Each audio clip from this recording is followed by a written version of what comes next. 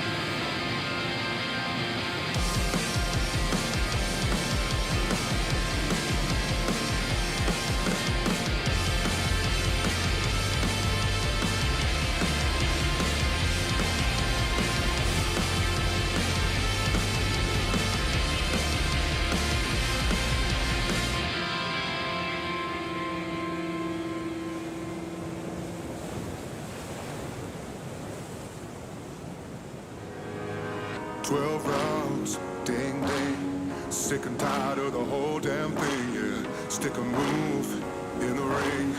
You can hit me with the words you fling. You're never gonna keep me down. You're never gonna keep me down. No, no, no. You're never gonna keep me down. You're never gonna keep me down. No, no, no. Be lucky if I stick around. Maybe foolish, but I ain't a clown. No, no, no. You're never gonna keep me down. You're never gonna keep me down. No, no, no, no. Got the belt like a king. Heavyweight champion of the whole damn thing, y'all. Full of gas, full of spin. Jekyll and Hyde, you're the evil twin. You're never gonna keep me down. You're never gonna keep me down. No, no, no. You're never gonna keep me down. You're never gonna keep me down. No, you're never gonna. You're never gonna keep me down. You're never gonna keep me down. No, no, no. You're never gonna keep me down. You're never gonna keep me down. No, no, no. Be lucky if I stick around. Maybe foolish, but I ain't a clown. No, no, no. You're never gonna keep me down. You're never gonna keep me down. No, no, no, no.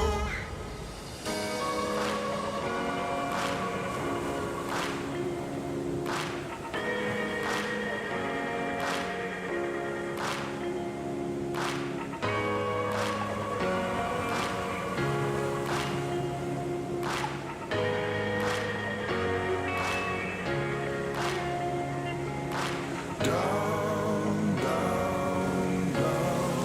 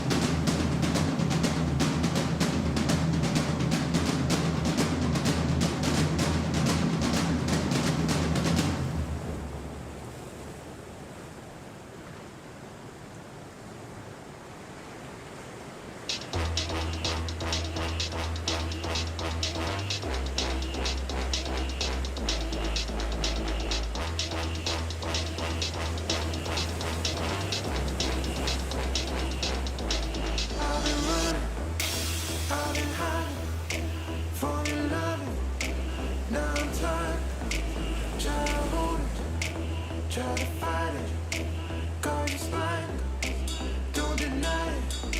See the way that you look too much.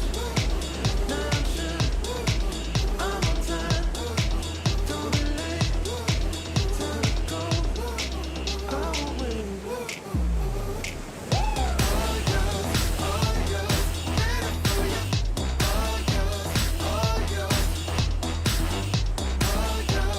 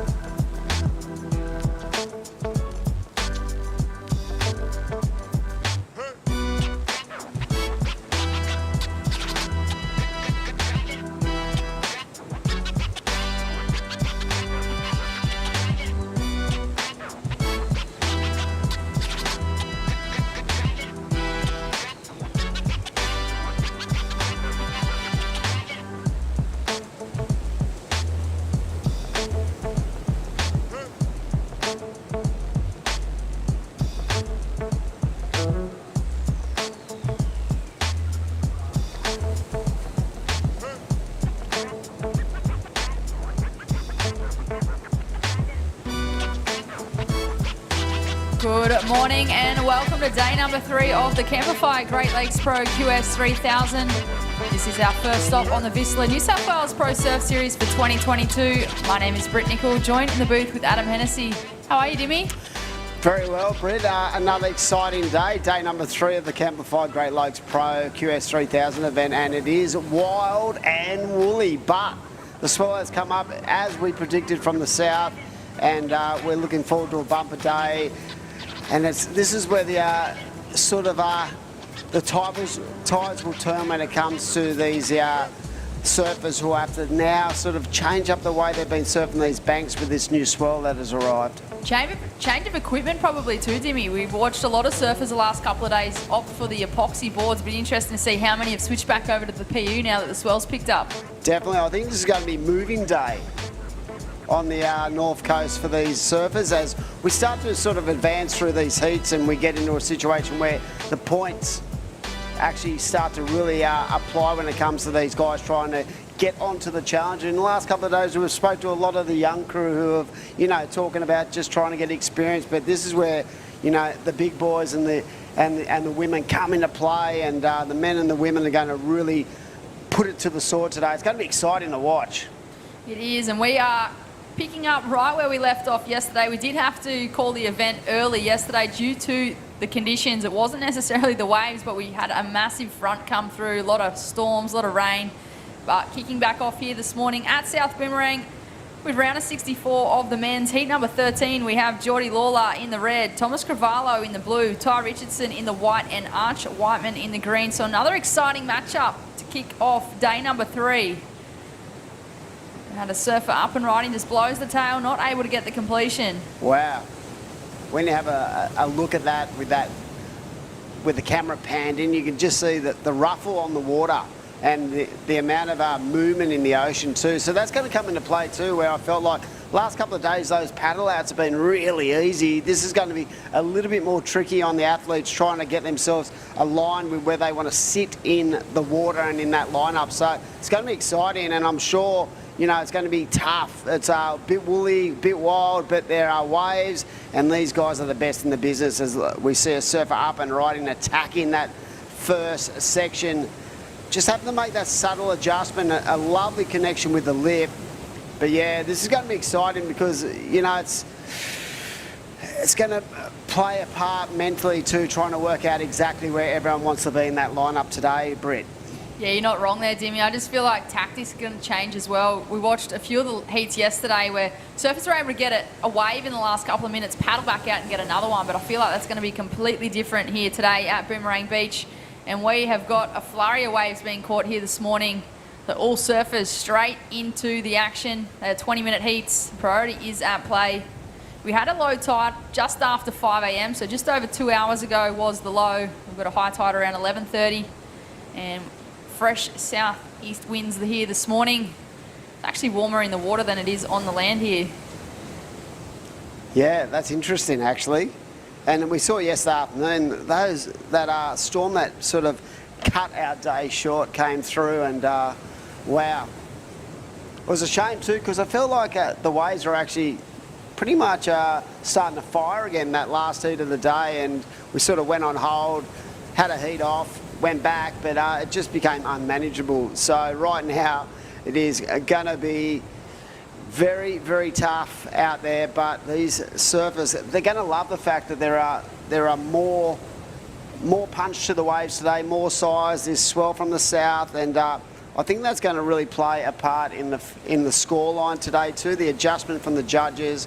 It'll be interesting to see the scale they set, but when you think about stars and guys in good form, no one is in better touch than Geordie Lawler right now, the Narrabeen local who has been on an absolute tear, won the last event, and I'm sure he's come into this event focused.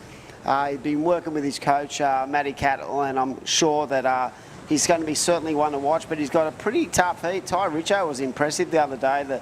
The young gun went about his business, and Thomas, wow, he is such a solid performer along with Arch. So this is a great way to start the first heat of the morning. And like I said, this is where those points start to really come into effect when it comes to qualifying for the Challenger Series. So main event. We're going to kick off with the main event, get that out of the way. We're going to get into the women's, and we're going to have a bumper day for the second last day of this event. So moving day at Boomerang. It sure is. So our schedule for today, we do start here with the men's round of 64, heats 13 to 16, carrying off where we left off yesterday. But we'll be then moving into women's round of 48, then back into the men's round of 32, and finishing the day with the women's round of 32.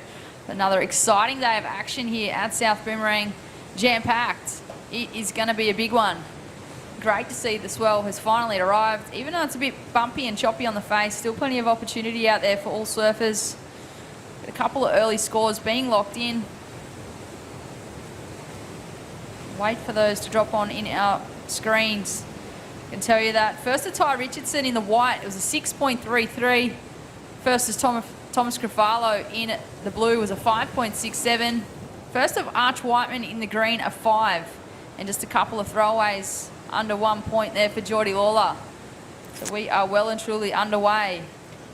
Ty Richo opening up with a good one there, Dimmy. Yep, keeping the ball rolling from yesterday and the day before. Yeah, I feel like these guys who have already had experience out in this lineup, even though the swell has changed, it's just that momentum, that kicker, that confidence boost you get when you're having a good run. And Ty Richo, definitely one of those guys I looked at and went, wow, he's got such a smart way to go about his heats. He's heat savvy, and definitely one of these young guys on the rise, just coming through the junior ranks, who can actually match it with those top echelon of surfers. So, as I said, even though Geordie's been the form surfer of the series so far, winning the last event, the 5,000 event, he knows that it is game on when it comes to this heat, Brett. And what a performance he put on at the Tweed Coast Pro. He just got the waves he needed. Just excellent surfing there from Geordie, and he's someone that's been around the scene for quite a while now. He had the big win there in Manly a few years ago, and I just feel like it's Geordie's time to qualify. 100%. I feel like the experiences of the past will hold him in good stead moving forward. And as I said, he's world class. Like he's had experience on the World Championship Tour. He's had a couple of injury, replacements and stuff like that. So he's ready to go. It's just about, dotting the I's, crossing the T's, and just doing everything he needs to do to get himself into a formula where he actually gets a crack at the Championship Tour. And I know that in his mindset, he knows he's got the game to match it with the best. He's just got to get to that level. And for me, it's about, on the Challenger with Geordie, about just being consistent and putting himself in the right spots. And I feel like the venues that they're going to go to this year, if he can get onto the Challenger, it's going to really help him as we see the surfer up and right in, just kicking the tail on that one. So, yeah, it's going to be a great day today. Great to see Geordie in this event. It's a 3,000. He's already racked up a big lot of points when it comes to that qualification chunk, and he sits just outside the bubble at the moment, but he's only had basically 2 comps. So he's had a win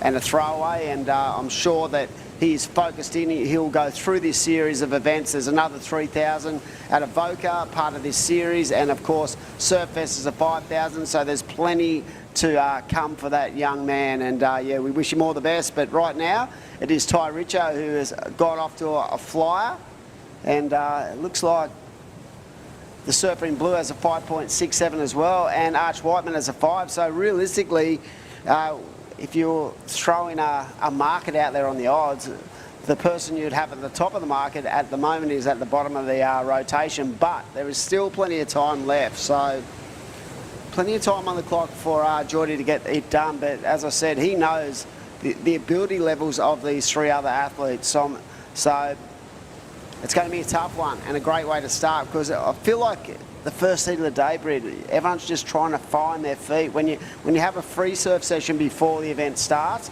with so many people in the lineup, sometimes it can be sort of, a bit tough to work out exactly where the main peak is, because everyone is going as we see the surfer up and right in.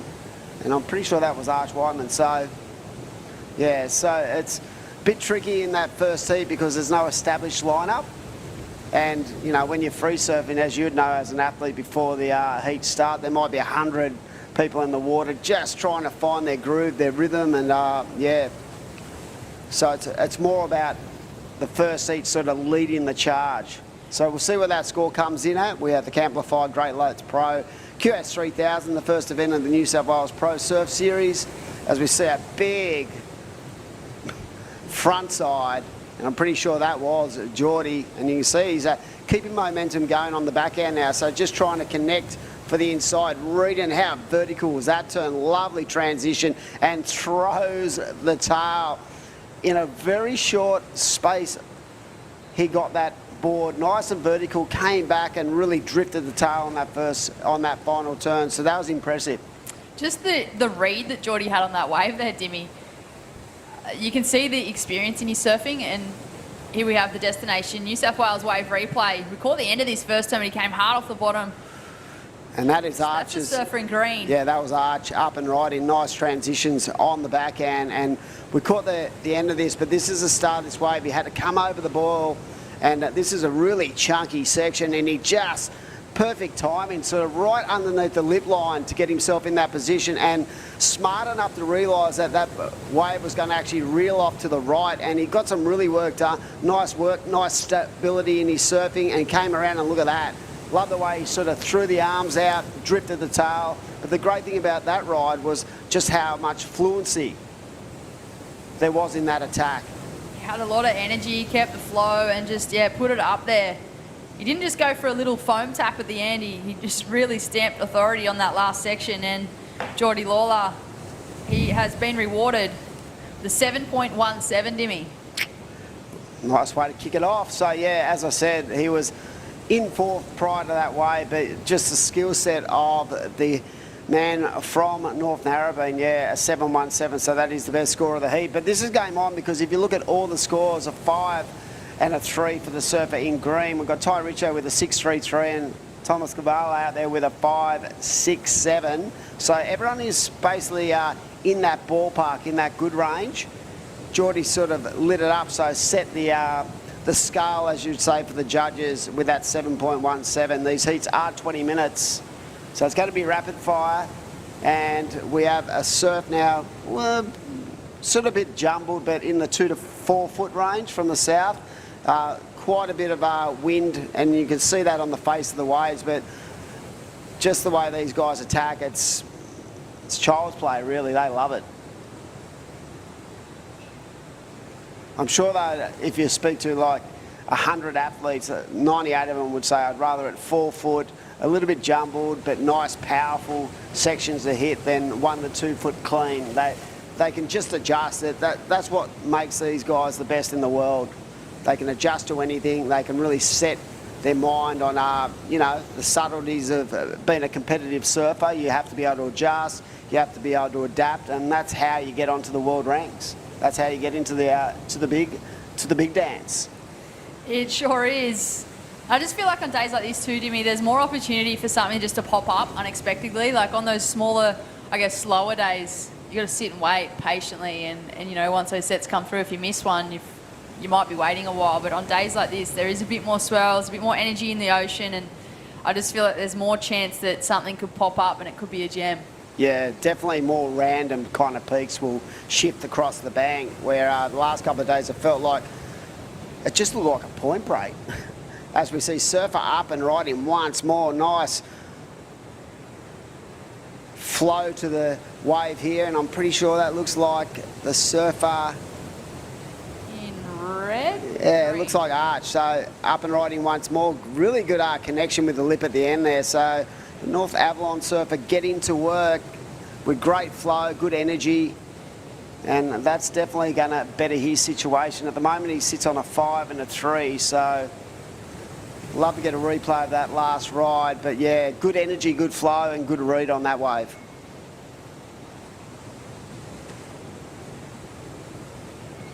It is wild and woolly out there, Dimmy.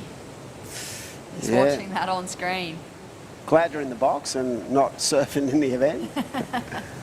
We have the destination New South Wales wave replay. This is Arch Whiteman as he links this one all the way through. A couple of nice backhand turns to start with. He gets a little connection.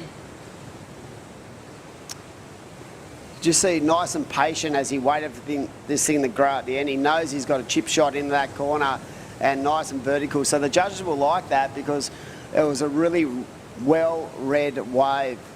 Thanks to our destination New South Wales for the action wave replay. So early doors, we've got a big day to come your way. We're going to be into the women's. It's going to be excitement plus this morning. And then I'm pretty sure we're going back into the men's this afternoon. So a stellar day of action as we see Surfer up and riding. Ty Richardson. Yeah, Ty Richo looking in the white. Nice and smooth. This guy just flies across the section and very switched on when it comes to reading the ocean. Ty Richardson already has a 6.33, so a great score to sort of put himself in the spot. That last wave for Arch Whiteman was a 3.83, put him in the lead, but I have a feeling now that that last ride for the young man from up the coast is going to really put him in a solid position in this heat. At the moment, we just can't see the clock at the moment, so we'll give you a rundown of how long he's left, but I feel like we're sort of getting into the nuts and bolts of this first heat of the morning. Yeah, well, if we started at 10 past, we're a fair way through. Wait for those scores to drop. Yeah, wait for that score from Ty Richardson, son of surf coach Mark Richardson. Tell you what, if he's anything like his dad, he's going to be a fierce competitor. Yeah. I'm pretty sure that, you know, from an early age, those kind of family traits would have been thrown straight into the back of the van. Because I watched a lot of his junior career and he's exceptionally mature for his age when it comes to working out exactly what he wants to get done in a heat. When you see him in a free surf, it's a lot different, but once, you know, he puts on that rashy and switches on, he's a bit like his dad. He's just a machine. He is gnarly in the water. And he's technically really solid. Like, his foundation of his surfing overall is really good for a guy of his age. Shout out to Richo and Bianca. They're often down the beach watching Ty compete. And there it is, a 5.03 last of white. So he's gone straight into first place. Geordie Lawler in second. He dropped a 4.13 as his backup. He's now looking for a 4.19 to take the lead. Thomas Cravallo in the blue in third place. He's looking for a 5.64. And Arch Whiteman, a 6.31, will take him into second. With 3 minutes on the clock. The positive here for third and fourth, they are sitting in first and second priority. Yeah, so still plenty of time on the clock for both blue and green. And when you look at the scores required for Thomas, he only is at 5.64. That is not a huge ask for someone of his standard. And Arch needs a 6.31. So I love the way the surfer on his backhand is going about his business. He just needs to find one of those really solid peaks. And I think that the judges have rewarded, you know, the surfers who have really been able to go really deep in the pocket on a critical part of the peak. So that you saw that with Geordie, that really big turn and those multiple inside turns. And I feel like, you know, the big scores are going to come from those really risky moves, as they call them. Yeah, and Geordie Lawler, he put all risk into those turns, and I just feel like even the wave itself didn't look amazing, but Geordie had the perfect read on it and made the most of it. He started by going left, got that big turn on the first section. Right under the lip too. If you think about that, if he went a little bit higher, I reckon that would have impeded that scoring potential. But the read on that wave alone, just how he was able to project into the lip and sort of actually come under the lip to get that turn in, was pretty incredible. And I think that's where the bulk of that score came from. And then just the maturity in Geordie, knowing that he had that solid section to begin with. He stuck with the wave, and then he got the inside connection and changed direction several times. Well, speaking of Geordie Lawler, his last wave of 4.47, so he's shot into first place with a minute and a half on the clock. Extremely close between first and second, and close between third and fourth. It is a fight for second at this stage. Certainly is. So with just over a minute to go, we're going to get into the Mad Max minute. We've got another exciting heat number 14 of the round of 64 coming up very shortly. And are we going to get another crack at this? Is anyone going to get that opportunity for a buzzer beater as the Mad Max minute comes on the screen? Great to have Mad Max involved. Such a great company, fresh food, you know, supplying all the athletes and the staff. And it's been a real, you know, a great partnership for Surfing New South Wales over the last couple of years. So big shout out to everyone at Mad Mex as we head towards the 35-second mark, Britt. Not long left. Will there be another opportunity? Yeah, great to have Mad Mex partner with Surfing New South Wales again across the whole Pro Surf Series to help share their passion for healthy Mexican food and to make people aware of their sponsorship program. The Mad Mex Fuel for Life sponsorship program is comprised of a team of junior athletes across surfing, skateboarding, motocross, all working together to help achieve their goals. So they're not just supporting surfing, they're supporting a lot of different sports and a lot of different athletes. So great to have them on board again this year with 5 seconds remaining in this heat number 13 of the men's round of 64. Looks as though that concludes the first heat of this morning here at South Boomerang Beach. We will cut to a short commercial break and join you back here with all the live action of the men's round of 64 heat number 14.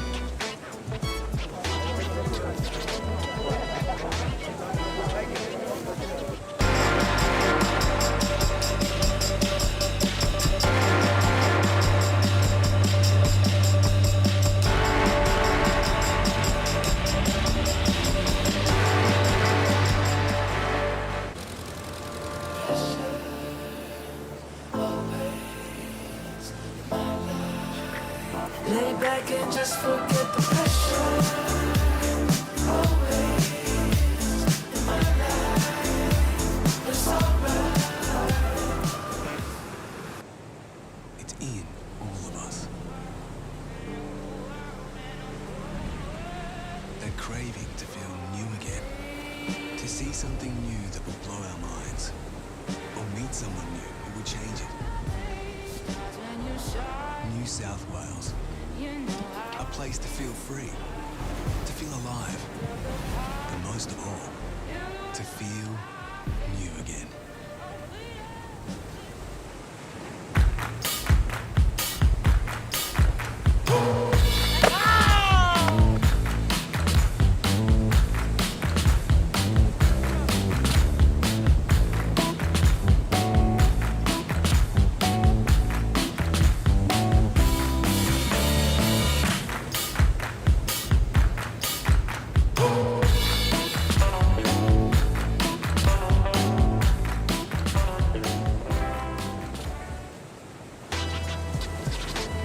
Welcome back to the Camplify Great Lakes Pro QS 3000. This is our first stop of the Vissla New South Wales Pro Surf Series for 2023. We are into the men's round of 64, heat number 14. My name is Britt Nicol, joined in the booth with Adam Hennessy. What a cracker of a heat this one is, Dimmy. Yeah, big heat, Dakota Waters, and then we're going to have a wave replay. I think this is the first wave of the heat, and we've been definitely singing this young man's praises in the last month or so. He's been a real standout, but this heat is going to be an absolute doozy. We've got Jarvis Earl out there, the #1 rated surfer on the QS in this region. Also the World Junior Champion, Harry Phillips out there, and Luke Rummy, who has been really impressive. So this is an absolute one of these heats where it's intriguing. You've got a couple of guys with, you know, big hype surrounding them, and then you've got two other guys who are just so solid in the way they go about their heat. So this is going to be a cracker. 20-minute heat, just a shootout, 4-man priority, and yeah, I'm excited, Brett. As am I, Dimmy. First of Dakota Walters, a 3.33. First Harry Phillips, just a 0.5. Still plenty of time on the clock. These are 20-minute heats today. Priority is at play. Starting with the men's round of 64. We'll then move into the women's, back into the men's, and then finish off with the women's. So big day of action here at South Boomerang Beach for day number 3 of the event. Looking forward to it. Let's go dawn to dusk. Let's push on through. We've got the waves. It's pumping. People out in Webland love it. Nothing better than a 10 or 12 hour day on the web. How many times have you done that where there'll be a CT on and you'll be watching the CT all day, then there'll be a QS? A never ending story. It's so good. If you're a surf fan, you just lap this stuff up. It certainly is the best time of the year. We have so many events back to back in the water. That is Harry Phillips in the blue. We've also got a surfer out the back just hitting the eject button there. That looked like it might have been Jarvis Earl in the red. Wow, how wild does that look? It's like the Wild West out there right now. It is. We have a fair bit of swell here this morning. At South Boomerang, fresh southeast winds, swells picked up. It's actually warmer in the water than it is on the land. Yeah, that's a fun fact you came up with before, but I can imagine that being the case. We're in a nice, commentary box, but yeah, the surfers. But I actually really, on the honest side, I think they're going to really appreciate the power in the waves today. And that's why we're going to take full effect of getting as much as we can as we see that first score locking in for Jarvis Earl, a 5.33, so a nice way to kick off his campaign. But yeah, as I said, it is wild and woolly. It's definitely changed from the previous 2 days where it was very clean, just that little bit of nor'east, very little wind, and we did see a big change up yesterday afternoon when it came to a couple of fronts that formulated over the top of Boomerang and actually forced the closure of the event mid-afternoon yesterday. But we're excited to wrap out today and then finals day tomorrow. So bring it on, I say. It is going to be a big day here. At the moment, we've got Jarvis Earl in the water, the 18-year-old from Cronulla. He is, as Dimmy mentioned, the current leader on this rankings and also the current WSL World Junior Champ. You'd have to say he's the favourite in this heat and probably the favourite of the event, rankings-wise. 100%. He's been on absolute, just on a tear in the last 6 to 8 months, and just to see him evolve as an athlete's just been incredible to watch. And for a young bloke, he's steely, but he's also got all the skill set to match it with the best in the world. So opened up with that 5.33. Harry Phillips has a 3.27 and a 0.50. Dakota Waters opened up with that first ride at 3.33 and Luke Brumby at 2. So a 4-surfer priority right now, it is Dakota Waters holding priority, and we have spoken quite a bit about Dakota lately. Of course, he was a real shining light for the Byron Bay Boardriders Club in the ABB final, and yeah, it's great to see him back on the circuit full time, because I feel like in the last couple of years he's sort of drifted in, drifted out. I saw him, I saw him win Maroubra a couple of years ago, and I just went, man, this guy's tailor-made for the QS. And sometimes it takes that little bit of time for an athlete to mature and really work out exactly what he wants to do, Britt. Yeah, I think sometimes, a couple of surfers, they kind of get torn between that free surfing lifestyle and travelling and Why wouldn't you? whether or not they want to compete. So it's great to see Dakota Walters back in the game, back in the Rashi. And yeah, you mentioned the ABB final. He got a 9.35 to take the team into the lead, taking the win in the last stages. Yeah, definitely. He was a standout along with Solly Bailey and Danny Wills, and the women's surfer and the junior just went absolutely ham out there. So it was great to watch that event and see, it was really sort of like the trial match for the QSs, really, because it gave these, the juices were flowing, and it gave all the top surfers an opportunity to surf at a really high level. Very fun, but yeah, Dakota was definitely a standout. And talking about sort of guys who have sort of had a different kind of path into their careers, I feel like Jarvis is in that box as well. He reminds me a lot of someone like Jack Robbo, where I felt like Robbo was very, very selective as a kid about what events he did. He wasn't like pushed into it and just went 100 miles an hour. I feel like Jarvis is in that sort of box as well, where they've sort of picked and choose their way through their junior career as they've developed their skill set. And I actually think that plays a really positive part now, because he sort of knows what he wants and he's going out to get it. For sure, Dimmy, he's created that direction himself, and Jarvis Earl, he's gone into a lead with a 5.13. He had a 5.33 early. So Surfer in Red in first place. But yeah, as you mentioned, it's just great to see competitors when they're so young like that, Dimmy, just to kind of be selective and not kind of throw the Rashi on for every single event. Like, it can get exhausting, especially if you're trying to juggle, say, Grom comps, juniors with QS. Yeah, I feel like at times, like, kids feel like they're forced into, doing multiple events. But at the end of the day, I think that each individual, their growth pattern and even the way their bodies are developing, I think it's important to have your own kind of structure and your own kind of knowledge about how you want to go about your junior career, because basically your junior career is a setup for the next level at the pro junior level. Then you come on to the QS. And like you said, like even yourself, you've been competing since I mean, I remember you as a 14-year-old. So, like, honestly, it's a long, long road, but it's such a rewarding road if you sort of set your plan, have your game plan, set your scale, and just work it through what you want to do as an individual more than what anyone else wants.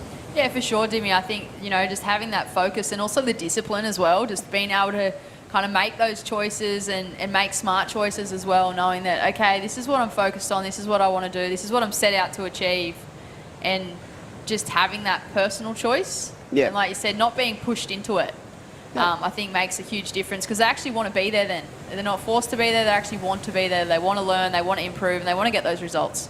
Yep. And you can see it for someone like Jarvis. He's had, an amazing last 6 to 8 months, but it's been coming for a long time. There's been a lot of hype on the way the guy. So if you watch his socials, and I speak to a lot of the crew at Hurley, they have massive raps on him, and just to see his development as a human, has been impressive as well. And everyone's path is different. As we see, I think someone's having a look at this wave. You can just see him in the glare, up and riding. But yeah, I love watching the development of these next generations. We see Dakota, it's just got such a great read. And just the effortless flow in his surfing is impressive to watch. You took the words right out of my mouth. It's just so cruisy.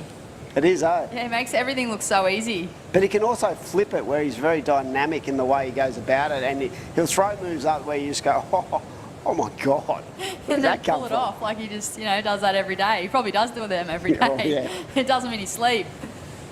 So right now, 9.5 minutes to go. Harry Phillips needs a 3.76, so that is not a lot required for Harry to get himself back in the game. He does have first priority, and it is Luke Brumby, who we spoke about his performance yesterday. Very solid, and put it to the sword yesterday. Had a good day yesterday, and he only needs a 3.86. Dakota Waters, I don't know if that score's locked in yet, but he's in second position, and pretty tight between all these four surfers when you consider the quality in the lineup. The best wave so far is a 5.33, backed it up with a 5.13, and there is 9 minutes just under. This is, of course, our first stop on the Whistler New South Wales Pro Surf Series. Whistler has partnered with Surfing New South Wales on QS events over the past 4 years, so great to have Whistler on board and providing surfers with this opportunity, Dimmy, just to have this whole Australian leg. And a lot of events in New South Wales up this coastline, you can kind of just go from one straight to another and not have too much downtime. 100%. It's like their own mini circuit, and there's a couple of things that these surfers have to identify. Yeah, there's a lot of events, so mental fatigue, physical fatigue comes into play. You've got to be so switched on, especially towards the back end of these series of events, because that Newcastle event in itself is going to come into play big time, because guys are going to be chasing, and it's the surfers who can actually separate all the outside stuff and make sure that they're in the moment, that are going to get their spot on the challenge. And that's what I love about these series of events, because it's like a pressure cooker situation from the outset at the regional level. And if you're good enough, you're going to get yourself a shot at the challenger, and then ultimately onto the world stage. 100%, Dimmy. And you talk about, that fatigue from just event after event after event. I feel like, that last event, it's a big one. It's a QS 5000, and, you want to be going into that with all your energy and no fatigue. So I feel like it's going to take a lot for surfers just to figure out ways of protecting their energy and conserving that energy, and, waiting for that moment to, bring it home. Got to be smart, and you've got to be calculated. And like last year, we saw quite a number of guys just jump in. In fact, someone who I thought about before who just missed but got second in the event was Hogg. And he showed all his experience in that event, because I felt like where some athletes were sort of falling away with fatigue, he was, Hogg's like, he was just so pumped up and ready to go and on the money. And I feel like those years of experience for Nathan really helped him during that event itself. For sure, Dimmy, and I think, adrenaline comes into play as well, knowing that you've found that momentum, you've found that energy, and I think, just the adrenaline rush of knowing that I'm this close. Yep. I just need to get one more heat or one more result. I mean, when you think about how good the quality of the venues are on the Challenger Series, like the Snappers, Narrabeen this year, Hossiger, you know, all these different venues, the US Open, you know, they're just great venues, and it gives these guys an opportunity to surf overseas. So you go from your regional to the overseas events, and it's such an opportunity to shine right around the world. And then you've got to pull it all in Hawaii. So it's an amazing series. The way that COVID changed the dynamics of the World Tour and the way that we actually have those pathways, incredible. So well done to WSL, and the way they're giving these younger surfers the opportunity to compete, as we see a surfer up and riding, nice turn, but unable to ride out. And I do believe someone actually, I could see in the glare when we're having the chat, that someone got a nice wave as well. And I actually think that might have been Luke Brumby. So we'll have to check in on that. Very glary out there, yeah. But I feel like the three-tier system is absolutely perfect for the development of surfers, not only just in our region, but around the world. Yeah, you're right, Demi. And the reason for anyone tuning in that isn't quite sure of why those changes took place, it was actually due to that COVID-19 landscape. The WSL did have to restructure the QS, and what used to be a global series, it's now been regionalised. So the WSL, they have 7 regions, one of them being where we are now for the Australia-Oceanic region, with each region hosting their own qualifying series events that will then qualify surfers for the Challenger Series and then looking for their spot on the World Tour. So it is great to see WSL. They've adapted to the situation, and I think it's been for the better here, Dimmy. And, you know, these surfers are loving the new structure. 100%. There's the costing that comes involved with the old system of travelling around the world. Now that you can actually basically still travel excessively in your own region, there is a lower cost to that in itself. Just knowing, you know, being familiar with your surroundings in your own region as well. And yeah, I just feel like these tiers just give so much more opportunity. But the thing is, we spoke to Sarah Baum about this yesterday, and she said, from a regional point of view, this region itself is just so competitive, and it actually helps her in her development trying to move forward. And that's why she's come into this region, and even though she doesn't take away any points, she's still gaining that momentum and that confidence level when you're coming up against such good surfers as we see. Looks like Dakota up again, and I love how, what was impressive about that ride was how deep he got off the bottom and just held his line into those last couple of turns. So this is going to be a fun wave to watch on replay. But yeah, just another great read from the young bloke from Byron. We'll wait and see where the score goes. He was looking for a 4.93 to take the lead from Jarvis Earl. Will it be enough there, Dimmy? What are your thoughts? So that 5.53 and a 5.33 are the two best waves. I feel like, yeah, it might be in that ballpark. But this is the thing about this heat. Have a look at it. First to third to fourth, actually, now is really tight. We saw Harry Phillips get a nice one, a 4.87. So with 3 to go, this can change in an instant. So this is going to be an exciting couple of minutes. But yeah, we'll see how the judges sort of unravel that one. There it is, a 6.10, so just above the best wave of the heat. And yeah, the fluency and just the read on that wave really dictated terms when it came to scoring potential. It did, and it certainly paid off there for Dakota Walters in the white. He shot to first place with 2.5 minutes on the clock. Will there be an opportunity for Luke Brumby in the green or Harry Phillips in the blue? Not much required, only mid-range fives to move them on through to the next round. Surfing green, up and riding, that is Luke Brumby. He's chasing a 5.46. Can he get another section on the inside? And it is certainly wild and woolly out there, Dimmy. It looks tricky. Yeah, just having to negotiate that inside bowl where there's so much water moving was, you know, played a hindrance to his scoring potential. But I love that first turn. He's still got 2 minutes to go, but we did speak about the logistics of today compared to the last 2 days, Britt, where it was such an easy paddle out. And today is going to be a lot more physically demanding on the athletes.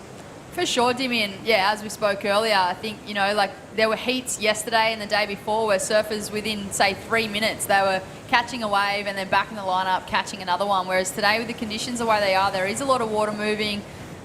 You know, the conditions have picked up. The swell's bigger. It's a lot of wind. I feel like there's not going to be as many opportunities for surfers to get that quick turnaround, particularly in the dying stages of a heat. Yeah, definitely. it's definitely going to be, critical what you do with your priority in these situations, especially towards the back end of a heat. You might not get that opportunity to get back into the lineup if you get caught inside and then it's game over. So right now, Dakota Waters in the lead. The Mad Max minute is up. Jarvis Earl is in second position. He needs a 6.30 to go up into first. Luke Brumby needs a 5.46. And Harry Phillips only needs a 5.59. So everyone is really closely positioned when it comes to, first, second, third and fourth. Well, time will tell. Will there be another score on the board for green and blue? Harry Phillips, the surfer from Wollongong, musician and artist actually. He's chasing that 5.59. Yep. Saw a lot of him as a junior when I was working with Surfing New South Wales, and haven't really seen much of Harry over the last, say, year or two, but great to see him in the Rashi here for the QS. He's got game. He's got a lot of game. He does. He's certainly capable of getting those numbers. Just will there be another opportunity for him to take off? There's Jarvis Earl out there in the red holding first priority, so he can dictate the lineup as we look to count this one out. Men's round of 64, heat number 14. Looks like we have someone up and riding here, Britt, and this looks like a nice little corner toe. So this is going to be a really important ride for Luke Brumby. Can he get into that? Oh, wow. So that could have been a critical error for the man in green, because that wave looked like he got some work done on the outside, but unfortunately come unstuck. And we're going to throw up to a break. We'll be back very shortly for day number 3 of the Camplify Great Lakes Pro. QS 3000, we're excited.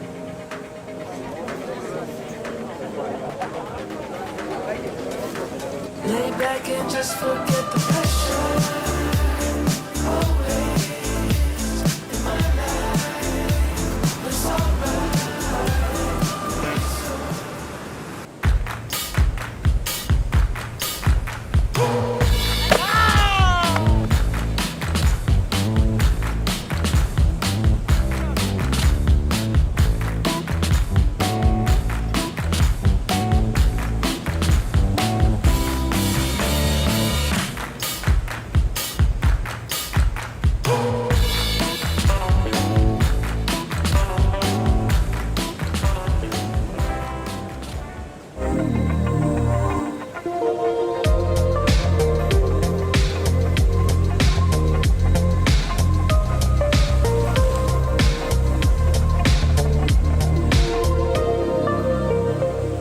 This is the motivation.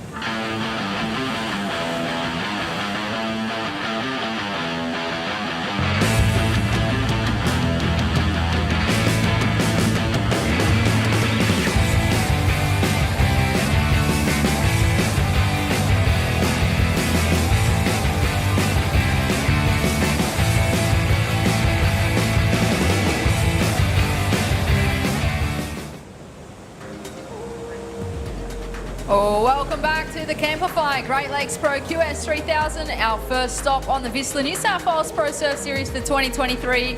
My name is Britt Nicol, joined in the booth with Steve Robinson. How you going, Robbo? What a day. You said the swell was going to come up, Britt, and it has, along with the wind and the rips. It is wild and It is. still plenty of opportunity out there for all surfers. We had a low tide just after 5 a.m, so almost 3 hours ago. We've got a high tide around 11:30, but fresh southeast winds. It is actually onshore here at South Boomerang, but as Steve just mentioned, it has picked up overnight. Britt, I love days like this because everything comes into play. Fitness, ocean awareness, surfing skill, determination, the whole lot. You've got to be able to surf days like this, and there'll be a lot of young surfers watching today, and the first thing I think you should take out of this is when you turn up at your local beach, it's onshore, it's junky, but there's solid swell, you've got to go out and surf. You have to get used to these sorts of conditions because events run in these sorts of conditions, and the really good surfers know how to tackle it. They'll find the good waves, they'll find a way to make it work, and these days they serve up a lot of excitement. So I'm looking forward to the whole day. I watched an earlier heat with Geordie Lawler in it, and he was struggling at the first half of the heat, but that determination, that ocean knowledge, his own belief in his own self, he came back and surfed brilliantly. And these are great days, and there's great waves in amongst everything that's going on out there. I think too, like, the surfers are going to have to adapt. These competitors that are currently in the water, they were actually meant to surf yesterday afternoon, and the event got called early due to the conditions. Wasn't the surfing or the waves, it was actually the weather. We had a big front move through yesterday afternoon and overnight, heap of rain, heap of wind. And these competitors were meant to be out there yesterday afternoon, so they've had to reassess this morning. Conditions are completely different to what they were yesterday, Robbo, and they've turned up this morning. There's heaps more swell, a lot more water moving, and I feel like there's probably a few surfers that have changed equipment here today. There'll be quite a number of surfers who prefer this to clean, small, fun waves. There's a number of surfers in amongst the talent pool that really do excel in these types of conditions. And here's a good wave. That's our surfer in blue, George Pittar. He comes into this event with a big reputation and some solid results.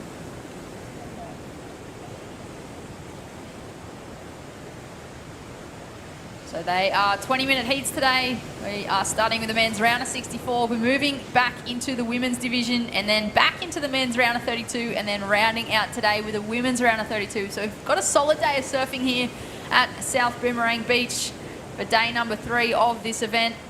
This is, of course, the Camplify Great Lakes Pro QS 3000. So great to have Camplify on board as our naming rights partner for this event. And thanks to Camplify, Australia's largest van sharing community. Chasing swells has never been so easy. You can hire a camper van from the widest variety and cruise the coast searching for your next set in style. Be sure to download that Camplify app today. Have a look at that one. Have you downloaded it? You said yesterday you were going to download it, Robbo, did you? I did it last night. I did it, Brett. I'm holding you accountable. Yeah, and I was super impressed.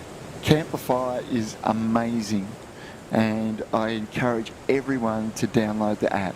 It's a whole new world out there, and incredible. There's, it's, amazing. If you've got a van, download it and look at the business opportunities.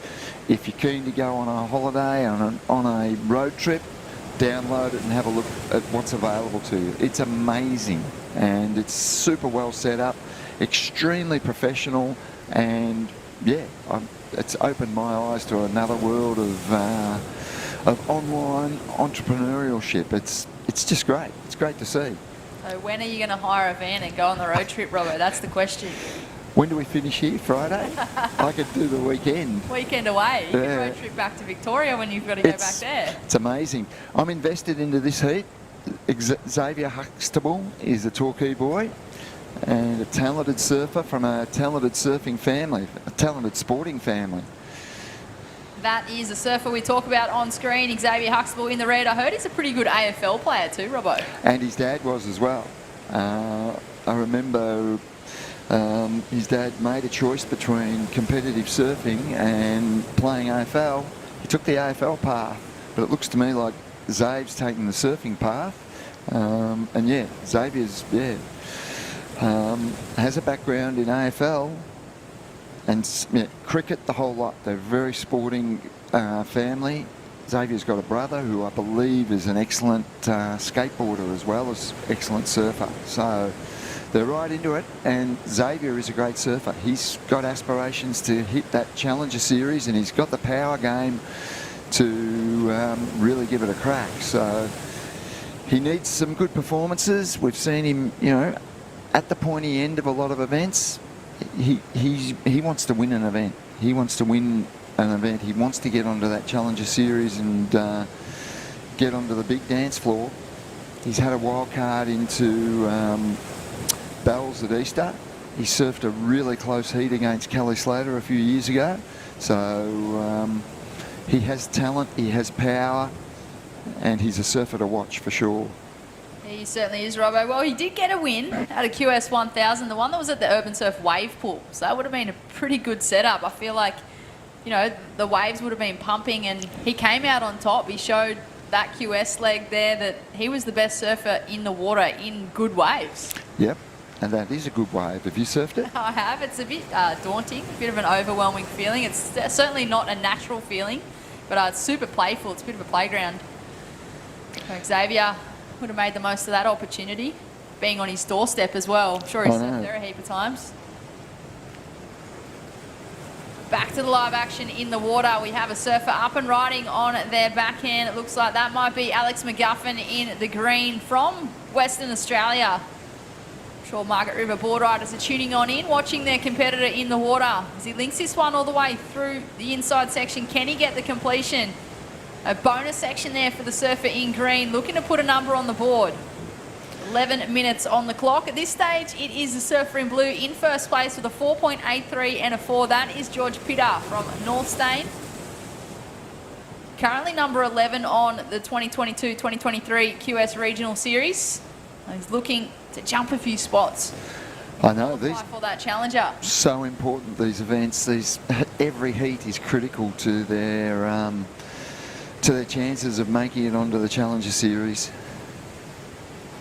I'll tell you what, looking at that last wave of the surfer in green, he finished on the shore. He's got a serious paddle back out the back.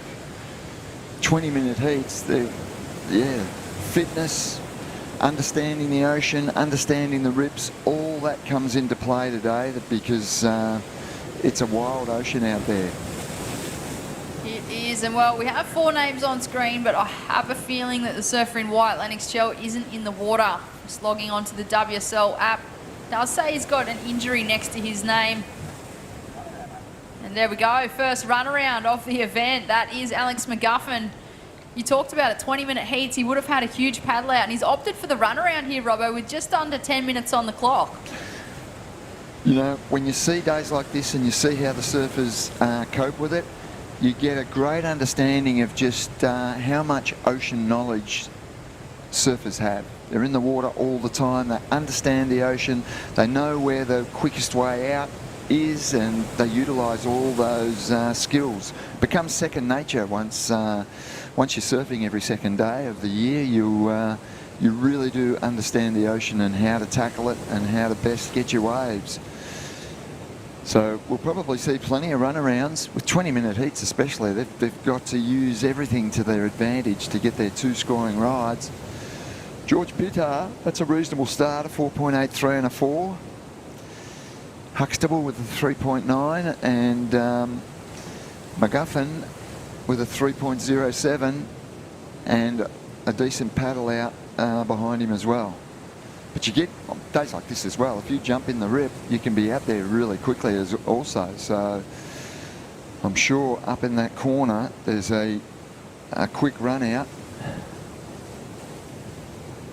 We do have an incoming tide, so conditions will change throughout the day and throughout the morning. I think high tide is around 11:30 today. We had the low just after 5 a.m.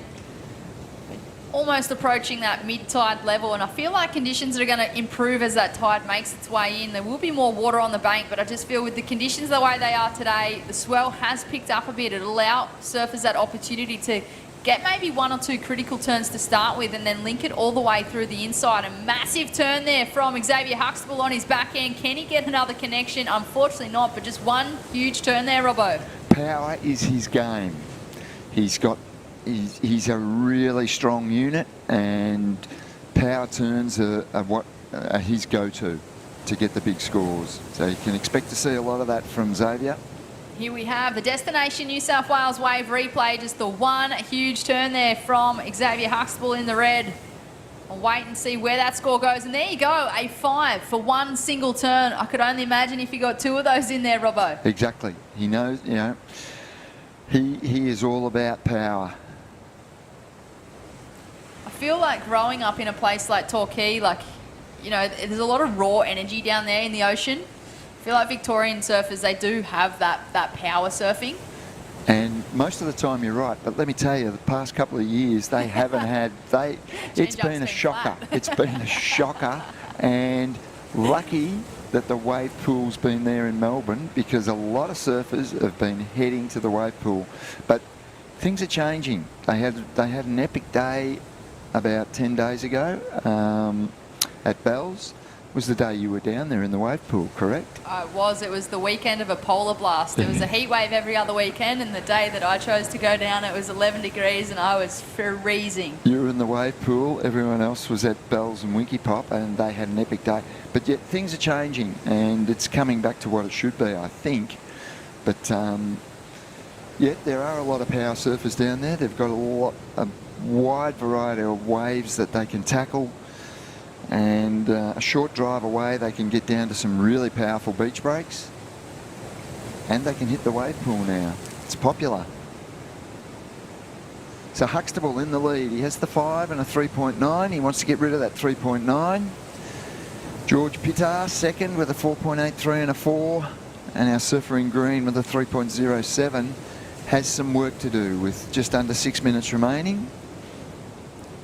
I've been impressed with George Pittar as well. He seems like a very stylish and powerful surfer as well. I'm sure our fellow commentator, Dimmy, is tuning in and on the edge of his seat for this one. George Pittar, he's in North Stain Portitis. Oh, Dimmy would love him, wouldn't he? He'd be... He was spewing that he wasn't commentating his heat, actually. Dimmy would be on the edge of his seat right now. In blue, that is George Pittar. He's holding first priority. He actually got a pretty solid win last year in the Australian Open of Surf Series. There was a final at Bondi. Great event leg there from Surfing New South Wales. He walked away with 10 grand, and this is the surfer here that we are talking about. George Pittar on his backhand. He's used priority, looking for a 4.08 to take first place. Comes hard off the bottom, hits the lip, gets the strong finish. Is it the score required? I think so. I think he's going to improve his situation, and yeah, I'd say my guess is he goes to the lead on that wave, right into the corner, so you can see him getting out, running up into that corner. Oh, Beautiful first turn. Yeah, this is a great wave. This will be the best score of the heat. And yeah, he's going south, and he's ended up in the corner, so he'll probably find the rip and get back out in the lineup relatively quickly and have another shot at it as well. There he goes, right into the corner. You can imagine the surge of the water coming in and hugging that headland, and there should be a rip that takes him straight out the back. That was an exceptional move there from George Pittar in the blue. He was holding priority, he waited, opted to go left, got a really good left-hander straight into that corner, allowing himself the most opportunity to make his way back into the lineup with just under 4 minutes on the clock. And there it is, a 5.43 last of blue. So blue in first place now. Red in second, Xavier Huxtable chasing a 5.27 to go to first. And Alex McGuffin from Western Australia, he's chasing a 5.83, so still an achievable score. He's been pretty quiet in this heat, but there you go, answering back. Xavier Huxtable got the one solid turn out the back. Can he get another through this inside section? Yep, he's got a link up here. Great backhand surfer.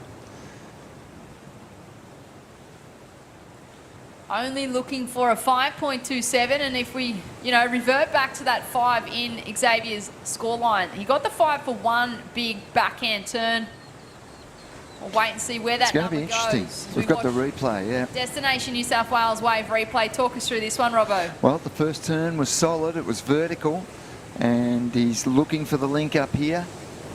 Mid-range turn, another good one, and connects through. I'm not sure. I think he'll improve his score, but I'm not sure if he'll go to the lead. So, well, there we go. 5.2 and a 5. So that has made the equation for Green significantly harder. Green now needs a 7.13. At least he's got priority, so that is in his favour. He'll be out the back. He'll know that he needs a 7.13. But yes, Huxtable did improve his scored line, a 5.2 and a 5. He's still in second position. Only needs a 5.07, so he was 0.07 of a point short of going to the lead. 0.07. It was so close, yet so far. Yep. Doesn't matter. First and second is what counts, and They just want to get through this round and into the next round. This will probably be the toughest conditions they'll have for the event. You'd imagine that this front will hit hard for today and back off tomorrow, so we should have a really good finish. Yeah, looking at the forecast, I think today is the biggest day with swell. Yep. Kind of pulses today. Still got swell tomorrow, but just tapers off that little bit.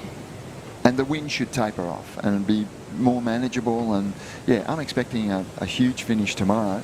So these surfers will be really keen to survive at sea and get through these rounds. It is going to be a massive day of action here at South Boomerang Beach. If you are on that New South Wales coastline or anywhere in the world, to be honest, you can look up Boomerang Beach. Actually drive through Foster. Just to the south of Foster, you'll find Boomerang. It is a beautiful part of the coast. It is part of the Barrington Coast. And thanks to Barrington Coast and Mid Coast Council, our supporting rights partners, the Barrington Coast is the new tourism destination name for the Great Lakes, Manning Valley and Gloucester. This region actually spans 10,000 square kilometres from its highest point at the Barrington Tops to the Pacific Ocean right here at Boomerang Beach. And that's a lot of area to explore beyond the beach. Be sure to check out the website barringtoncoast.com.au or follow them on socials at Barrington Coast.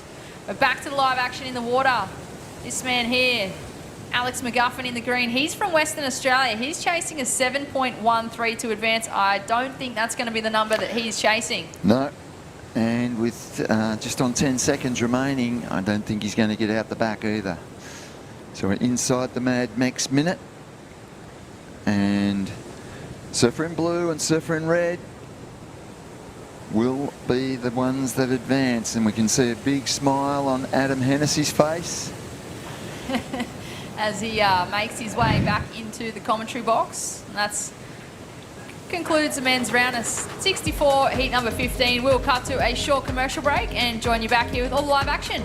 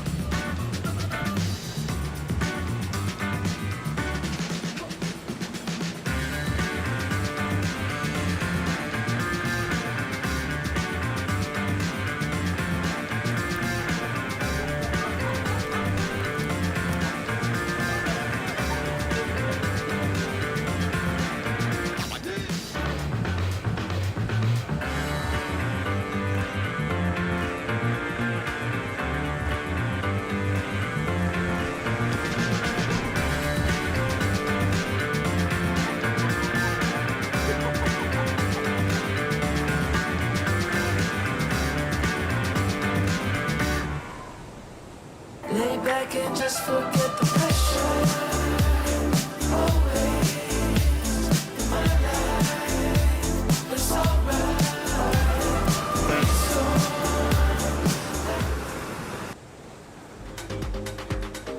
Welcome back, everyone, to the New South Wales Pro Surf Series event, the Great Lakes Pro QS 3000, the Camplify event, and it is game on today.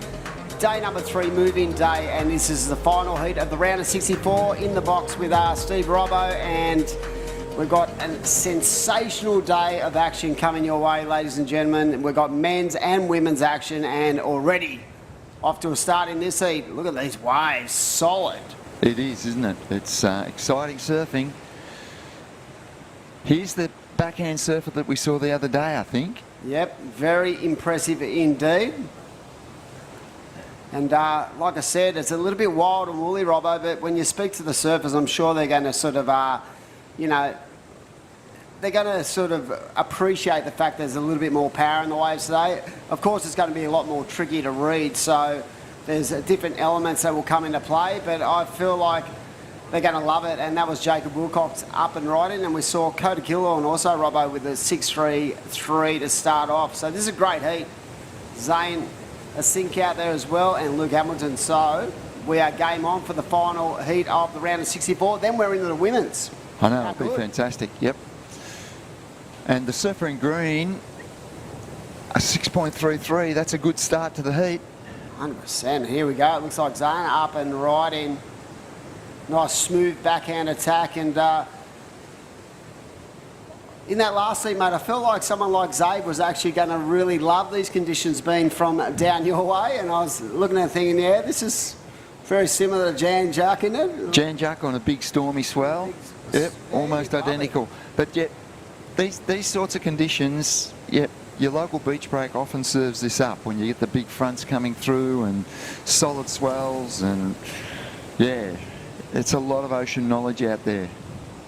Yeah, I feel like they're going to have to make adjustments from the previous 2 days when it comes to just the amount of energy they sort of use during the course of a heat. As we see a nice wave, a little bit caught on that first turn, but came off the bottom, held the rail nicely and started to get the work. But yeah, I feel like physically there's going to be a point of difference out here today, especially if you're going to have to surf a couple of heats. You're going to have to be very aware of how much food you take in and how much recovery you do in between your heats as well. This is why you swim the laps, Adam. Swim those laps every few days. If you're not surfing, get in the pool, swim, get those arms working. Yep, train hard. Yep. These guys are so in tune, and they've come off a big pre-season. I'm pretty sure we got in the commentary area downstairs about to do a post-heat interview. George Pitter, welcome in, mate, and congratulations, great performance. Thanks, Timmy. How are you, mate? Good to speak to you.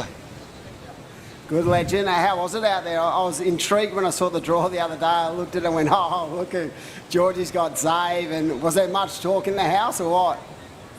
Yeah, well, we're staying together, and we're playing FIFA together, doing everything together, surf in the morning together, so it's pretty funny. We haven't really had that many heats together lately, so it was good to get one away with him. And I thought it was going to be kind of prime conditions for him because it looks exactly like Juck out there on an average day, on probably a good day actually. But no, I managed to kind of snag a couple. It was really hard work though. I'm cooked. I'm definitely sweating in this sweaty. George, can I ask, do you like surfing conditions like this when it's onshore and there's a bit of solid swell in amongst it? Do you practice in these sort of conditions, and do you enjoy surfing these types of conditions?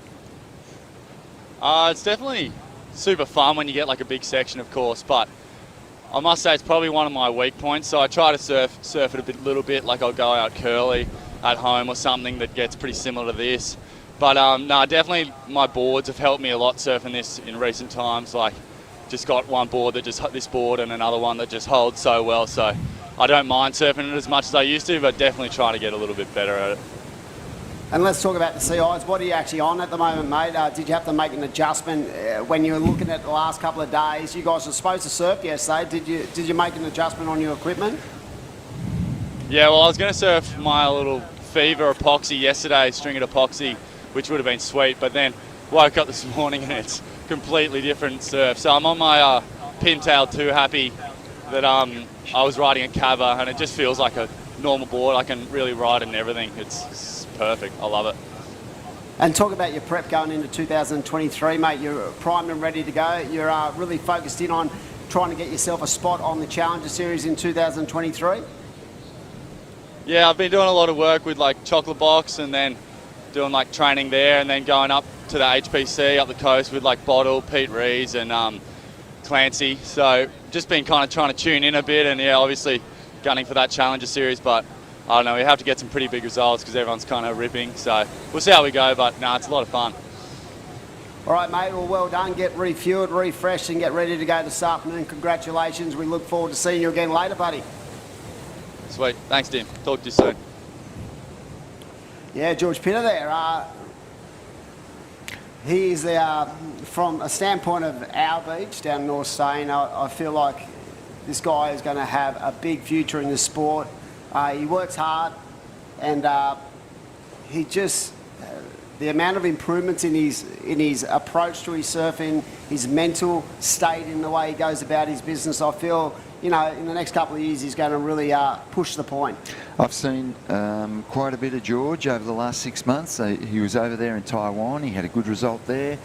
Saw him last week at the Tweed Coast Pro, and you're right, he's an impressive surfer, and yep, he has the makings. He wants to get on the big stage. 100%. From a young age, he's done a lot of training, and he's a really good human, knows what he wants, and it's good on him. And it's good to see him getting through a couple of heats here. And like he said, he's not really, that comfortable in those kind of ways, but he made the adjustment and got the job done, as we see the surfer in white up and riding on this wave. So it's really rapid fire out there, Robbo. So like George said, the physicality of these heats are going to be really tough on the body. So making sure you're aware of what you're doing out there and what you're doing in between heats today, I think is going to play a critical part in getting through.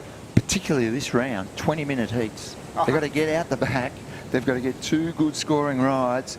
Its fitness comes into play in a big way. Ocean awareness is massive in these conditions. Certainly, as we see a Destinations wave replay, lovely turn on the backhand. And Jacob Wilcox looking very sweet indeed. And the best wave so far, I'm pretty sure, is that 6.33. And that is Coda Kilhorn, who yesterday was impressive as well. So where's Coda from? He's from Maroubra. Very strong club down there. He'd be street smart as well. Oh, mate, he's a good kid. Comes from a great family and really developed his skills over the last couple of years. And as a competitive surfer as a junior, very strong indeed. So it's, for me, it's easy to see why he's actually getting through, a series of QS heats as well. So right now with 10.5 minutes to go, you are at the Camplify Great Lakes Pro QS 3000 event, of course, part of the Whistler New South Wales Surf Pro Series. Of course, Whistler been involved in this series for 4 years now. Great to have John and Wes and all the crew up there. Big shout out to those guys for supporting that next generation and allowing them the ability to improve and nurture their skill set. And Whistler is just a fantastic brand. Oh, how good are the shirts they've given us? Everything they do is quality. Yeah, they are. Yep. So right now, priority out there, Robbo, with Coda Kilhorn, like you said, that 6.33 is the benchmark of this heat. And I do believe, mate, we're going to roll into the women's round of 48. Seeded surfers will be introduced. It's going to be a big day. Yeah, it's going to be a huge day because they've got some time to make up. We had to pull the pin yesterday afternoon due to extreme weather.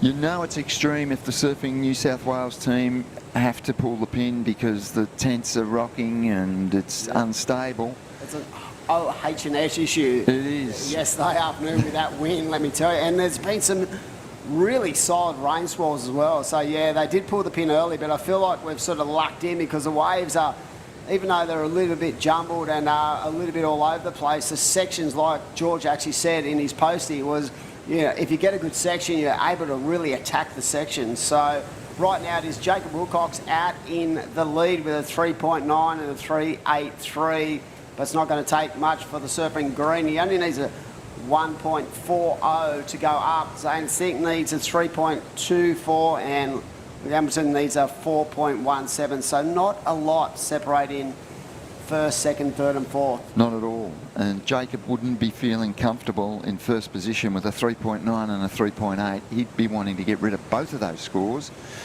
But with 8 minutes remaining, he's probably focused on, I need a good ride. Well, there's a change in situation.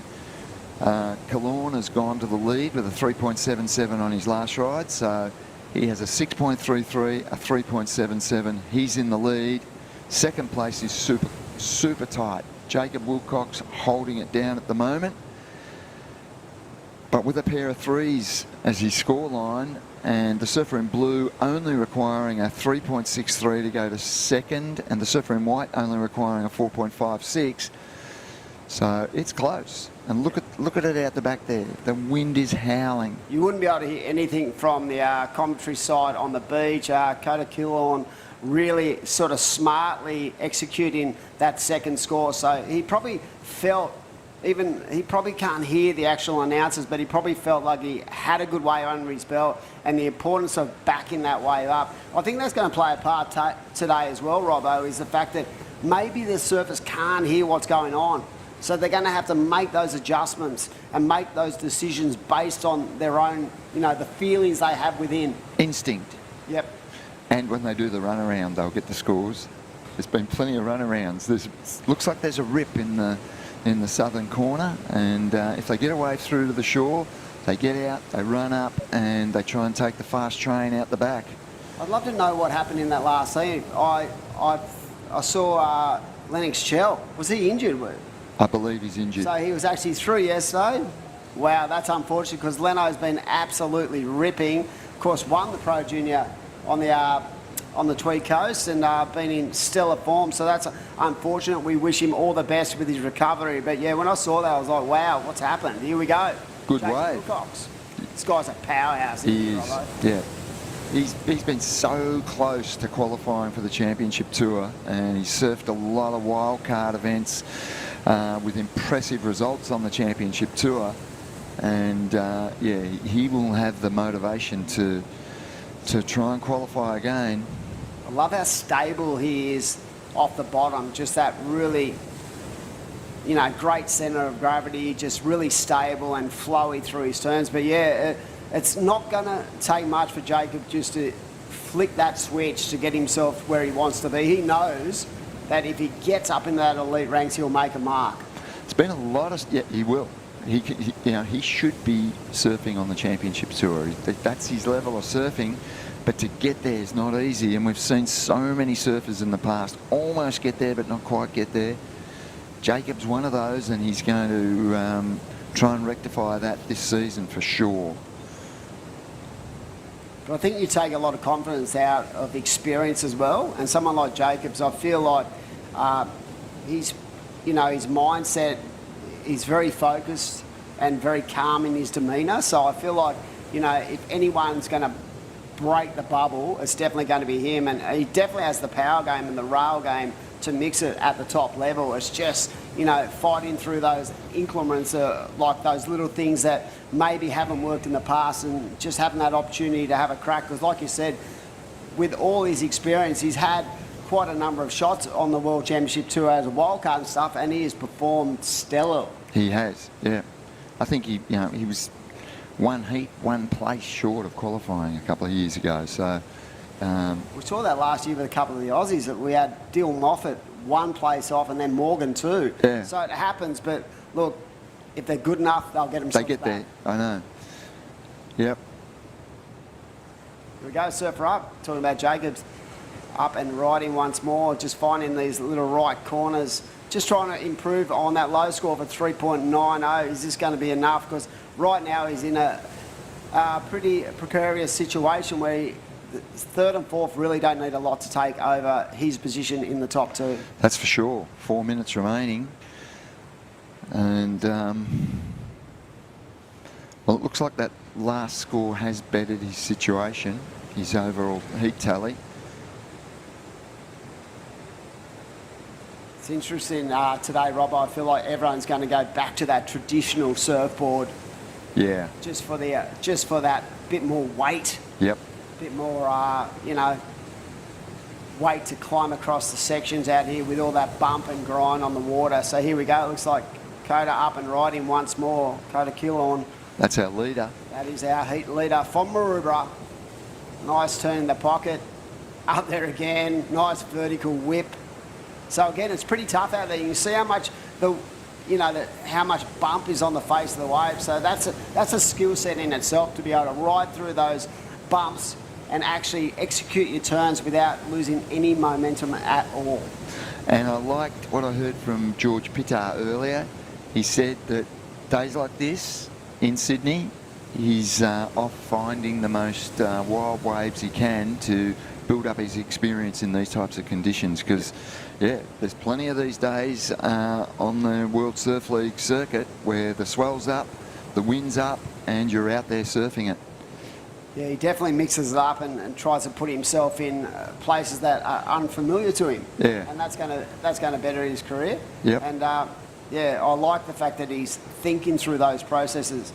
He talks a lot with Richie Lovett, who's a former World Tour surfer and a commentator as well, and he's like a bit of a sponge, George. He'll take everything in and then go through the processes in his mind. His dad's very supportive, and his mum and Tony does a great job sort of keeping him centred. But yeah, I love the mindset of these young guys, how mature they are.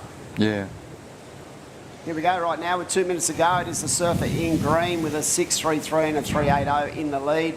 In red in second, Jacob Wilcox needs a 5.31 to go up.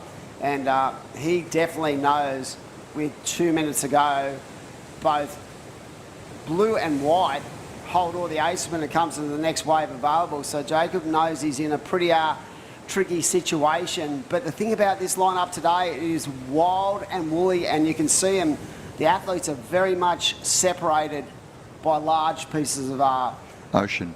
So you're not going to be able to just sit on someone like you have in the last couple of days. Yeah. You can find a place to hide. Oh, especially in waves like this. I love the fact that George said, you know, speaking about Zabe, but me and you had just actually commented on the fact that it looked like Jan Jark, and he said, yeah, he thought Zabe would have an advantage out there. But they're both through. Yep. And yeah, as I said, really, really bummed for Lennox, who hit himself last night. So it's you know, I'm sure he'll fight back. He's a great young surfer, one of the up-and-coming talents in Australia, as we see a surfer up and right in.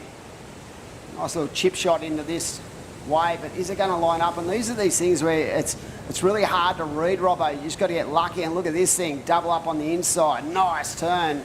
Can he ride out of that one? He does. Yes. Okay, 30 seconds remaining. These are significant scores that have to come in. Yeah, because not a lot separates No. four surfers.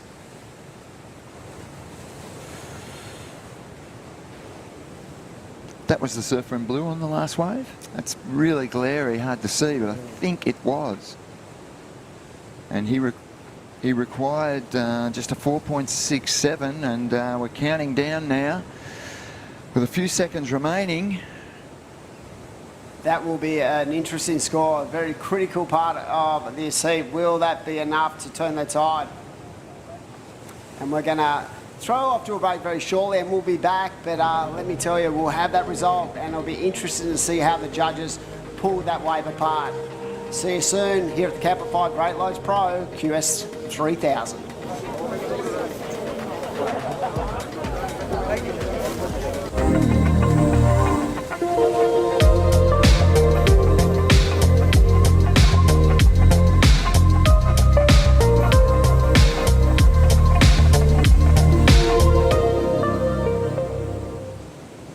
It's in all of us.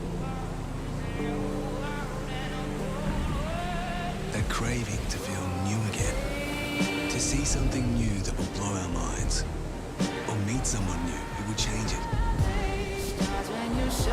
New South Wales.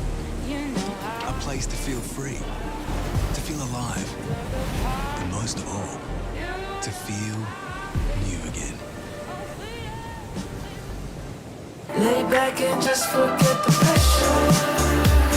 Always in my life, it's alright.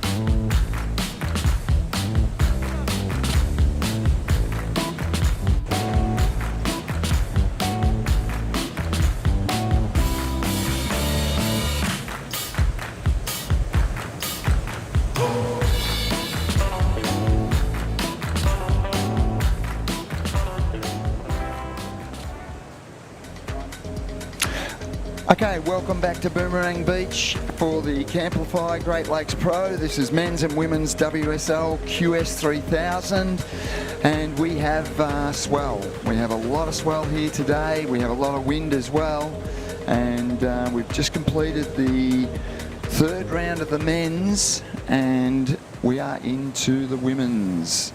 Round of 48, heat number 1. And yeah, it's tough conditions out there, but as we've seen, there's been some great waves, and we've got a fantastic day of surfing ahead of us, a long day. We've got to get through a lot of heats, but we are into the seeded round of the women's, and we can expect some really high performances here today. Boomerang Beach, it's a fantastic beach, and it always delivers good surf. We've been at the southern end of the beach, we've got a good sandbank here, but we've got a lot of swell today, Adam, and yeah, we can expect some big scores. Yeah, definitely, Robbo, and this makes it all more exciting for the viewer because it's a lot trickier than we've seen in the last 2 days. So the elements are going to come into play when it comes to what the women are going to have to fight through just to get through these heats. This round of 48, we saw Ellie Brooks come off a big result at the Tweed Coast Pro. She got a great heat with Kelly Mitchell out there and Tyler Green and Logan Dalton. So I do believe we have Coda Killong down in the area, about to have a chat. And morning, welcome in, Coda, and what a great performance. Talk us through how tricky that was out there. Yeah, super tricky. There's waves everywhere. Like, I didn't really know. Actually, I had a spot where I wanted to sit, but even being out there was like so many waves and so many shifts in where the waves were. But as soon as the buzzer went, I saw like a kind of a real big steep one. I thought if I can get one big closeout hit, I knew that they like scoring that and get round of 5 or something. So I did exactly that and got off to a real early start. Yeah, that was good. 6.33, great way to start. Now, talk us through being in the water. How hard was it here? Could you hear anything? So did you have to sort of go off instinct, or how were you playing it out? When there was nothing going on, you could hear, but no, it was fully instinct out there. Like, there was just so many waves, and you're constantly paddling out, thinking that you're out far enough. And then on my one run around at the end with like a minute to go, that's when I heard what happened, and didn't have enough time to get back out, but I heard I was in the lead, so. It's tough conditions out there, Coda. Do you enjoy surfing, onshore with a bit of swell? Is it one of your strengths? I actually really do, because at home, it's the only time the beach isn't crowded, so I can have some peaceful surfs. Okay, so when it's onshore and it's solid, you're out there? Yeah, definitely. I'm out there I just like kind of hitting big closeouts, and if I fall off, I don't mind getting smashed, so it's all part of the fun, I guess. Well, that's fantastic. You can take a lot of confidence into the next round later in the day. The swell's probably going to be bigger, and we're going to maintain these onshore winds, so good luck as you go into that next round. We've been impressed with your surfing up to date. Yeah, perfect. Thanks, guys. Yeah, great kid and very talented. Coda, I love the way he wraps around with his hair as well. He's got some game, he's got some front, and yeah, like he said, at home at Maroubra, he's probably right, where it's pretty much like all these Sydney beaches, so many people in the water all the time, and when you get a little corner to yourself, these guys who are at the elite level, they really want to take full advantage. Because, to be honest, when they're in the ocean, unlike your normal sort of recreational surfer, they're out there training. They're out there trying to improve their skill set. No, I love it when I hear a surfer go, I love these conditions. Onshore, solid waves, big closeouts, big moves. It's a good attitude to take into the water. Okay, we've got a good score that's been dropped. The surfer in white, Taylor Green, with a 5.0, so every chance that will be a keeper. Talk us through this wave, please, Adam. Yeah, nice carving first manoeuvre and just setting it up, just trying to keep herself engaged on that rail, and look at that. Very nice transition. Judges will appreciate that. And just a little bit of a slip up on that third manoeuvre, unable to chip shot into that last turn. Yep. I'm calling if she landed those last 2 turns, it would have gone right up there into the good to excellent range. Yeah, so I felt agree. like the read at the start of that wave was exceptionally well read. Yeah, no, I agree with you. So Ellie Brooks, you saw a lot of her last week, I believe, and talk us through how good she looked. Really impressed. She was on her backhand on the Tweed Coast, and she got a great result there, but very mature, strategic surfer as well. She seems to have the game worked out, and yeah, I was really impressed with Ellie Brooks' surfing last week. Be interesting to see how she copes with these conditions. I think she's from the Gold Coast, the northern beaches up there, and similarly they get a lot of these sorts of days. where the winds are from the south and the swells are up.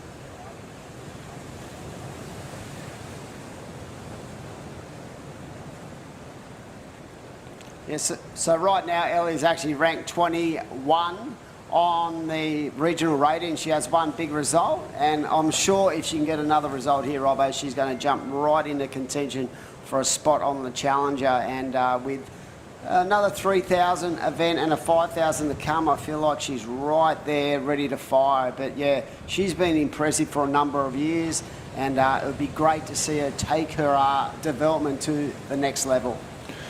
If she could get into that event on the Gold Coast in her home waters, yeah, it would be amazing. Feel like they're very similar to what Sheldon did last year. Yeah. Got the opportunity and ended up with a second placing up there. Yeah. So right now it is the surfer in white, Tyler Green, with a 5, best wave of the heat, and this is it. As I said, I felt like it was a really strong start to this wave, nice and patient, using the rail on this second turn. But there was just a little bit of a bobble right there, and I felt like that really played effect when it came to the scoring potential down the line. So still a 5-point ride, and that is a great way to sort of build that confidence moving through this heat. These are 20-minute heats, so rapid fire heats today.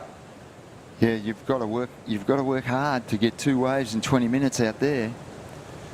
That is for certain. You've got to be ready for what's coming at you.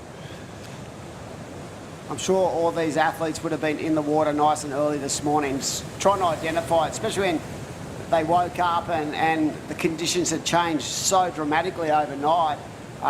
There would have been excitement levels, but they also would have known that they would have had to make that mental adjustment in their thought processes compared to what they were looking at yesterday afternoon. Absolutely.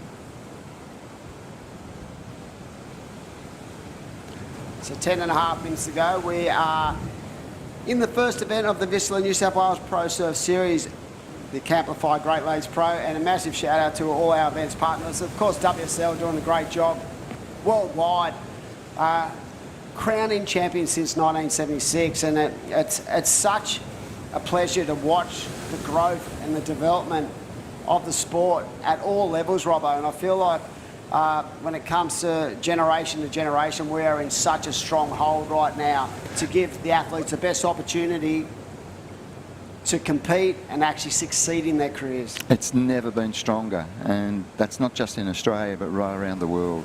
It's a sport that's absolutely booming, and the Olympics came on board as I well. was just going to ask you, do you feel like that has really raised that level as well? It's made a massive, it has made a massive difference. It's just added the globalisation, and Adam, as you'd know, you're very mainstream media savvy, but mainstream media has really engaged with the sport right around the world, and they're aware that this is a young, dynamic sport with incredible stories to tell, and yeah, the whole sport globally is booming.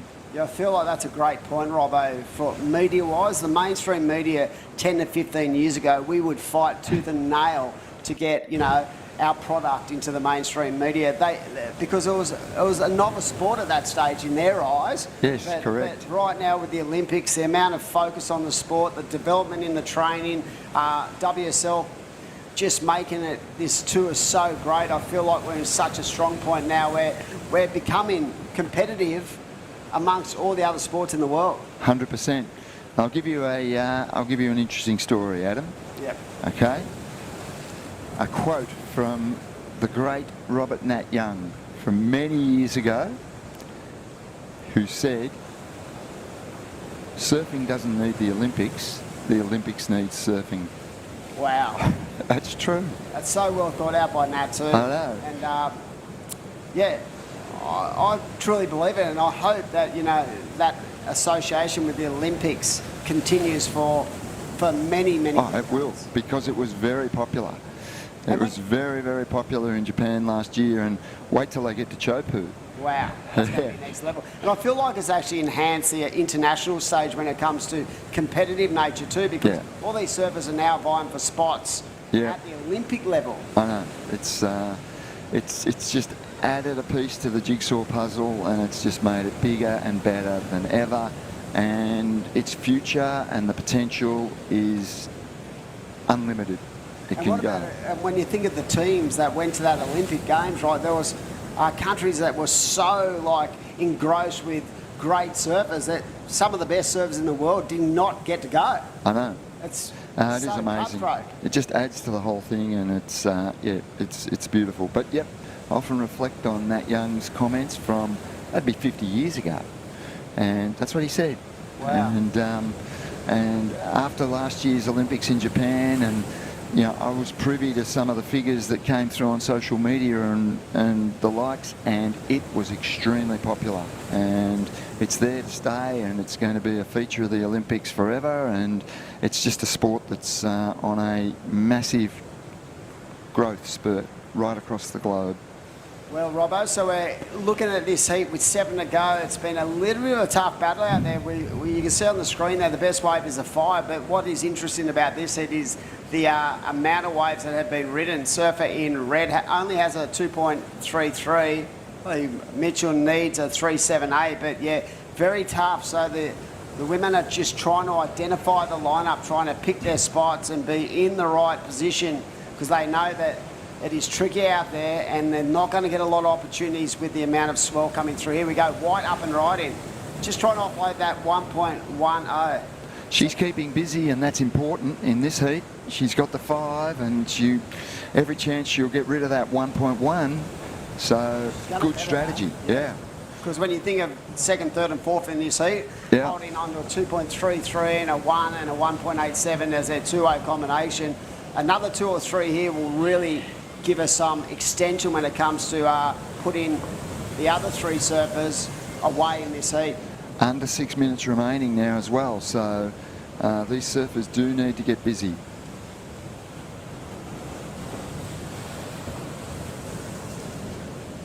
There it is, a 2.8 for White's last ride, so that has extended her lead. So she's in a good position.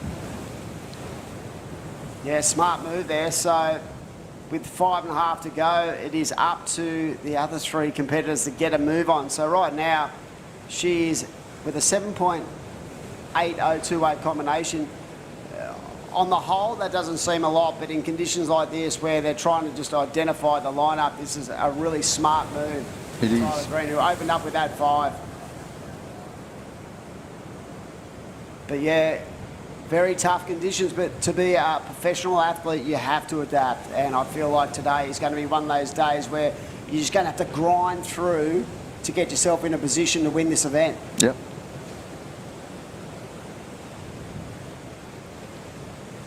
So it is right.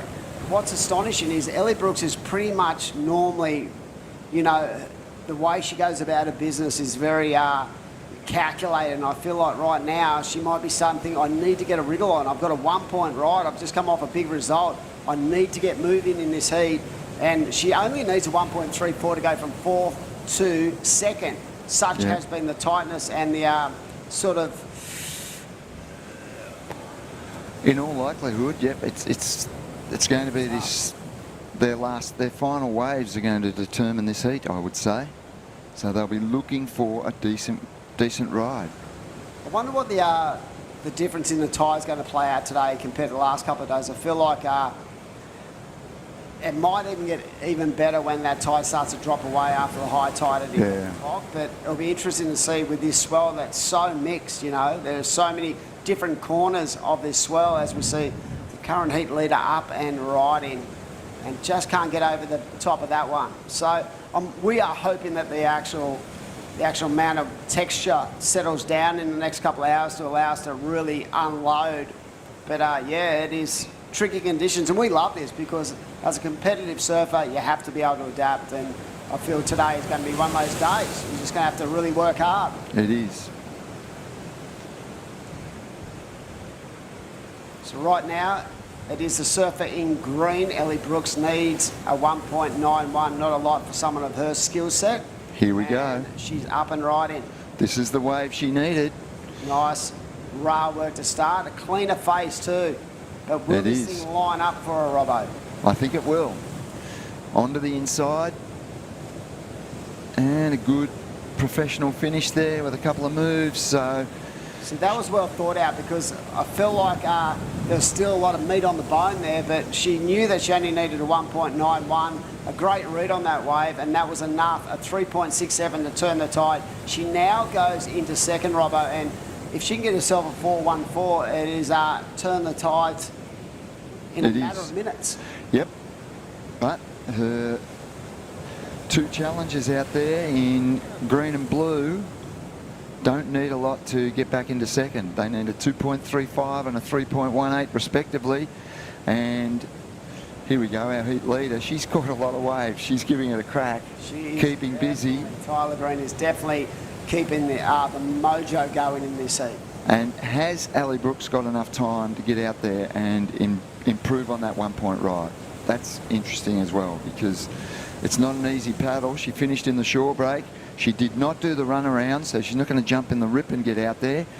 And yeah, this is an exciting finish. You can, you'll be on the edge of your seats.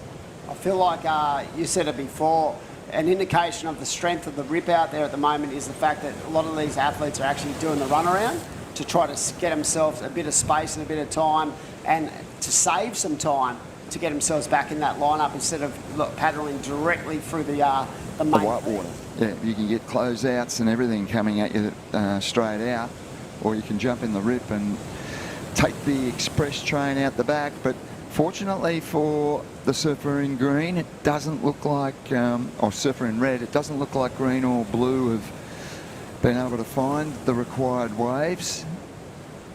And we've got just on a minute remaining. Yes. So you see Ellie up there, Robbo, trying to get out on the far left. So under a minute. Under a minute. You'd nearly want to turn and just go and see if you can get an inside runner to do 2 or 3 little turns just to elevate that 1 point ride, because it leaves a vulnerable out there with third and fourth. Red needs a 2.35. And we've got takeoffs here. These are important waves. Oh, coming unstuck. Critical waves here. 30 seconds remaining. So again, you know, probably the indication would be they probably don't know what they need. They don't know where they're at with the amount of wind coming through the lineup. So, but their instincts would give them a good idea, as you mentioned. Know, yeah, you sort of know, but you don't. You hope.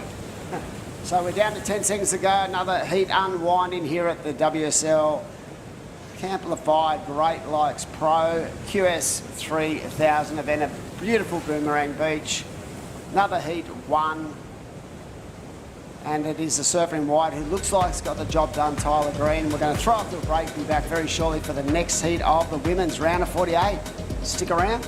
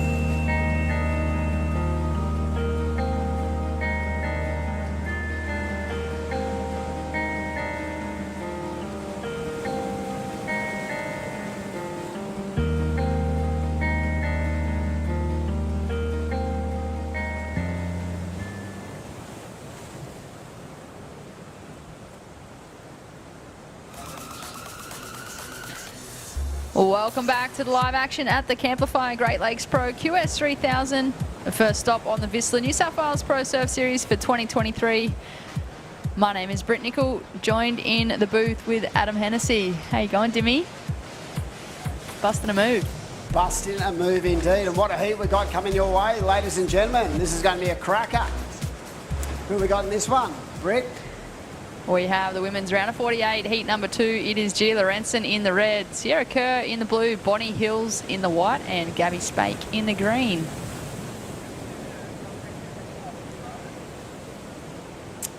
Yeah, good heat, and these 20-minute rapid-fire women's heats are going to round out the round of 48, 8 heats of competition, then back into the men's, and this afternoon the women's. So there's going to be a bumper day, and wow, just look at those names in here. That is absolutely outstanding. And there are no easy heats on the QS, as they say, Britt. There are definitely no easy heats, particularly when it gets to a QS 3000. This is, of course, day number 3 of the Camplify Great Lakes Pro. It is a tricky morning here at South Boomerang. You're going to have to bring your A game if you're going to get through today, both the men's and women's. All those post-heat interviews we have done, they've all said the same thing. It's so shifty, and you have to be so aware of where you are in the lineup. We heard Cody Keelan talk about it earlier as we see Surfer up on a good-looking left. Look at this. Nice extension through the body. Just trying to adapt to that little bit of an inside corner, and now nice and tight to the power source. So great looking wave for White, and just a perfectly weighted dismount on the end of that. But yeah, I felt like that was a good read, great start, because that last heat, Brit, was really slow. So we're going to throw down to a post-heat interview with Tyler Green. How are you this morning? And I said it was a little bit slower there. How tricky were the conditions this morning? Find a backup wave. Yeah, I bet. Could you actually hear the commentators out there? What was the go? Did you know where you were situated in the heat? I only heard them say it once when there was like no waves breaking, but it's super difficult to hear out there with the wind. So let's talk about your positioning in the lineup in a heat like that. Do you actually have a landmark that you look at, and how did you go about your heat strategy? Yeah, I was trying to line myself up with the car on the beach, but it was super difficult to like position yourself correctly out there. Is there a lot of rip flowing through the peak as well? Yeah, definitely. The water's moving so fast out there. Hey Taylor, it's Brent Nicol. You women were meant to surf yesterday afternoon, and then the event got called early. Can you explain to the viewers and us, how do you adapt from the conditions yesterday, preparing yourself ready to go, and then having to readjust to compete here this morning? Yeah, well, I went out like for a warm-up, like expecting my heat to be on, and had a good warm-up, and then I was on my epoxy, and then I had to swap boards this morning. I went out on my 5.8, then I had to come in and change my 5.9 because I just couldn't adjust to the waves, but then I got a couple on my 5.9 and it felt better. Well, it looks as though you made the adjustment. You made the right call. Great to see you through to the next round. We're excited to watch you for the rest of the day. Congratulations on moving on through. Thank you. Yeah, that was a tricky heat, and she did so well to get that one good wave at the start. So, and talking about good waves, 7-point ride. Sierra Kerr. Sierra Kerr lighting that thing up. She made it. Not surprising. I'm not surprised. Nah, she's a magnet when it comes to good waves. And look at this wave replay and just how effortless her surfing is. This is, I'm pretty sure this is green. That might be Gabby. Gabby Spade. From Long Reef. She has a lot of support up there, and this is Sierra Kerr up and riding. Look how that subtle adjustment, that little fade back, gave her that chip shot into this corner, and lovely rail work there. So both Gabby and Sierra getting into it nice and early. They probably watched that last heat and thought, you know what, wow, that was slow. We're going to have to really get a move on. So Gabby locked in a 4.33. Surfing White locked in a 3.83, and definitely the best wave. That point of difference, what the judges are looking for the surfer in blue. 7-point ride. She's been pretty much on a tear. I feel like for the last couple of years, I remember watching a lot of her clips early doors when I think Kerrs in that was still living overseas, and you could just see she had such an amazing talent. Talent well beyond her young years. She's only just turned 16 last week. I thought you were going to say talent beyond the old man's talent, but I was not going there. You said that, not me. Her dad was the original when it came to aerial manoeuvres. He was one of these guys who took the free surfing path, Josh Kerr, and then decided to throw the Rashi on, and was very successful and made the tour. But yeah, he was always a favourite of any grommet growing up, just for his amazing aerial attack and the gene pool. And what about how you see Kersey now? He's doing a few QSs again, right in the 20. Yeah, he threw the So Rashi good. on at the Tweed Coast Pro, so great to see Kersey just jumping in the water again. What a legend. Back to live action in the water. That is the surfer in Reggie Lorenzen. Just a quick up and out there for the Sunshine Coast surfer. Impressive attack for her as well. She's going to be one to watch. And it's great that we can have such a, strong base of surfers. I feel like the playing field is so spread wide now. There's not, back in the day you might have had a number of elites in each region. I feel like there's literally hundreds of female surfers who are now, raising that level, raising the development of the sport in this country. It is, and just women's participation in the sport of surfing has grown a lot over the years as we watch the Destination New South Wales wave replay. The surfer in white holding her composure throughout that turn, looking for the second, and that is Bonnie Hills. Lovely, depth and patience. That's probably the best way to describe that wave, and I love that, just keeping that rail engaged as long as possible. She didn't try and force anything, Dimmy, just, surf the wave to what it was. I want to go back to what we're speaking about, women surfing, not just at this level, but even at a grassroots level. Back in the day, down our way, you might get 3 or 4 young girls wanting to be involved in your club, and these days, the numbers are just outstanding. Like, you might have 20 or 30 female competitors in your club, and it's such a growth in the sport where they feel comfortable in the lineup, they understand the sport, they really want to compete, and they just love being a part of it. And they're good.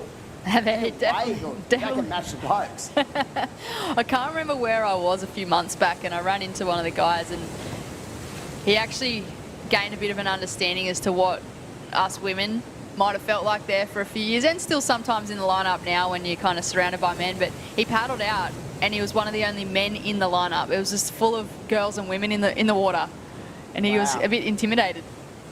Yeah, I mean, the development just through the physicality of the way, women surfing has transpired over the years is incredible to watch.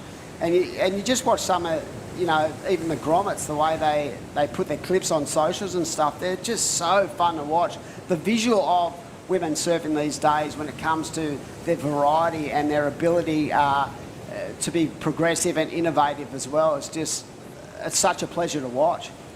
As we have a pulled back shot of the event site. Oh, it's a bit lonely down there. It does. It looks a little bit smaller setup than what was down there yesterday, and I feel like that's because of the storm that rolled on through yesterday. It was so that tents just don't get ripped apart and up the beach. I saw some socials yesterday, and the whole crew up the top were just trying to hold a tent together. The top had blown off. It was chaos down there yesterday afternoon. Yeah, I think it was the right call to our call today early yesterday due to the weather conditions. Even though the waves for that last heat of the day were pretty fun, I felt like it was just too much of a risk for the organisers to continue on the day, because we got 2 big days and we're excited about it. The waves have come up. A little bit tricky today with 10.5 to go, and it is the surfer in blue with that 7-point ride. I'm pretty sure she's riding for Snapper Rocks board riders, but they're living on the Goldie these days and applying her trade in this region. As we see another replay, I'm pretty sure this is the 7, and watch his turn. Just a solid wrap. For a second there, I thought she was going to go vertical on that section, but she kept the board under the lip and just pushed everything into that one turn. It's a beautiful read there from Sierra Kerr in the blue. She did win the Pro Junior up at the Tweed Coast Pro along with Lennox Shell, so in good form coming into this, and that would play a part as well when it comes to your confidence levels and keeping that roll going. Nothing like winning. Winning breeds winning. It does, and well, she took home another award that week as well at the Surfing Australia Hall of Fame Awards. She picked up the Female Rising Star again, I think for the 3rd time in a row. I think she got it in 2021, 22, and also a 3-peat. She's just continued to show that form. Right now it is priority out there with Gabby Spate from Longreef Board Riders Club. Should have a lot of support online right now. Hello down there to Tash and all the crew. She's definitely become of age in the last 2 to 3 years. Her competitive nature and both over the juniors and the regional QS qualifiers. We'll see her really start to develop in the next couple of years for sure. She only needs a 2.6 to go up, and the Sunny Coast Surfer only needs a 5.93. So they are in third and fourth respectively. Bonnie Hill's out there in second with a 3.83 and a 3.10, and it is the Surfer in blue with a 7-point ride. So just being nice and patient and just trying to wait and bide her time until she can find another wave that will put the ultimate pressure on her fellow competitors. And that's it, Dimmy. You know, Sierra, she's sitting in first with one single wave. It's a 7, but she's still in first place when all other competitors in this heat have actually got 2 scores on the board. So anything will improve on Sierra's situation at this stage. But massive drop there from Gia Lorenzen, on her backhand. Wow. This is the Surfer from the Sunny Coast. Just linking this one all the way through. She had a third in this event last year. She'll be looking to go 1 better or 2 better in final here at Boomerang Beach. That is the wave that just keeps on giving. Let me tell you, that was a tricky read at the start of that wave, and the fact that she was able to hold her stability levels and really not lose any speed down the line. This wave wanted to get rid of her twice. Look how clean that was over that foam board. Into another foamy section she climbed, and then she got a bit of open face. So that was so well read. That was exceptional as we see her go to work on the inside trying to connect the dots. But I love how she, kept herself nice and still through those first 2 manoeuvres over the foam ball. I feel, Dimmy, that sometimes those foam climbs are actually one of the hardest turns to pull off because there's so much water moving under the board and the fins can disengage quite easily. So she just showed great composure through that. She just, like you said, not much movement. She just held her positioning through those turns, and she managed to hold on. So a 4.9 for last of red. Gia Lorenzen pushes her into third place. She's chasing a 2.03 to move into second. And here we have the Destination New South Wales replay. This is Sierra Kerr. Talk us through this, Dimmy. Wow, lovely first turn, just coming deep off the bottom again, trying to keep that board nice and tight to the power source. Reading this wave well, and again, just the exceptional ability to put that board in the right spot on each and every wave. So she's got a 7, she's backed that up, and I feel like she's just finding the best waves in every heat she's been in. And that's her ability. I just feel like it's such a mature and instinctive thing that she has in her arsenal where she can actually just find waves. And this is a very tricky lineup. It's not your standard lineup where it's just, there it is, off you go. She's finding the best waves, and the rhythm she's shown is exceptional. It certainly isn't a distinct takeoff zone out there. There is a lot of water moving. There's a bit of a current, and swells picked up, a bit of chop on the face. So Sierra Kerr, she has read this bank well and capitalised on that situation. She's only taken off on 2 waves, but the 2 waves that she's taken have been exceptional with her wave selection. A 6.17 and a 7 sees the Surfer in blue in first place. Bonnie Hill's in second in the white. Well, she's chasing a near perfect score. A 9.34 will take her to first. But super close for second place. Gia Lorenzen in the red. She's only looking for a 2.03, and Gabby Spake in the green a 2.6. So at the moment, I feel like it's a battle for second place. Yep, definitely. So we've got a bit of a Mad Max recap coming your way. Bit tongue-tied this morning. But some really good surfing. Here's that first wave. And this is the Surfer in green. And nice way to start on this left. That's Gabby Spake from Longy. Nice vertical whip. And this is the 7. Just the patience shown on this ride. Nice snap under the lip. And then came around. This is the money turn. Just that wrap and the ability to just release the tail as well and hold. And this is the one that impressed me because that wave, she was late onto that brick. She was. She drifted up there with the foam climbs. And this is the backup here for Sierra Kerr. 6.17. She opened up with a 7. A great read on the ocean here at Boomerang. She just links this one all the way through before making her way back into the lineup. That is the current heat leader in the blue, Sierra Kerr. Thanks to Mad Max for providing the recap. Mad Max is proud to partner with Surfing New South Wales again across the entire New South Wales Pro Surf Series to help share their passion for healthy Mexican food and to make people aware of their sponsorship program. The Mad Mex Fresh Fuel for Life sponsorship program is comprised of a team of junior athletes across surfing, skateboarding and motocross, all working together to help achieve their goals. So great to have Mad Mex on board again this year, and well, their burritos are absolutely delicious, aren't they, Dimmy? They certainly are. We've become accustomed to the burritos at these Surfing New South Wales events, and and the great thing about it, they actually supply their burritos to the athletes as well. So come lunchtime, it's like the seagulls to a chip. All the competitors are down there, and don't forget your 2-for-1 burrito.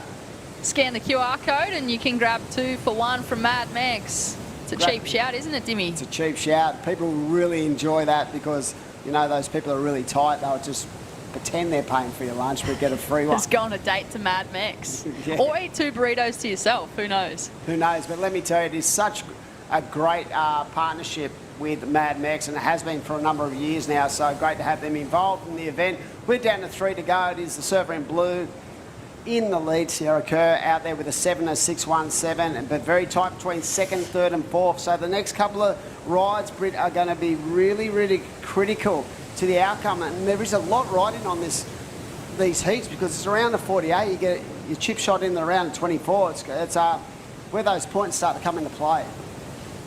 You certainly do. Well, interesting situation there. Bonnie Hills had priority, but she had a look at that wave, and judges deemed it was a committed paddle. Might have even blocked the Surfer in red, so priority did change just in that conversation. So this will get interesting now with 2.5 minutes. Gia Lorenzen in the red, up and riding. She is in 3rd place, only looking for a 2.03, and I'm going to go out on a limb and say that she's got the score she's chasing. Oh, she's got that easy. She is silky smooth on that forehand. That board looks so well grafted under her feet, and yeah, I love the way she went about that. There was just no downtime, and took off a little bit late, but watch his first carving wrap, just engaging the rail, coming around and hit that next section just perfectly, and again, great at floating over these foam balls as well. So I feel like that is going to be a keeper, and that is going to put her in a strong position. And there it is, Britt, a 6.23 for last of red. So just like that, Gia Lorenzen moves into 2nd place. Bonnie Hills in the white now in 3rd, chasing a 7.3, and Gabby Spake in 4th, looking for a 6.8. A minute and a half on the clock. There has been a bit of separation now between 2nd and 3rd and 4th. Yeah, the girls going to have to, the women are going to have to get a wriggle on here if they're going to get on through. So both Bonnie and Gabby need scores, and just through the the exceptional skill set on that last ride for the Surfer in red, that has really put a lot of separation where previous to that was really tight. So we are down to the Mad Mex Minute WSL 3000 QS event, just a staple on the series, and one of the most popular events when it comes to the athletes themselves. You talked about the upgrade to a 3000. Well, you know, some of the world's best were coming down to this event when it was a 1000. Gia Lorenzen in this heat, she was one of them. She finished with a 3rd place here last year, so she's on her way to another good result if she can get through this heat. But 30 seconds on the clock, we have a surfer up and riding. That might just be Bonnie Hills in the white, carves around into the pocket. Can she get a steeper section on the inside? This is the surfer from Mulloway. Beautiful positioning there throughout the turn, and just not able to get the link up. I don't think that's going to be the 7.3 that she is chasing, but still a great effort there from the surfer in white. Yeah, great style, and I think it was more about the wave than the surfing in that instance. But yeah, she needed a 7.3. That's a big score, and I feel like at this stage it's going to be blue and red motion on through to the next round. And yeah, another great performance. We're going to throw off to a commercial break, pay some bills, and be back very shortly for another exciting heat at the Great Lakes Pro at Boomerang Beach.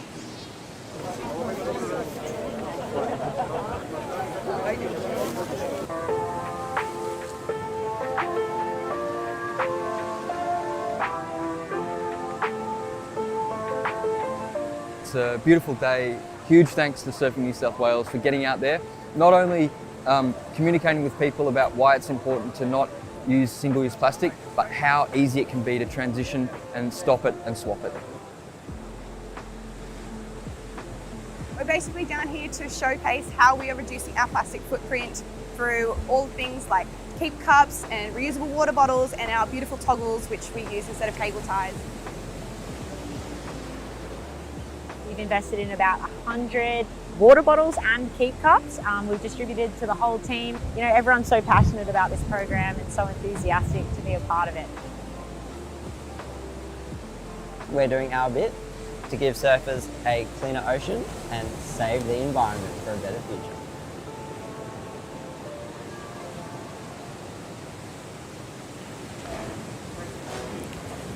Welcome back to Boomerang Beach for day number 3 of the Camplify Great Lakes Pro QS 3000, our first stop of the Whistler New South Wales Pro Surf Series for 2023. My name is Britt Nicol, joined in the booth with Steve Robertson. How are you going, Steve? Good, I'm enjoying the day and looking forward to this heat. We have Yarlee Stokes, Jasmine Sampson, Lillian Young and Sarah Baum. Now Sarah won a big event last week. Britt, I did some research. We wondered why Sarah Baum was in the first round and I got an answer. I also know the answer. Did you get this answer from the same person? Well, we had a post-heat interview with her yesterday and we actually there you asked go. the question. But you can fill in viewers who are tuning on in. Yes, well, I had the tour manager of the Australia region from World Surf League contact me and he said Sarah Baum goes into the first round because she actually surfs for the Africa region on the WSL tour.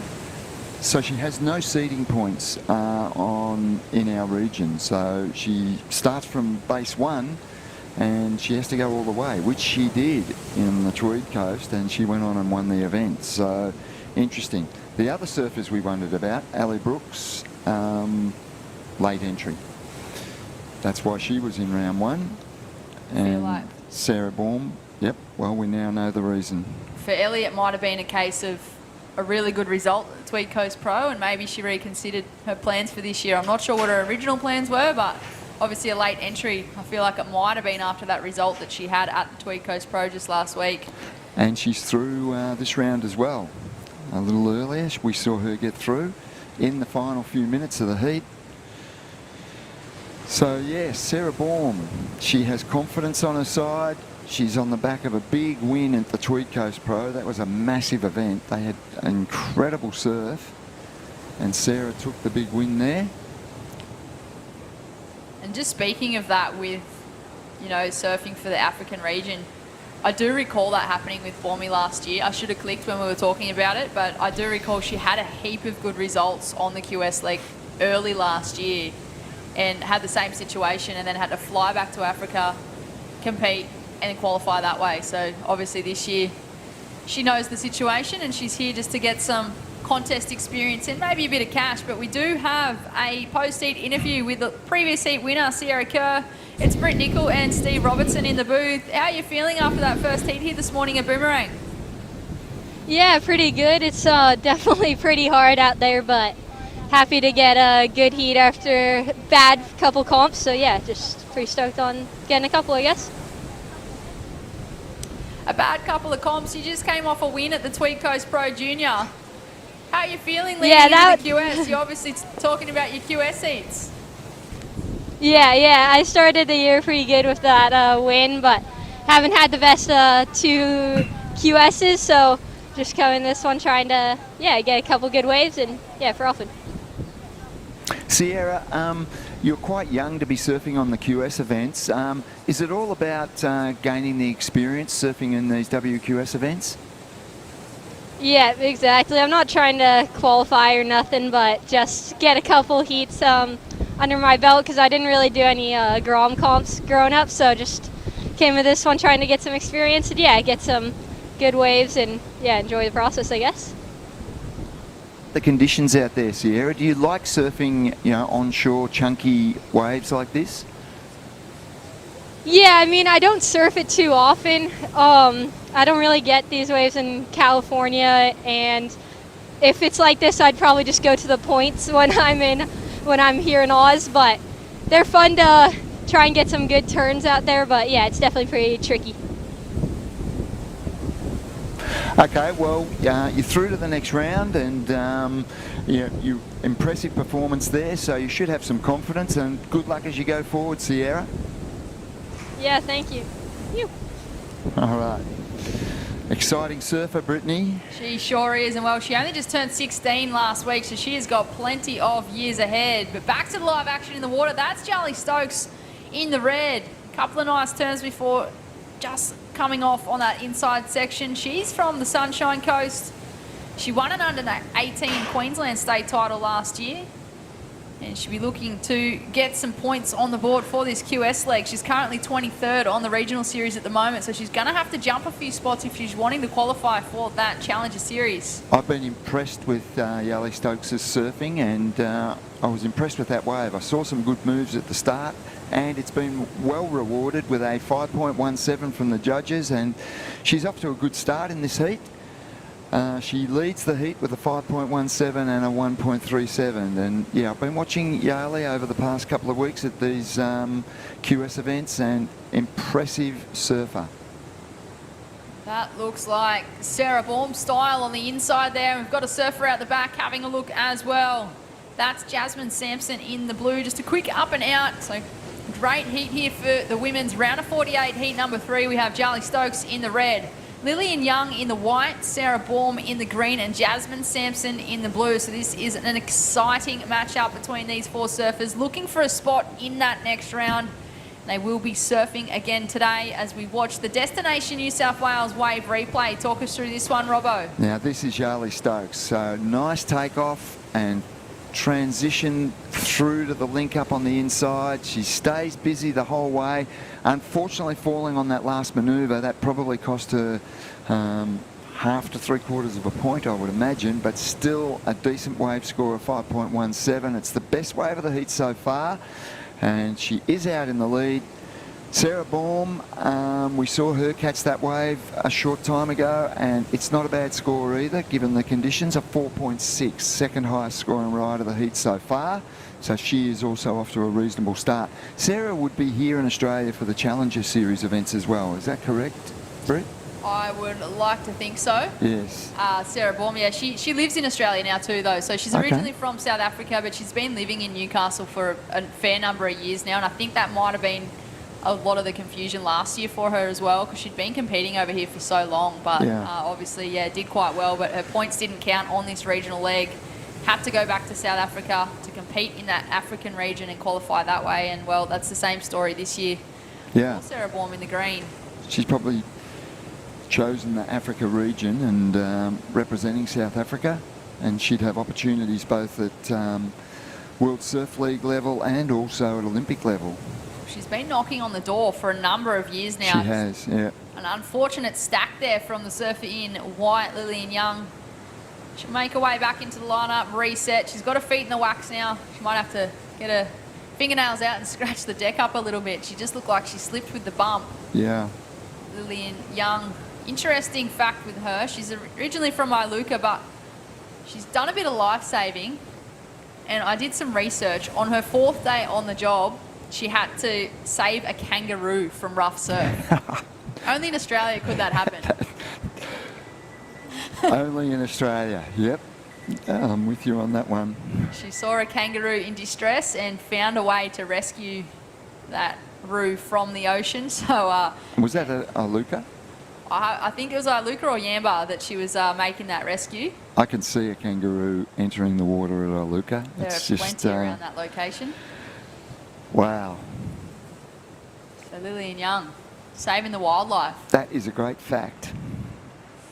And yeah, well, she's actually also created a GoFundMe page. She's a great young surfer. She's done a lot of good things in and out of the water. She was living in Iluka, then she was kind of living back and forth between the Gold Coast, working a heap, trying to save money, and she's picked up a couple of sponsors. But she's created a GoFundMe page. She wants to give the QS and the Challenger Series a good crack, and she wants to, fulfill her dreams of making the world tour. So she's looking for that backing from community. Yep. And just thinking about that story you gave me, it would take a lot of courage to go in and save a kangaroo, because in the water, well, on land as well, they are dangerous animals. They are really dangerous, and We spoke about dogs earlier. I had a dog that wanted to chase a kangaroo into the water at Torquay, and I was told by a number of people, one of them being a ranger, they said if that dog approaches that kangaroo in the water, the kangaroo will drown it. Yep.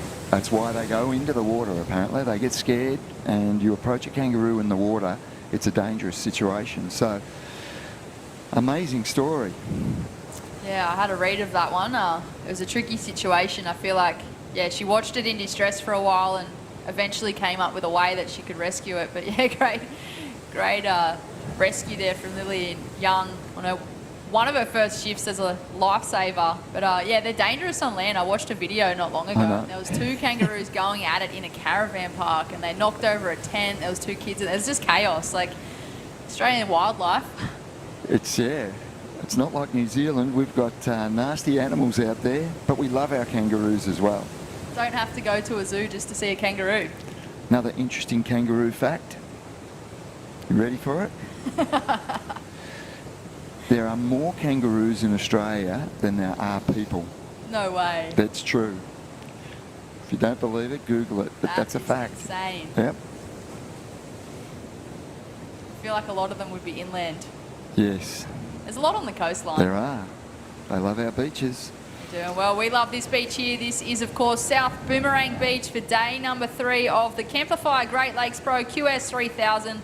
Our first stop of the Vissla New South Wales Pro Surf Series for 2023. And great to have Vissla back on board as our series naming rights partner for this year. Vissla has partnered with Surfing New South Wales on QS events over the past 4 years. And what a brand Vissla are. They do amazing things for the environment as well, with around 80% of their product range made from environmentally better materials. And a fun fact about their board shorts, they pioneered the use of coconuts in the construction of their board shorts. They use the husk of the coconut and then turn it into a thread, which is then blended with cotton or recycled plastics and turned into board shorts, Robbo. How good is that? Great to see environmentally minded companies working for the planet. And Vissla is a great brand. It's been an amazing story over the past decade. For everyone tuning on in, be sure to open another browser if you're watching on your laptop. Type in vissla.com or Sister Evolution, which is their sister brand. Grab yourself some product, whether it be surf accessories or clothing. They've got everything that you could possibly need. 7 minutes on the clock of this heat number 3 of the women's round of 48. It is looking tricky out there, Robbo. It's been a while since someone's taken off on a wave. It is, yep. All surfers caught on that inside bank. Yeah.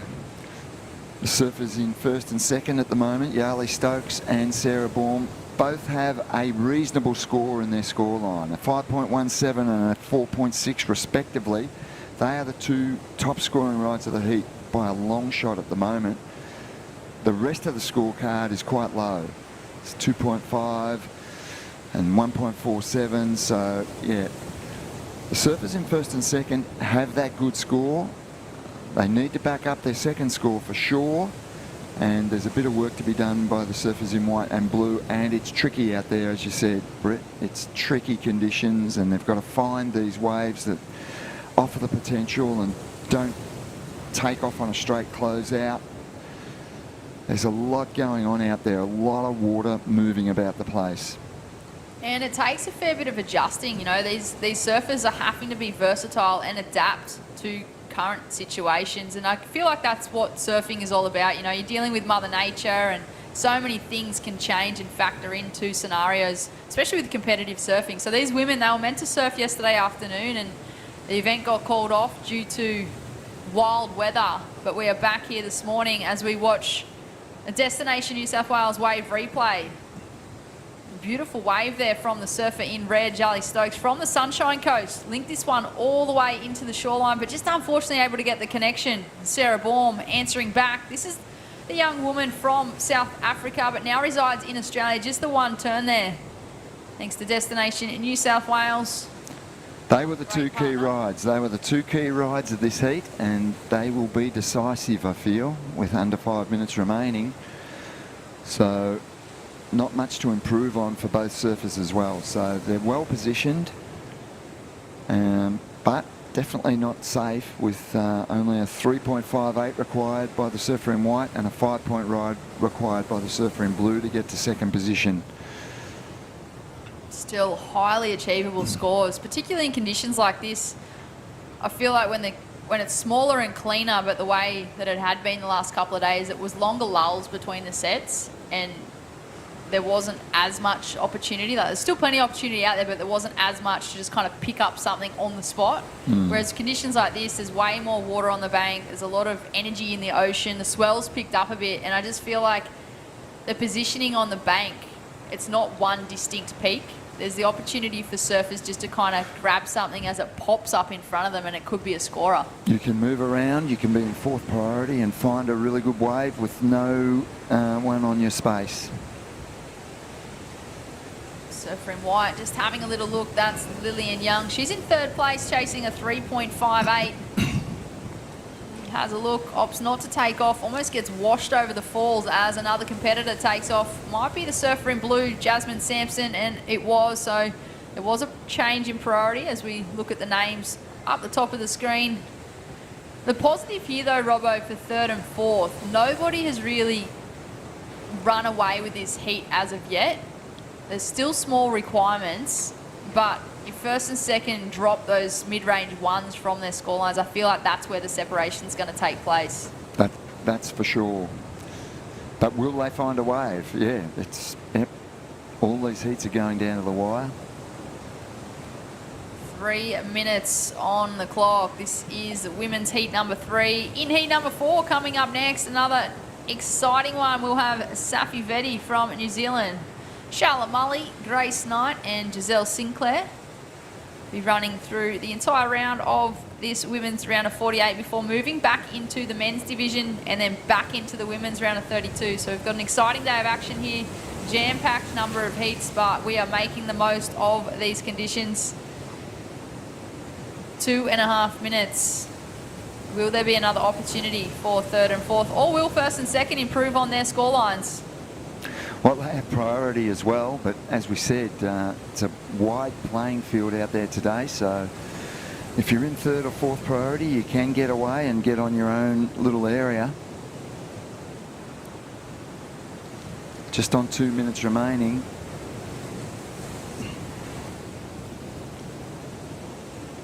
Looks as though the surfer in blue and white didn't really improve on their situations.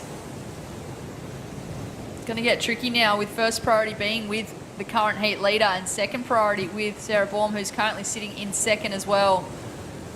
Will there be a bit of strategy kick into gear here between these competitors? Normally a bit of cat and mouse starts to happen by now with 1.5 minutes on the clock.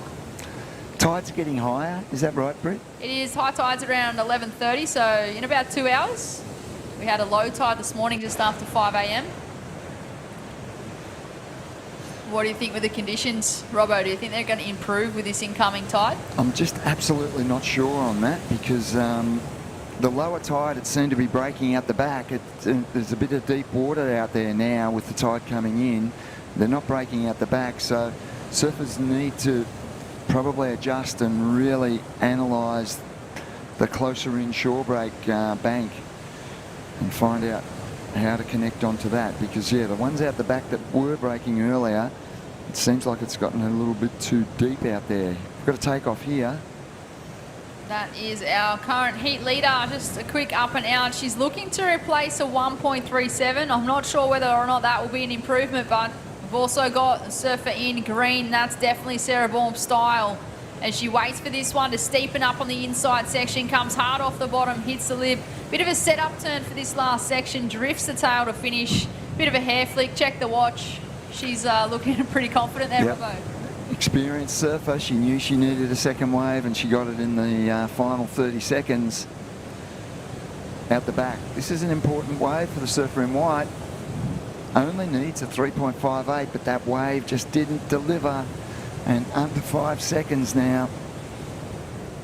Sarah Baum goes to first place, a 4.6 on her last wave, and well, that concludes heat number 3 of the women's round of 48. Sarah Baum taking the win over Charlie Stokes in second. We'll cut to a short commercial break and join you back with all the live action for heat number 4.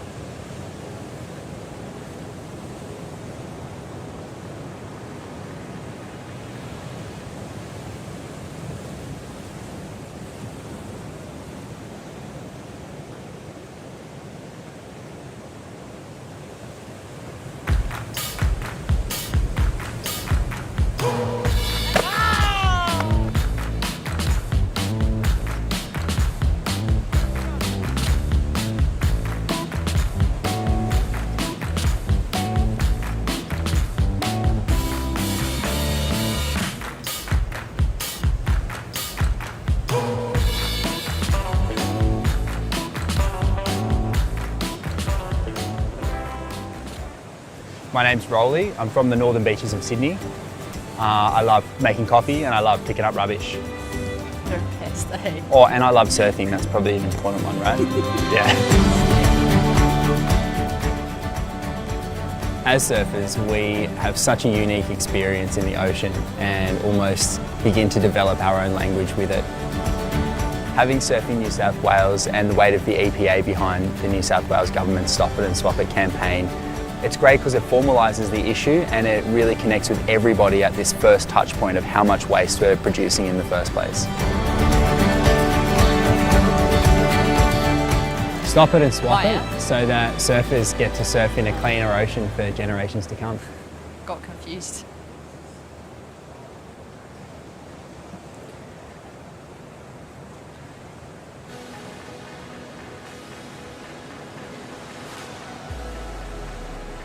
Welcome back to Boomerang Beach for the day number 3 of the Camplify Great Lakes Pro QS 3000. This is our first stop of the Whistler New South Wales Pro Surf Series for 2023. My name is Britt Nicol, joined in the booth with Steve Robertson. We are now into the women's round of 48, heat number 4. We have Safi Vetti in the red, Giselle Sinclair in the green, Charlotte Mully in the blue, and Grace Knight in the white. Another exciting matchup here, Robbo.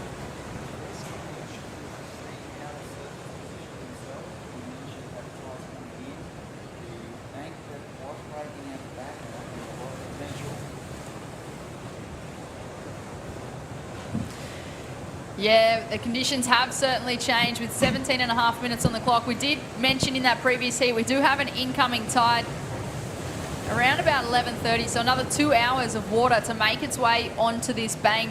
The conditions have shifted. We watched a couple of surfers in that previous heat get caught a little lost at sea, kind of in that middle bank, Robbo. Yes, and I think they need to reposition their themselves on the inside. The waves out the back don't seem to be breaking any longer. It's probably become too deep for that outside bank, and it's all about the inside bank now. So they'll be watching, before they enter the water, these surfers analyse the conditions really closely. They watch the heat prior to their heat closely to work out where they need to be positioned, and there's definitely been a change in how these waves are breaking on the bank at the moment, and it's a relocation onto the inside. So it will be interesting to see how they adapt and see what these waves on the inside are doing. It will be interesting to see throughout the day how these conditions change, whether or not this bank improves. And I'll tell you what, we do have a surfer who had a great read on these conditions and has just come off a result at the Tweed Coast Pro. She took the win in the QS 5000. I am talking about Sarah Baum. Sarah, it's Britt Nicol and Steve Robbo. How are you feeling this morning with the changing conditions? Oh, it's so tricky out there. Like, I had such a fun free surf this morning, and yeah, I knew it was going to be hard for a heat because that 20 minutes just goes so quickly. And as you guys were saying, like, you do tend to get lost out there, and I was like, oh, I kind of thought that before my heat. I was like, just be careful you don't get lost. And it's like that weird, you can either sit out the back and get the roll-ins, or you can sit further in and get those medium sort of double up ones, which are probably the best ones, but once you're out there, it's so hard to tell where you are. Sarah, we're looking at it and analysing it. We feel that the tide's come in a little bit, and it maybe is a bit too deep out the back now. Are the roll-ins, are they way more scarce? Yeah, definitely. Like, as I said, like, there's not much you can do on the outside, so you can either catch it from the back and just kind of wait for it to hit the inside, or they still, like, those bigger ones kind of keep washing through, which kind of makes you push further out. But I mean, like, this inside section is going to get so fun. Like, I had such a fun free surf yesterday afternoon after the contest, and yeah, it's definitely still contestable. Now, Sarah, you are an experienced competitor. You've been around for a while. You sat in second place in that heat for majority of the heat, knowing that you only had to replace a 1 from your scoreline. What were your thoughts taking off on that last wave, holding that composure and not buckling under the pressure? Honestly, couldn't hear a thing. I was like, I had that one, that left where I did that one turn, and like the wave kind of split, and I was like, oh, they can either call that as a make or not. And I was like, I'm just going to just act as if they didn't call it as a make. So I was like, surely I just need to back up a smaller score. And yeah, I surfed that last one pretty safe, but yeah, you got to do what you got to do sometimes.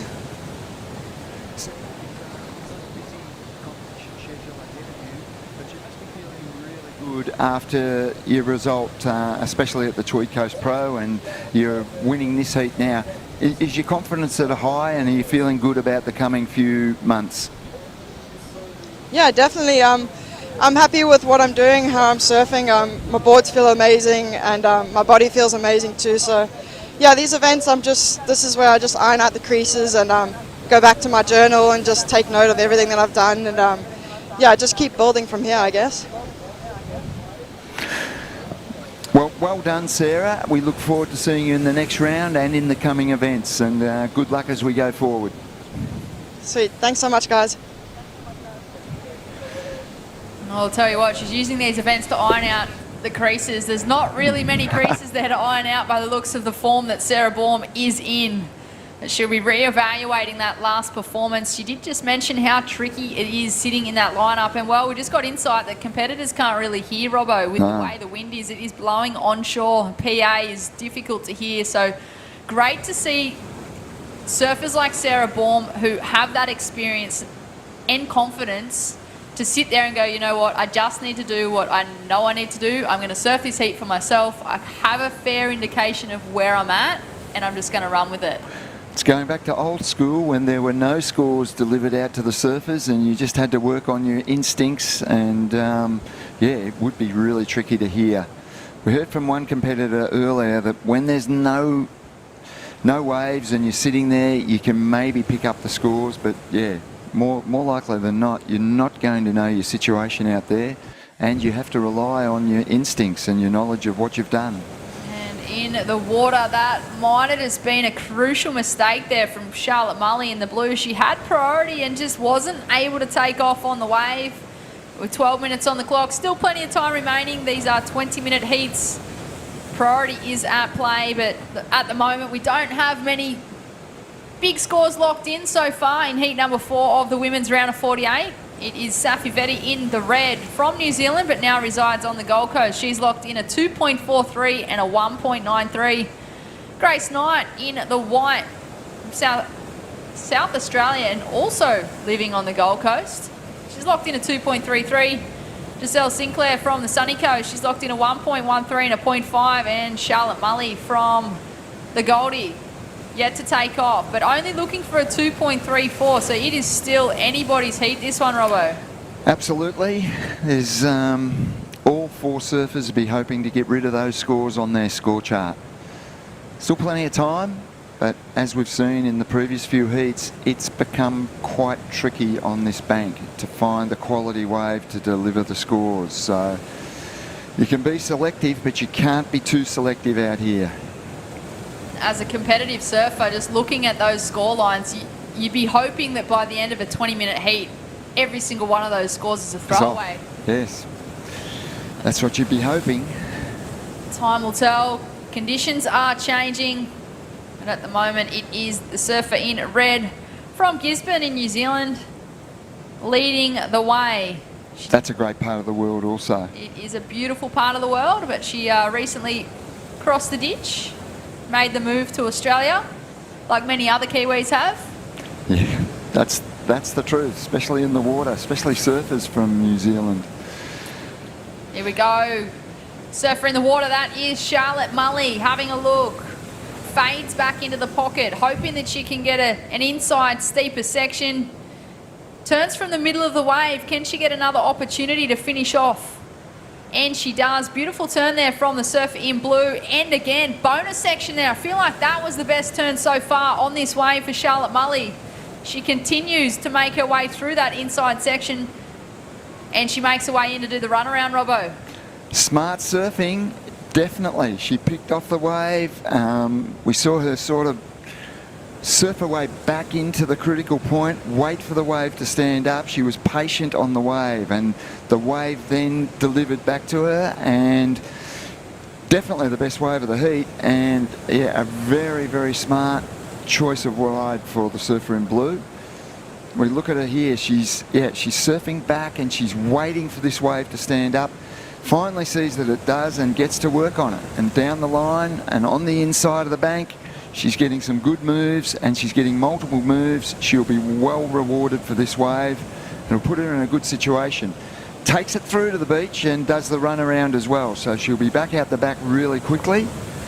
She'll probably even get the score given to her as she does the run around. There it is, a 5.67. Decisive wave for the surfer in blue. Just like that, Charlotte Mully goes to first place. She had a great read on that wave. I was kind of questioning on takeoff whether or not it was going to stand up, but obviously the surfer could see something that we couldn't, and well, it looked like it was going to run off too quick. So Charlotte Mully, she did well to just maintain her board rail to rail and keep that momentum to get those critical turns in and lock in a number, a 5.67. So that's a good score out there for this morning there, Robbo. And you can see her right up against the headland. There'll be a rip running out against that headland. She'll be back out the back really quickly. She needs a second score. She'll get plenty of time to do it. Good strategy. Strategy's playing a big part in these heats today. Ocean awareness, fitness. It's a victory at sea to a degree out there, and the surfers that use their ocean knowledge are the ones that are going to be well positioned for sure. You need to surf these types of conditions when they present at your local beach so that you're prepared for this sort of stuff. 100%, Robbo. I feel like I was speaking to someone the other week and I said the same thing. It's like anybody that is a good surfer can surf a good wave well. But I feel like when it comes to QS events, it comes down to who surfs a bad wave well. Yep. More often than not, conditions are tricky. And I feel like on days where it's pumping, some competitors might make the option to go surf somewhere that's not so pumping and you know, capitalise on that training aspect. Yep. No, that's for sure. Charlotte Mully, a 5.67 as she makes her way back into the lineup. This is, of course, day number 3 of 4 here at South Boomerang for the Camplify Great Lakes Pro QS 3000. You're in a beautiful part of the world here at Boomerang, just south of Foster. This is part of the Barrington Coast. Thanks to our supporting rights partners, Barrington Coast and Mid-Coast Council, allowing us to be here and coming on board for the event. Barrington Coast is the new tourism destination name for Great Lakes. Manning Valley and Gloucester, this region does span 10,000 square kilometres from its highest point at the Barrington Tops to the Pacific Ocean right here at Boomerang Beach. And there's a lot to explore beyond the beach, so check out their website barringtoncoast.com.au or follow them on socials at Barrington Coast. We've been here a few times now, Steve. I love the area, and if you download the Camplify app, you could organise a weekend, a week, a fortnight and tour the whole area in a beautiful van. You'll get fantastic reviews on the vans that are available, and what a great app that is. I couldn't believe it. I looked at it last night. You've got a van, Britt. You could start your own business. I already have my own business, but I feel like I could download that app and capitalise on more opportunities and you can add to live the van life a bit longer. Yep. I think it's just the perfect opportunity, you know, that the van lifestyle, there's a lot of changes to the landscape in employment these days, and a lot of people can work externally. It's amazing. Now that looked like a reasonable wave for our surfer in green. I think that is Giselle Sinclair in the green.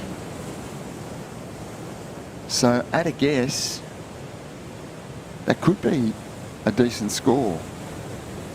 There it is, 3.33. And under these conditions, and especially with less than 5 minutes remaining, a 3.33 is a significant score. So she has actually gone to second position with a 3.33 and a 1.13. She'll be racing out the back. She's not doing the run around. She's going to do the paddle through the white water and try and get out there. Let's have a look at this ride. Good choice of wave, probably, given everything that's playing out here. She knew she had to get busy, and she's gone from 4th place to 2nd on this ride. Gets the link up into the shore break. That was important, and finishes with a decent move. So significant score, and She's now in second position with the second highest scoring ride of the heat so far as well. So that was an important ride. And with just on 4 minutes remaining, our surfer in blue is in the lead, has just the one score. It's a good score, a 5.67. Definitely wants to get a back up. And here we go. This is a good looking ride. Good first turn. Linking through, waiting for this wave to stand up on the inside. You can see them patiently waiting and then getting to work. So I like this wave as well for our surfer in red. So these surfers are getting busy in the final 5 minutes. As we watch the Destination New South Wales wave replay of Safi Vetti. Beautiful first turn. The wave kind of tapered off a little bit here, but she did recognise that and stayed in the pocket waiting for this wave to stand up straight into that turn and then finished with a bit of a foam tap. So she does have a nice style, the surfer in red, as she just hits that little eject button at the end there. I feel like that's going to be a good number. And there it is, a 4.77. So Safi Vetti, as she does the run around, she jumps into first place. However, Charlotte Mully in the blue sits out the back in the lineup in second place, only chasing a 1.53 to take that lead. 3 minutes on the clock. That was an important ride for the surfer in red because she had a 2.43, and in these conditions that could be a reasonable backup. She'll try and improve on it, but the 4.77 has put her into the lead. I actually thought she might have got a slightly better score than that. I agree with you on that one, Robbo. I felt like maybe the first turn was like a really nice turn and she surfed the wave as best she could, but I just felt like the wave didn't quite provide. On takeoff, my eyes lit up. I was like, look at this bomb that's just come through the lineup for the surfer in red. But she got the first section and then it kind of just backed off a little bit. But she's in the lead. She'll be feeling good. She'll be desperately trying to get back out the back. And here we go, surfer in blue. This is her second scoring ride. So whatever she does on this is going to improve her situation. And look, she only needs a 1.53 to get to first. I don't know if she's going to get it. The wave petered out on her. She tried to maintain in the power zone and hope that it would build up. And here we have a surfer off and running as well. That is Giselle Sinclair, puts it up there. Can she get the completion? She manages to ride out. Okay, this is going to be close. That's a significant score as well. And she finished off that ride and only needs a 2.35 to get to second. So, yeah, this is close. There is not going to be enough time, I feel, on the clock for the surfer in green to make her way back into lineup. And there it is. She's got the score required. Yep. Blue, Charlotte Mully gets bumped into third place. Well, she's only chasing a 1.13 now to move to second. However, her score hasn't dropped yet, Robbo. I know. I feel like it's enough to be a 1.13, but you never know. I'm not sure. Yep. And there it is, a 1.3. She just gets the number. Wow. We are into the Mad Max minute with 55 seconds on the clock. Just like that, the situation changes. Giselle Sinclair in the green, now back in third place. But she was making her way back into the lineup. I just don't think she's going to get back out there in time, given the conditions today here, Robbo. That's as close as it gets.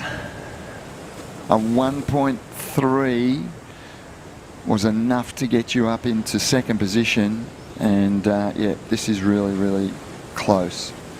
I'm not sure where green is in the lineup, but she's got about 20 seconds and only needs, well, she does need a significant score of 3.51 given these conditions. As we get down to the final 10 seconds. Will there be another opportunity? Will the surfers be in the lineup if it presents itself? Red having a look. This is Safi Vetti from New Zealand looking to take the win of this heat. And it looks as like this one is finished. That concludes round of 48 of the women's heat number 4. Safi Vetti taking the win. On screen there, she makes her way in.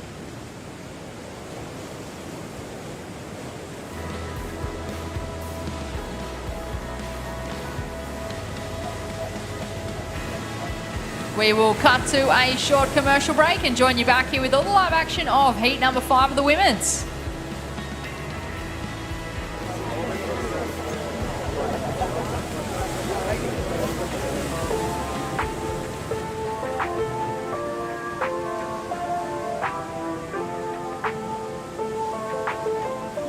a beautiful day.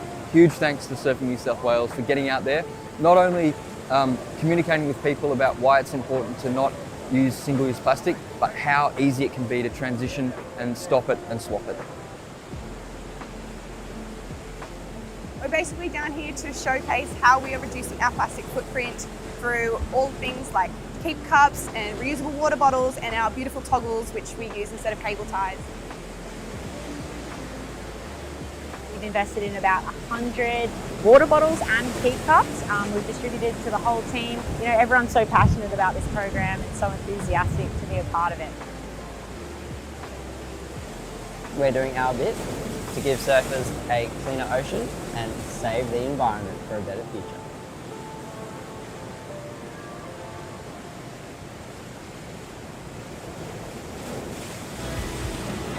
Welcome back to Boomerang Beach, a beautiful part of the world. We're here for the Camplify Great Lakes Pro. It's a men's and women's WSL QS 3000. It's part of the Whistler New South Wales Pro Surf Series for 2022. And we've got onshore conditions, but still plenty of opportunity out there. I've got Adam Hennessy in the booth now. And Adam, what do you think? The tide's coming in. It's pretty tricky out there now.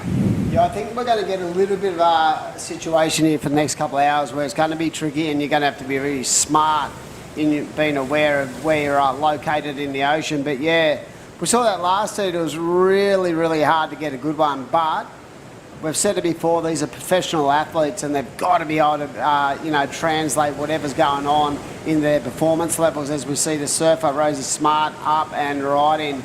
Nice looking wave, but as you say, everyone's got to surf the same conditions, and for myself as a coach, I'd rather see the waves like this than half a foot clean. So that was really well That surfed. was a good wave. That's the best wave I've seen for the last couple of heats, and yeah, probably the surfers have been analysing what's going on out in the water and they've worked out the positioning. That was a great wave. Rosie Smart. Yeah. Great way to start the heat. Look at this thing stand up. She's going right and now transitions to the left off the bottom. It's nice smooth surfing, and watch this final move. Critical move, and surfed out of it really smoothly. Adam, I like the score. Well, I haven't seen the score, but I like the wave and I'm looking for a good score. What I love about that wave of 5.50 was the patience he had on the forehand towards the back end of that ride. So yeah, it's just identifying each and every sort of section you got to hit and just making sure you're calculated in your approach.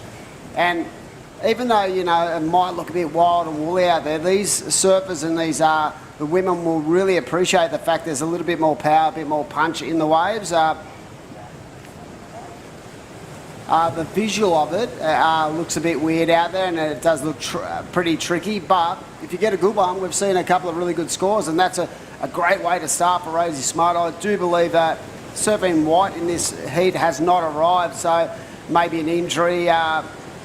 We wish her all the best. So it looks like a 3 surfer heat at this stage, but yeah, great way to start for the surfer in blue. Well read. It was a right and a left, Adam. She scored both ways on the one wave. What I love about conditions like this, Robbo, is the fact that how much room they've got to move and how wide the playing field is, and it makes it more interesting from a spectator point of view, because they've really got to analyse exactly where they sit. And like you said, this first turn really nicely weighted, but it was when she came back to the forehand, I felt just that patience. You could feel the chatter on the wave was trying to bump her off, but look at that, just really nicely elevated into the lip. Great final turn. Yep, I liked it. Well rewarded, and a great way to start the heat for Rosie Smart. And when the wind's direct onshore, this is just about a direct onshore southeast, east-southeast, the actual wave faces are clean. 100%, it's everything outside of it. It's everything outside of it. When the winds are offshore, the wave faces are clean. When it's direct onshore, the wave face is clean. It's not a devil wind. You don't want to cross shore.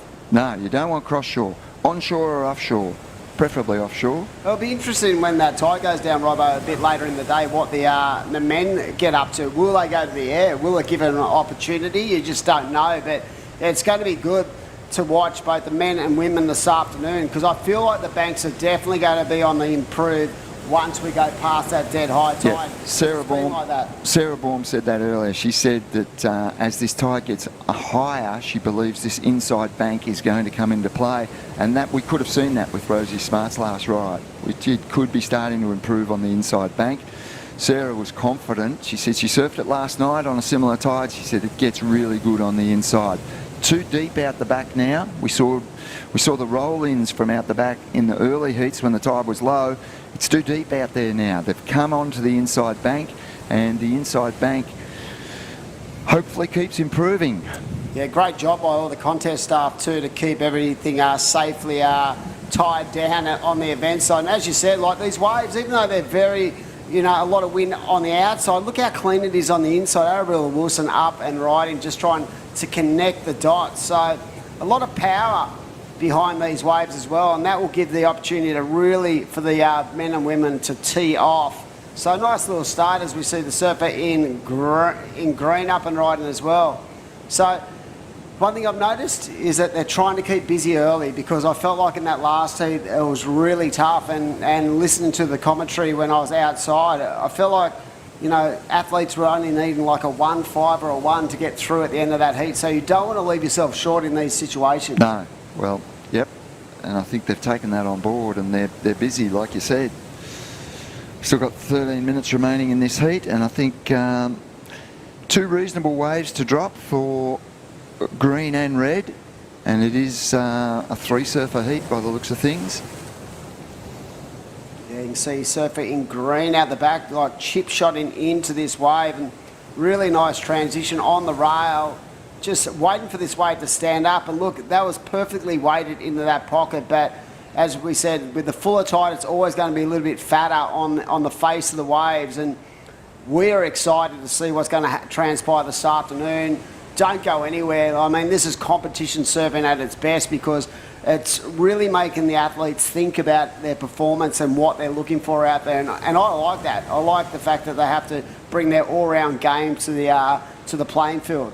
Here's some scores that have dropped, and yep, I like the ride of greens, a 4.5 for Isabella Caldo, and the surfer in red, Arabella Wilson, a 3-point ride. So given the conditions and how it's playing out, they're reasonable scores. They'll want to do better than that, but they could end up being their second scores, but they're reasonable scores given how it's playing out.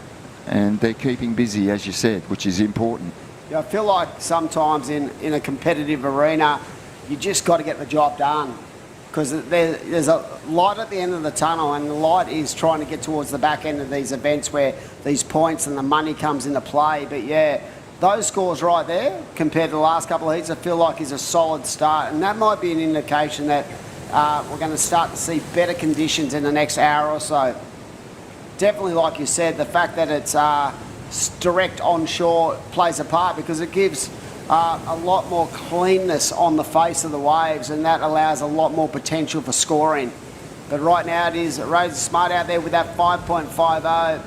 So everyone's got a score to start, but with 11 to go, Robbo, they're going to have to start to think about, how important that second ride is going to be in these 2-wave combinations.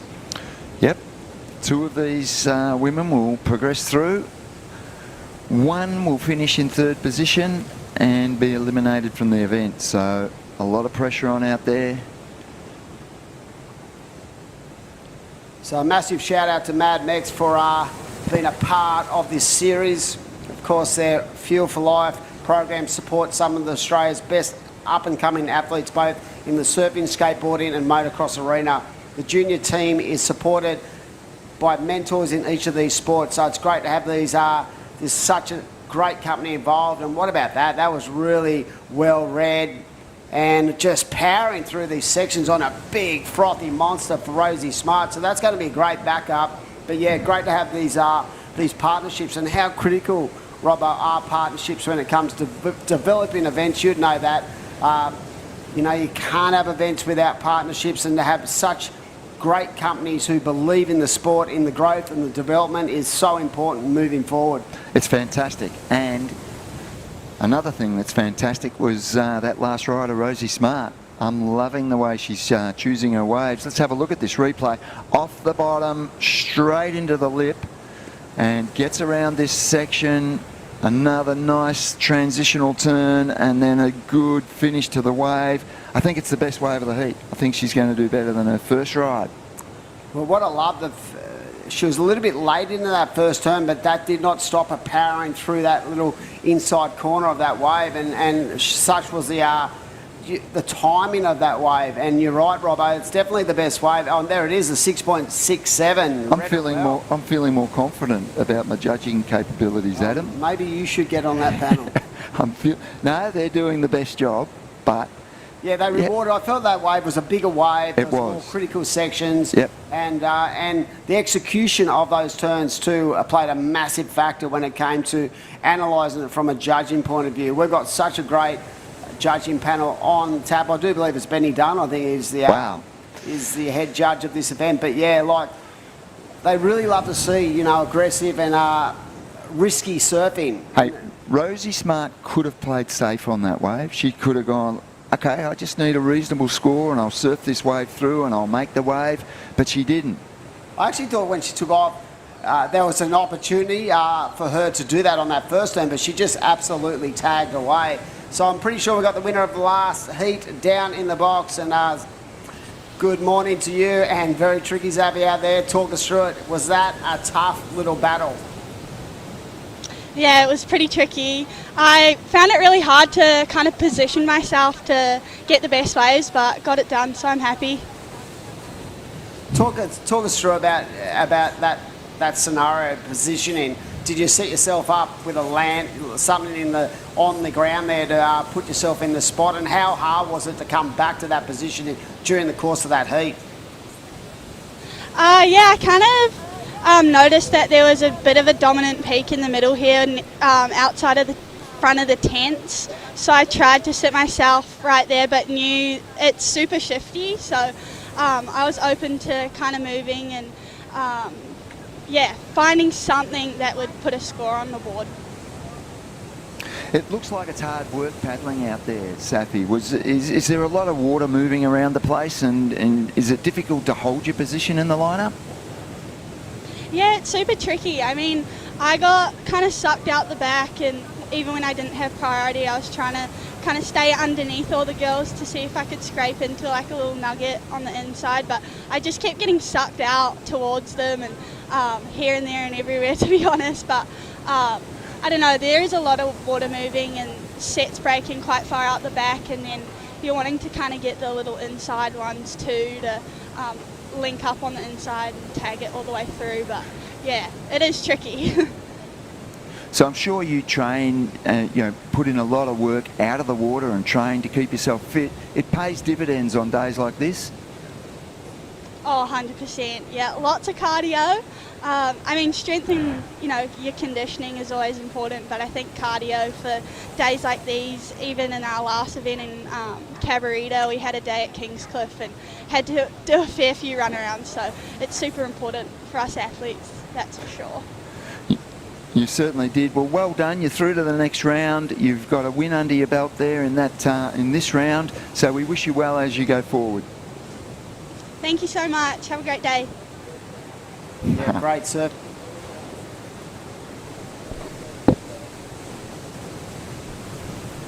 Found a rhythm and got the job done, and that's all you need to do at this stage in the event, Robert. You just need to keep getting through heats. You're going to get those heats where it's very tricky, and sometimes you might scrape through, but it's the outcome at the end that is the important part. But right now it is Rosie Smart putting on a bit of a clinic. When you think of a 12.17 two-wave combination in these conditions, that's impressive. She's reveling in these conditions, and I have a feeling that she loves it. She loves surfing, onshore, chunky, unpredictable type waves, because she's read the lineup superbly. Yeah, I have noticed that. She looks so at ease. She does. In these really sucky, punchy sections. Like we spoke about that wave before where she could have played it safe on that first turn, but she chose to attack. Yep. And that's an indication she feels comfortable in these kind of waves.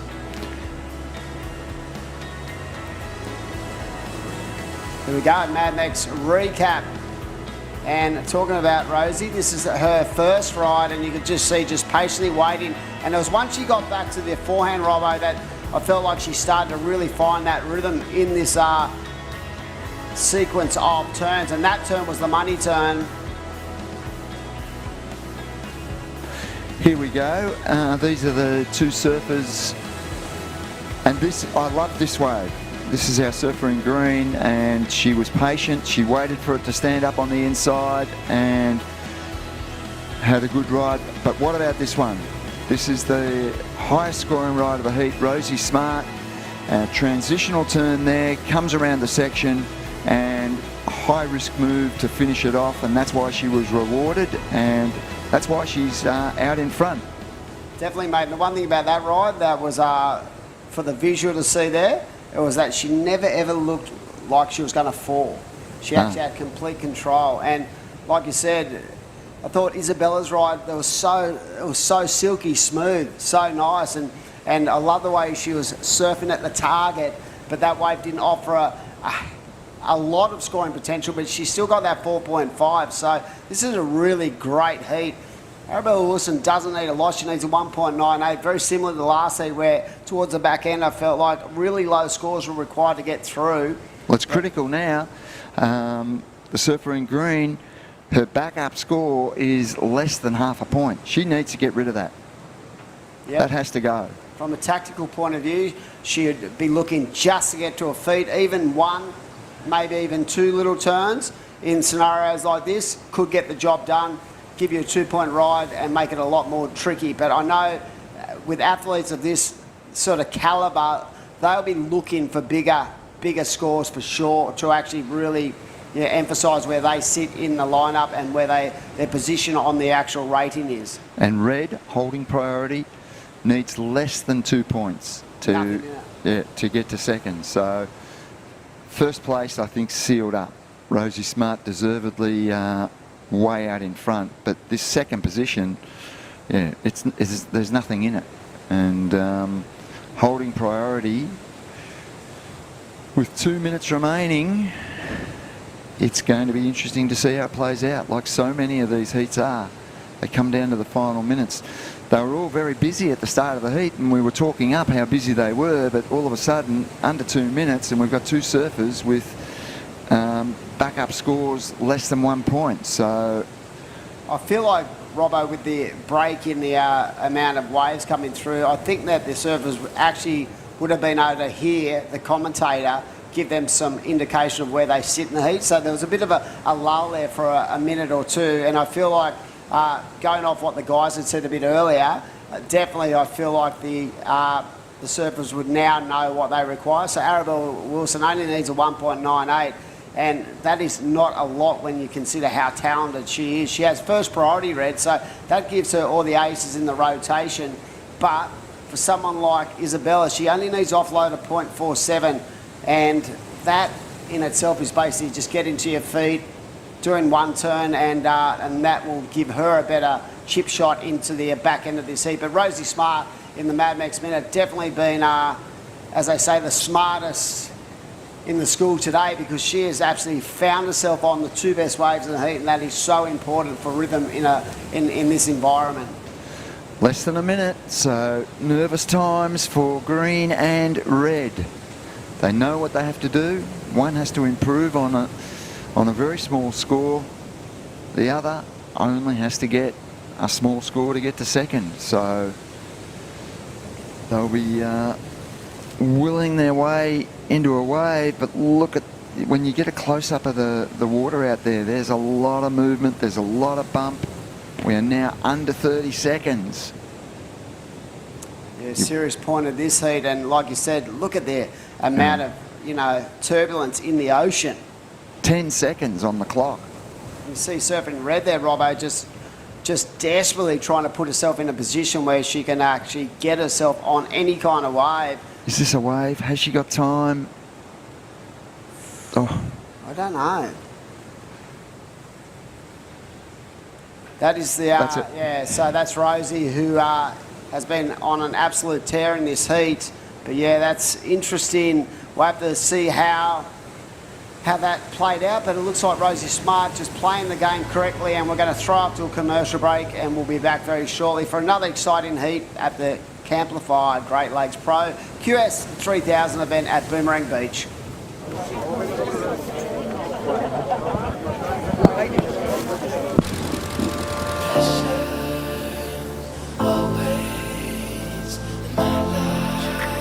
Lay back and just forget the pressure. Always in my life, it's alright.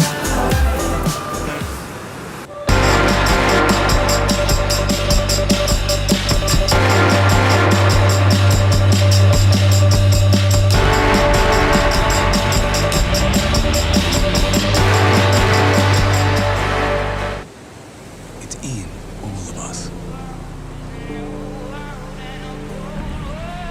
That craving to feel new again. To see something new that will blow our minds. Or meet someone new who will change it. New South Wales. A place to feel free. To feel alive. And most of all, to feel new again.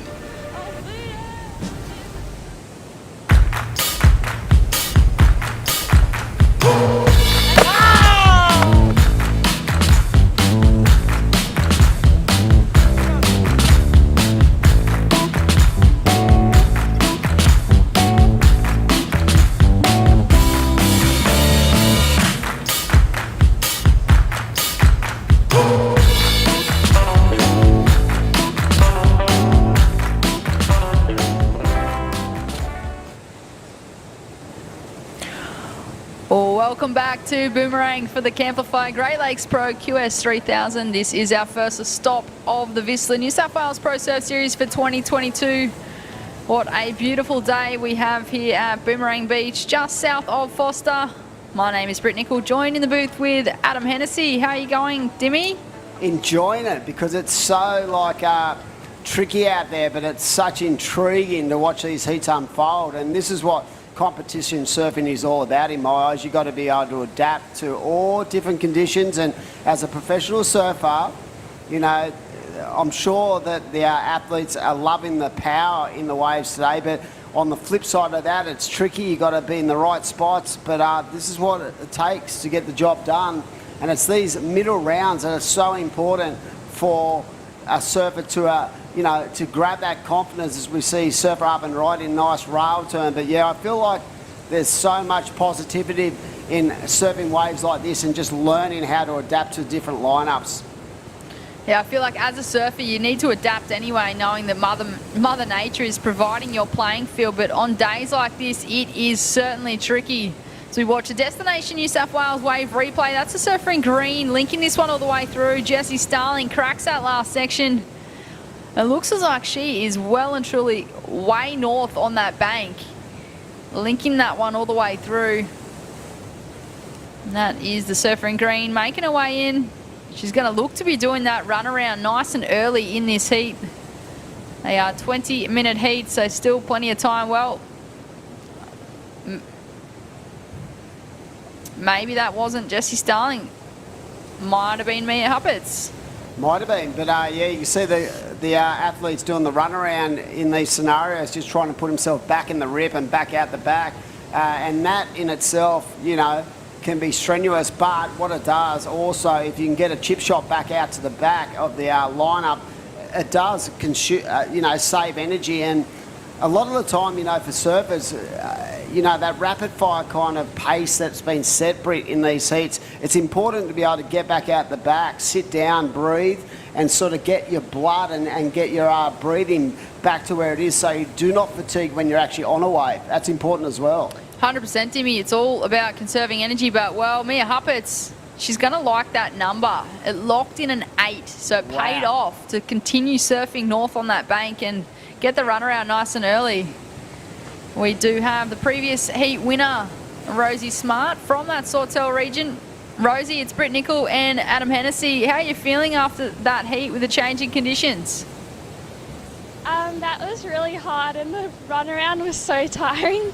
But I'm just glad I got one early and then managed to back it up, so yeah.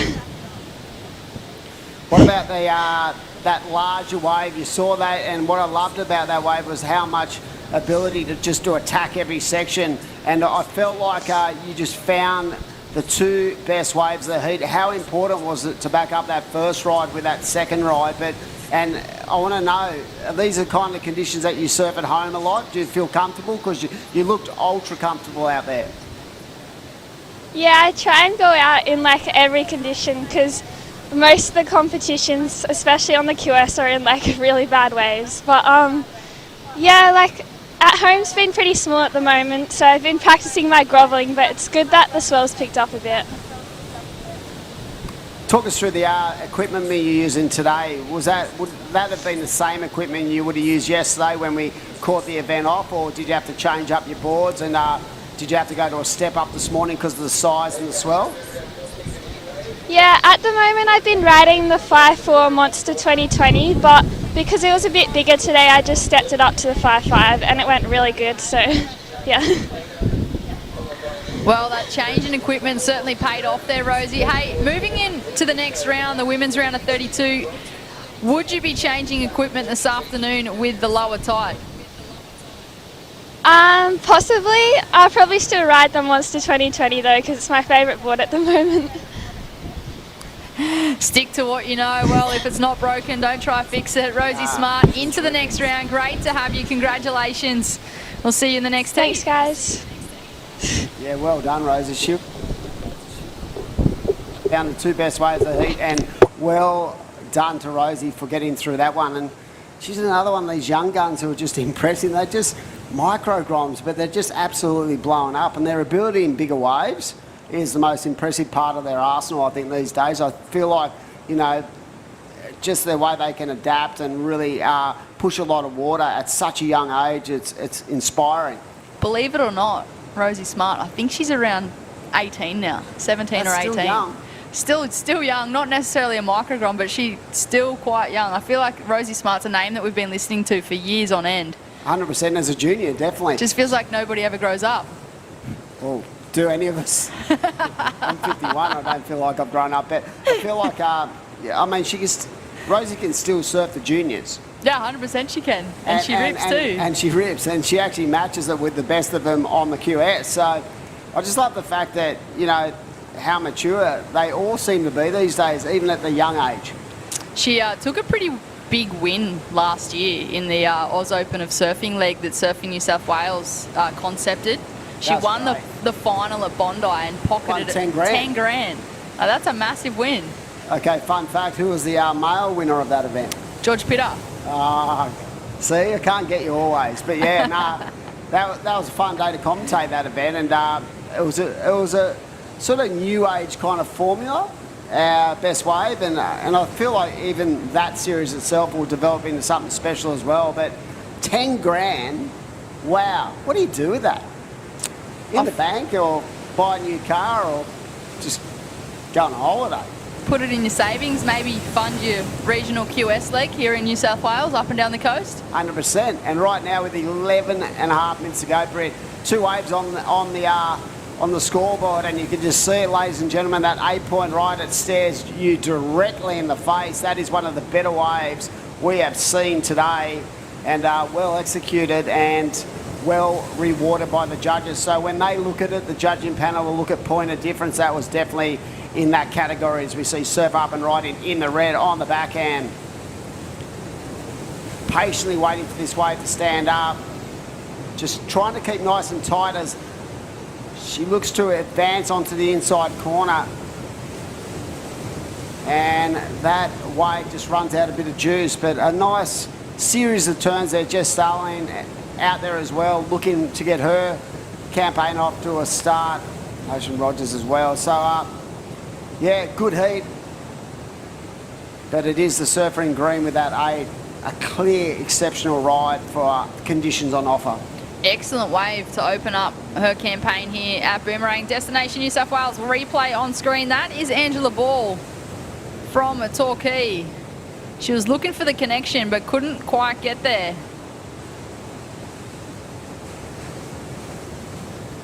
Well, we've just been told Rosie Smart bought a car. You did just see that message come through my screen, didn't you? Yeah, I did. And what about that turn? For the surfer in green, yeah. Like, bought a car, how good at that age, not even have to worry about it. I'm sure the olds were stoked as well because they probably were going to have to invest in her future as well. But yeah, that's great to see. And smart move. Smart move. Had to get thrown out there. Yeah, very well done. But yeah, right now we have that replay there. You saw why that was an 8-point ride, just the fluentness, the fluency of those turns and just the amount of elevation she got into the lip. And power, speed, flow, and that is a massive part of the criteria for the judging panel, isn't it, Brett? It certainly is. Well, a degree of difficulty in there as well. Innovation. And progression. There's all these little increments that go into what the judging panel. People do ask me along my travels when it comes to surfing, they say, how do they really analyse it? How do you break it down? I say they have a really solid base to work from. And that's why they get it right. And it's always been that power game that has been a big part of the criteria over the course of from generation to generation. And we do have a professional panel of WSL judges. Ben Dunn as the head judge of this event. Back to the live action in the water, just a quick one there. It's great Surfer that going left. These former World Championship Tour surfers can then sort of advance their surfing careers by becoming judges, because there's no better in the business than Dunning, guys like Drew Courtney, and guys who've just had that experience on the elite ranks. So they come from a path that is very much different to most people, and it's great that they can give back to the sport. And he's from up this way, old Dunny. He's from Old Bar. But he's definitely a part of that elite panel. Patamo, of course, the head judge. But yeah, we've got a really solid judging panel. But when you break down how they work out each and every ride, it's such a skill set just to be able to, watch so many waves in a day and get it right. And they get it right all the time. So well done to all the judging panel. And right now we are 8 minutes. And it looks a little bit wild and woolly where they're located on the beach, so they're doing a great job.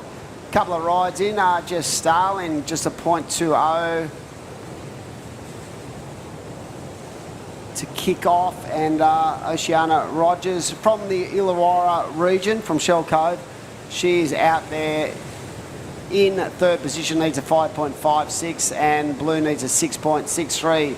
So with 7 minutes to go, Britt, I think it's important in these next couple of rides for both third and fourth to establish something they can work with towards the back end of the heat.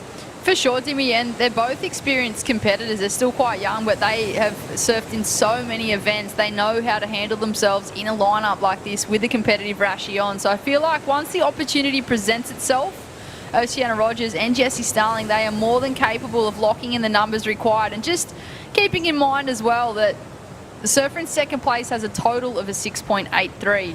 So while Jessie Starling is searching for a 6.63 to advance, you can break that into 2 waves, not necessarily 1. 100%.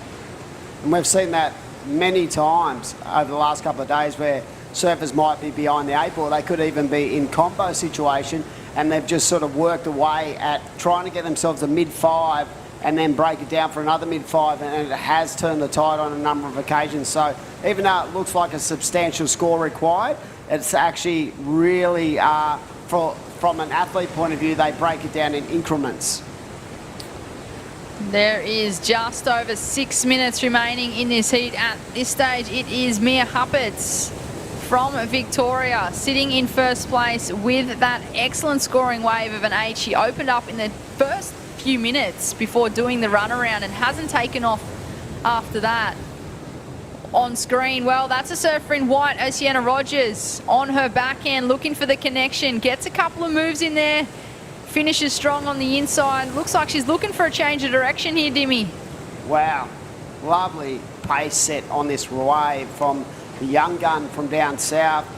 And as a junior grommet surfer, I've seen her lock in numerous tens in her career. So to see her actually advance onto the to this stage is great to see. And you just see that flow, just that really effortless nature to her surfing, and I feel like that's going to be a real strength of hers moving forward in her career as we see the camera panning down to this inside corner where the current heat leader just trying to back up that 8-point ride. Mia Hubbard trying to just back that up with something because she had no wave as a second score. So it's going to put her in a better position. Something is better than nothing at this point in time. She just needs another number. She opened up with an 8 and waited so patiently throughout the entire heat. Mia Huppat's in first place in the green. She's originally from Jan Jark, but now lives on the Gold Coast. She's joined Burleigh Board Riders. Got a good support crew behind her. Seriously, she'd be surfing this every day of her life down at Jan Jark as we see surfing white. This is the that wave we were talking about, just the nice rhythm and pace of that wave. But yeah, up to Burleigh these days, so that is a real big change up. I wonder how she handles the humidity of the Goldie in February and March. It's lethal up there. Tell you what, I was down in Victoria the other week, and every weekend either side of when I was down there has been a heat wave. Like, it was just 40 degrees down there this week. The weekend I went, it was a polar blast. It was snowing at Mount Buller, and this was only like 2 weeks ago. Well, I went down to the 11 wave degrees pool in January, and it was 36 degrees the first day I got there, and the next day it was 14. It's just insane. Seriously. Really is 4 seasons in one day, and I can see why Mia Huppat's made the move up north. A bit more stability up there in the weather. Yep, as scores have locked in. So that last of white was a 5-point ride. That is the second best wave of the heat for Shiana Rogers, and she only needs a 1.83 to go up into second. Surfer in green. She is locked in at 3.87, so consolidating her position on the leaderboard in first. Surfer in red needs a 7.88. And that is a big number, but what she needs to do is offload that 2.83 to advance her position in the heat, because it's very tight between herself and White, and Jess Starling a little bit behind the 8 ball in this heat, but very talented surfer from North Narrabeen, and she'll be looking to get herself on the board, and a nice carving turn. That is Angela Ball on her forehand. Speaking of Victoria, well, she is from Victoria, linking this one all the way through, only looking to drop a 2.83 from her scoreline to make the requirement a bit harder for the surfer in third and fourth. I'd be interested to know where Oceana Rogers is in the lineup. Is she stuck on the inside? Did she do the run around, or is she halfway out the back? Being a Grom, you'd probably, for the most part, you'd be thinking, better run around and sort of, even though there's a lot of physical nature to the run around, it's also a lot better once you get back in the ocean and sort of get yourself sucked out to sea. But yeah, it'll be interesting because she only needs a 2.23 after that last ride, so a 3.23 last of red. And I can feel someone on this inside, and it is Jess. I know that style. Nice carving turn, just trying to keep the flow, the momentum as she goes down the line. Holding that rail, nice turn in the pocket. Can she get a finish here? And unfortunately couldn't finish that ride off. If she got a turn in there, I reckon that was going to be a lovely score. It was, Dimmy. It's just, unlucky she couldn't make the most of that last section and get up there and get critical to just really put a stamp on that last section. But Jessie Starling in the blue chasing a 7.03. She'll have a number on the board, but will there be enough time for her to get out the back and catch another wave? But live action in the water, that's Oceana Rogers. She's on the inside. She only needs a 2.23 to progress. Is this going to be the number that she's searching for, Dimmy? Well, that's a pretty smart move, very mature approach, because she knew that she wasn't going to get out the back and decided to roll the dice because she only needed a 2.23. I don't know as we head towards the mad next minute. I'm not a judge, so it's going to be tight, but yeah, definitely a well thought out plan there, because I could see her trying to paddle through the lineup and it wasn't allowing her to get towards the back end of the lineup, so she had to roll the dice with that amount of time on the clock. and it's in the judge's hand now to see if she actually got it. Here we go, Red. Oh, gets absolutely punished. 35 seconds, great heat. We are looking and waiting patiently for that last score of white to lock in. Was there enough on that wave to allow a 2.23? You only have to go back to Surfing Red's 3.23, and then you sort of got to analyse the two waves and see exactly, you know, what was the better ride there. So as we round out another exciting heat, the WSL Camplify Great Lakes Pro QS 3000, and we're going to see a replay and just try to pick the eyes out of this last wave. Was it enough, Britt? Here is the Destination New South Wales wave replay. Bit of a check turn to start. We just kind of floated over the section. That was kind of the only turn on that wave, I feel like, Dimmy. For me, I don't know if it was enough. Might be under. The body language didn't really sell me on it either. Yeah. I love the actual thought process in that wave, because had that wave sort of opened up, she was able to get a couple of turns in, but I just don't know. I don't know if there was enough meat on the bone when it came to scoring potential in that scenario. So we're going to throw off to a break, and we'll be back very shortly. And what a bumper day. Even though the waves are wild, we are having a great time, and it is day number 3 of action at the Camplify Great Lakes Pro. We'll be back very shortly.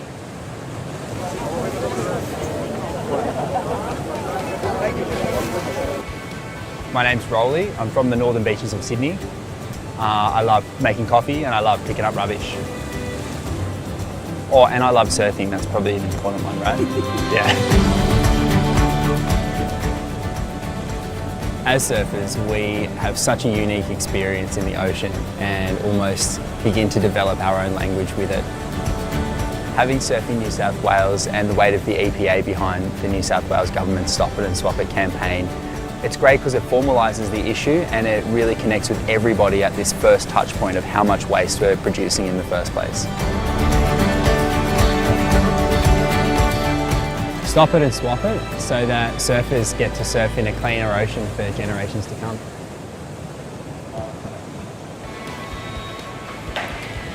Welcome back to the live action at Boomerang Beach for the Camplify Great Lakes Pro QS 3000, our first stop of the Vissla New South Wales Pro Surf Series. We just concluded heat number 6 of the women's round of 48. We're now into heat number 7. We have Raya Campbell in the red, Ellie Lampkin in the blue, Talia Henderson in the white, and Miller Brown in the green.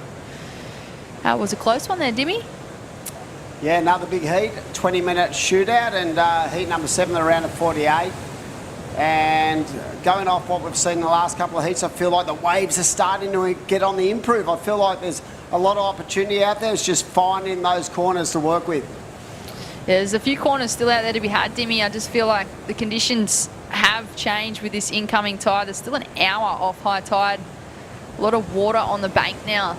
Not as much opportunity way out the back, but the surfers still trying to capitalise on those sections once they present themselves. The swell did pick up overnight. It was pretty small yesterday and nice and clean. We decided to call the event early yesterday afternoon. Not really by choice. We had no option with the weather the way it was. It was a massive front, a heap of rain, wind, stormy conditions. So we've kicked off again this morning and conditions are looking a little nicer. Do you know what I love about the WSL app? Is that I'm a freak when it comes to like loving every bit about the sport, right? I love looking at the fan picks. In this heat, Raya Campbell, 48% of the public, the viewing public, think that she's going to get the job done out here. Are you in the fantasy surfer? Do you do fantasy surfer? I used to. I don't anymore. More so just because I forget to put my team in. Mate, I know the event's on and then I just forget. No, it's part of the excitement levels. When you're a pure frother when it comes to surfing and all things surfing, I love it. It's pretty fun. It's good to have that extra little bit of banter too, just to join a team, give it to a few of your friends, and see who is the best surf fan who can pick the winner. It does. It creates a bit of laughter too. But I was in a fantasy team, but no longer. I just forget to put my tips in. Looks like that surfer is up and riding.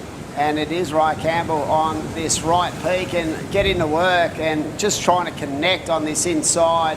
So just trying to establish a score she can work off and build house. And I think in conditions like this, Brett, too, it's important to be able to have something in the bank so you're not pressured towards the back end. In that last set, we saw Oceana Rogers needing a very low score towards the back end, could not get it.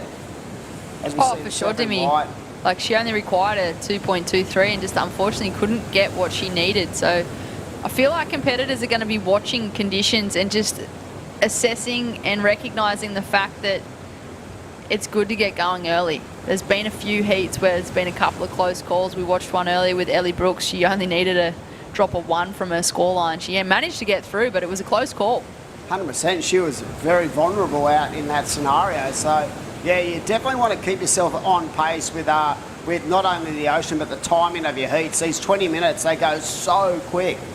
They must feel like just minutes in the ocean when you're out there. But, yeah, I feel like the surfers who can establish position, establish a solid sort of score, exactly like we saw in that last heat where we had an 8-point ride, and that really sort of takes the pressure off for someone to actually be able to build, as we see Noah Brown up and right in.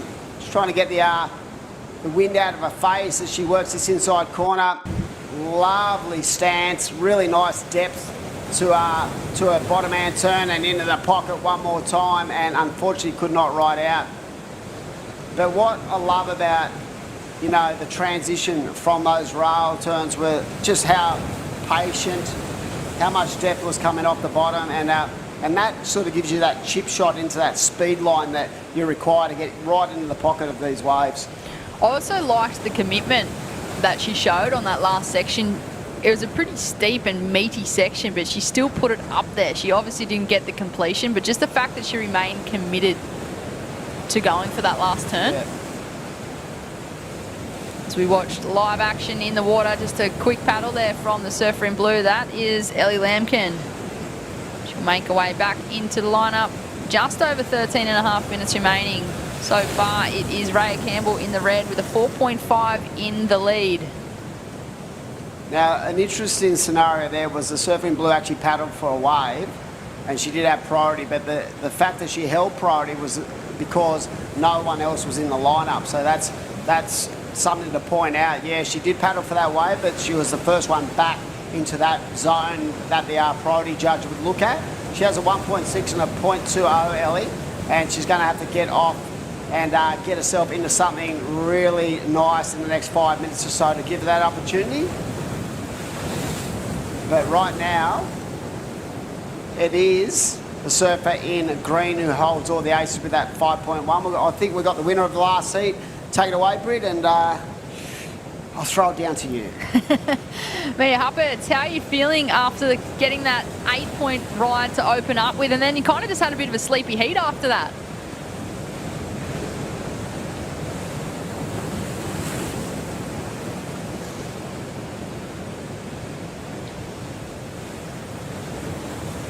We might just have some technical difficulties there. So unfortunately not able to hear Mia, but I'm sure we'll get another chance to interview her later in the day, if not soon.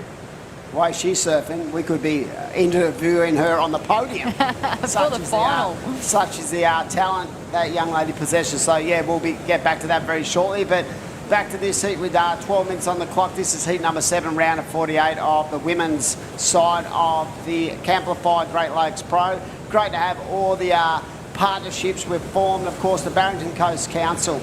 This is such a beautiful part. What a landscape it is. And I encourage everyone to get online to Camplify, maybe check out their variety of vans and get yourself up to the Barrington Coast, because it is destination pristine when it comes to New South Wales.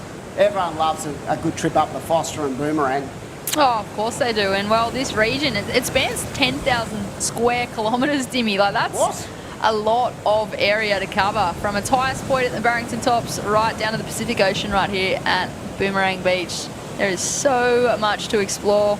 And for anyone that might want to travel to this area, like Dimmy said, download the Camplify app, grab yourself a hire van, and then head to barringtoncoast.com.au and find all the places that you want to visit. Yep, Destination New South Wales as well, a big part of this event, and I love the fact that the New South Wales government has so much support when it comes to growing and developing these events in our state, and that, you know, that translates to more performances on the world stage. So having Destination New South Wales a part of this program is such an important growth for the sport in itself. But yeah, the Barrington Coast, what a place to be. It's so beautiful. It's only a couple of hours away from Sydney, and you can get out of the rat race, as they call it, down in Sydney, and just come to one of the most spectacular places in the world. Beauty. It is. It's right one at of your feet. my favourite locations, not just in New South Wales or Australia, but worldwide. It's just a beautiful stretch of coast, just south of Foster. And yeah, a little bit different to the hustle and bustle of the cities. It's pretty laid back, chilled town as we watch Ellie Lampkin in the blue do the run around. So fitness coming into play here with 10 minutes on the clock. Yeah, I feel like she got caught inside on that set, and I think it's a smart move to identify, okay, let's think about the timing about having to paddle through the whole lineup, and she's locked in a 5.20 for that last wave, so that was well worth that inside corner. So she's put herself in a position now, Britt, where she can basically, you know, to take in a bit of energy, to try to get the breathing right and get herself back in the lineup. And this is the wave we're talking about. Really nice rail work to start with. Read this inside corner, and look at this turn. And negotiated that perfectly, Brett. She did, and she knew it too. I feel like on the way back in, Ellie would have had the upper hand as well on the other competitors, in the fact that she would have heard the PA on her run around. So she would have had an indication of the actual situation making her way back out, whereas it has been a bit tricky for some competitors to hear in the lineup this morning with this onshore wind. Obviously, yeah, doing an amazing job with the PA system, but sometimes the weather just makes it hard to hear in a lineup such as what we've got today. Yeah, I'm pretty sure that all these surfers can adapt to that, and instinct plays a part. But yeah, Ellie would have definitely been able to hear that 5.20 as she ran up the beach, and she looks like she's in really good headspace when it comes to the fitness. She looks like she was doing that easy, and now she'll get herself back, reset, and go again. Because if you look at the top three scores in this heat, Britt, it's pretty tight. A 4.5 for Red, a 5.10 for Green, and Ellie, as we said, that 5.20 is the best wave beat so far. And these heats just go so quickly. There's no time to really, you know, settle yourself down. You've got to be able to breathe. You've got to be able to save that energy, but you also got to keep yourself on the move if you're going to get through. 100%, Dimmy. You don't want to just drop anchor and kind of sit in conditions like this. I feel like when it does get like this, there's a heap of water moving, the swell's picked up, and it pays to kind of hunt the lineup. Something could just pop up and it just be a gem and you get the score. The other thing that was interesting about, you know, people who drop anchor is I heard a lot of the guys say the other day, the men, when they were in the water, they said, you know, I sat there and I sort of nearly got cold, and that played a part in you know, trying to get their body moving as they looked at the next wave they're going to take off on. And talking about waves, look at this thing. Surfing wide, jams under the pocket, comes around, just holding that body position, and unfortunately cannot get another section. But here we go. Looks like current heat leader up and riding once more, down on that far corner, trying to negotiate these different corners and sections. You've got all these different swell lines coming in different sections, and sometimes it's hard to negotiate. And talk about keeping the body moving. Ellie Lampkin, she caught a wave. She got a 5.2. She didn't just jog up the beach. She was absolutely sprinting up the beach, paddled out, and a couple of minutes later, she's just taken off on another wave. So it's only a 2.93, but it's enough to just extend her lead ever so slightly as we watch Ray Campbell in the red on her forehand. She's trying to stick with it. So competitors just finding it tricky to get over that middle section now, Dimmy.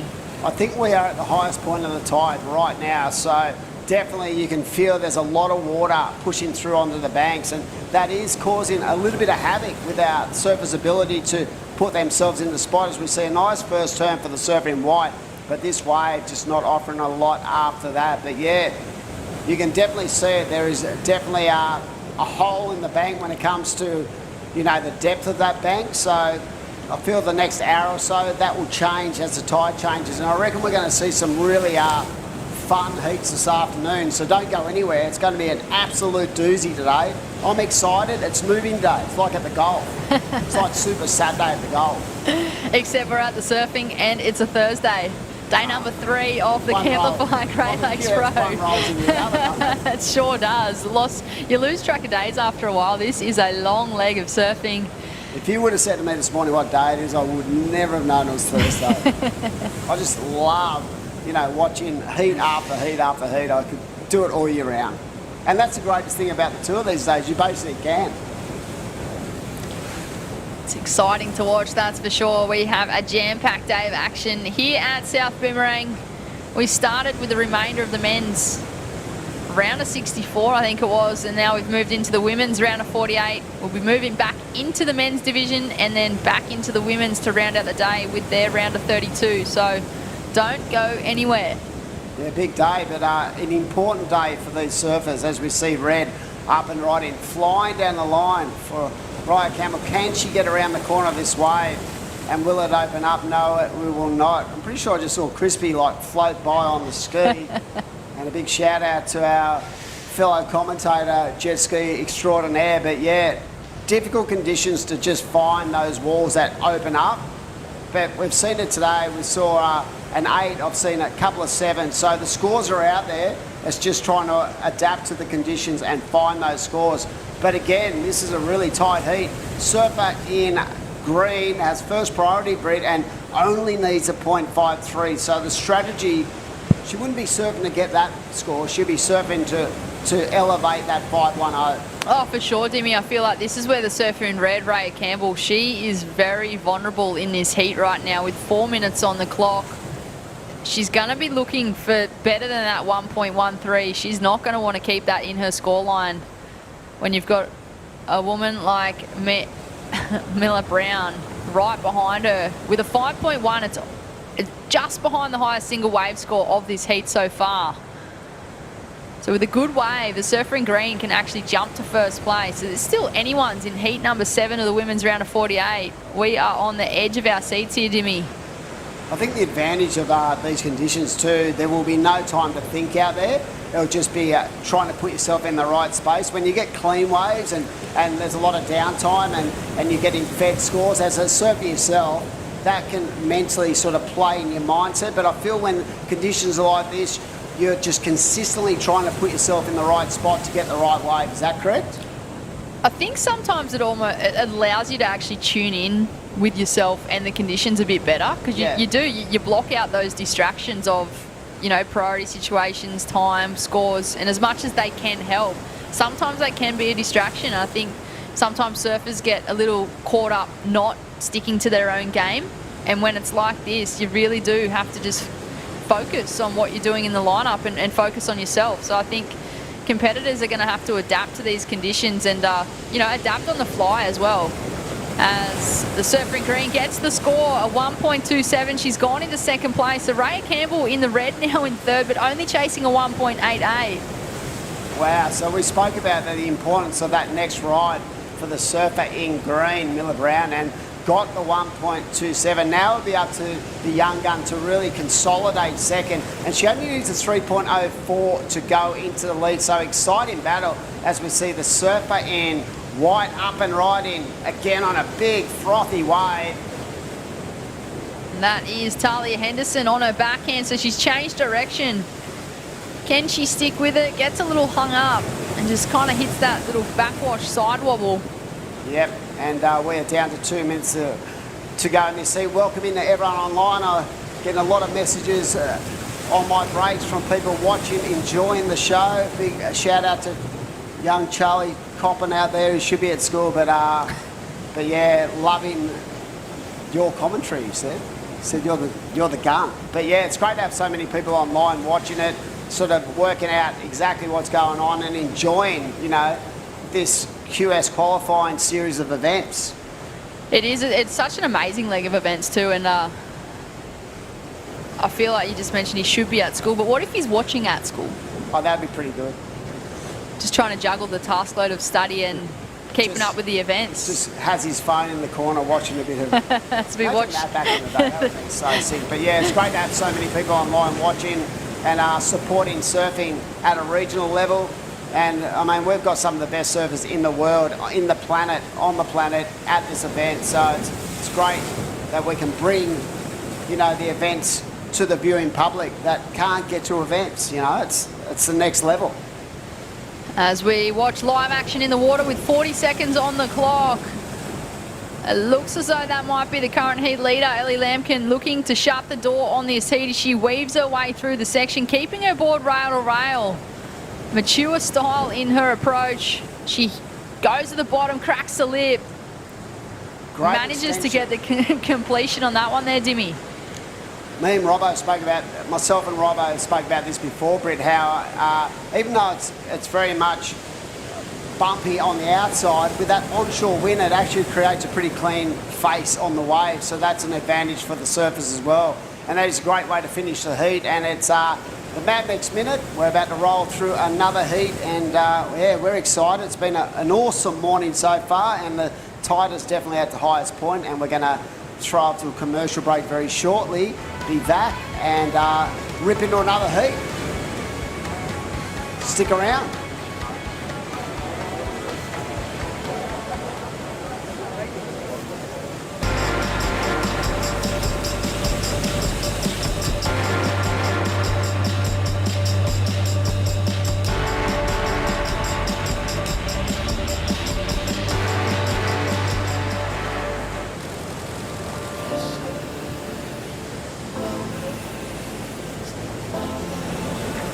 Lay back and just forget the pressure. Always in my life. It's alright. It's in all of us. That craving to feel new again. To see something new that will blow our minds. Or meet someone new who will change it. New South Wales. A place to feel free. To feel alive. But most of all, to feel new again.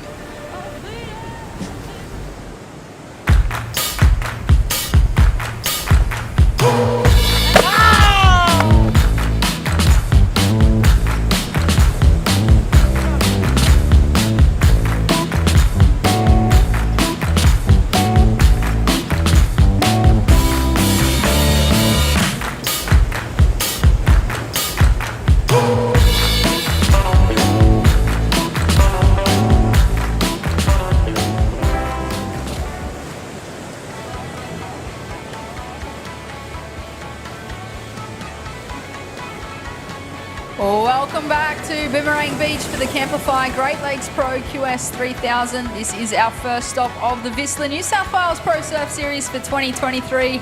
My name is Britt Nicol, joined back in the booth with Steve Robertson. How was your break, Robbo? I had a good break and yep, refreshed and ready. We've got a big day here. It's a busy day for everybody because we had a shortened day yesterday and we've got a lot of heats to get through today. And there's plenty of action. It's exciting stuff and I've enjoyed it. Feeling recharged and re-energized, ready to go for round of 48, heat number 8. We have Arabella Tapi. That's the surfer up and riding in the green, carving into the pocket. Can she get this inside bonus section? She tries to keep the board moving, puts it up there, and it gets the completion. And just tries to force one last turn, but not able to get there. So we also have Carly Shanahan in the blue, True Starling in the red, and Madison Poole in the white. This is going to be another exciting matchup. And a couple of surfers, they've been quick to get a start here with 17 minutes on the clock. We have the Destination New South Wales Wave replay. Talk us through this one, Robbo. Okay, this looks like a nice wave. Like a lot of surfers, they wait for this inside section to stand up. They patiently maintain their momentum with the wave and look for the inside section to stand up and get most of their work done there. Here we've got a nice left, so it's left and right peaks. Some of the waves have been going right and left on the one wave. It's Been intriguing to watch some good scores with surfers going in both directions on the one wave. But yeah, a lot of these waves, they're hoping they stand up on the inside bank, and that's where they try and nail some of their biggest moves. I feel like if they can capitalise on that end section, they're going to get rewarded with a good number. And I feel like, you know, if you're going to surf the wave all the way through, you really want that critical section and want the completion, because it is a game of fitness out here today as well. Conditions have picked up overnight. The wind is puffed up. It's an onshore wind, but yeah, the swell has picked up, and competitors having to do the run around in a lot of these heats now. We're powering through the heats. This is the final heat of this round. Not sure what we're going into in the next round. Are you, Britt? Can you... We'll be moving back into the men's. Okay, so it's action all day. And then I think later in the day, back to the women? Back into the women's round wow. of 32. We've got a lot of work ahead of us. We better stay fresh. Feel like I could do with a couple of coffees on my next break. Yeah. Someone who never used to drink coffee up until a few years ago. Tell you what, I've made up for all those years that I missed. 24 heats I think we get through today and tomorrow, so big days ahead. And I'm not sure, but do we go to 25-minute heats soon? We do eventually, I think, once quarterfinals, but I do have word. We have a surfer down there, post-heat interview with Ellie Lampkin from that last heat. Ellie, it's Britt Nicol and Steve Robbo in the booth. How are you feeling with the change in conditions out there this morning? It looked a bit tricky. Yeah, it was a bit tricky. It was good to have some waves, mix it up a little bit. The last few comps have had pretty small waves, but yeah, I was just lucky to get a couple and milk it to the end section. I know you're from the Newcastle region. Do you surf similar conditions like this back at home? Yeah, sometimes rocks on a southerly like Merriweather can get pretty similar to this. So yeah, it's a fun ride when it's on its good day, but most of the time it's junky on a southerly like this. Now, I know that you also do a bit of work for Philippa Anderson Surf School. I know that Philippa's also in this event. How does that work? Does she give you a few tips, or are you just trying to disconnect from each other while you're at an event? I haven't actually seen her. I saw her in the free surf the other day, but yeah, I haven't seen her in a bit, so I think we're pretty distant at the moment. It's always good to do your own thing and focus on yourself while you're at these events, but great to have you into the next round. Exciting heat, exciting matchup coming up for the round of 32. Congratulations. Thanks so much. Appreciate it. Okay, so a Newcastle surfer. Good to see. And you mentioned Philippa Anderson, so she'll probably be surfing later today as one of the higher seeds. Yeah, we will watch her in the round of 32. I wonder if they end up against each other. I'm not sure. I haven't worked out that progression, but that could get interesting. With 13 and a half minutes remaining, current heat in the water, it is Arabella Tarpey in the green. She opened up with a 3, so she's currently leading this heat.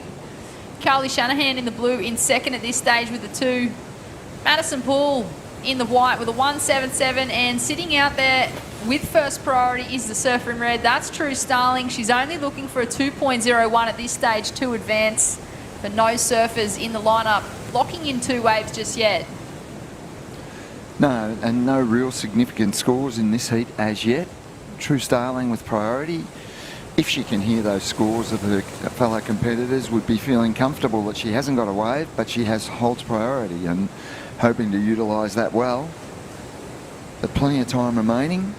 But as we've seen in the previous heats, it's important to stay busy as well, because you've got a lot of paddling to do, and if you get away through the shore break, you're probably looking at 4 minutes of downtime to get yourself back out and into position. So important to stay busy out there.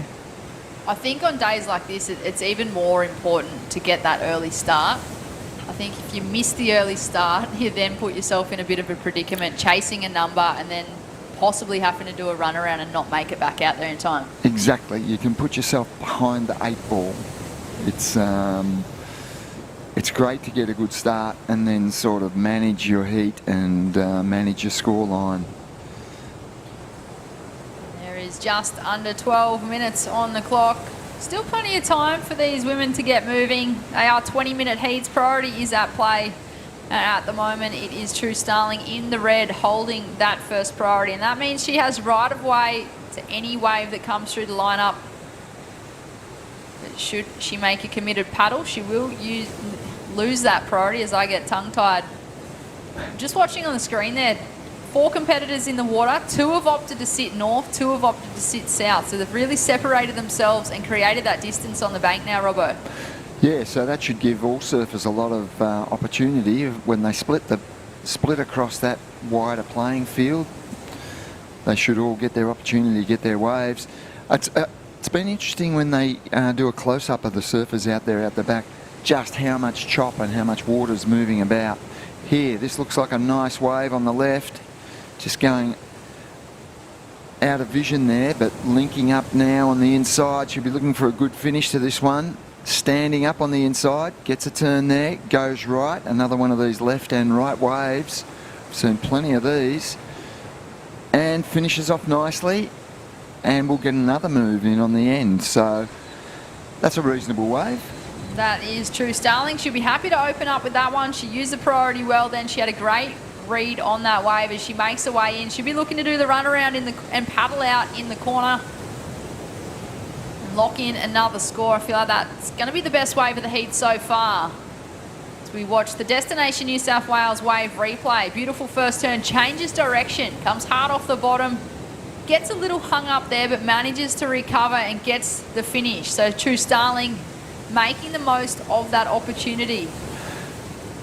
And I haven't seen this a lot, where I've noticed a lot of good... Oh, there we go, Nathan Hedge. What a legend. He's there giving her feedback and, yeah, couldn't have a better man in your corner. He is an absolute gem of a human. I don't think I've met a more warm-hearted person. He's so willing to help surfers just kind of find their way through this competitive zone. And, well, Nathan Hedge, he's originally from North Narrabeen, as is True Starling, so they would have seen a lot with each other. True would have watched Hoggy on tour while he was competing and probably idolised him. It's great to have those two just, you know, making the run around. Hoggy just helping True. Yep, he would have said, you've got a 4.17, it's the best wave of the heat. You need to get yourself back out in that lineup and improve on it. Make sure you get a second score. I have no idea the exact advice Hog would be giving, but I'm sure, to know what advice he was giving. It'd be on point, that is for certain, because he is a very experienced tactician and a great surfer, and he's still in the men's draw. He'll be coming up soon, and we look forward to that. But what I was about to say is, I don't think I've seen so many waves that have scored quite well where the surfers have gone left and right on the same wave. So it's intriguing. It is. That is a very observant pick up there from you, Robbo. Yeah, right. I was trying to think back. I'm going, have I caught a wave where I've gone left and right on the same wave and had a really good wave? And then potentially back left again? I know. It's intriguing to watch. As we watch the women's round of 48, heat number 8 in the water. This is our last heat of this women's round. At the moment, it is True Starling in the red in the lead with that 4.17. Arabella Tarpey in the green in second place. Carly Shanahan in the blue in third, and Madison Poole in the white in fourth. Don't forget your 2-for-1 burritos. Be sure to scan that QR code on screen. And thanks to Mad Mex, you can grab 2-for-1 burritos. So if you want lunch, I'd be heading there right now, or maybe for dinner. But Mad Mex is proud to partner with Surfing New South Wales, again, across the entire New South Wales Pro Surf Series, to help share their passion for healthy Mexican food and to make people aware of their sponsorship program. Mad Mex Fresh Fuel for Life sponsorship program is comprised of a team of junior athletes across surfing, skateboarding and motocross, all working together to help achieve their goals. So thanks to Mad Mex, you can also grab yourself a 2-for-1 burrito deal. I've always felt Mexican food is healthy. It's one of my favourite foods. It is. I love tacos. And I don't think they've ever, like as an entire brand of being Mexican food, I don't think they've ever really pushed the point that this is really good for you. I mean, I guess you can make it You can put too much sauce on it if you want to, but generally I feel Mexican food is healthy and fresh. And Mad Max is leading the charge on that. A fantastic partner. With just under 6.5 minutes remaining. Conditions have slowed down a bit in this heat. We are just about at a dead high tide. I think it was around 11:30, so in about 20 minutes, according to the forecast that I looked at earlier. Wait and see how the conditions change throughout the day once the tide turns. But there is a surfer on screen up and riding. That's Madison Poole from the Newcastle region as well. Throws everything into that first turn, looking for the connection. You can't quite get there, but she's only looking for a 1.44 right now to move into second place. And she's over in the corner there, so she should be able to paddle across into that rip and get herself back out into the lineup quickly. Okay, there's a few scores coming in. The surfer in white has gone to the lead with a 2.73 on that last ride and a 1.77. So they're not big scores, but she is in the lead. True Starling in second position is definitely best positioned in this heat at the moment because she has a 4.17, and that is the best wave of the heat so far. And we're almost down to the 5-minute mark, so the 4.17 is looking like a good scoring ride. Only has a 0.3 as the backup, only needs a 0.33 to go to first. So surfer in red is well positioned, and definitely the surfer in green and blue well and truly in the heat because it's a low scoring heat at this stage. Yeah, you're right, Robbo. You look at the total of the current heat leader, it's only 4.5 and there's only 4.5 minutes on the clock. So this heat number 8 of this women's round is still anybody's. I think it's going to come down to who just gets the best wave of the heat. And you look at that grid at the top, it's got all the information there. It's got each surfer's top 2 scoring rides, has each surfer's heat tally, puts them in order from first through to fourth, and it also tells you what they need to either go to first if you're the surfer in second place, or what they need to go to second and advance through the heat. It's all about mathematics, like a lot of things in life. It sure is. A game of mathematics and a game of strategy. It doesn't just come down to the surfing. There is so much strategy that goes into competitive surfing. And it isn't always the best surfer who walks away with a win at the end of an event, but it's definitely the best surfer who's played the game the best. So you've got the numbers on the right that tell you everything about the scorecard. Then you have numbers on the left and letters on the left which are telling you who's got priority in the lineup. There is so much information stacked into that score sheet on your screen, and yeah, you know what they're thinking, you know what they have to do, you know their heat position. 3.5 minutes remaining. So there, True Starling with a 0.7 has gone to the lead. So she's still going to want to get rid of that 0.7.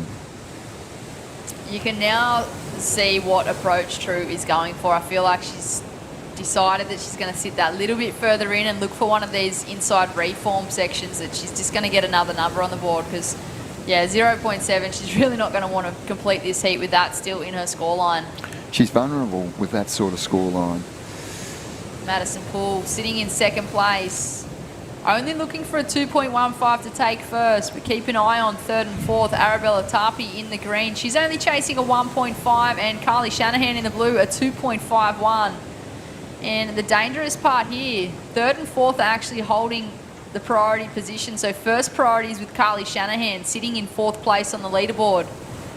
And it looked as though Arabella Tapi might have just paddled for a wave because priority has gone back to Maddie Poole. So second priority with the surfer of white now with just over 2 minutes on the clock. Will there be another opportunity for these competitors? It is super close. I mean, for third and fourth to get to first doesn't take much either. The surfer in third, she requires a 1.5 to go to second. She only requires a 1.88 to go to first. So, yeah, all surfers, this is an extremely close heat. They're looking for a decent score in their scoreline to get themselves through to the next round. This could be a very interesting minute and a half. At any stage, this whole heat could just flip upside down. Arabella Tarpey just not able to scratch into that. She just kind of stood up a little too early and got caught up the top. Just under a minute and a half on the clock. Surfer in green. She'll look for one of these little insiders. She's only looking for a 1.5. She's got a 3 in her scoreline. So, Britt, you're a former elite competitor, a former Australian Open champion. If you're in Green's situation right now, you need a 1.5 with a minute to go, what would you be doing? You haven't got priority, what are you doing? I would be sitting on that inside bank looking for an inside reform. Okay. As we have white and red having a look. This is first and second place. White still up and riding. This is good news for Maddie Poole. Sitting in second at the moment. Wait and see whether or not that replaces either of her scores that she currently has with 30 seconds on the clock. This is a tight heat between these 4 competitors. It's still anybody's as we look to conclude the women's round of 48, heat number 8. Our final heat of this women's round will be moving into the men's next as we are into the Mad Max minute, well and truly about to finish this one. True Starling in the red, Maddie Poole in the white, Arabella Tarpey in the green, Carly Shanahan in the blue. True looks to make a victory lap on this heat. Beautiful backhand turn there. So a good finish to the heat. It looks like red and white unofficially have progressed through that heat. And we'll go to break now. And when we come back, we'll be into the round of 32 of the men's QS 3000 here at beautiful Boomerang Beach.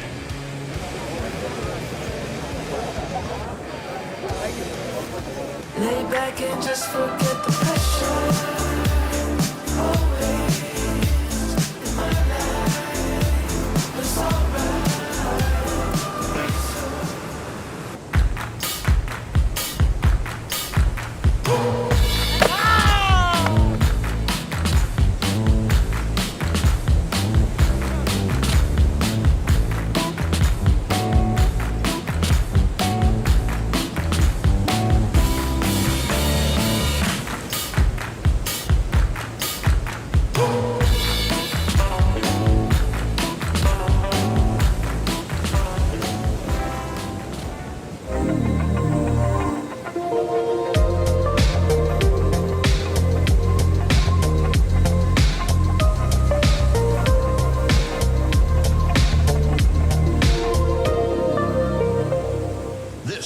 The motivation.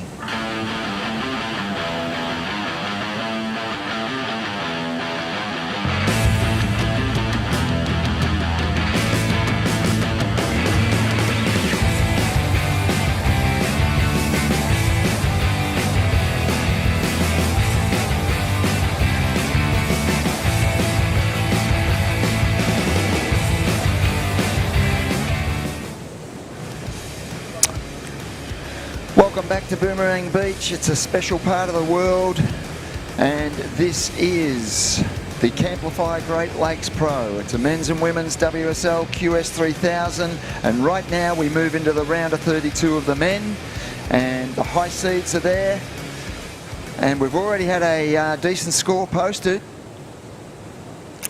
Here we go. This could be our surfer in blue, Taj Stokes, who's opened up well. Talk us through this one, Adam Hennessy. Yeah, Robbo, nice start for Taj, just nice and deep and really solid connection with the lip as well. So that's a great start. And this is game on as we see surfer in red just losing the tail in that scenario. And can he ride out? He actually can, and I'm pretty sure that was Sheldon Sinkus. And there we are. Taj Stokes got the best of it, a 5.67. Impressive surfer. I believe he's from the Sunshine Coast, so he'd be familiar with these sorts of conditions. I mean, you get a lot of days up on those beach breaks around Perigian and Sunshine Beach that are similar to this, onshore winds and chunky swells coming through, so he'd be very familiar with beach break surfing. And he's off to a good start, 5.67. Sheldon Simpkins in the red. He's not going to be happy with that, a 2.33. He'll want that out of his scoreline by the end of this heat. It's an interesting scenario in this heat. We've got two surfers who last year competed on the Challenger Series, surfing red and, of course, Joel Vaughan. And I felt like towards the back end of the Challenger last year, Joel Vaughan found his feet. He had a quarter-final finish, I think, at the US Open, and also had a good result over in Brazil.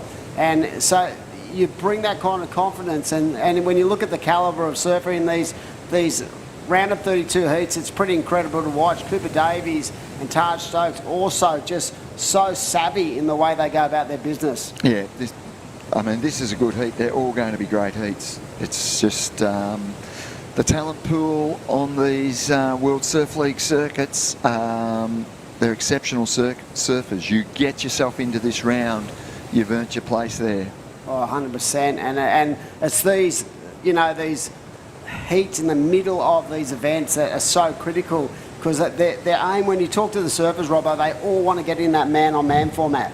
They want to have the opportunity to be able to surf man-on-man, because it's a total different dynamic when it comes to competing. But when you've got four surfers of this kind of calibre in a heat, you've just got to bring your A game, because everyone is good enough to beat you. Yep.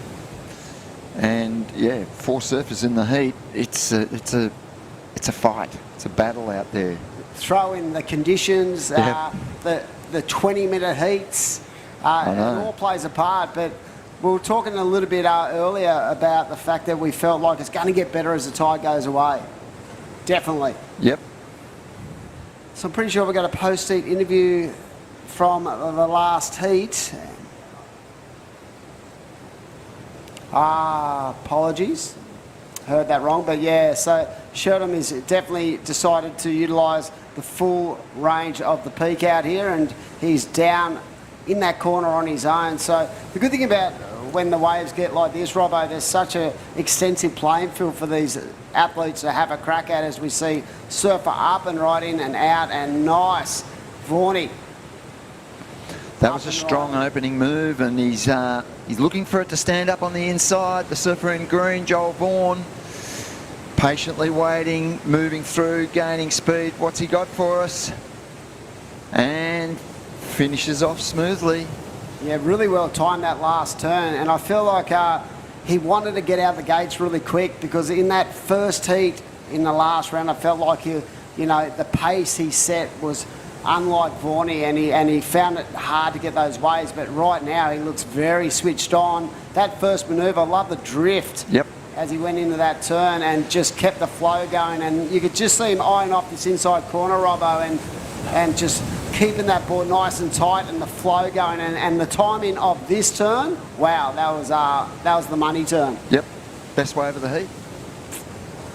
Very close to it. I dare say it probably is the best wave of the heat, but when you have four surfers who can pull out 8s and 9s, in their sleep, that these scores in the 5 to 6 point range, are probably going to be throwaways at the end of these heats, as we see Cooper Davies up and right in. And similarly, he's moving onto the inside, looking for this wave to stand up on the inside, and finishes off there. Well, it wasn't the best wave of the heat by Green, but it was a decent score, 5.5. Close to it. Yeah. This one linking through on the inside for Cooper Davies and finishes off nicely. I do believe Cooper's from the Sunshine Coast. And yeah, in good form.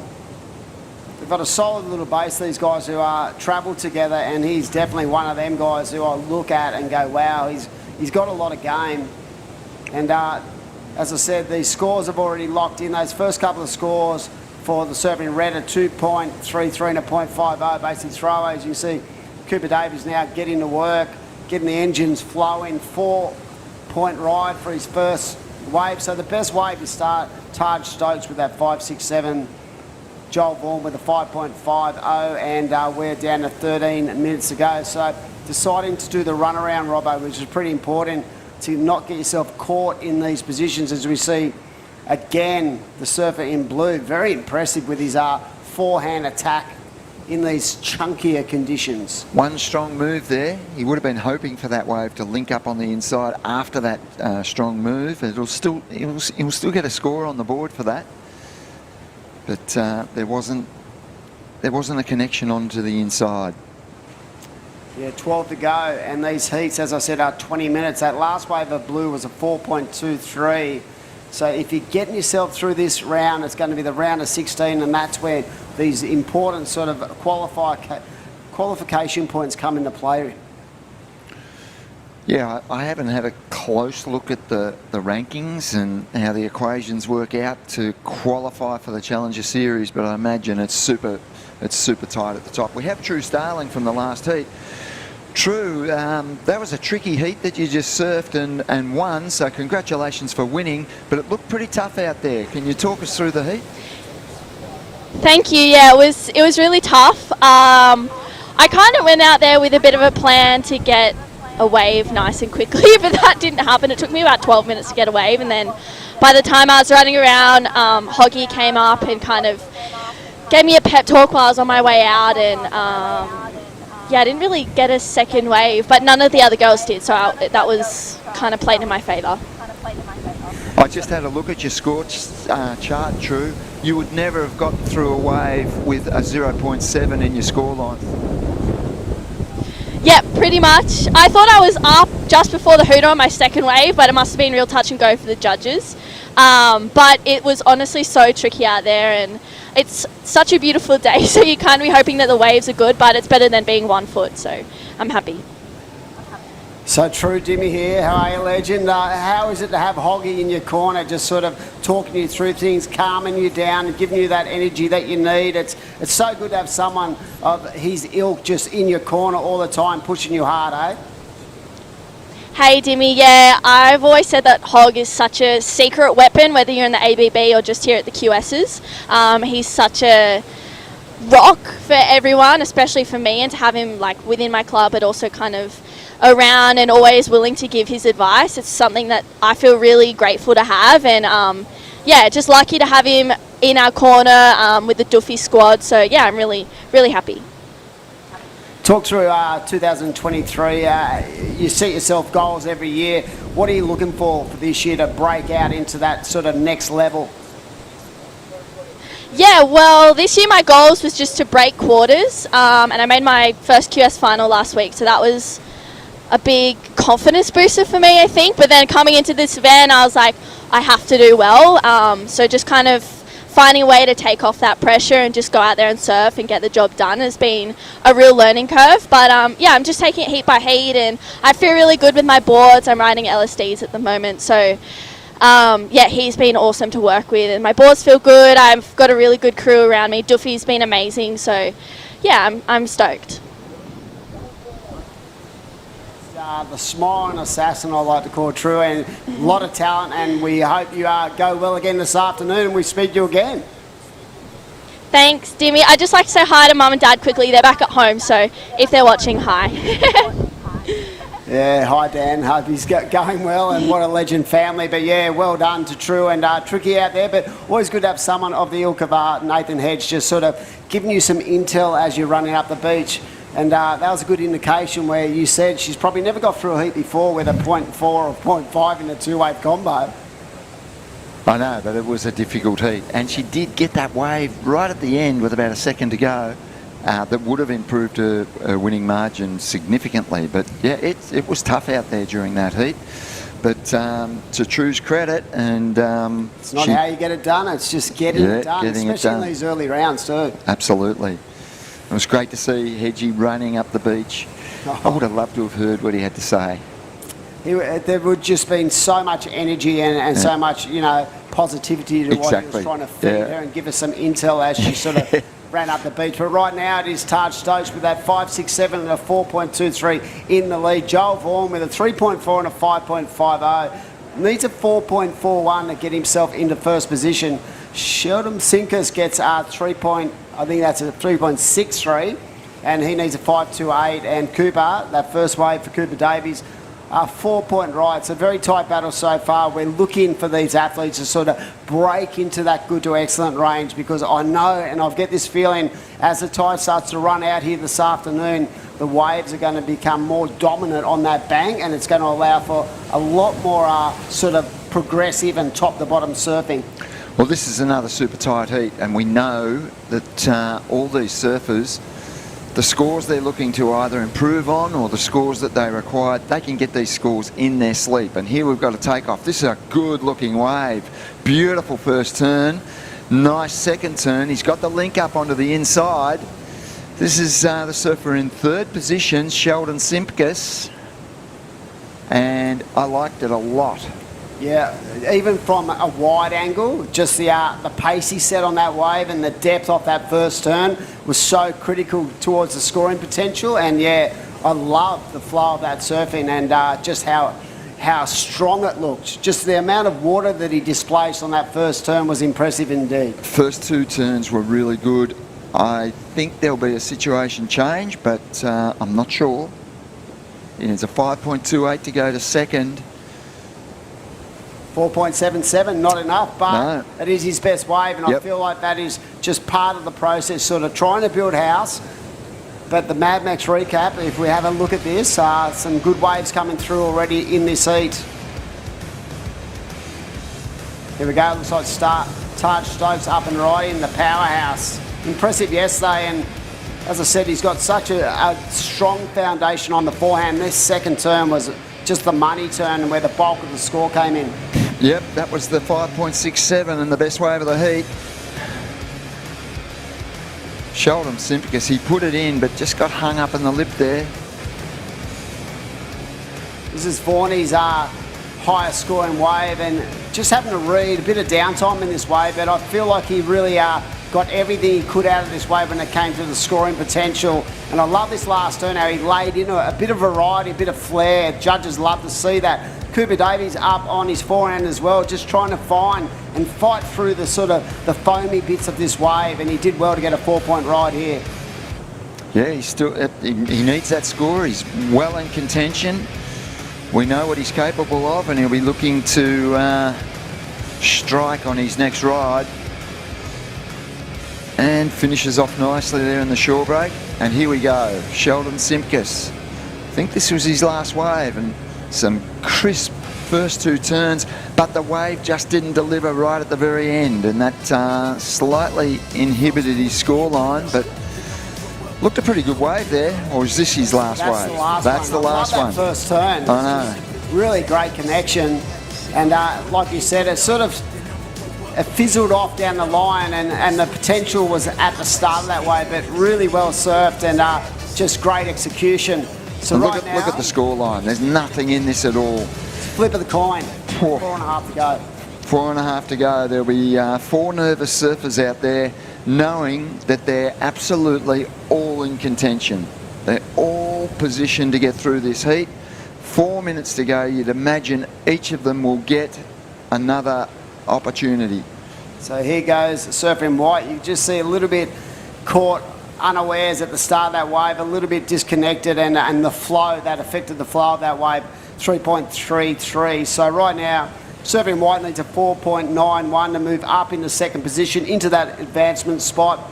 It is the surfer in red who needs a 4.14, and his best ride is a 4.77.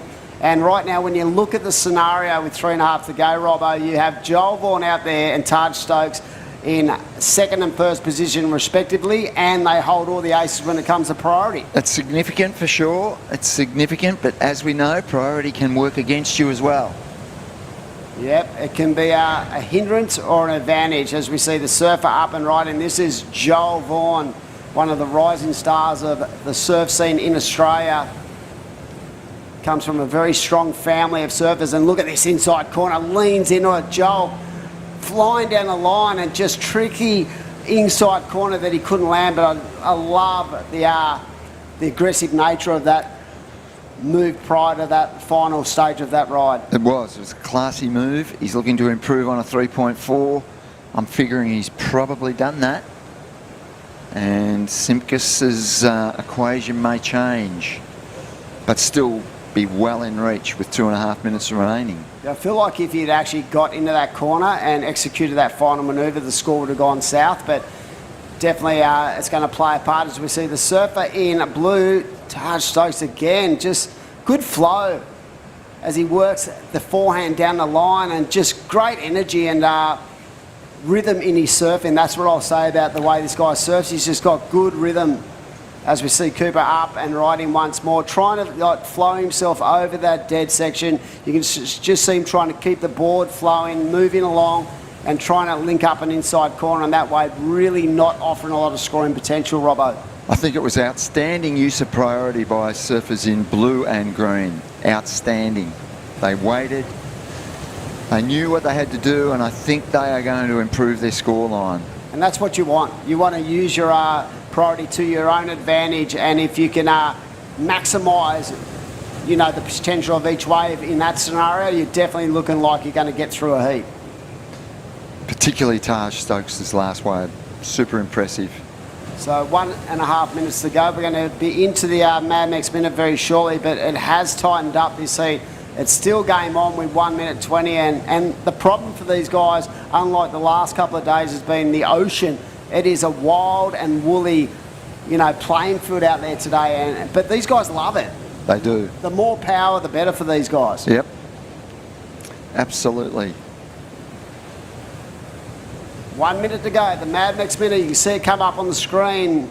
Great to have them supporting the event, and we're waiting on some scores to lock in, I think, without 50 seconds. Here we go. It looks like Taj up and riding, and this time on the back end. Nice extension through the body on that first manoeuvre, and he's just trying to offload that second score to get himself in a stronger position, but cannot ride out of that wave. And with just on 30 seconds remaining, work to be done by red and white. Look at those scores. There's a big score for Taj Stokes, a 7.0. Yep, you nailed it on the head. That, you know, those series of turns really was a point of difference in this heat. Clearly the best wave of the heat so far, and we are going to count down very shortly. And this has been such a great first heat of the round of 32 of the men's to watch, and it was game on, and I feel like the waves are getting better and the performance levels are raising each and every round, so it's so fun to be watching this and being a part of it. And we're going to throw off to a break down here at Boomerang. We'll be back very shortly, pay some bills, and don't go anywhere.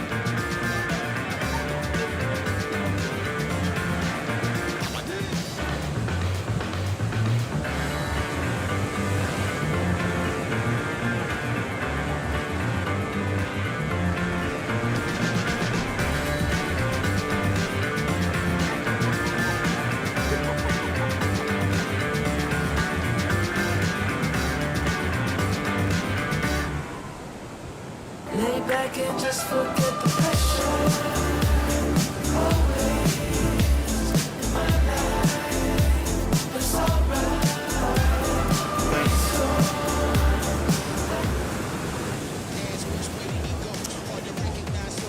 Welcome back to the Great Lakes Pro, and it's exciting to be here on moving day down at Boomerang Beach. This is heat number 2 of the round of 32 in the men's. What a heat. Alistair Reginato out there against Reef Hazelwood, Nathan Cook and Dom Thomas. I'm in the box here with Steve Robbo, and that was a great indication of things to come, mate. That was a very tight heat, only 1 or 2 points separating first to fourth. Yeah, and at the end of the day, Taj Stokes took the heat, and he posted the best score of the heat in the final 2 minutes, a 7-point ride. Taj, tell us about that heat. It looked tough work out there. Yeah, it was pretty tough. There was, as you can see today, there's a lot more wind and a lot more swell than yesterday. So, yeah, there's a lot of water moving, and yeah. What a heat that was. I mean, 4 exceptional surfers in the water, mate, and I felt like your pick of your waves was just on point. So how were you feeling out there in these sort of bigger conditions? Do you love the power? Yeah, it was good. It's certainly so different from yesterday, so it's a bit hard to adjust straight away. But a lot of the time on the sunny coast where I'm from, when we get swell, there's always some wind with it. So it's pretty similar to what home's like when there's a bit of swell. That's what we mentioned during the commentary. We thought you looked really comfortable out there. Do you like it when it's onshore, chunky, and with a bit of size, Taj? Yeah, it's not too bad, but I'd way rather it 6 foot and offshore, but we can't always have that in these comps. But so yeah, it's nice 3 foot today. It's really good to have a heat in this stuff. Okay, Taj, so you're through to the next round. It's a significant result for you already. We wish you luck going forward, and yeah, keep powering. Yeah, perfect. Thanks heaps, guys. Yeah, in really good form. And talking about in good form, I was just watching in the corner of my eye, Reeve Hazelwood just lit this left-hander up. So yeah, Taj Stokes into the next round in a really tough heat. When you look at 2 guys who come from the Challenger Series, he actually put them to the medal. But I'm hoping to get a replay of this last of Reeve Hazelwood. He just absolutely went to town on this ride, and there it is, a 7.83, Robbo, right up there in the good to excellent range, and well surfed, well creative, and wow, I'm just such a big fan of the way this guy goes about his business. Look at this first turn. You've talked it up, Dimmy. I want to see what happens here. And watch it. Just the variety of repertoire in his ability, and really losing no momentum as he went down. I love the way he faded in that last corner, and what about the projection into that final turn? Impressive. Yeah, you gotta love that. Yep, extremely impressive, and he's a very experienced, high-quality surfer, and we can see why. Here we go, one of the standouts of the Tweed Coast Pro. Alistair Reginato up and right in. Reggie looking very solid. Just such a good foundation to the way he goes about his business. And another surfer from up at the North Shore Club. I'm sure that all their crew will be online supporting their guys. There's a lot of talent. Shane Bevan up there, and all the boys do a great job supporting their guys on the QS. And this guy's definitely been one of the standouts coming through. And you said it the other day, ultra impressed with how he went to the next level at the Tweed Coast Pro, as commented by the great Rabbit. He did. And Reginato's always been a great surfer, but yeah, we've noticed a change. I don't know whether it's fitness, strength, something's happened. He's Maturity. gone to a whole new level. He's lifted the level. You know, there's an off season where they train and they work on different things. Well, whatever he's been working on's worked, because yeah, he took it to a whole new level at the Tweed Coast Pro. We were super impressed, and yeah, he's a dangerous surfer in any conditions. Yeah, I felt like 2022 was a real growth year for Alistair in the way he went about, his competitive kind of thinking. But yeah, he's definitely come back, I feel like, a lot more mature, and the obvious thing for me, he's a lot stronger. Yeah. He is really putting it together in a big way, as we see the surfer in red, and it looks like Dom Thomas on the other side of this. Dom opening up, just getting those flaring frontside hacks going, and we saw Nathan Cook also. But look at this inside runner for Dom Thomas, just releasing the tail. Just superb surfing and climbing across this section. And again, just finding that groove a little bit further down the peak towards the north. And that was a great ride for the youngster. That's going to be a real confidence boost moving forward in this heat. He takes that wave through to terra firma, Jimmy. Yep. Ocean to land. So impressive stuff. He milked it for all it's worth, and now he's got the big run around, but he'll be feeling good about himself. Let's have a look at this. Break it down for us.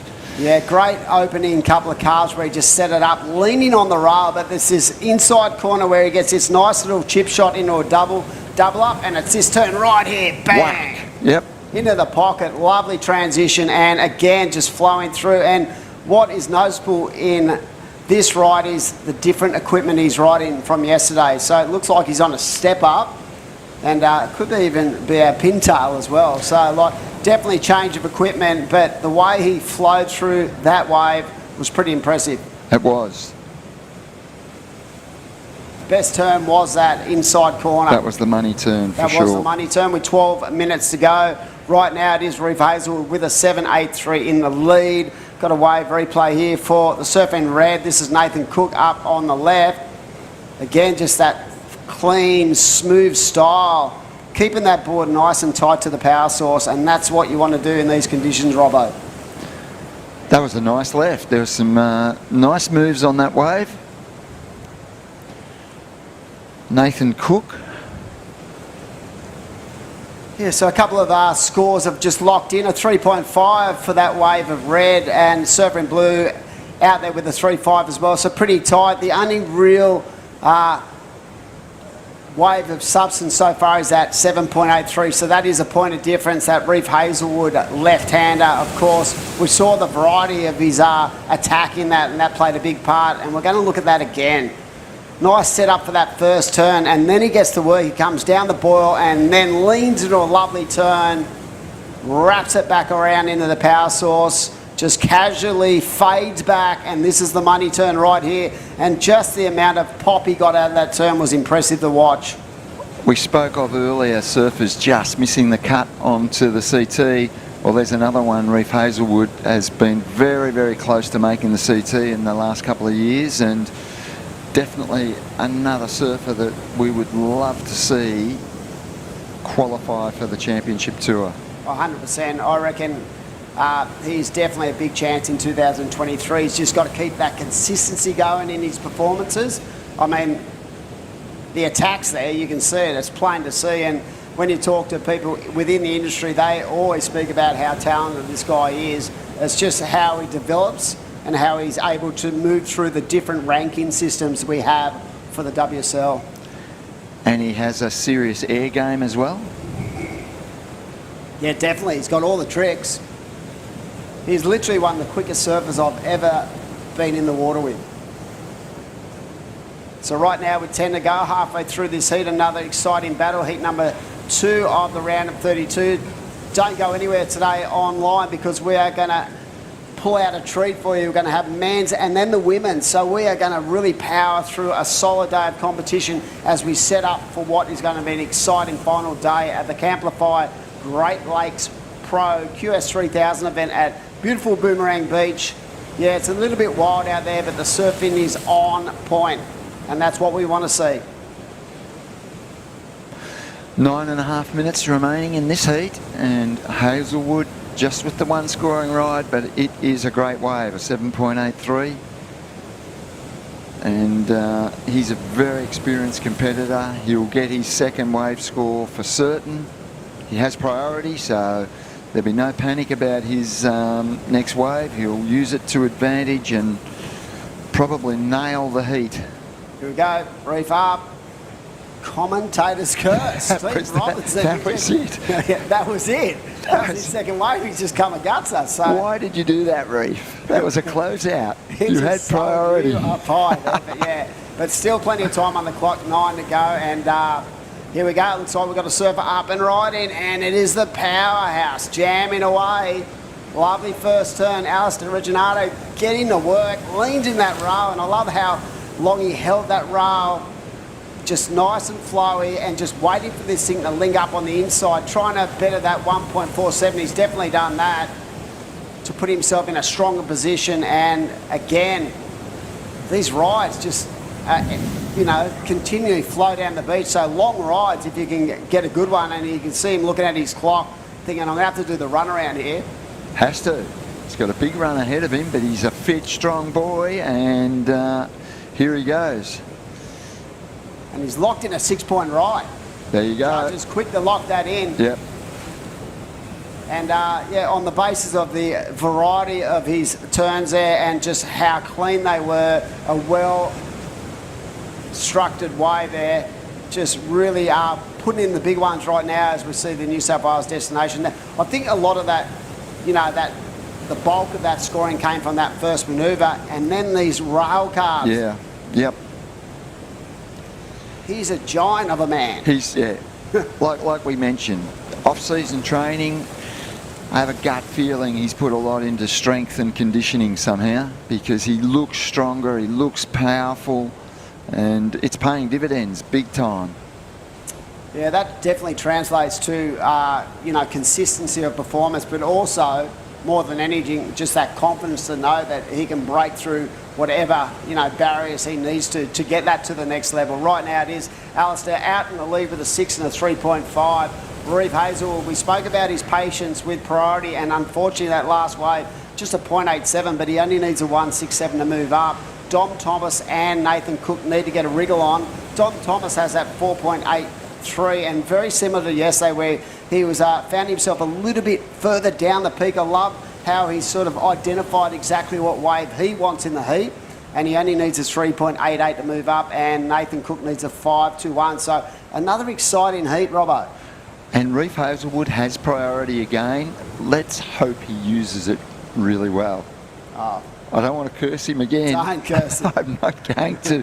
He's got to get rid of a 0.87 and he's got plenty of time. But as we've seen in these heats, time can move very fast, and all of a sudden you're down to 2 minutes and you're looking for a wave. You don't want to be in that situation either. So Reef Hazelwood, the one great score, needs to get rid of that 0.87, and Reginato needs to get rid of that 3.5 really. So he'll be straight out the back. He'll get on that freight train rip up in the corner or down in the corner on the southern end and get himself out in the lineup. But yeah, Dom Thomas, he's in striking distance, 4.83 to his score chart. Well, both of them are.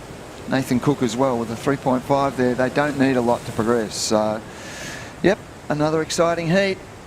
Yeah, 5.5 minutes to go, and these next couple of minutes are going to be crucial to consolidating what they've got on the board. But yeah, like you said, I think it's really important. They all hold, not a wave other than Reef and Alistair. There's some minor scores there, but they're enough to put you in a strong position. So Dom Thomas, as you said, only needs a 3.88. That is not a lot considering what he's been locking in so far in this event. Nathan Cook, we know the power he possesses, and he only needs a 5.21. So right now, I think the priority situation is going to be such a crucial part of how and who gets through this heat. Yeah, well, I'm not going to talk about priority and Reef anymore. I'm just going to let him work that out. 4.5 minutes remaining. Sunshine Coast surfers, there's a lot of them on the tours now. Oh mate, they're full of talent up there. Yeah, and they're getting better and better all the time, both in the men's and the women's. They seem to have developed, such a strong corner up there. I know that Noosa Borderise has a huge group of grommets coming through, so it feels like, their ability to develop world-class surfers is going to hold them in good stead moving forward as we see the Mad Next recap. Pretty sure the first wave's going to be bomb from Reef Hazelwood. This is the best wave of the heat so far, Robbo. Just delightful to watch, and really well executed series of turns. Not been the flare of that last turn. I love how patient he was, and just that bit of fade to get himself deep on the peak to chip shot himself into that corner was really impressive. We see Surfing Blue up and riding. This is his first wave, but he's definitely got a better one at the completion. This is Dom Thomas, the young gun, impressive.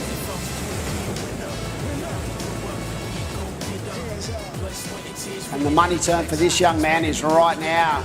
Yep. And just that solid release, but keeping control of the board, I think, is critical as well. He milked it for all it's worth. Got a reasonable score on this one. He's in the hunt. Nathan Cook, is it? Yep. This was a nice wave. Inside wave, a little bit smaller. That probably didn't give him the potential. And here's our man, Alistair Reginato, the powerhouse from the Sunshine Coast. And this was a 6-point ride. Put him into the lead. He's got a small score to get rid of, but this was a significant wave for our surfer in blue, who's been on a tear recently, and he wants to keep going. Yeah, definitely. If you get through these heats, Robbo, round of 16, this is where you start to find these surfers going to be able to keep these results. Another heat after that, you're basically man on man. So yeah, very critical of this round of 32. So look at the clock, Dimmy. We're down to almost 2 minutes, and Reef Hazelwood with priority has to get rid of that 0.87. Here he goes, into it. Nice first turn. He's already done it. Double up. I feel like this is going to open up on the inside, Stephen, and he's got rid of that lower score because he went down a second, and he probably a smart move, not the best way of the heat, but enough to give him a series of turns that's going to better the situation and put him back in the lead. Yeah, absolutely. Only had to get rid of a 0.87. Only needed a 1.67 to go to first. That will happen. Yeah, very smart, well thought out play there with 1 minute 30 on the clock. Somewhere in there, Reginato's also, when we went to the recap, has posted a 6.07 as well. So both surfers in blue and white, just in the dying minutes, have put themselves out in front. Reginato, beautiful looking wave. Bit of a frothy one on the inside, but he's definitely going to get some work done. He's got a 6-point ride for this, so definitely a great backup, and that shows the maturity of the man, able to really think about his work out there to try to get himself in a position where it shuts the gate from third and fourth, and he's going to put them in a tough position with just on a minute to go, as we see the surf in red. So this is Nathan Cook. What did he do on this wave? I'd love to know what he did on the outside. We're going to be winding through, and this is the wave of Reef Hazelwood. I think this was like a mid-4, and enough to get him, I think, put him back in the lead, even with that 6-point ride from Alistair. So it'll be interesting to see how tight first and second is, and exactly what third and fourth require. 20 seconds ago, and look at that. Yep. In an instance, mate, these guys now need scores in the excellent range to get through, and that makes it a lot tougher. Yep, especially when there's only 15 seconds on the clock. It's a smart move from both Alistair and Reef, and here we go. It looks like Thomas, last roll of the dice. He's going to have to produce something really good. He definitely has the ability to do that, but will this wave offer enough opportunity more than anything?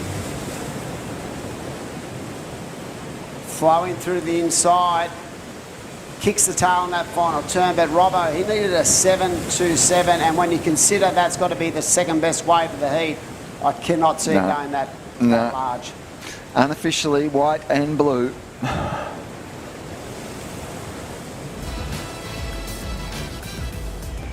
So we're off to a break. We'll be back shortly. Back to beautiful Boomerang Beach.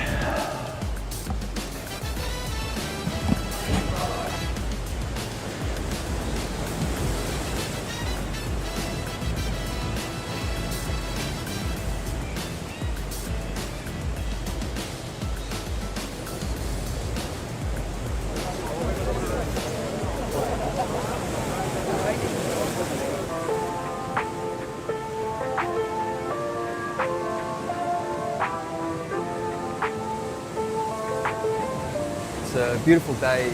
Huge thanks to Surfing New South Wales for getting out there, not only communicating with people about why it's important to not use single-use plastic, but how easy it can be to transition and stop it and swap it. We're basically down here to showcase how we are reducing our plastic footprint through all things like keep cups and reusable water bottles and our beautiful toggles, which we use instead of cable ties. We've invested in about 100 water bottles and keep cups. We've distributed to the whole team. You know, everyone's so passionate about this program and so enthusiastic to be a part of it. We're doing our bit to give surfers a cleaner ocean and save the environment for a better future.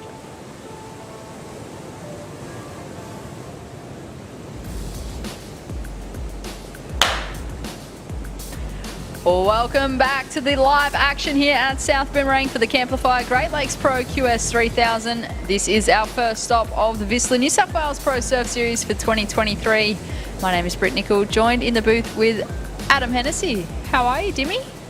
Yeah, great. First couple of heats of the Mans, very exciting to watch. Some big numbers being laid down as we see, looks like Mikey Clayton Brown.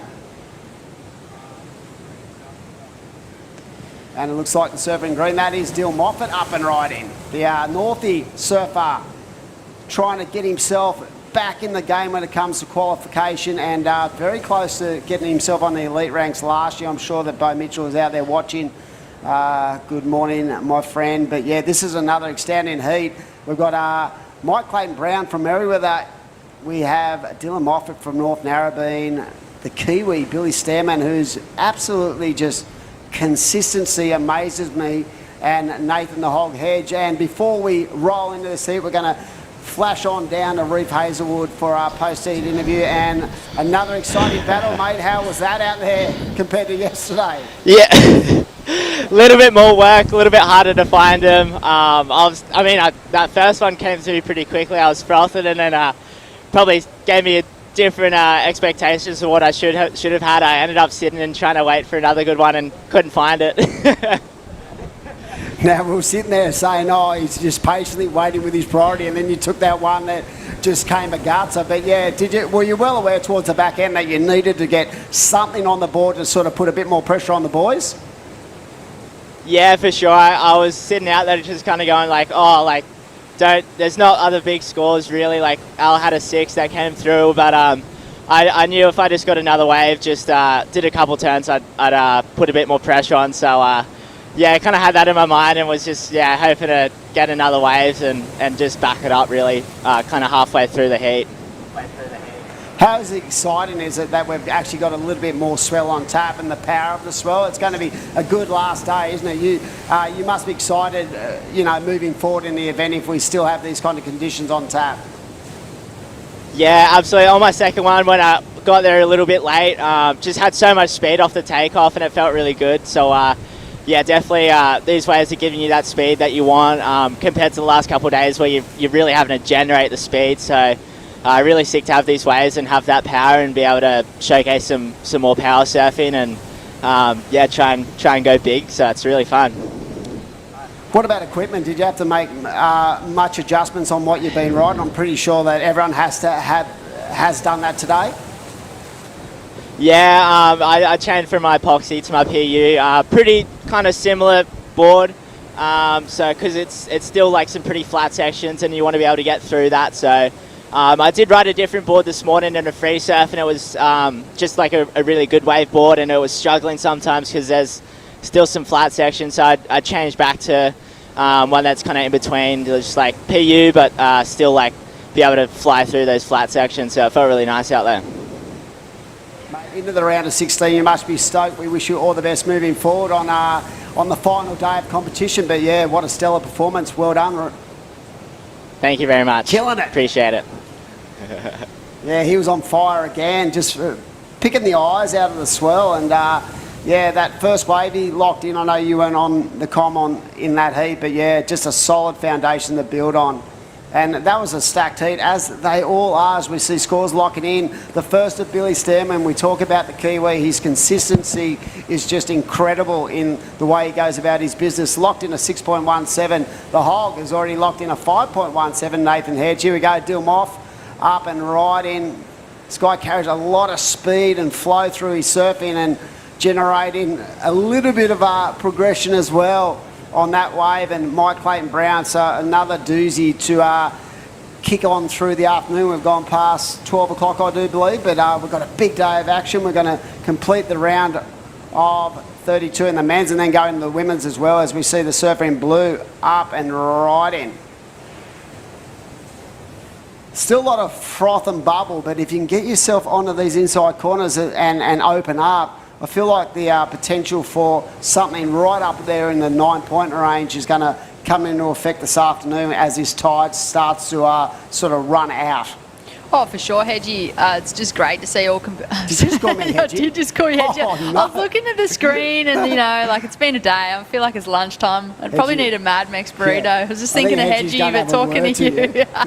You'd be, I look nothing like anything. Yeah, you do not. But I know, Timmy, it's great to see all competitors just have that opportunity in the lineup to catch waves, and I feel like it's tricky. The surfers are having to adapt, and I actually like that. It's exciting. They're not just sitting there waiting. The waves aren't perfect. They're having to think of things. They're having to think of where they're sitting, but also thinking about their equipment a lot more. Because like you mentioned with Reef just then, a lot of the competitors had epoxies yesterday, and there is a big difference between an epoxy and a PU, and they've all made that shift today. 100%, and a lot of the guys going to step-ups as well. What I love in the post-heat interviews is an insight into how much, strategy comes in. I felt like the last couple of days, we basically had waves that were nearly mechanical.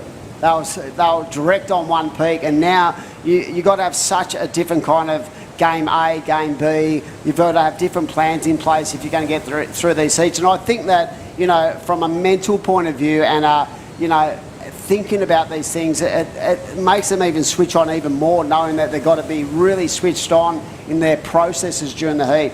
We've got to be on like the entire time. You've just got to be prepared that something might just pop up, and that's going to be the wave that you want. And I think, it's a bigger playing field today. The last couple of days with the event, it has been a very distinct peak and takeoff zone with the bank, and today competitors have shifted across this entire bank. We've had surfers on the northern side, like the northern bank, the southern bank, in the middle, then they've kind of come in a bit with the tide.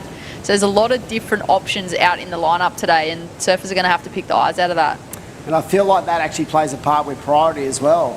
We've seen guys picking off good scores without priority because the playing field is so extensive. And I feel like that in itself is a different kind of scenario than we've had in the first couple of days. But at the end of the day, it's going to take really solid performances and nailing each every opportunity, because we've spoke about it before. It's a lot harder and more exhausting when it comes to the physicality of the waves today compared to what we had in the last 2 days, as we see Dylan Moffat up and riding. So not only have you got to be on the game, you've got to actually conserve some energy as well during the downtime between your waves, as we see Dill up, flowing, trying to connect the dots. And unfortunately that wave did not open up, and you see the Kiwi there, Billy Stammen. So there's a lot that goes into it, and that's why it's so exciting to watch days like today, because you have to have such, the full scale of your competitive juices flowing to get through conditions like this.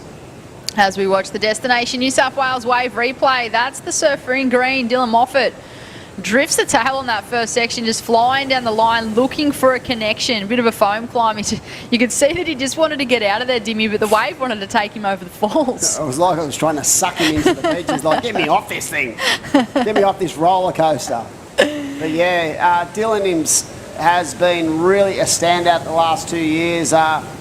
Very close to qualifying last year, and I'm sure that his support base and the way he trains, I love the way he goes about his surfing. He's very calculated, very relaxed, and I think that's going to really help him as he continues his growth in the sport.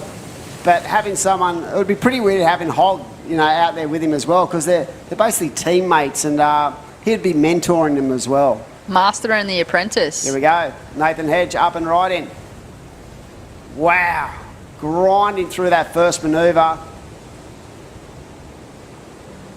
And just trying to keep the flow going on this wave. How he's actually still able to operate on that dead section's incredible. So right now it is Billy Stammen with a 6.17 and a 3 in the lead. Dylan Moffat with a 3.4 and a 2 in second. Nathan Hedge, he's about to go into second position. Mike Clayton Brown needs a small score, but it's like the master and the apprentices out there. Billy, even though he's still pretty young, he's been around a long time. It'd be great to see him, be one of these guys who eventually grabs his spot on the World Championship Tour, because he has done the hard yards. For sure, I feel like Billy's he's been knocking on that door for so many years now, and just to see another Kiwi on tour again would be amazing. How good. Can you Just remember across who the the ditch. first ever Kiwi on tour was? I know who it is. Don't ask me questions like this. See, I'll throw you under the bus. I know the first female Kiwi was Paige Arab. Okay. Mazzy Quinn, mate. The Quinn family, of course, his brother Jay, before Maz actually got on tour, won a World Junior title on the Northern Beaches as the ISA World Junior champ, but very talented. And yeah, Maz was sort of the pioneer when it came to the Kiwi boys, and great family. And yeah, he sort of set the platform. And I feel right now they're probably at their strongest point with the guys they've got in their ranks, the likes of Taku Butler, Billy Stearman, you know, there's Ricardo Christie already been there, done that. And I feel like when you watch them at an event, they're so engaged with each other, they're so supportive, and I feel that is a real positive for their development. And it would be great to see another Kiwi on tour as we see Hogg running up the beach. I wonder who's giving him advice. That's Bert Duffner. That's Adam Duffner is one of the coaches. So he coaches a lot of the athletes. Up here? He's been doing a fair bit of work. He's got a massive crew of QS surfers that are under that coach. So yeah, he's giving advice to Hoggy there. Runs around the beach. Pumping him up. He is Doesn't certainly take much. pumped up. It doesn't take much to get Hogg going, let me tell you. But right now we're down to 7 to go, and it is the Surfing Blue, has a 3-point ride, so to consolidate his position, he'll be looking to offload that. And it's not going to take much for second, third and fourth. So very tight battle. We sort of saw in that last seat, that 7.83 of Reef sort of opened up the gate for him to put himself in a strong position. But in conditions like this, if you can jag yourself a score in the 7 or 8 point range, it puts you in such a strong stranglehold on that heat. I feel like on the best of days, if you can get a 7 and an 8, you're in a pretty good position. But when, on days like this, where it is so hit and miss with the waves that are coming through, those higher numbers are certainly going to be rewarded today. We watch the surfer in what might look like white, Mikey Clayton Brown. Mikey. He links this one through the frothy inside section. Mate, this would be an average day at Newcastle, just on an onshore wintery's day. He'd love this stuff. He eats it up. But yeah, what a strong performer he's been over the last couple of years for the Merriweather Club. And yeah, very, very strong in all kind of different conditions. I've found that his all-round game has been impressive and well suited to the QSs. He's currently sitting 8th on the QS Doesn't Regional surprise me Series, either. which is a really good position for Mikey to be sitting in if he's wanting to qualify for that Challenger Series. Yeah, if you look at the list of those 9 surfers, so much talent, and there's so many guys just behind them knocking on the door that you could dare say that they're good enough to make the elite ranks. Such as the standard we're setting in this region at the moment. And that last wave, I don't think it's locked in yet, but yeah, it's exciting. And that's the beauty of this current format and the amount of events we've got back to back is we're going to know very shortly who's in and who's not. I honestly think, Dimmy, that half the battle is just getting through this regional series in Australia, because like you said, it is such a strong field of talent that we have in this Oceanic Australia region. And I just feel like if surfers get through that to get to the Challenger, half their job's done. I can tell you right now, talking to the athletes after last year's series, yeah, the physicality of it was tough, but the mental side to keep yourself in tune and you know, nice and fresh was the hardest thing. Because they basically had 3 months back to back of events, and they loved every bit of it, but they knew when they went away for their pre-season, they were going to have to be better at sort of transitioning through those multiple events. And it is exhausting. Yep, you did a lot of them last year. Dill Moffat up and riding, carving away. Now he sets the pace of this wave on the inside, just trying to get himself back into a strong position in the heat. In 4th at the moment, needs a 4.63, and here we go. Billy Stearman up and into it once more. But yeah, I feel like so much positive came out of last year for these younger guys to learn how to adapt to, you know, being on the road, the consistency of the events and how quick they were sort of paced. And then for those guys who made the jump onto the Challenger, they really had to reset and go again. And reset quickly, Dimmy. It's straight like into that Challenger Series leg once these regional events wrap up. The good thing about it though is those first 2 Challenger events are in Australia. As we watch the surfer in white, Mike Clayton Brown, beautiful first turns. He carves into the pocket for a second, just unfortunately gets hung up. So Mike Clayton Brown went into second position, pushed Nathan Hedge down to 30, needs a 2.86, and it looks like Dylan needs a 4.36. Yeah, that's a good point. Last year, yeah, they came off an exhausting series of regional events and then had to reset. But it was really interesting to see the mindset going into the last event before the Challenger, because so many people were getting excited about maybe being able to surf snapper, but they were also well aware that they still had a job to do, as we see Dill up and riding. And again this year, you know, it's great to have 2 events at 2 iconic locations. You've got Snapper Rocks. Everyone would love to surf snapper with 4 Doubt. And also this year the Sydney Surf Pro has been moved off Manly Beach into the premier location at Narrabeen. And when you talk about one of the most iconic landmarks in the world when it comes to producing world-class surfers but really good waves, well, Narrabeen's right up to the top of it. We had so many waves caught in that exchange as I just watched that Destination New South Wales wave replay. But this is live action. Billy Stanman from New Zealand looking to close out this heat with just over 2 minutes on the clock. Hedgie in 3rd place. He's only chasing a 2.86, and Dylan Moffat only looking for a 4.36 as well. So still only small requirements to move through this round. And look at how close the totals are between 1st to 4th, but particularly 2nd and 3rd. Yeah, here we go. Nathan Hedge having a look. Big paddle into this one. I think he's going to go to the backhand. He drifts, puts himself right into the power source of this wave. Comes around, just winding his way through these first couple of turns, trying to get onto the inside of this corner, and nice elevation into that manoeuvre. Again, just holding strong and just showing that experience and that flair. And look at him, just like the forever grommet. And look at him stand up, and he loves it. Oh, he's the best. He leaves you in no doubt. He never disappoints. How he's feeling in the water. I love the read of that wave too. It's so entertaining to watch. He just never disappoints. Always puts on the shows. We watch the Destination New South Wales wave replay. So well ridden, you know, because there was a lot of downtime in this wave, so you had to be really aware of where he was on the bank. Nice snap, nice drift, carving his way, and I felt like the inside corner allowed him to really tee off as well. And I just love the enthusiasm of Nathan at the end of this wave when he just stood up and saluted and said hello to everyone. Love it.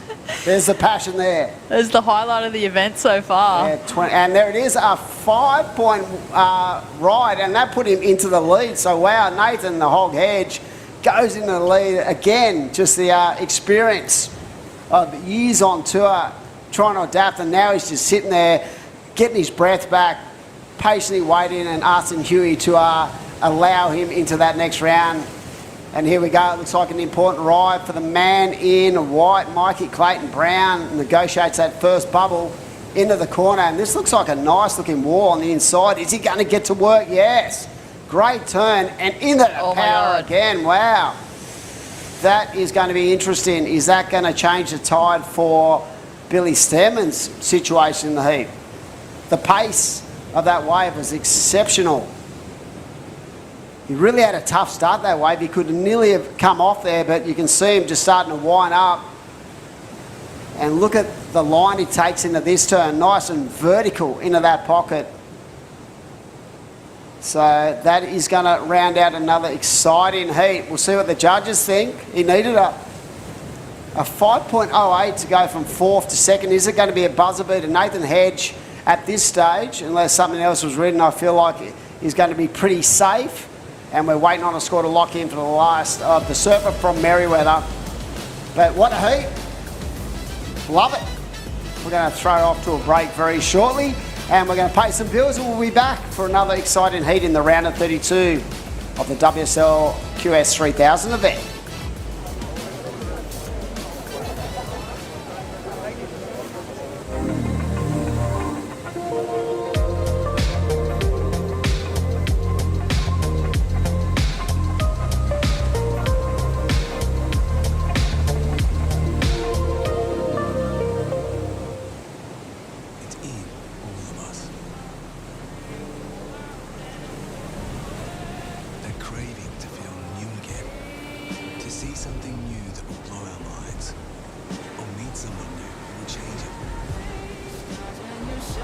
New South Wales.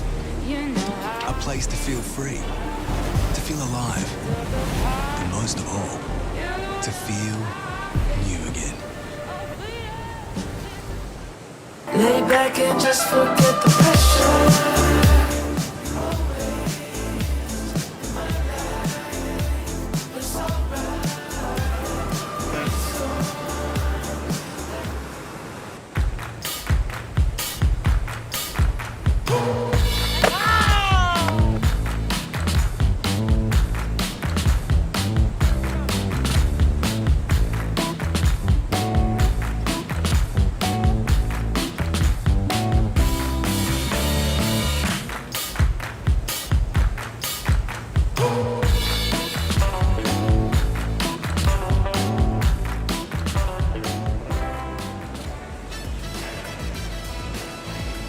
Welcome back to Boomerang Beach for the Camplify Great Lakes Pro QS 3000. This is our first stop of the Vistler New South Wales Pro Surf Series for 2023. My name is Britt Nicol, joined in the booth with Steve Robertson for another exciting matchup here in the men's round of 32, heat number 4. But let's just take it back to that last heat for a second there, Robbo. Mike Clayton Brown, he needed a score. He managed to get a 5.33. He went into second place. So Nathan Hedge still took the win. Mike Clayton Brown in second. But unfortunately, bowing out was Billy Stammen and Dylan Moffat. So I feel like that'd be a bit of an upset there. Sounded like a super exciting heat. It all went down to those last rides in the dying seconds, as a lot of these heats have done. And yeah, the heat in the water now I'm super excited about as well. Ben Spence, we see him there, and looks like a strong opening ride. The surfer in red, T. Kehuku Butler from New Zealand. He's been on a tear recently. He's been surfing fantastic. They are 20-minute heats today. Priority is at play as we watch the Destination New South Wales wave replay of the surfer in red from New Zealand. Almost catches a rail but manages to make the recovery and gets around the section for another turn. A great read here from the surfer in the red, Kehu Butler. He got the bonus section on the inside, so he did well to stick with it. And answering back, the surfer in blue. One solid turn into a carve. We'll wait and see where those scores get locked in, but still early days in this heat. Heat number 4 of the men's round of 32. Well, I'll tell you what, there's a surfer that was looking pretty fired up in that last heat, Nathan Hedge. He took the win. Hedgie, it's Britt and Steve Robbo. How are you feeling after that heat? Oh, relieved. It was, you can't hear anything with the big onshore and wind. You can't hear a thing, so you're kind of guessing, and obviously you can't see other competitors and what they do in the wave, so there's a big playing field, there's big runaround, so in 20 minutes it's a pretty intense sort of scenario. It certainly looked intense. As you were making that runaround, I watched your coach give you some advice. Can you just fill us in on what he might have been saying to you as you were making your way back out? It was just a little update on where we're at, you know, because you obviously can't hear anything, so he's like, just sit in the same spot, you're in the right spot, just next one try to get the end section. So it's good to know the scores and good to know what position I was in, and really simple, just good to have that little bit of backing and someone in your corner. That's probably more than anything. Nathan, well done firstly. You've got the Challenger Series in mind. Do you know what you have to achieve over the next few events to actually qualify for those Challenger events that are coming up?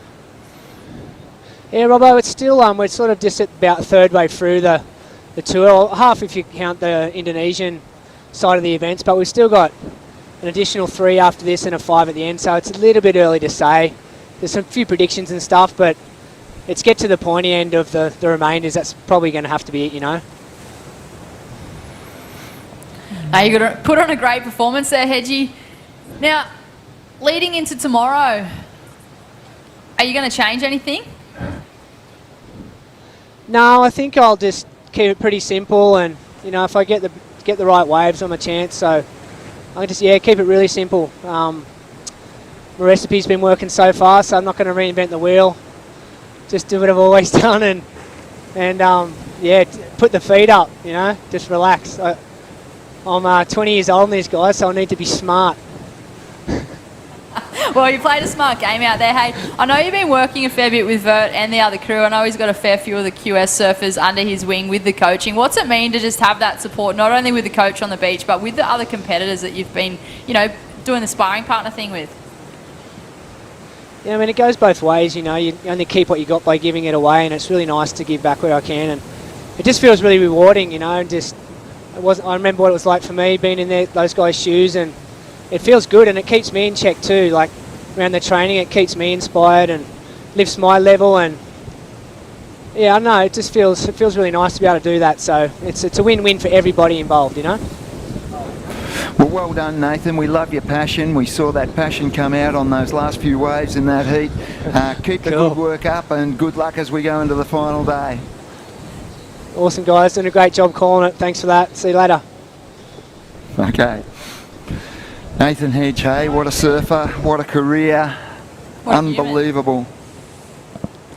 And, okay, scores in this heat. Ben Spence has a 5.33, that's the best of it. TK Huku Butler has a 4.83. Enfield with a 3.5, I think, and we've got a replay here. Who have we got here, Britt? We have the surfer in green on his backhand. I'm trying to figure... I feel like that's Cale Enfield from Port Macquarie. And it sure is, as he makes his way through that inside section. He's been a standout performer through this event. You'd say he's probably one of the underdogs making his way through these rounds.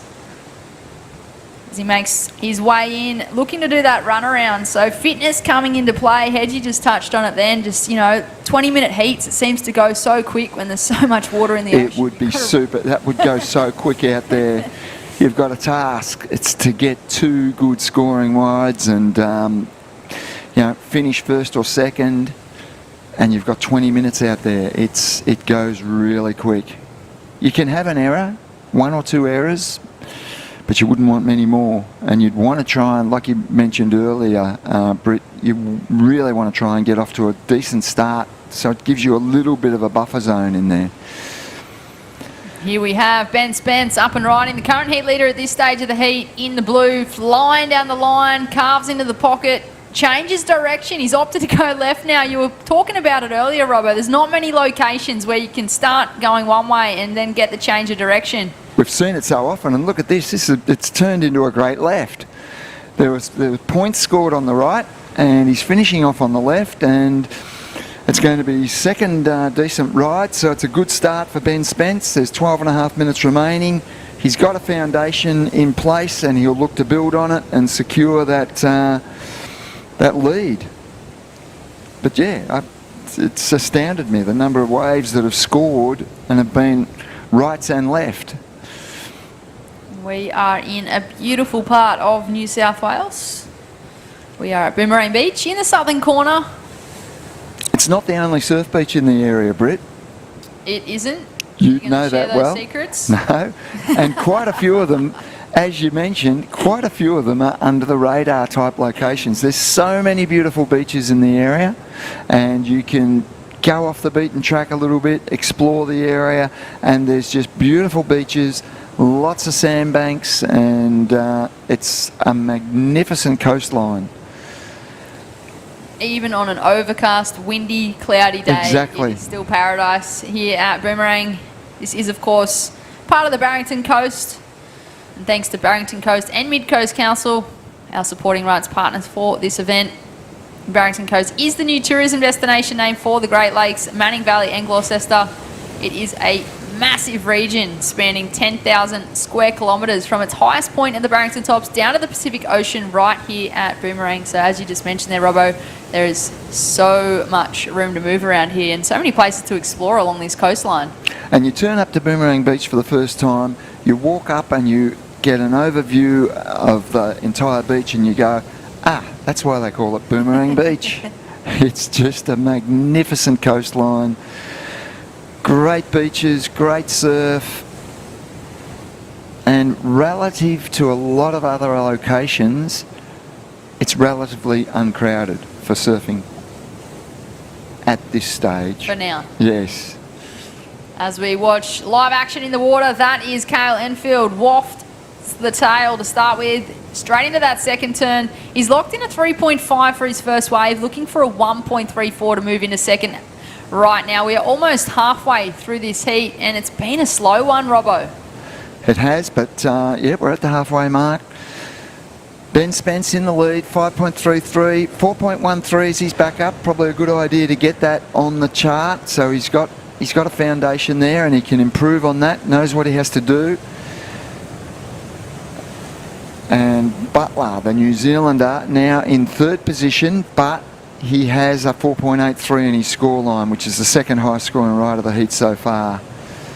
This was our surfer who has gone to second position, care of this ride.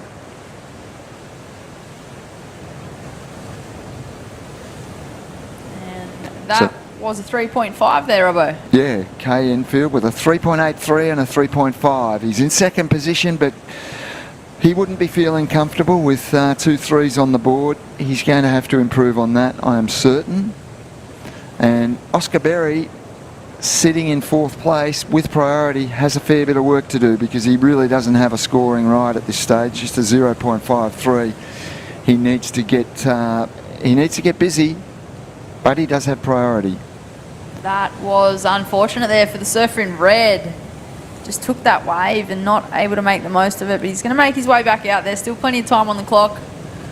And who will get out there first to establish second, third and fourth priority? First priority currently with Oscar Berry in the white. A 20-year-old having a look, opting not to take off. Yeah, I think he just had a look. I don't think he lost priority. You're allowed to have a look, but it's a fine line. You've got to be careful. Some of those priority judges can be ruthless. They can be. I have watched a few calls. I'm like, oh, I swear he only just, sniffed at that. Yes.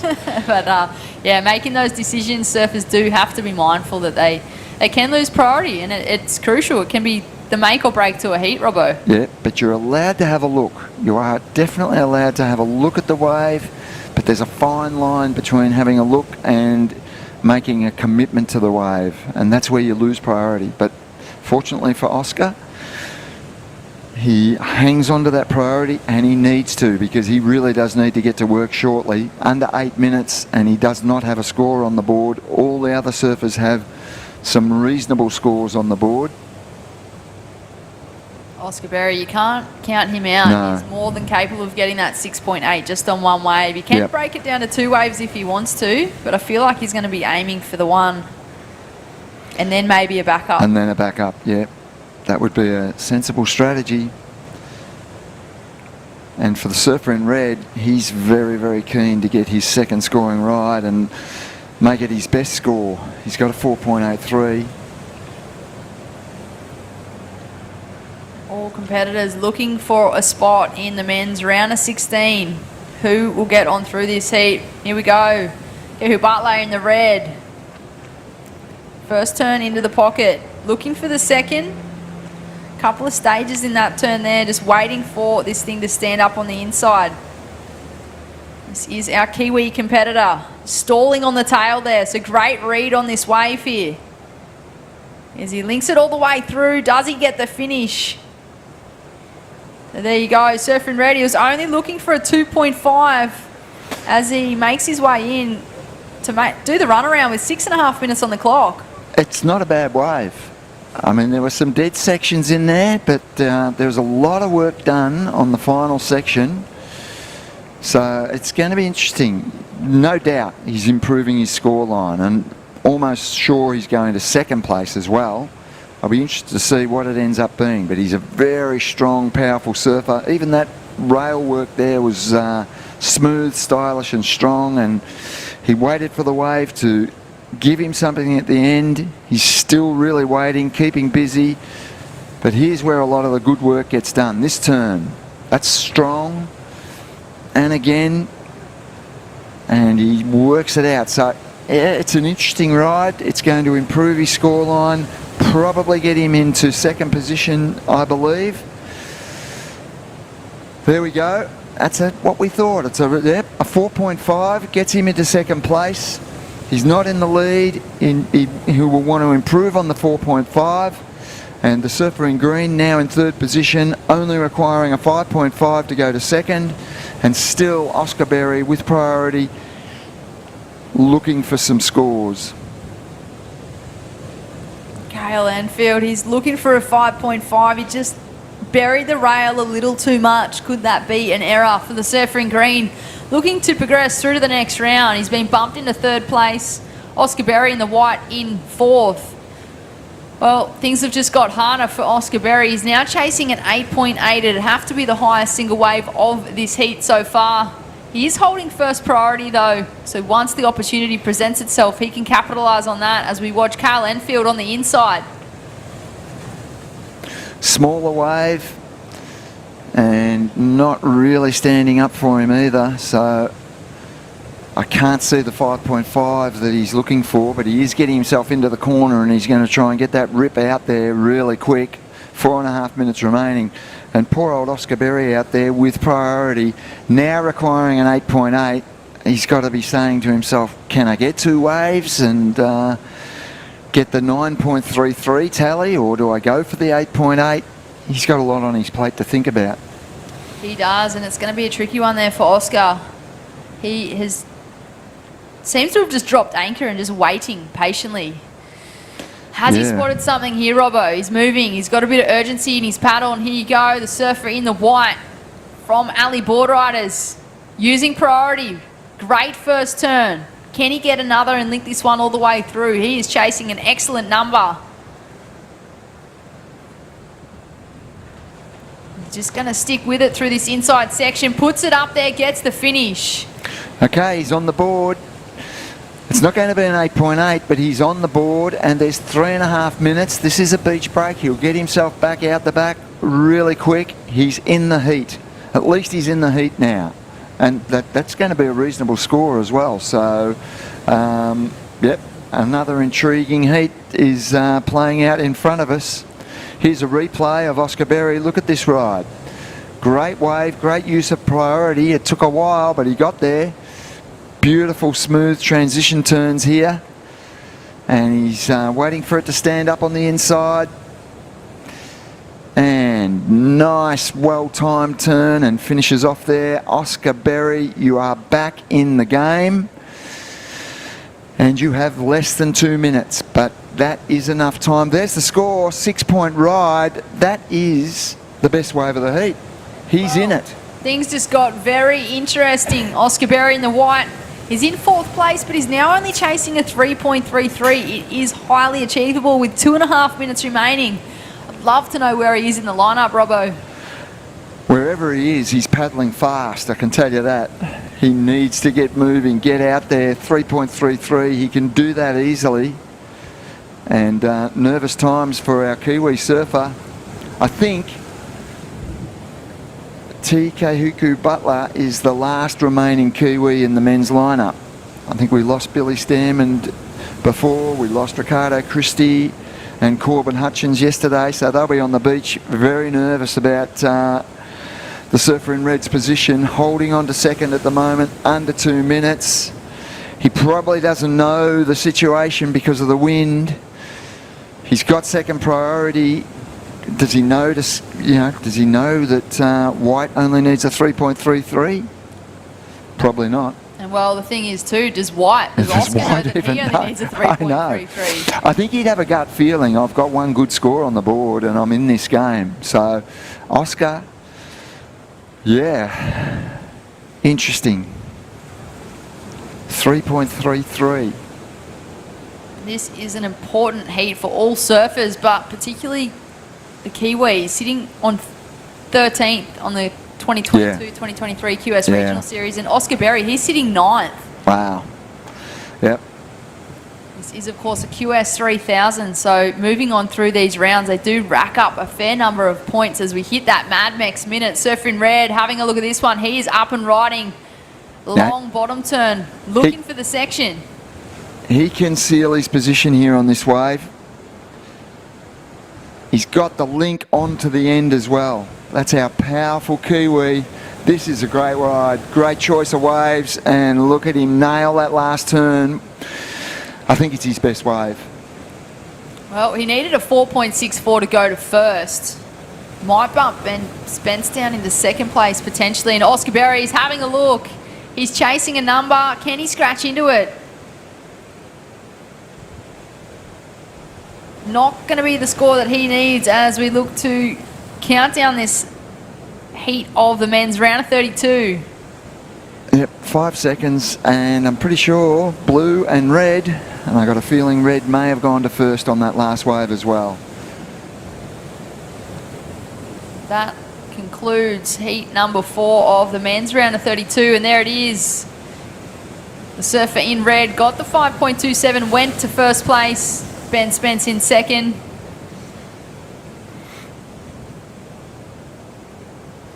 Up next, the men's round of 32, heat number 5. We'll cut to a short commercial break and join you back here with all the live action.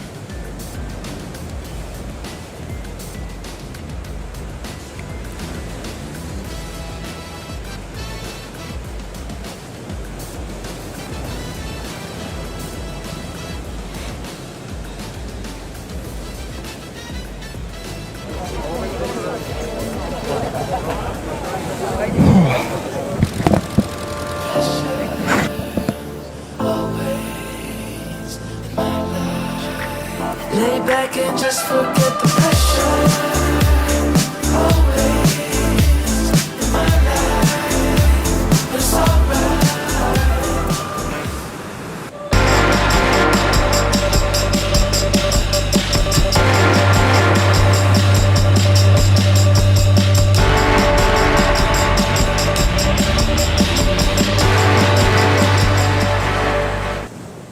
It's in all of us. That craving to feel new again. To see something new that will blow our minds. Or meet someone new who will change it.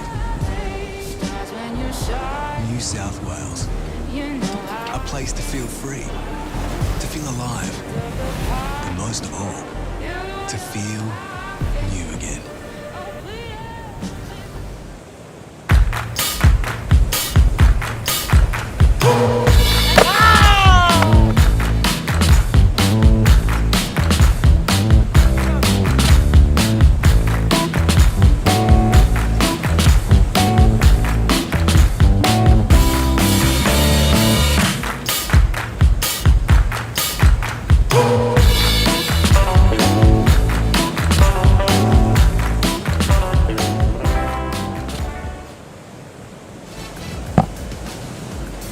Welcome back to Boomerang for the Camplify Great Lakes Pro QS 3000, our first stop of the Vistler New South Wales Pro Surf Series for 2022.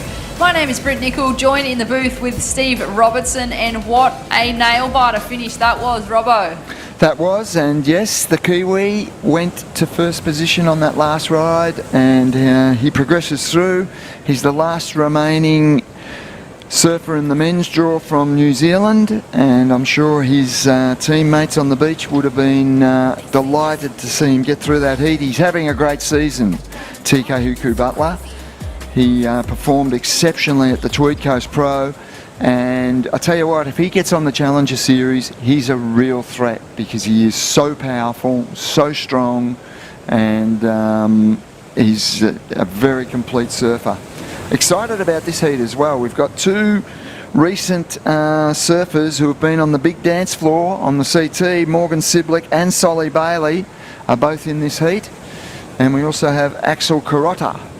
Carotto? Is that how I pronounce it? Carotto, anyway. It's North Stain. Dimmy would know him. He would. Pretty well. Axel started well with a 5.5. He's got the best wave of the heat so far. Morgan Siblick has a 4.17. Surfer in white has a 2.1, and Solly Bailey with just a 2.33. We saw Solly surf a great heat yesterday. He scored really high, and he was typically patient. It all came in the last part of the heat, let's hope he gets off to a faster start today and doesn't leave it to the last minute. And Morgan Siblick, as I said to Adam Hennessy yesterday, it wasn't all that long ago Morgan was surfing for a world title on the CT, and now he has the fire in his belly and he's surfing to get back on the CT. Yeah, it must be a strange feeling. He was in that top five, final five in 2021. He got Rookie of the Year, and then 2022 he fell off with a mid-year cut. It must have been so strange for him to, you know, go from that mid-year cut and now back onto the Challenger and the QS. And they often come back a lot stronger than when they went out, and it's because of the disappointment, it's because of the heartache of what happened, and they go out and they fix things and they come back stronger. And I got a feeling that's the mindset of Morgan Siblick at the moment. That is red. Morgan Siblick up and riding. Looking to work his way through this middle flat section to get the inside connection. Weaving his way through. Beautiful surfing there from the man in the red. He's already locked in a 4.17. So at this stage, with 15 minutes on the clock, he's already got the two numbers once he completes this ride. And he is going so far north. That's got to be the best wave of the heat. And he's got to do the runaround. He's way up the beach. So Morgan Siblick off to a flying start. It's one thing to catch the wave so far up the beach, but then to realise you got the run on the way back around. I know, I've got to get back out there in these 20-minute heats. All for a 4.5. So last of red, Morgan Siblick. It was a 4.5. It was enough to take him to first place. He's got a backup of a 4.17. Still plenty of time on the clock. At this stage, it's Axel in the green, sitting in second. He opened up with a 5.5, so not a bad start there for the surfer in green. Now chasing a 3.17 to take first place. Connor Lyons in the white in third, looking for a 3.41 to move to second. And Solly Bailey in the blue, looking for a 3.18 to move to second. Okay, so that was a long ride for Morgan Siblick, and he did plenty of work on it. It just seems like a tough 4.5 for such a lot of effort. He would have been hoping for a bigger score, but you know, to be fair, the wave, oh, fantastic. We've got TK Huku Butler winning that last heat online with us now. TK Huku Butler, you're having a great season on the QS and winning that heat now. You must be feeling pretty good about your surfing. Yeah, no, I'm feeling real good. Stoked to get through that one. You know, it was so grindy, can't hear scores, so you kind of got to be a bit smarter out there, you know.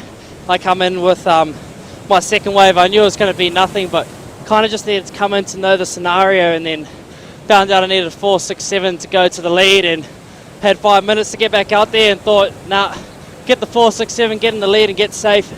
Yeah. Well done. And I watched you at the Tweed Coast Pro, and I've been watching you at this event, and I'm particularly impressed with how you're surfing this year. You seem to me to be stronger and fitter and really in good shape. Have you been doing a lot of work on your fitness and strength? Yeah, I've been training for ages now, but I feel like the challenges last year I learnt a lot with you know, traveling the likes of Morgan, Geordie Lawler, Liam O'Brien. Like, you know, they show what professional athletes need to be, and I feel like after last year I've stepped up and, you know, try to become a better athlete myself. And look, these events are really important to you. What's your goal? It's got to be the Challenger Series and the Olympics. Is it all playing into what you're doing and how you're working on your surfing? Yeah, I've got goals. You know, I want to get on tour too. I want to make the Olympics. I want to surf chokes massive and, you know, prove myself. And, you know, I want to put the Maldives on the map and give all Maldives the hope that we can go as far as possible. And hopefully I do that. So, yeah.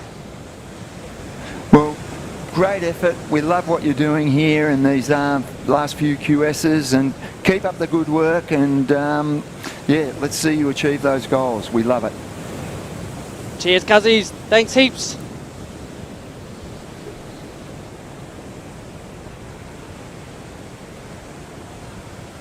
The run around. So fitness coming into play, like the competitor that just won that previous heat from New Zealand just mentioned. He said he caught the one wave, did the run around. I feel like it was more of a strategy to get the update.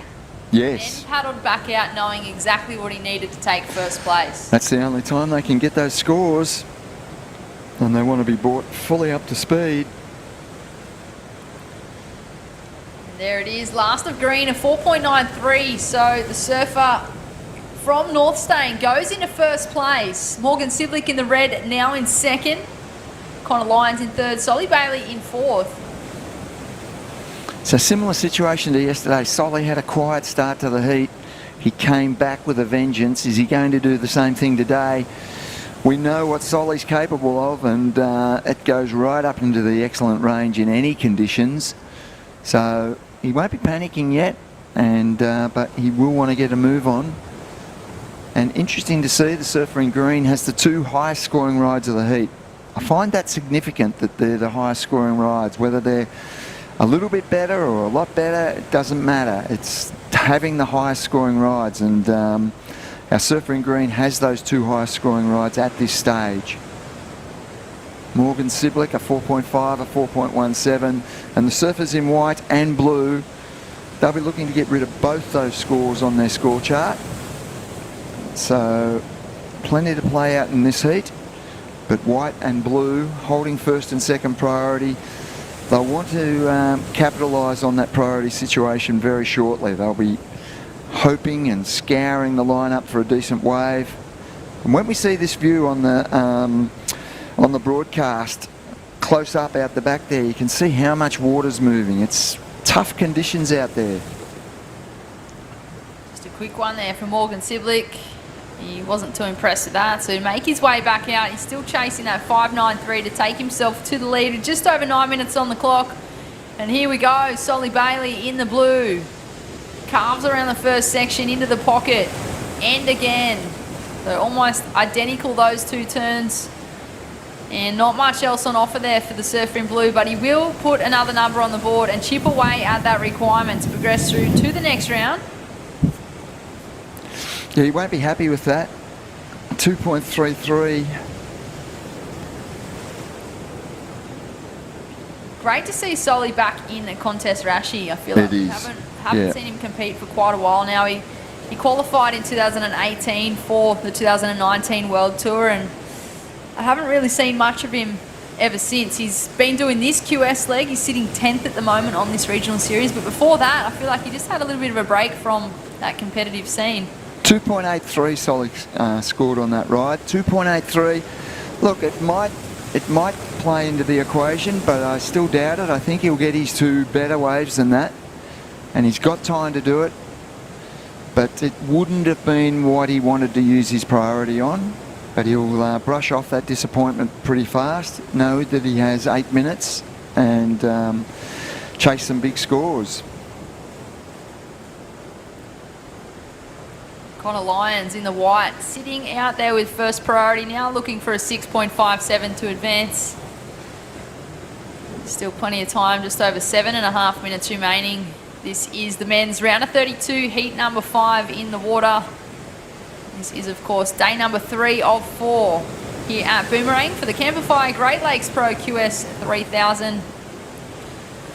Our first event of the Vissla New South Wales Pro Surf Series. So great to have Vissla partnered with Surfing New South Wales again on the QS events. They've been involved for the last 4 years and providing those opportunities for surfers to have this regional leg in New South Wales. It's enormous for New South Wales surfers. As we see the pullback shot there, just you can see the conditions, how tricky it is. There is so much water moving on this bank. We're past the high tide now, so it has started to run back out. It'll be interesting to watch what it does as the tide drops to low. It could get really good, eh? We spoke of the wind earlier and the fact that it's almost directly onshore. The actual wave faces on the right waves are quite clean. But there is a lot of water movement out there. No wonder they can't hear the scores. There's water running in all directions out there. Waves coming from different directions. Lots of wind, so not easy. And it's difficult when you can't hear your scores and know the situation of the heat. You've got to go on gut instinct. And it can be tricky. Tricky when you're maybe in third or fourth and only looking for a really small score, and if you don't get it, you come in and you kind of kick yourself. You're like, oh my God, I just needed to take off, and I didn't, because I didn't know. I can imagine Oscar Berry in that last heat coming in going, what, I had the best wave of the heat and I only needed that. Just a quick one there for Connor Lyons. So that's a tricky situation there for the surfer in white. He waited probably, I don't know, 13 minutes with priority and then used the priority on that wave. Yep, I can't imagine what he's thinking at the moment, but it wouldn't be pretty.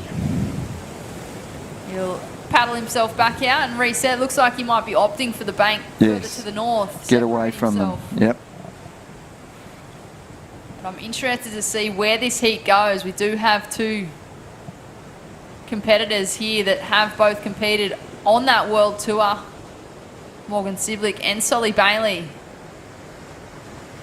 Morgan, the most recent, 2021 and 2022. And then found himself competing back on the Challenger Series, and he came close again. 2 spots off. He finished 12th on the Challenger Series in 2022. So yep. I feel like he is looking to fight his way back, and I feel like it just probably lit a fire under his feet. He would, absolutely. First priority with the current heat leader. Second priority with second place as well on that leaderboard. So those two, they're sitting in a pretty good position. However, still not much of a requirement needed for third and fourth.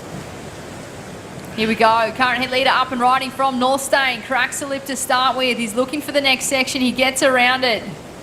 Throws a heap of water, burying that rail. Manages to ride out of it.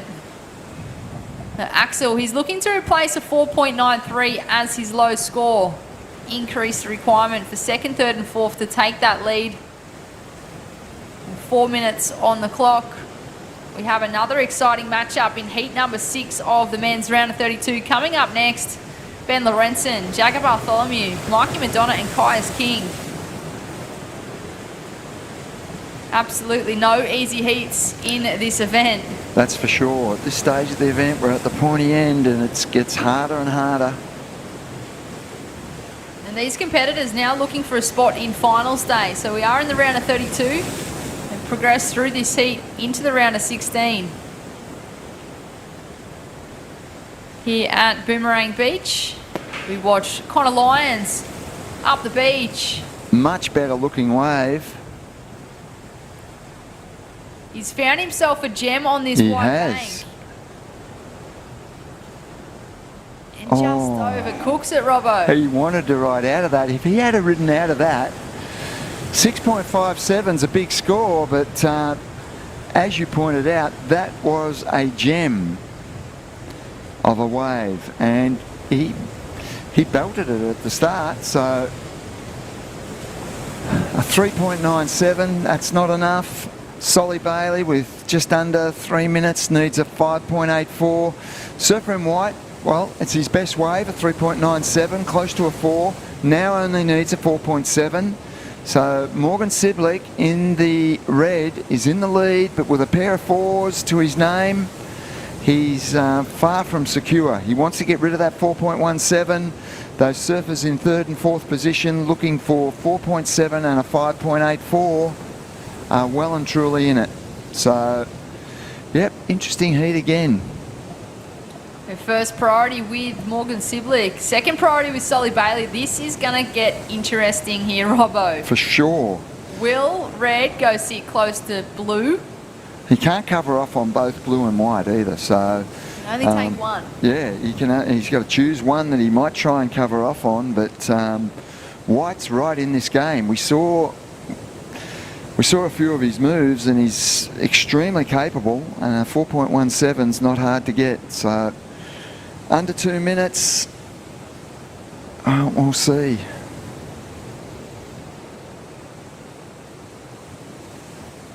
Here we go, there might be an opportunity. No, not going to take it. With 1.5 minutes on the clock. Morgan Siblick sits in second place. He's has a little look, opts not to take off. I feel like he's trying to sell Solly Bailey into a not so great wave. They're both trying to sell each other, I think. Here we go. Yep. Solly Bailey from Byron. Let's Carls watch around this. That first section. Oh. That wave didn't offer it up, so good choice by Siblick. And there he is, power move on the inside. That was strong. And he's getting a link up. This is good surfing. Look at this runner on the inside. Siblick finishing off, so I think he's going to improve his scoreline. And number one, he chose not to take that wave off Solly Bailey. Great choice. And then backs it up with what looks to be a really good wave. So good experience and great surfing from the surfer in red, Morgan Siblick. I'm keen to see that wave score because the first turn was strong. There it is, an 8.67. Wow. That's the way to finish off a heat. There it is, Morgan Siblick in the red. Moves into first place with an 8.67. It was well worth the wait. He played the game exactly as needed. He didn't get sold into a couple of those waves that Solly was looking at, and he just picked an absolute gem towards the end there. We'll cut to a short commercial break and join you back here with all the live action of the men's round of 32, heat number 6.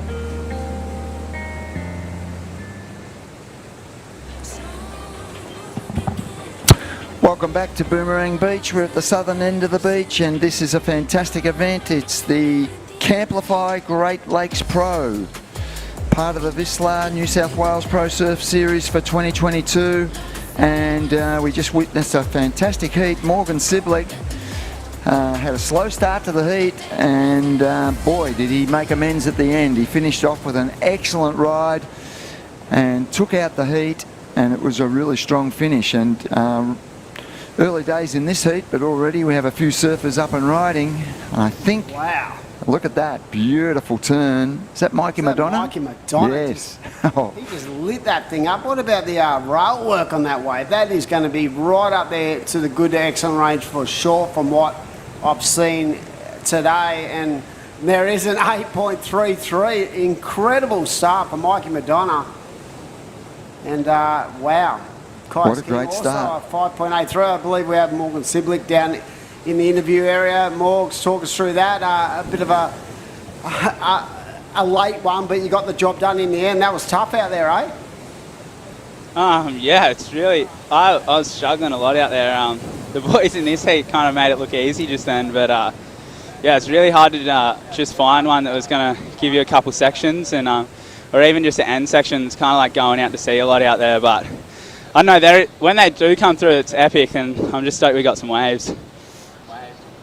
Morgan, late in that heat, it was really close. You might not have been aware of how close it was, but you had Solly Bailey there. There was a bit of cat and mouse going on. You chose not to block him on his last ride and get the really good wave score at the end. What were you thinking? Did you know it was that close? Yeah. I knew he needed like a high 4 or a 5, and so did Connor. And we're kind of sitting on a similar peak, to be honest. Probably, I don't know, could have been sitting closer to him, but yeah, Yeah, I had a peek at that first one and it kind of looked like it was stretched out and was going to go a bit funny. And then the one after, I just thought, oh, you never know what Connor's doing down the beach, so I just got to go. And yeah, just stoked it gave me a section. Okay, well, it's another win and you're through to the next round, and you're looking forward to tomorrow, finals day?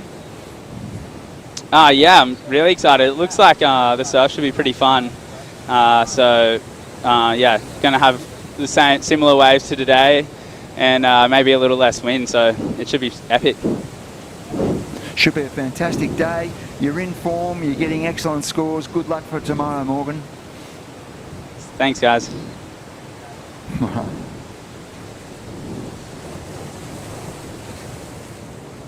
Was in that heat, he just needed to find that wave that really opened up, and he actually mentioned that these guys in this heat making it look easy, and aren't they just? Mikey Madonna an 8.33, Caius King a 5.83, and Ben Lawrenston got a 4.17. So I'd love to get a replay of Mikey's first wave. That thing was an absolute bomb, and didn't he load up on it? He did. He's another one of these guys who have really developed not only mentally in the last couple of years, but physically. There is a point of difference in the way Mikey's actually surfing now. No, it was stylish surfing, and it was strong, and yep. You asked for a replay, you'll get a replay, Adam. Yeah, now you have to talk us through it. Great first turn, but what about how he opened up the wingspan on that second manoeuvre? And again, just the power and the floater he's surfing on that ride netted that really solid score as we see Caius up and right. And of course, Mikey Madonna, I remember him as a child. He grew up in Curly, and his sister was an elite junior. Callie was really solid, and then sort of Mikey sort of exploded onto the scene as a Grom, and he's definitely matured like a fine wine in the last couple of years, and you can just see that power base he's got now and how strong he is through every connection, and that's why he's going to be dangerous on the QS. Yep. Yeah, interesting stuff. It's I think at this level and the level above it, Challenger and the CT, you really need to step up your power game.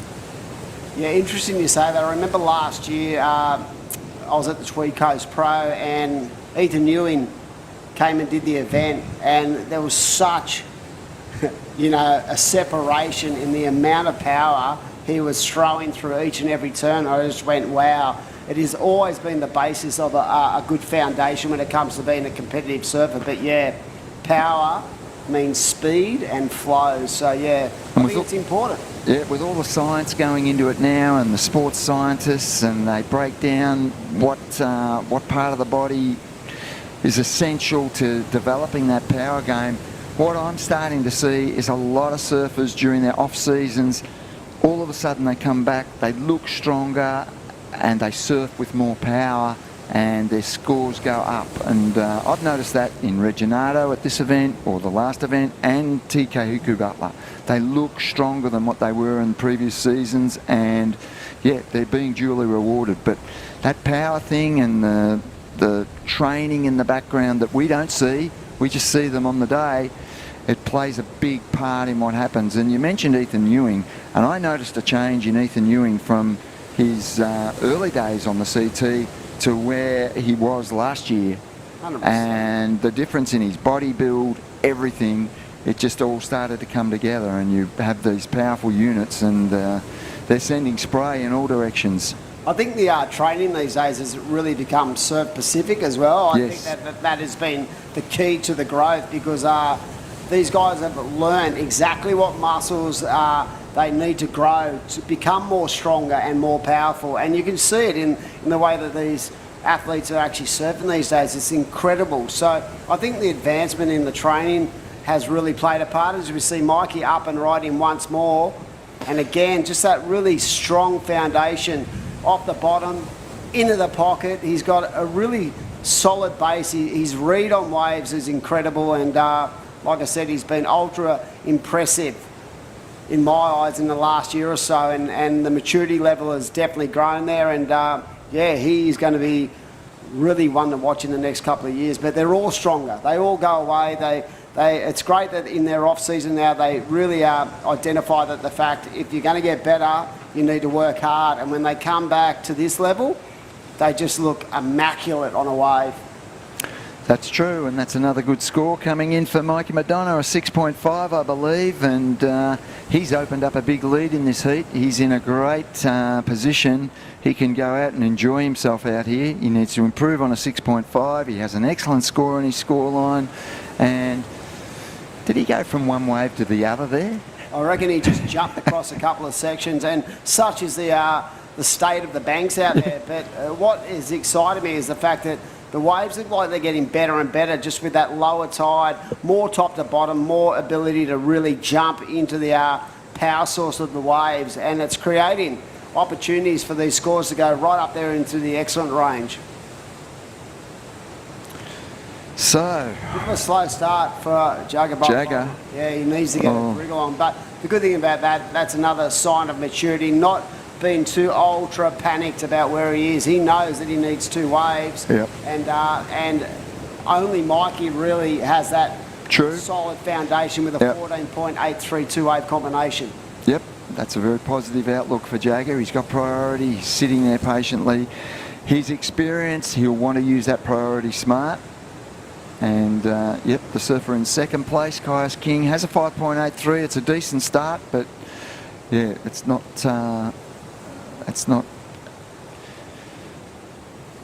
excellent by any means. So the heat is right up for grabs. We spoke about it earlier, the fact that it looks a bit wild out there, but the positive of this swell is that it's basically blowing direct on shore. So the actual wave phases itself are still nice and clean. So when they get the opportunity, Morgan said it, he was really frothing that the opportunities were there. It was just finding those opportunities. Yeah.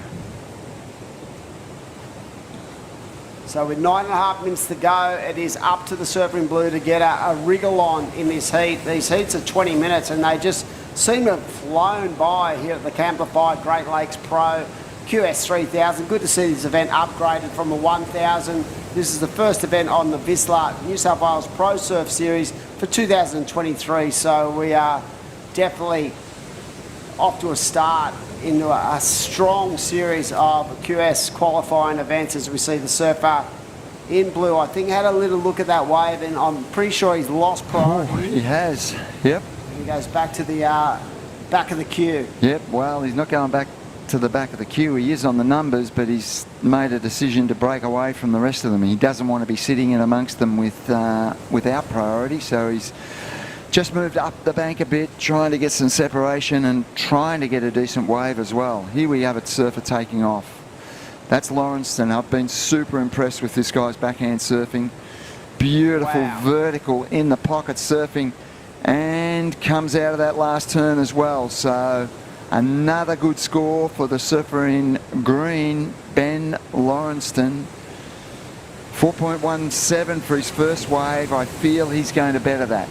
100%. That second turn, the timing and the amount of water he displaced on that turn was really, really critical to the scoring potential of that wave. A 5.67 for surfer in red. Just the way he lined this thing up, and this is the money turn. Came off the bottom and really elevated into the lift, and then showed a little bit of variety on that final turn. So a 5.67, that is a great way to build your heat and your confidence as we move forward. As we can see the boys running up the beach. So it is 7 minutes 40 on the clock. This is heat number 6 at a round of 32. So we're going to complete the men's and then go into the women's round of 48, I do believe. Top surfers, top seeds will come in there. Now, we mentioned earlier, Jacob Bartholomew, calm, take it easy, don't panic. We're now down to 7.5 minutes. You've got to get, I think now it's just time to move and get something on the board, because second and third don't have a huge score, as we see surfer up and right in, and that is Caius King. He's a beautiful surfer. Jeez, he's got such, it's just beautiful to watch on the eye, isn't it? The stylish all the way, yep. Okay, So he has a 5.83 to his name. He's going to improve his scoreline no matter what, but it could be a decent score. So just under 7 minutes. Surfer in blue does not have priority. There he is. He's taken off. No priority. I don't think he got any moves at the start. We'll look for a replay on that one. Yeah, this last wave is going to put him right behind the 8 ball jugger for sure, as we see. Just the flow and the effortless nature to this guy's surfing. As I said, it's so beautiful to watch.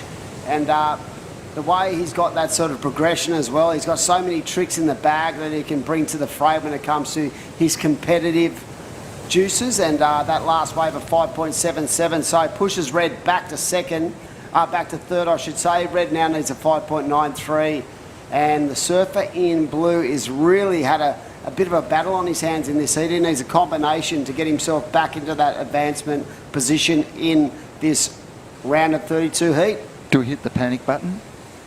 I don't know if it's about panic. It's just about getting busy and finding something to land yourself a score, to put yourself in a position where, you know, the guys in second and third, high scores are only in the mid-5s. Yeah, true. All these surfers can do that at a flip of a switch. So it's about, for him, I feel, just getting something on the board, even if it's just 2 turns, get himself a 3 or 4 and get himself back in the game. I think that's going to be critical in the next couple of minutes. And here we go. Jagger looking for some opportunity to show what he's got. Such a great surfer and a powerful surfer. So lovely turn in the pocket. See, it showed a bit of maturity there where he just went, you know what, I'm going to go anything I can get yourself a score. He's not going to be panicked. He knows he's got 5 minutes to go in this heat, and that will bring him into a situation where it's going to break the combination and put him back in the game. Yep, you're right, Adam.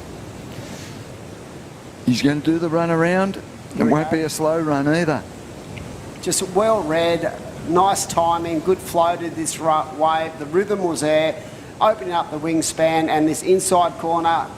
There he got that nice tagging turn into the pocket, comes around again and finishes it off. So he knew that that was a critical part of this heat for him if he's going to put himself in that position to qualify for the next round. And there it is, a 4.67, so right in that ballpark. Yep, needs a 6.93, very much within his capabilities, we know that. He's a great surfer. He's going to jump on that rip and get himself back out the back. And freight train. He's in the game. A little bit of controversy, Adam. I'm going to throw this one at you. Yep. The 5.77 of the surfer in green, I was expecting a bigger score. Yeah. I liked it. I liked everything about it. I felt like the surfing was there, but I didn't feel like... I felt like Mikey's 6.5 was clearly a point better than that, but I just love how the beauty of the way the guy surfs, and maybe sometimes that is a hindrance. He can be too smooth. You know, I remember like Joel used to be the same. You'd look at Parker and go, "Oh my God, it just looks effortless." Yes. And but yeah, it could have gone up a little bit, but I think the judges have got it right when it comes to when I look back to the 6.5 of the surfer in white. I just felt there was more aggression to those series of manoeuvres. So, yeah, it's all opinionated, but yeah. I know. But I love his surfing. Yeah. Price is so easy on the eye. That's true, and he's in second place regardless. And the surfer in green, who, we liked his wave as well. Don't forget that score. And he only needs a 5.93 to go to second. He has a 5.67 and a 4.17, because that was an impressive wave also. Those beautiful backhand turns. Oh, he is ultra impressive, Ben Lawrenston. And now the surfing blue only needs a 6.93, so still game on, 2.5 minutes to go. I'm sure that the surfing blue is back in the lineup. You can see red there. Ben Lawrenston looking for some information off the some intel from Terry McKenna on the beach. But right now it is Mikey Madonna with that 8.33 and a 6.5 into the lead. He has established a solid 2-wave combination of 14.83, and it's really... It's all about second. It's all about second. Yep, 2 minutes remaining. They're out there.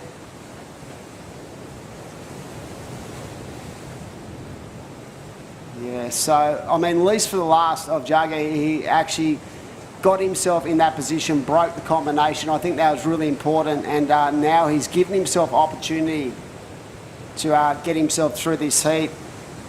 The only thing for the surfer in blue is he has 4th priority, so that is going to be difficult. So he sort of nearly has to break away from the pack, really. That damn priority rule. I know. Oh, it's better than the old days. It is. Heckle. Yeah, I love it because you know what? It's much cleaner. Yeah, Absolutely. It just means it's more about the individual's surfing performance. It is. Than the individual's ability to hassle. So Yes. I love the fact that WSL uses this formula, and I love the fact that we actually use it right through to the grassroots of Yeah. surfing these days, because it teaches the younger generation how to apply the skill set that comes with the priority system. Absolutely. But right now, it's a curse on Jagger Bartholomew.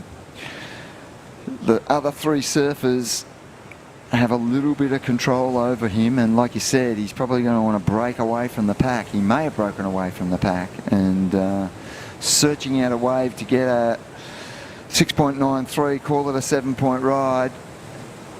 Work to be done, and 30 seconds to do it in. Not a lot of time. No.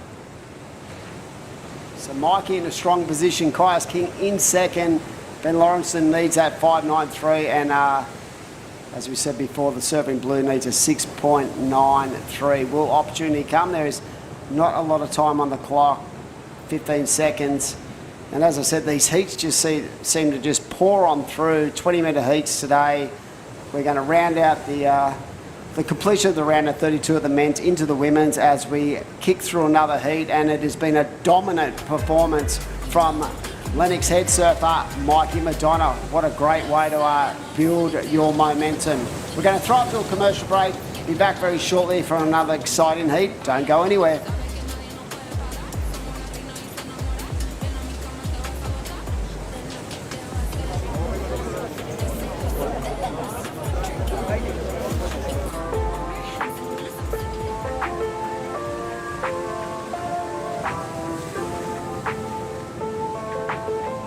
It's a beautiful day. Huge thanks to Surfing New South Wales for getting out there, not only communicating with people about why it's important to not use single-use plastic, but how easy it can be to transition and stop it and swap it. We're basically down here to showcase how we are reducing our plastic footprint through all things like keep cups and reusable water bottles and our beautiful toggles, which we use instead of cable ties. We've invested in about 100 water bottles and keep cups. We've distributed to the whole team. You know, everyone's so passionate about this program and so enthusiastic to be a part of it. We're doing our bit to give surfers a cleaner ocean and save the environment for a better future.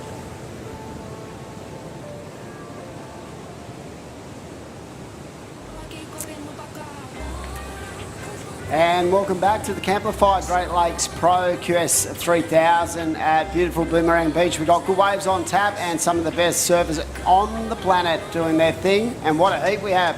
Brett Nicol, welcome back in. Look at this one. You've come in on an absolute belter as we see Dakota Waters up and riding straight into it. First turn, carving second manoeuvre. This is going to be a doozy with Geordie Lawler, Dakota Waters, Xavier Huxtable and Jacob Wilcox. And what a start for the young gun. What a way to open up your heat here in heat number 7. Dakota Walters, 18 minutes on the clock, not even. And he's already got that wave. I am excited to see where that number goes, Dimmy. Yeah, here we go, wave replay. And I noticed that Zabe Huxtable has also got a 717. And look at the first turn, just the aggressive nature of that and the way he held his rail. So if you look at these heats, they're all stacked, but this one is exceptionally on the high end of quality when it comes to our 4-man rotations. And that's a great way to start for the man in blue. And what a stacked heat we have here. Xavier Huxtable in the white, Geordie Lawler in the red, Jacob Wilcox in the green, and Dakota Walters in the blue. Xavier, he's already locked in a 7.17. And there it is, last of blue, Dakota, a 7.5. So highest single wave of this heat so far. Yep. I'd love to get a replay of Zabe's first wave at 717, and we spoke earlier about his ability to adapt in conditions like this, coming from down in Vico. Probably spent a lot of time at Jan Jack sort of surfing these wild ocean waves, and he'd be lapping this thing up. But what about that 4-man heat? That is just exceptional. That could be a final any day of the week on any level. So this is going to be one not to mix, ladies and gentlemen. And they've all come out with all guns ablazing, as we see the surfing red. Geordie Lawler, the winner of the Tweed Coast Pro, up and into a drift in the tail and kicking out with a lot of confidence. This is so fun already, and we're only like 3.5 in. This is going to be an exciting heat. I can only imagine where this is going to head for the next 16 minutes. I'm going to need a bib after this one because the froth meter is going to be just going through the roof. But yeah, opened up with a 7.5, and Dakota Waters just continuing that roll, that rhythm, that groove he's been having in the early stages of 2023, and that last couple of waves, the last of Geordie Lawler was 4.33, Jacob Wilcox at 2.50. Of course, these are 20-minute heats today, and as I said, we're going to complete the round of 32 of the men's and then dip on into the next round of the women's to wrap out a big day. And that last wave, his first wave was a 4.33, last of Geordie was a 6.17, courtesy of those nice clean turns. Love the variety as well. I just love that these 4 surfers are just going back to back. I feel like it's just going to be like this the entire heat, with conditions starting to change now with that outgoing tide. We do have the previous heat winner of heat number 6, Mikey Madonna from Lennox. It's Britt Nicol and Adam Hennessy in the booth. How are you feeling after that heat? Yeah, feel good. It was really fun out there. The rain sort of stopped and cleaned it up, and yeah, we got to trade off on a few waves. It was fun. Mate, what about that 8? You just opened up the wingspan on that thing and went ballistic. How did you identify that part of the peak as exactly where you wanted to be? Because I felt like you had the read of nearly every good wave out there. Yeah, obviously watching the heats before, I definitely knew there was opportunity there. Just with that little grain of sand that seemed to be like sort of bouncing off and running down into the bank, and yeah, I just managed to find a few. I paddled for one at the start that looked really good, and I kind of put me in a better position because my 8 sort of swung in underneath everyone, and yeah, I managed to get that one, and then paddled back out and sort of went straight back into a wave sort of similar, and yeah, that was it. Mate, I've known you for a long time, but I feel like you're starting to really develop, and that maturity level is growing as you go through your career. How do you feel in 2023? Have you been doing a lot of training to get stronger? Because you look stronger. Yeah, of course. I'm always trying to get stronger and build myself up in and out of the water. Last year was a big year for me, and definitely learnt a lot, and sort of just trying to take that all into this year, and yeah, try not to rush myself, and yeah, hopefully get back there and give it a good crack again this year.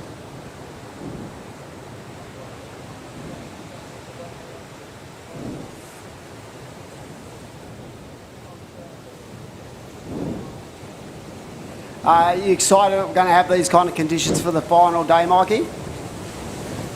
Yeah, for sure. I feel like these sort of conditions are what I thrive in, and yeah, I'm just taking it heat by heat, and I'm just stoked I get to get back out there again and compete in some fun waves, and everyone's ripping, so it should be a good day tomorrow for sure. A lot of support out there. You want to throw out to anyone, say hello to anyone at home? Maybe Dad. Where's the old boy? Oh, no, Dad's down here with me, of course. It's good to have him back on the road with me. Just say hello to my mum, my sister, and yeah. Best of luck, buddy. You're absolutely ripping out there. We see you tomorrow. Thanks, Timmy. Cheers, guys. Yeah, he's absolutely looking on point. And do you know what I love about it? It's the calmness. Even in his post-heat interviews, I feel like he's not getting too far ahead of himself. And he definitely identified those couple of really nice, strong positions on the peak as well.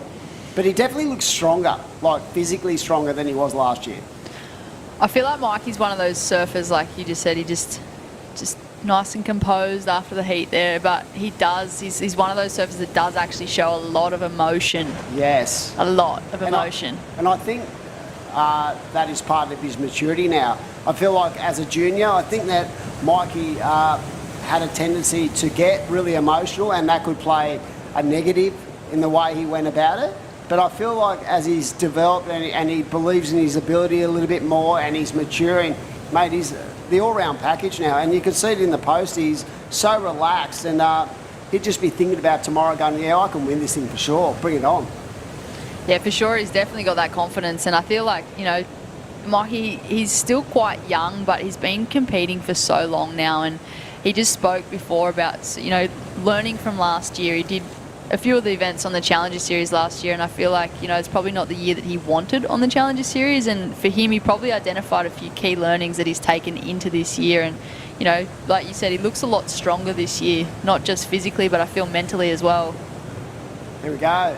Replay of last avoid. Zabe up and riding, and this is at 717, and this guy is so strong.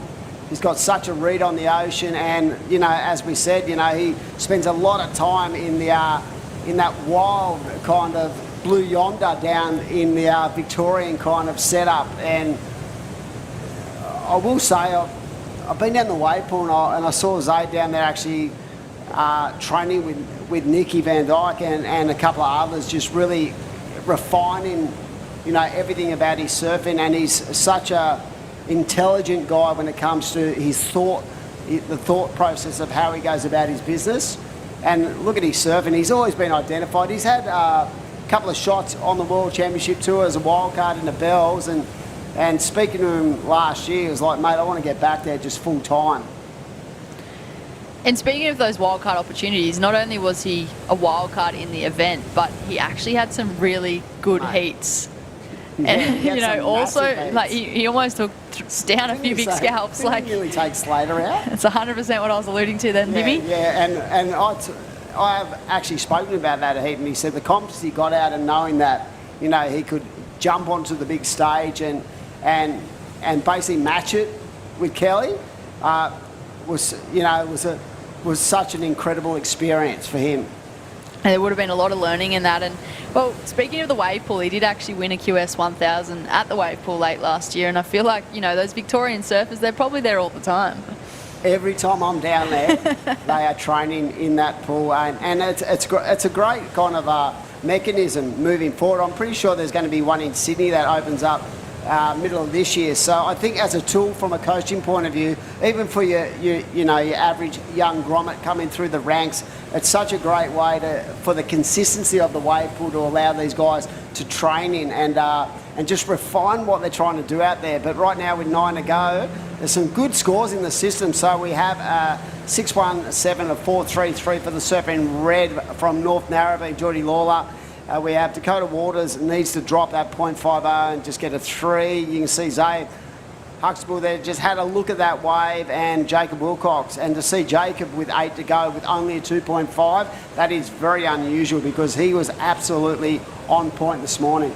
Well, he was close to qualification last year too, and I feel like it's just such a slow heat like this is uncharacteristic from a surfer like Jacob Wilcox, but he is sitting out there holding first priority. I feel like there's all that experience that he'd be sitting on with that Dimmy, and I think he knows what type of wave that he needs to pull the trigger on, particularly knowing that he's up against guys like Geordie Lawler, Dakota Walters and Xavier Huxtable. Like, this is a stacked heat for the men's round of 32. Yeah, I mean, very much like the last heat, I feel like there's no way you're going to be able to sell these guys anything when it comes to priority.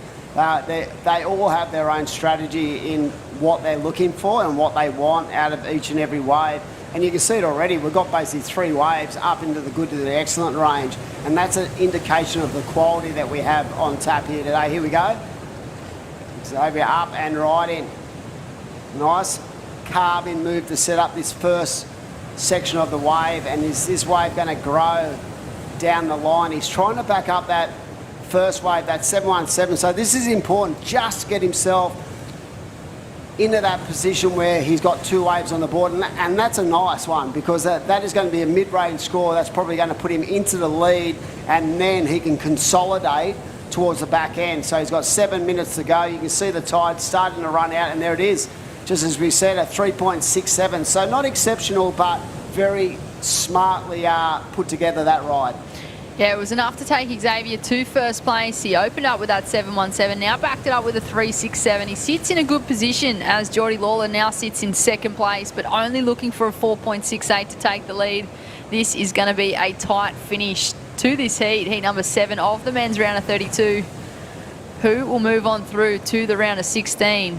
Still plenty of time on the clock. Dakota Walters sitting in third place, only chasing a 3. He has the highest single wave of this heat so far.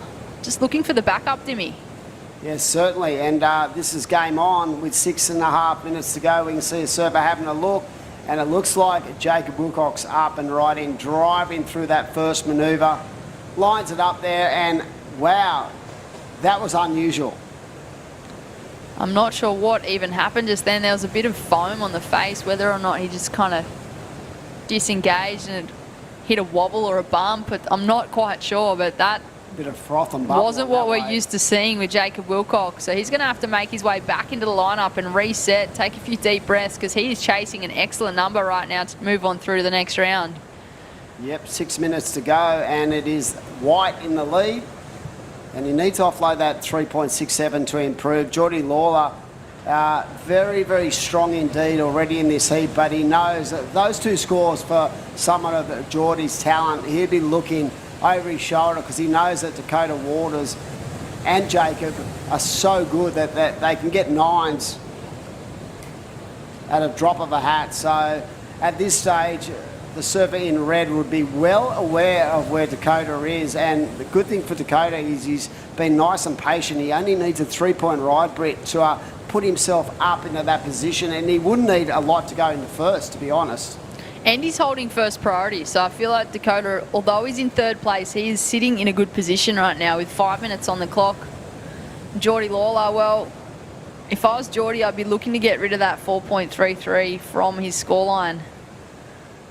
Yeah, if he could put another solid 6 on his scoreline, that's going to make it a lot more difficult. Here he goes. Geordie Lawler up and right in from that wide shot. You can see how they're just trying to get into that northern corner of the bank, and sometimes it pops itself up and other times it doesn't. So that's going to be a throwaway for Geordie with 4.5 to go.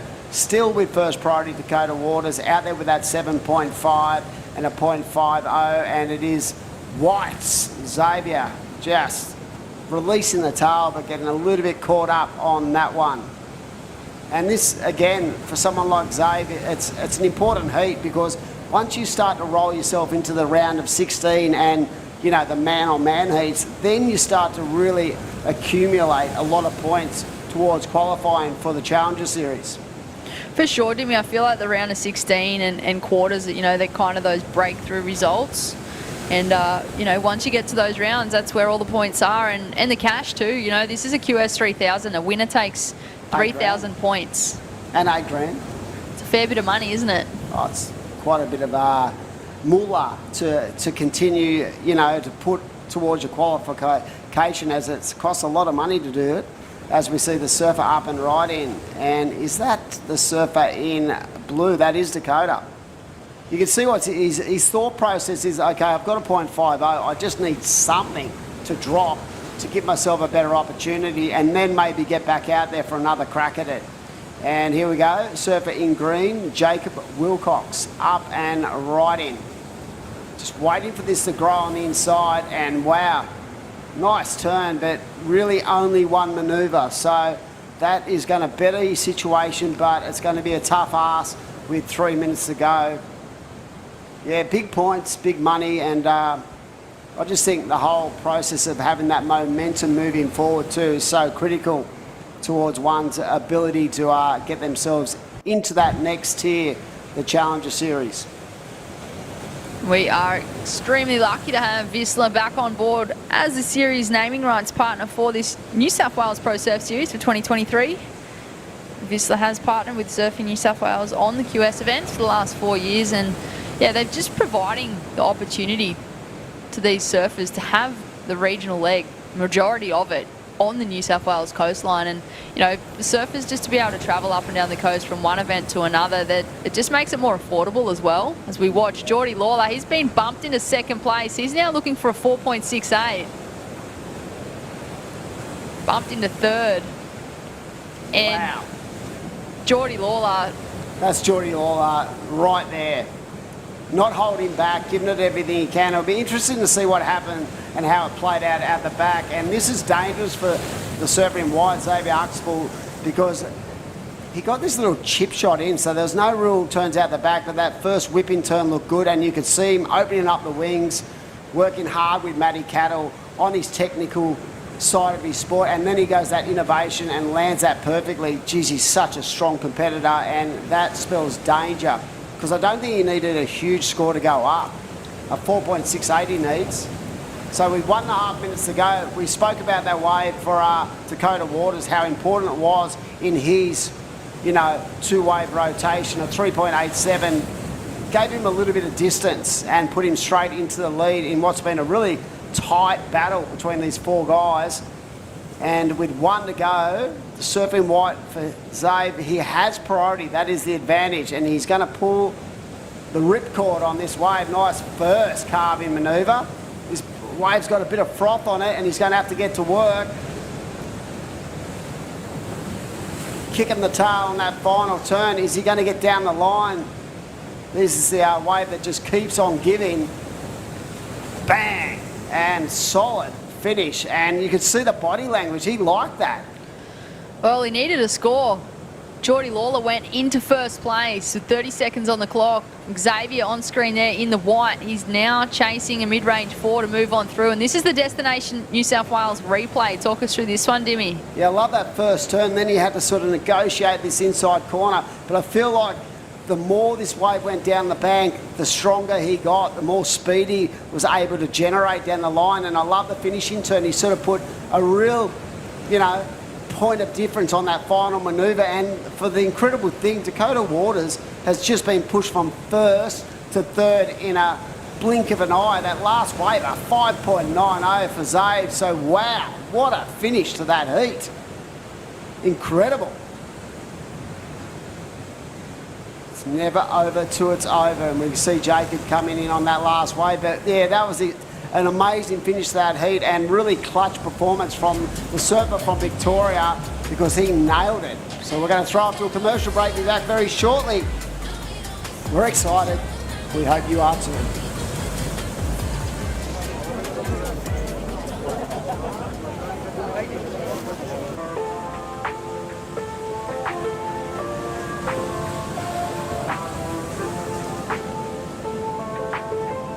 It's a beautiful day. Huge thanks to Surfing New South Wales for getting out there, not only communicating with people about why it's important to not use single-use plastic, but how easy it can be to transition and stop it and swap it. We're basically down here to showcase how we are reducing our plastic footprint through all things like keep cups and reusable water bottles and our beautiful toggles, which we use instead of cable ties. We've invested in about 100 water bottles and keep cups. We've distributed to the whole team. You know, everyone's so passionate about this program and so enthusiastic to be a part of it. We're doing our bit to give surfers a cleaner ocean and save the environment for a better future.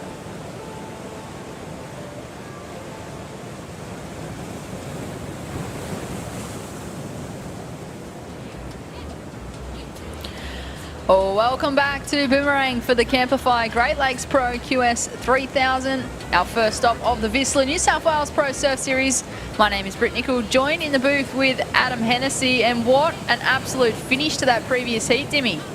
Wow, talking about a buzzer beater, yeah, it was the man who got on through in white on the final stages. Xavier Huxtable getting the job done, and Dakota Waters a shock loss, because we thought he was safe, but it's never over. And I'll talk you through that last series of waves in that heat. That Geordie Lawler wave was so important for a number of reasons. The fact that he had the ability to do that air at the end of that wave, Britt, I felt brought the score up enough for him to advance. And had he just tagged your standard traditional turn on that final manoeuvre, I reckon that he does not get through that heat.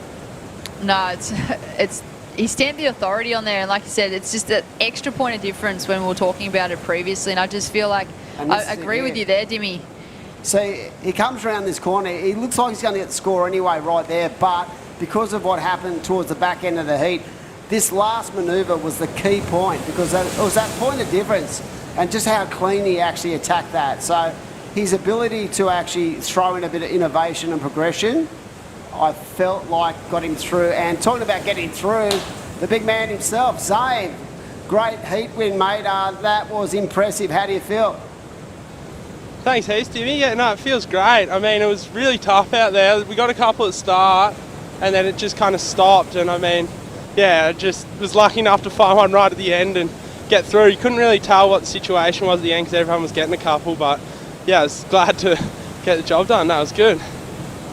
Mate, it felt like that wave just kept growing for you, and I was going to ask you, did you actually know where you were in the situation in the heat, or were you just going off sort of instinct in that situation?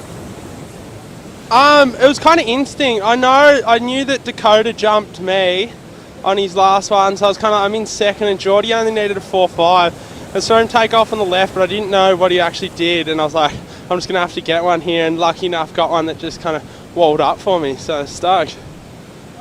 How comfortable are you in conditions like this and moving forward? We're going to get exactly the same tomorrow, so you must be really confident going into that final day. Yeah, I mean, this is just like home a lot of the time, just big, windy, kind of peaks everywhere, so stoked to have some swell. I mean, the first couple of days was still super fun, but pretty small, but it's great to have some swell, which allows everyone to like really rip in and showcase their surfing, so it's great. Well, mate, you're absolutely ripping. We're excited to see you going so well, and all the best for tomorrow, mate, and let's get the job done. Thanks, Heath, Timmy. Excited. Can't wait. See you, bud. And yeah, what a great performance. And what a heat. That was a tricky heat with so many great surfers in that heat. And these round of 32 heats, mate, like, they're just stacked. I love it. They are all like finals as we watch George Pitter just a quick up and out. That's your mate. Oh, mate. Your mate. Yeah, travels, and he's in this little rat pack they've got going, George Pitter, with Dave and a few of the other boys. And yeah, like, excited to watch George, starting to come to the fore when it comes to QS, and starting to put those kind of performances together that we all know from our area. We definitely identify him as sort of the future from our beach.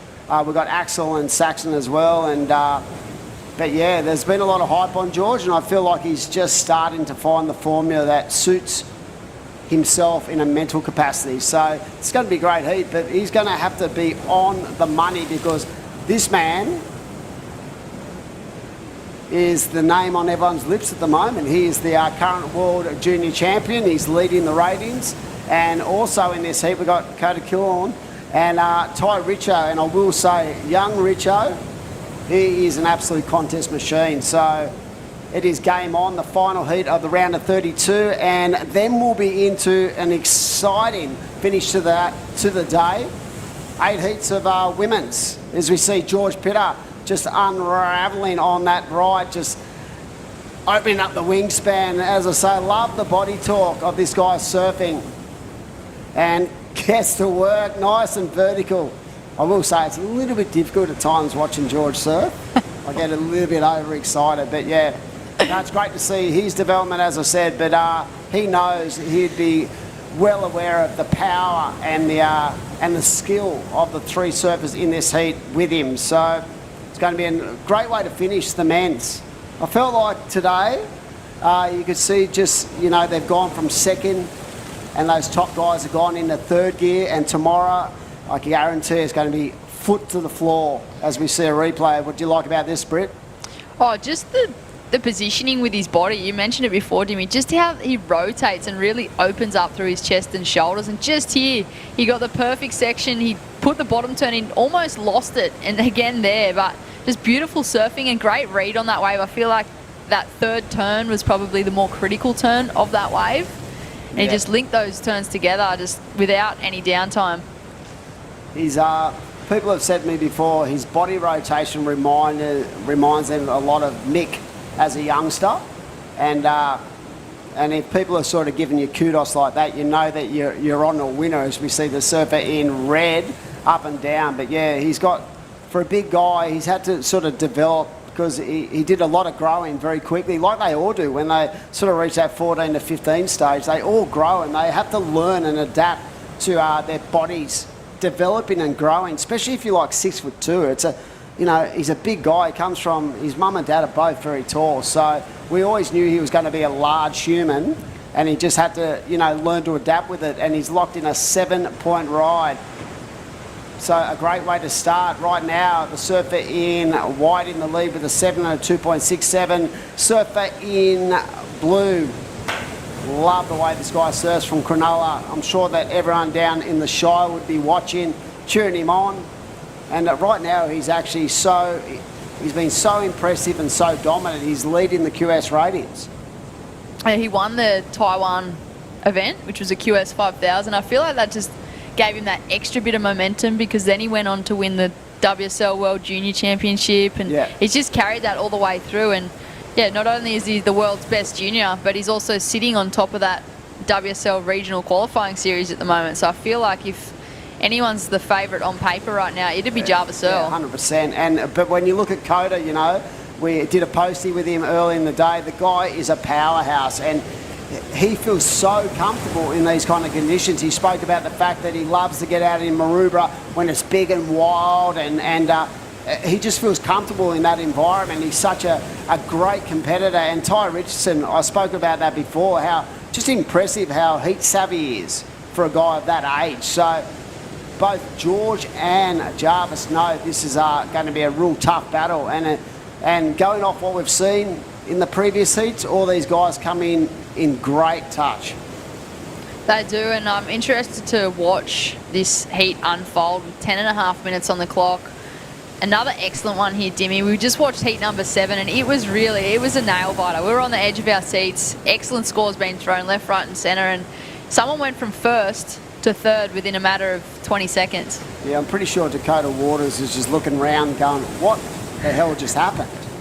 But that's the nature of the beast. It's the nature of competitive surfing. It's never over till it's over. And with the calibre of surfer we have in this event, you know that these guys can just nut out big scores so effortlessly. For sure, Dimmy, and as you mentioned, Coda being from Maroubra, I do look at these conditions and I'm like, oh, this looks exactly like Maroubra on a day. Yep. Where there's a little bit more swell. I used to watch this from the office every single day. But Ty Richo, well, I feel like this could be like a little palmy beach break for him. Exactly. So all these guys are right in the mix. I'm pretty sure that is the surfer in white, George Pitter, up and riding once more. Just trying to offload that 2.67. But yeah, I feel like everyone has, you know, confidence when it comes to sort of these ocean, the wide open kind of playing fields. And if you talk to an athlete, they're going to love it a lot more when it's like this than if it's 1 to 2 foot clean. They want juice. They want something to really attack and, you know, expose their strengths.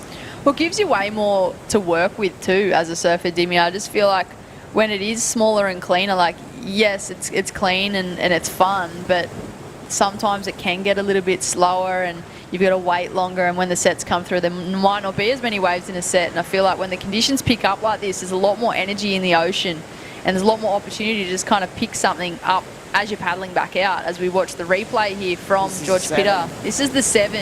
This turn here I feel like is the money turn.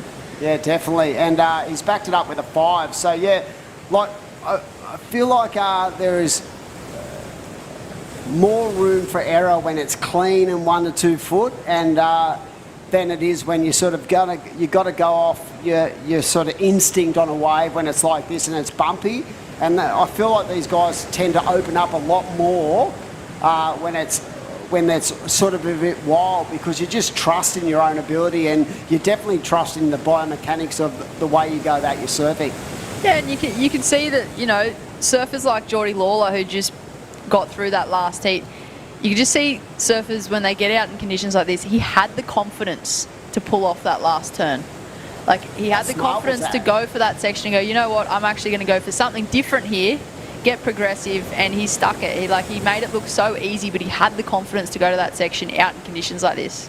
Yeah, he knew what he needed, and his risk for reward was that final manoeuvre. Like, had he just done a traditional hack, I felt like that would not have been the score, and in the end that would have spelled danger for him. But yeah, his ability to have a crack and really just trust his own ability and trust exactly the processes he goes through was really fun to watch there, because that was a critical point of that heat and he got the job done. He didn't win the heat, but at this stage you don't have to. You just got to get through. Exactly. You've just got to get first or second at this point. It is a 50-50 progression. We do move in to two-person heaps tomorrow, so that will be a different playing field again as we watch Kota Killorn from Maroubra up and riding on his back end. Not going to be the score that he is chasing. Is looking for a 4.1 to move into second at this stage, and Ty Richardson having a look also. This is the man in the red from the Gold Coast. One turn, not able to get the second in. I think from a point of view, from a competitive standpoint, both of those surfers there just wanted to find something with a turn that would, maybe get them a 3 or a 4. It didn't actually happen. Maybe Ty Richo would go up into the 3-point range, but they knew that Jarvis Earl is probably only sitting on a 3.83 and a 2.27. So if they just put themselves somewhere in the game with one last shot for the prize, they're going to be right up there. So as we see that 2.87 for the last of red, pretty smart, because now, Brett, he only needs a 3.24 to go from third to second. George Pira has definitely established that lead with that 7. I feel like that is the benchmark when it comes to the scoring potential in this heat. And whatever he does on his next ride, he'll be trying to look to offload that 5 to put himself in a more comfortable position in the heat. You've watched a lot of George over the years and obviously helped with his development and growth. What is it, do you think, he's changed maybe in the last 12 months leading into this year that's helped him to, say, progress through heats like this?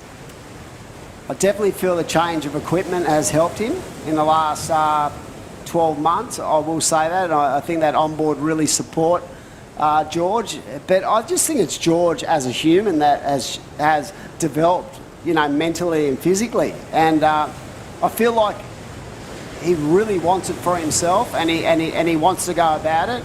He's a deep thinker, he is, and he'll absorb a lot of what you tell him. But yeah, like, he doesn't need any help. The way this guy surfs, check that out.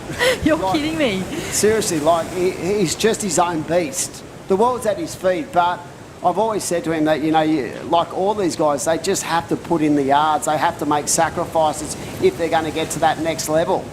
But yeah, his maturity has always been impressive anyway. Speaking of going to the next level, it was only one section, but I tell you what, he certainly made the most of that one. The surfer in white.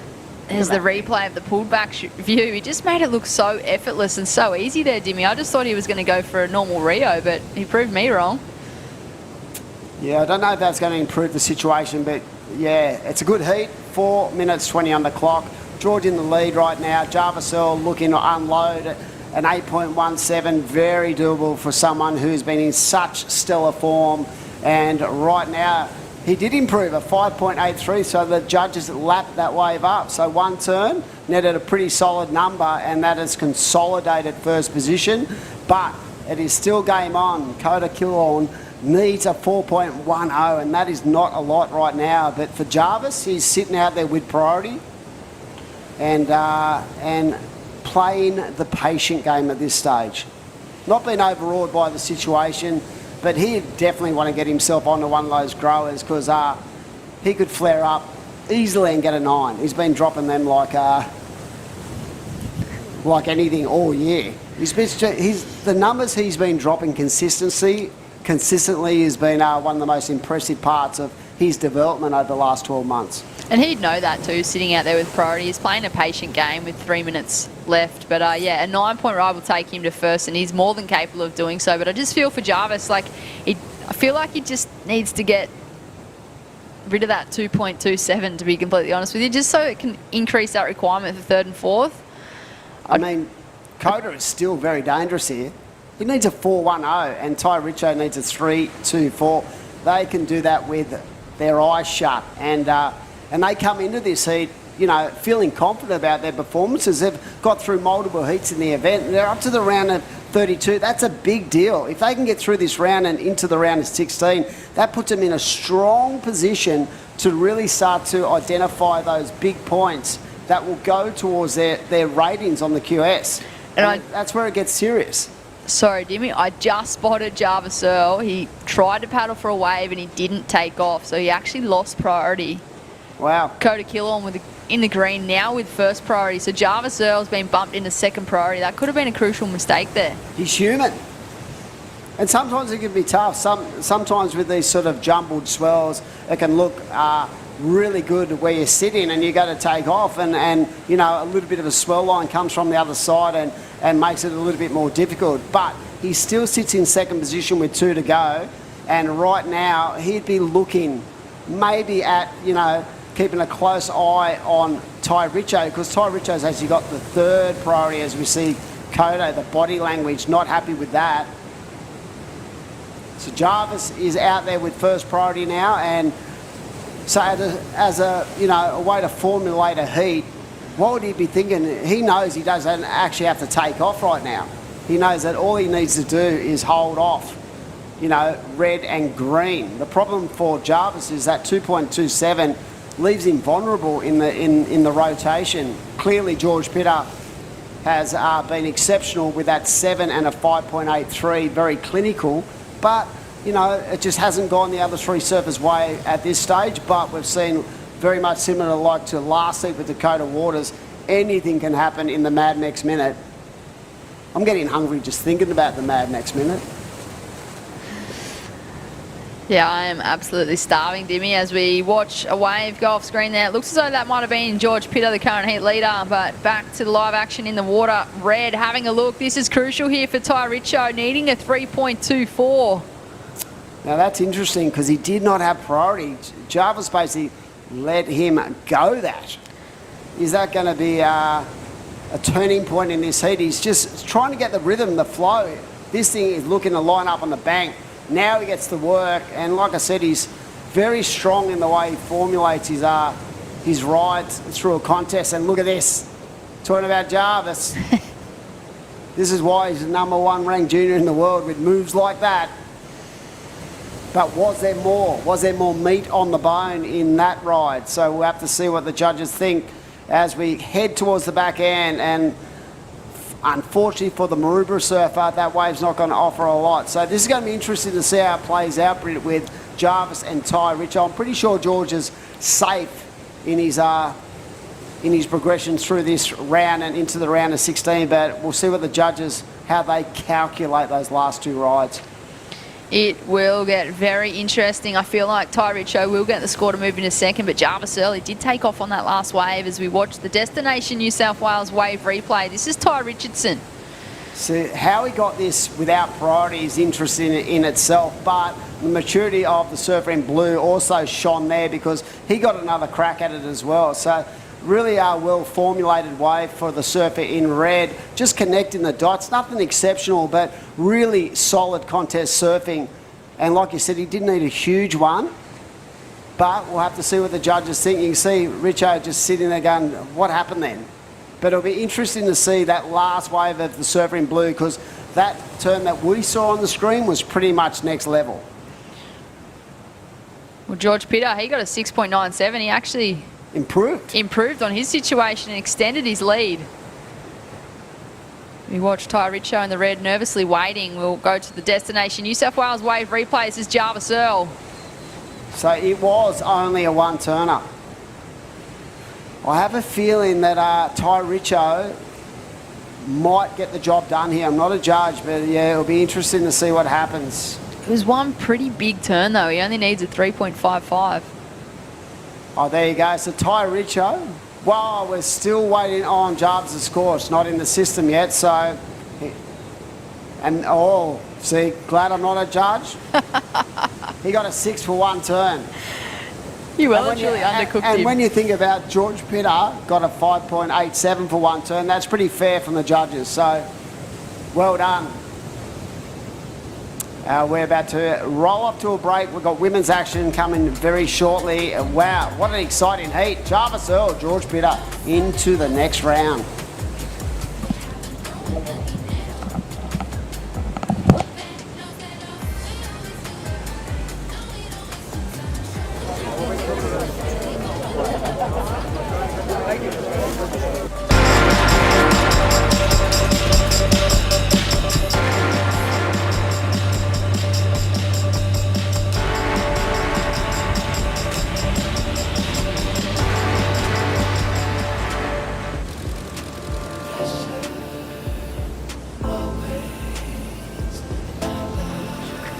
Lay back and just forget the pressure. Always my life. It's alright. It's in all of us. That craving to feel new again. To see something new that will blow our minds. Or meet someone new who will change it. New South Wales. A place to feel free. To feel alive. But most of all, to feel new again.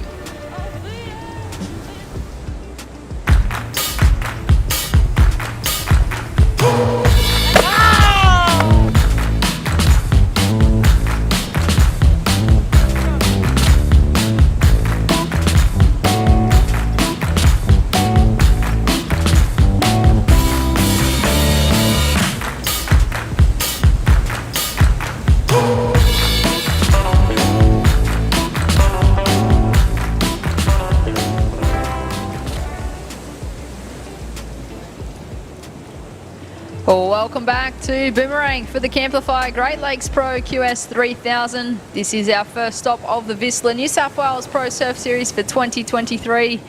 We just wrapped up the men's division.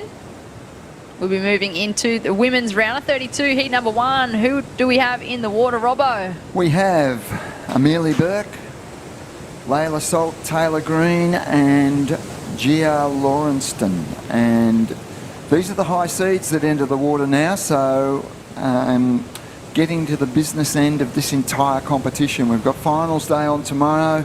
We're expecting great conditions tomorrow. The winds will be onshore, the swell will still be quite solid, but we expect the winds to back off a little bit and a little more manageable out there. And yeah, it should be a magnificent finals day.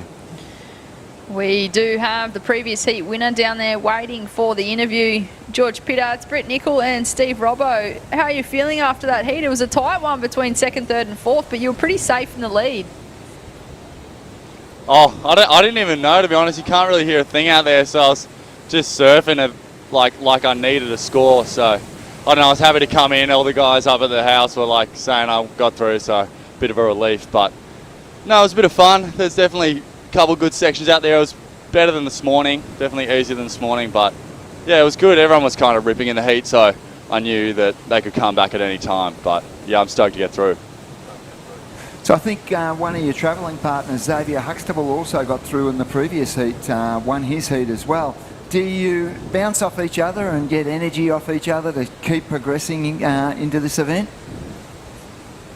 Yeah, 100%. I was out in the water. I heard he got through. I was so happy for him because it was a pretty tough heat, actually, that one before. But no, we definitely bounce off each other. We're pretty good travelling partners, and I don't know. I know all the work he's put in, and I've like how much he wants it. So I'm just stoked for him, and yeah, hopefully we keep the ball rolling. Hey, Dimmy was in the commentary box while we had that heat, and we were talking about you and what you might have changed over the last 12 months leading into 2023, and he spoke about a change of equipment. Can you give us some insight into that change? Yeah, well, a few years ago I was riding DHDs. They were going sick, like I love the boards, but I just kind of was feeling like I needed a bit of a change, and then Luke Elder came with Channel Islands and offered me a deal, and I just got on their boards and instantly just clicked with them. And I don't know, every time there's conditions, like whatever conditions there are, I just feel like I have the perfect board, and it actually just helps so much with confidence. Like it's hard going out sometimes, you're like, oh, I don't know if this board's going to hold, but no, you never really have that, and I don't know, I'm just loving it. These boards, they just pretty much changed so much for me, so I'm really thankful for that. Equipment is definitely a crucial component to competitive surfing. Hey, speaking of the conditions yesterday, were you on an epoxy yesterday with your free surfs and practicing leading into today, and have you had to change that for the event today? I was on an epoxy yesterday, but like in all my free surfs, but the wind started to pick up and I was like umming and ahhing whether I should go to my PU, but I didn't have to because they called it off. But no, I've changed today to my 2-appy pintail. It's a bit of a like magic board, just kind of pull it out in anything, and I knew it would hold out there today, and it's nice being able to push off the bottom. It just bites with the water real nice. I really enjoy it. Well, you've pulled off the magic. It's great to see you get the win in such a stacked heat. Moving on through to the round of 16. Congratulations, George Pitter. We're excited to see you back tomorrow. Thanks. We'll talk to you soon. Thank you. Hopefully it's on the podium, Robbo. Yes, exactly. They'd love talking to us because they're talking to us, they're getting through. Exactly. They're winning heats. They love us. It's a good sign that they are on that interview podium. Yes.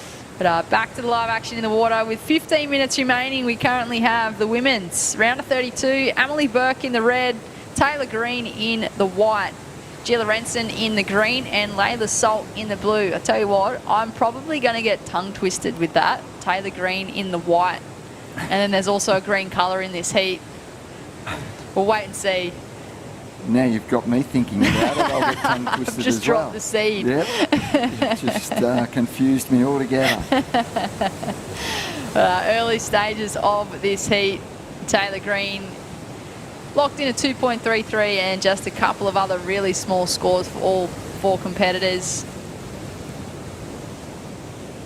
Tricky conditions here at Boomerang for day number 3 of the Camplify Great Lakes Pro.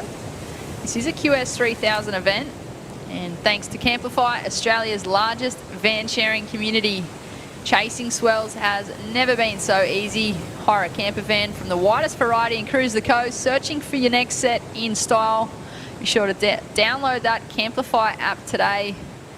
Stay closer and surf longer with Camplify. I downloaded the app. I had a really good look at it. It makes sense. It seriously makes sense. You've got a vehicle, you've got a home, and you've got a holiday. They're all there wrapped up. This is a good looking wave. This is Emily Burke on her backhand in the red. She is from the Newcastle region, surfs for Merriweather Surfboard Club and board riders. And answering back, surfer in white, just not able to get through that next section. Wait and see where those numbers drop on the leaderboard. Yeah, the Camplify app. I looked at it. I looked at a number of the vehicles and vans that are available to hire, and I looked at the prices, and I thought this is a really smart business. It's a really smart business, and it's a really smart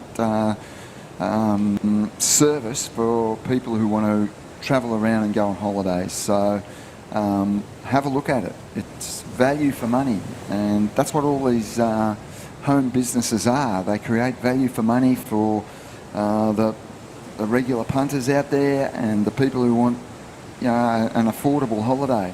It really does make sense. If you combo your Camplify app with one of their vans and then go on to visitnewsouthwales.com, thanks to Destination New South Wales, one of our supporting rights partners. Yep. You can have the perfect combo for a New South Wales road trip. You do. Which I'm sure a lot of the competitors are doing here for this Pro Surf Series. For sure. I could imagine that that's a really affordable way to do things and enjoyable way to do things. Live action in the water. That's Emily Burke. She locked in a 3.33 on her last wave. She's now looking for another number to solidify her spot into the next round. Next round being the round of 6. Gets the double up, but not able to connect with another turn. The surfer in red. Really strong goofy footer from that Newcastle region. I believe that she's been doing a bit of work with Vert Duffner as well, one of the surf coaches. He's been working with a heap of the QS crew, and great to have all that support on the beach. This coach is travelling with them, but I feel like he's probably got about 10 of the athletes that are in this event. Amazing. It's a new world of professionalism. They've got coaches, they have managers, they have training programs, they have access to high performance centres, sports scientists. It's a fully fledged professional sport from top to bottom now, and there's stepping stones and career pathways that surfers can take, and it's happening definitely all over Australia, all over Brazil and all over the world. Okay, this is not a bad wave for the surfer in red. And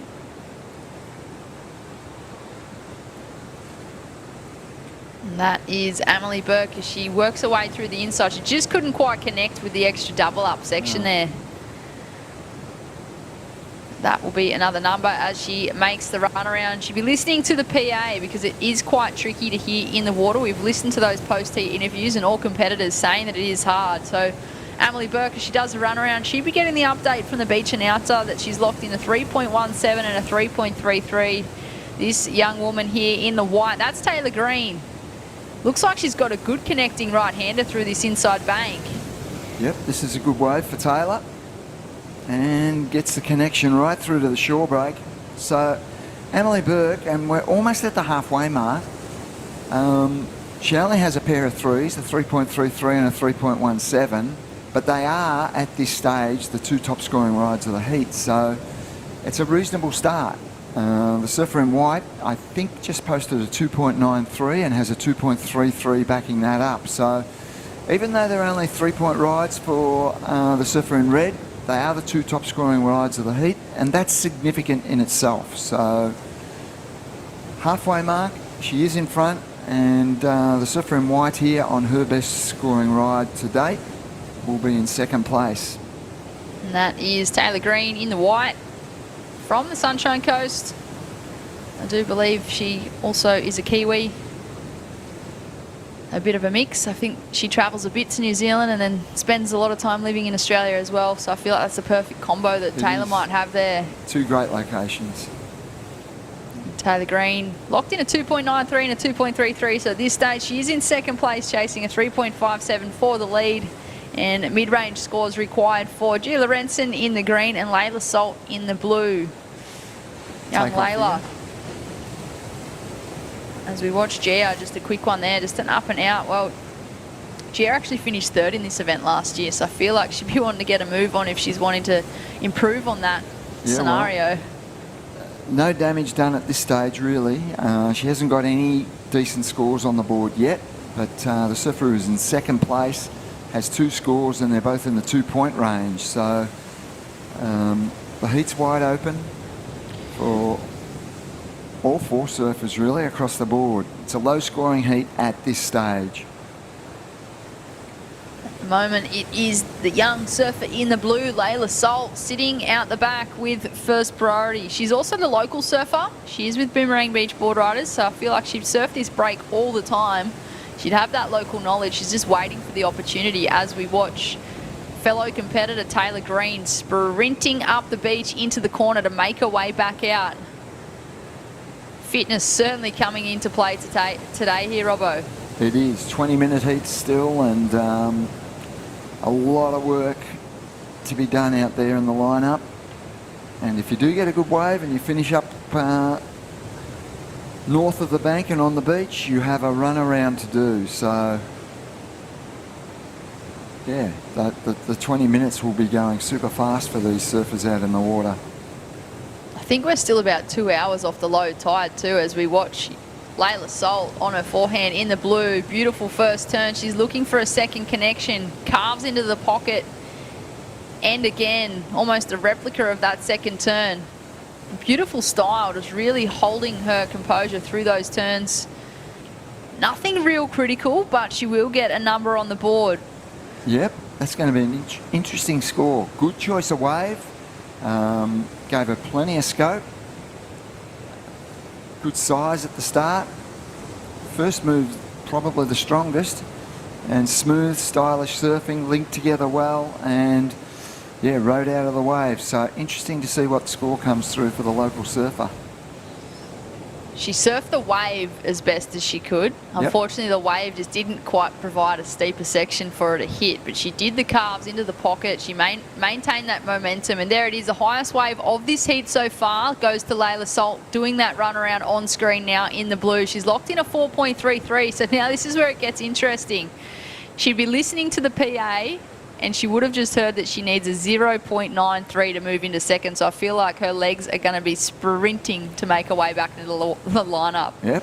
Top scoring ride of the heat by a clear point, but she's in third position. So, yep, she knows what she has to do, and it's not much. So that should motivate her to get out the back as fast as possible and find that wave that's going to get her through this heat and into the next round. There are a few positives in that scenario there for Layla as well. Like, yes. She's still got 6 minutes on the clock. That's still enough time for her to make her way back out and catch a couple of waves. She's also got the highest wave of this heat so far. So I feel like even though she's in third place, she's probably in the best position in this heat. Agree with you there for sure. Coming up next, we have another stacked heat. They are all stacked heats here for the Camplify Great Lakes Pro QS3000. Heat number 2, round of 32 of the women's coming up. Kobe Enright, Willow Hardy, Sierra Kerr and Ellie Brooks. What a matchup that's going to be, Robbo. That's a cracking heat for sure. That heat is stacked. And then heat number 3, I'm just kind of scrolling down. Philippa Anderson, Nixie Ryan, Sarah Borman, Charlotte Mully. There we go. It just gets better and better as the day goes on. We're finishing with the women's round of 32 today, which will leave us with the round of 16, quarters, semis and finals for tomorrow.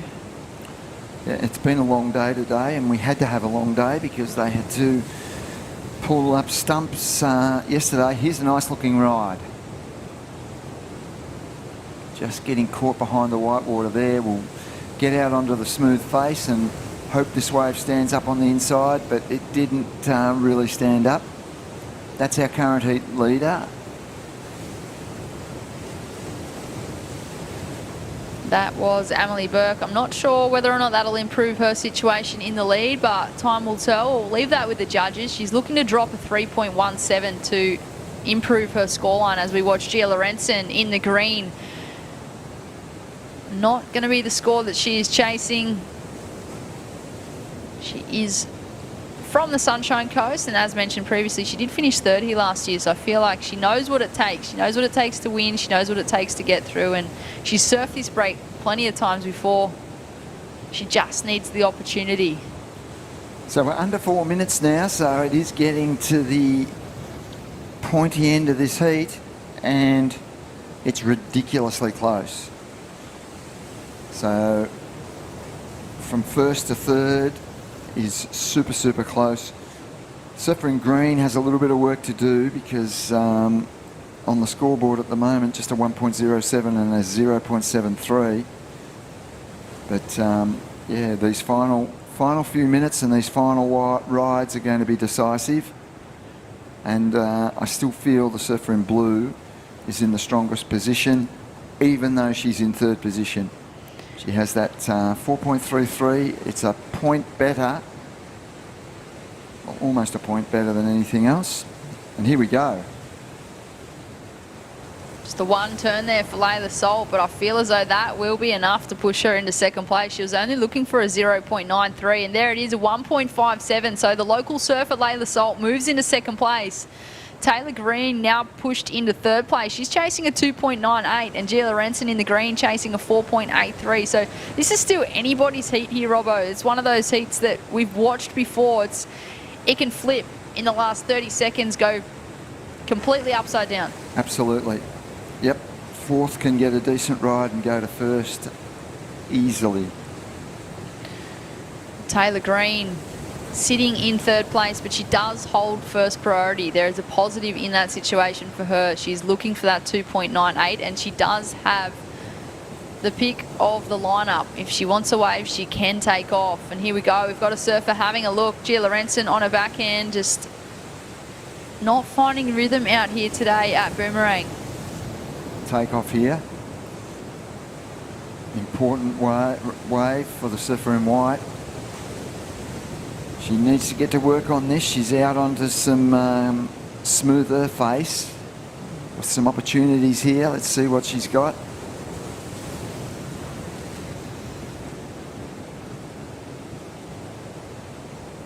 Okay, so the surfer in white needs a 2.98, call it a 3. Britt, what do you think? I think it's going to come borderline. If she landed that last turn, I probably would have given it to her, but I'm just not sure. Like the 3, it's not much. Like you really don't need to do much. She did a couple of turns. I'm just not sure where the judges are going to throw this one. Yeah, I don't think she's going to get it either. That's my gut feeling, but yep, it's close. We have the Destination New South Wales wave replay of Taylor Green. Living on the Sunshine Coast, she's chasing a score. She rode this one all the way through.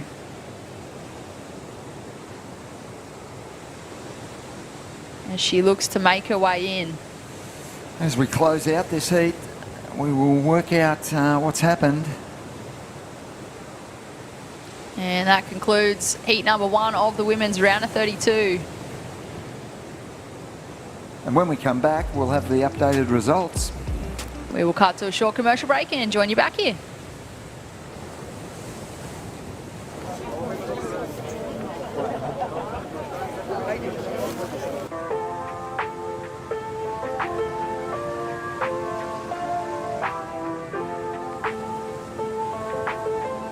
It's a beautiful day. Huge thanks to Surfing New South Wales for getting out there, not only communicating with people about why it's important to not use single-use plastic, but how easy it can be to transition and stop it and swap it. We're basically down here to showcase how we are reducing our plastic footprint through all things like keep cups and reusable water bottles and our beautiful toggles which we use instead of cable ties. We've invested in about 100 water bottles and keep cups. We've distributed to the whole team. You know, everyone's so passionate about this program and so enthusiastic to be a part of it. We're doing our bit to give surfers a cleaner ocean and save the environment for a better future.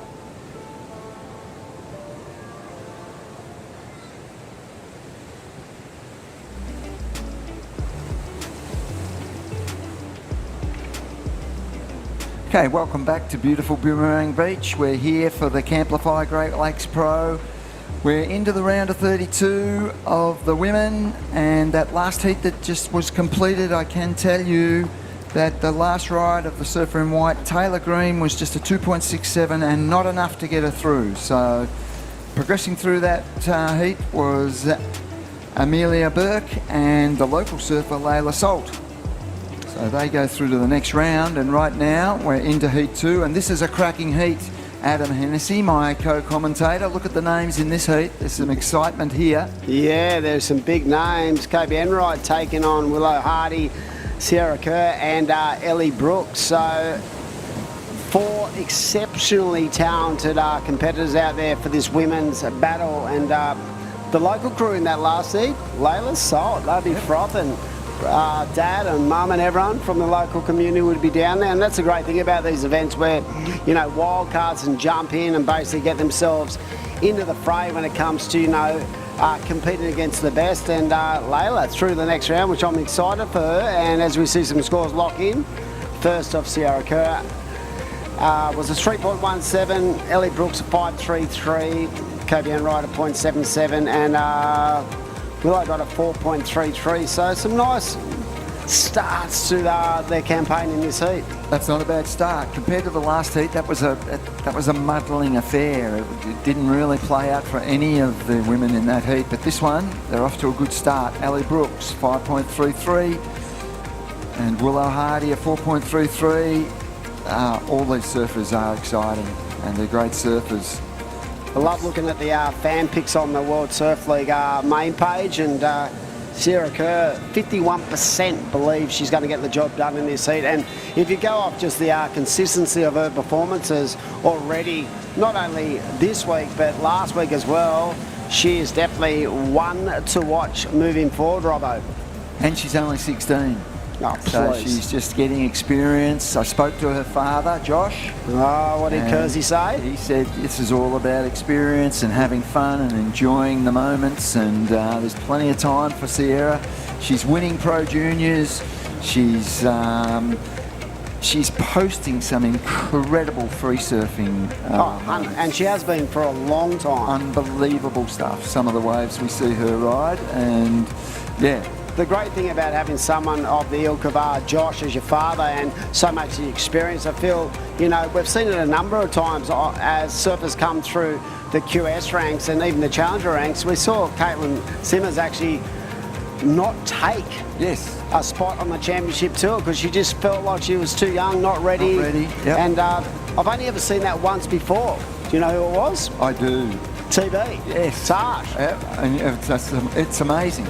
But it happens. There's young surfers, and okay, yep, we're good enough, but we're not quite ready for that big dance stage. And they wait another year, they qualify again, and Caitlin Simmers is doing quite well at the start of this year. And she is a machine. She's an exciting surfer, that's for sure. But I feel like that shows a bit of maturity as well, about having the ability to just hold off on going too early. As we have a post-heat interview with Emily Burke out there. How was it? That was a tricky little heat, Emily, and how are you feeling after that one? You must be absolutely delighted to get through. Yeah, that was really tough. You can't hear at all out there. I just knew I had to do a couple turns, and yeah, hopefully one stood up, which it kind of did. What are the waves like on the low tide bank now? Has it changed a lot since this morning? Where you probably had a free surf prior to the event starting. How was it out there? Was it hard to find your position in the lineup? Yeah, I don't know, it's kind of just all over the place. You kind of just need to be a bit lucky if one stands up, but there's like a little bank off the tent down here, and yeah, there's a few fun ones. Well, it's good to make your way through those heats. They can be tough, but it's always great if you can win, and you have won that heat. The good news is tomorrow the wind's meant to back off a bit and the swell's going to hang around, so you must be looking forward to finals day tomorrow. Yeah, I'm so stoked to be in finals day. Like, hopefully surf's a bit better, which I think it will be, so yeah, it should be a good day. Okay, well, we're enjoying we've enjoyed the performance of all the surfers today and that last heat. Good luck as you go in tomorrow, and hopefully we're talking to you again on the podium. Yeah, thank you.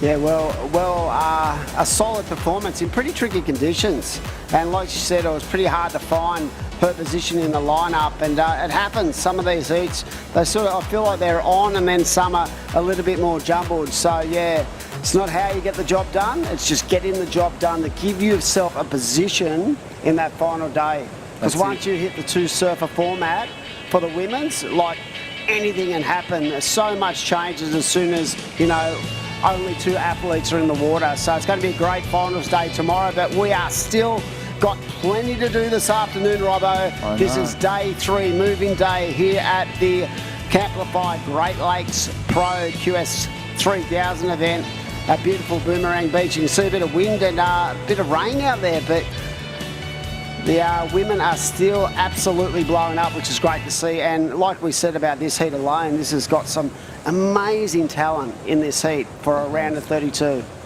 Yep, that's for sure.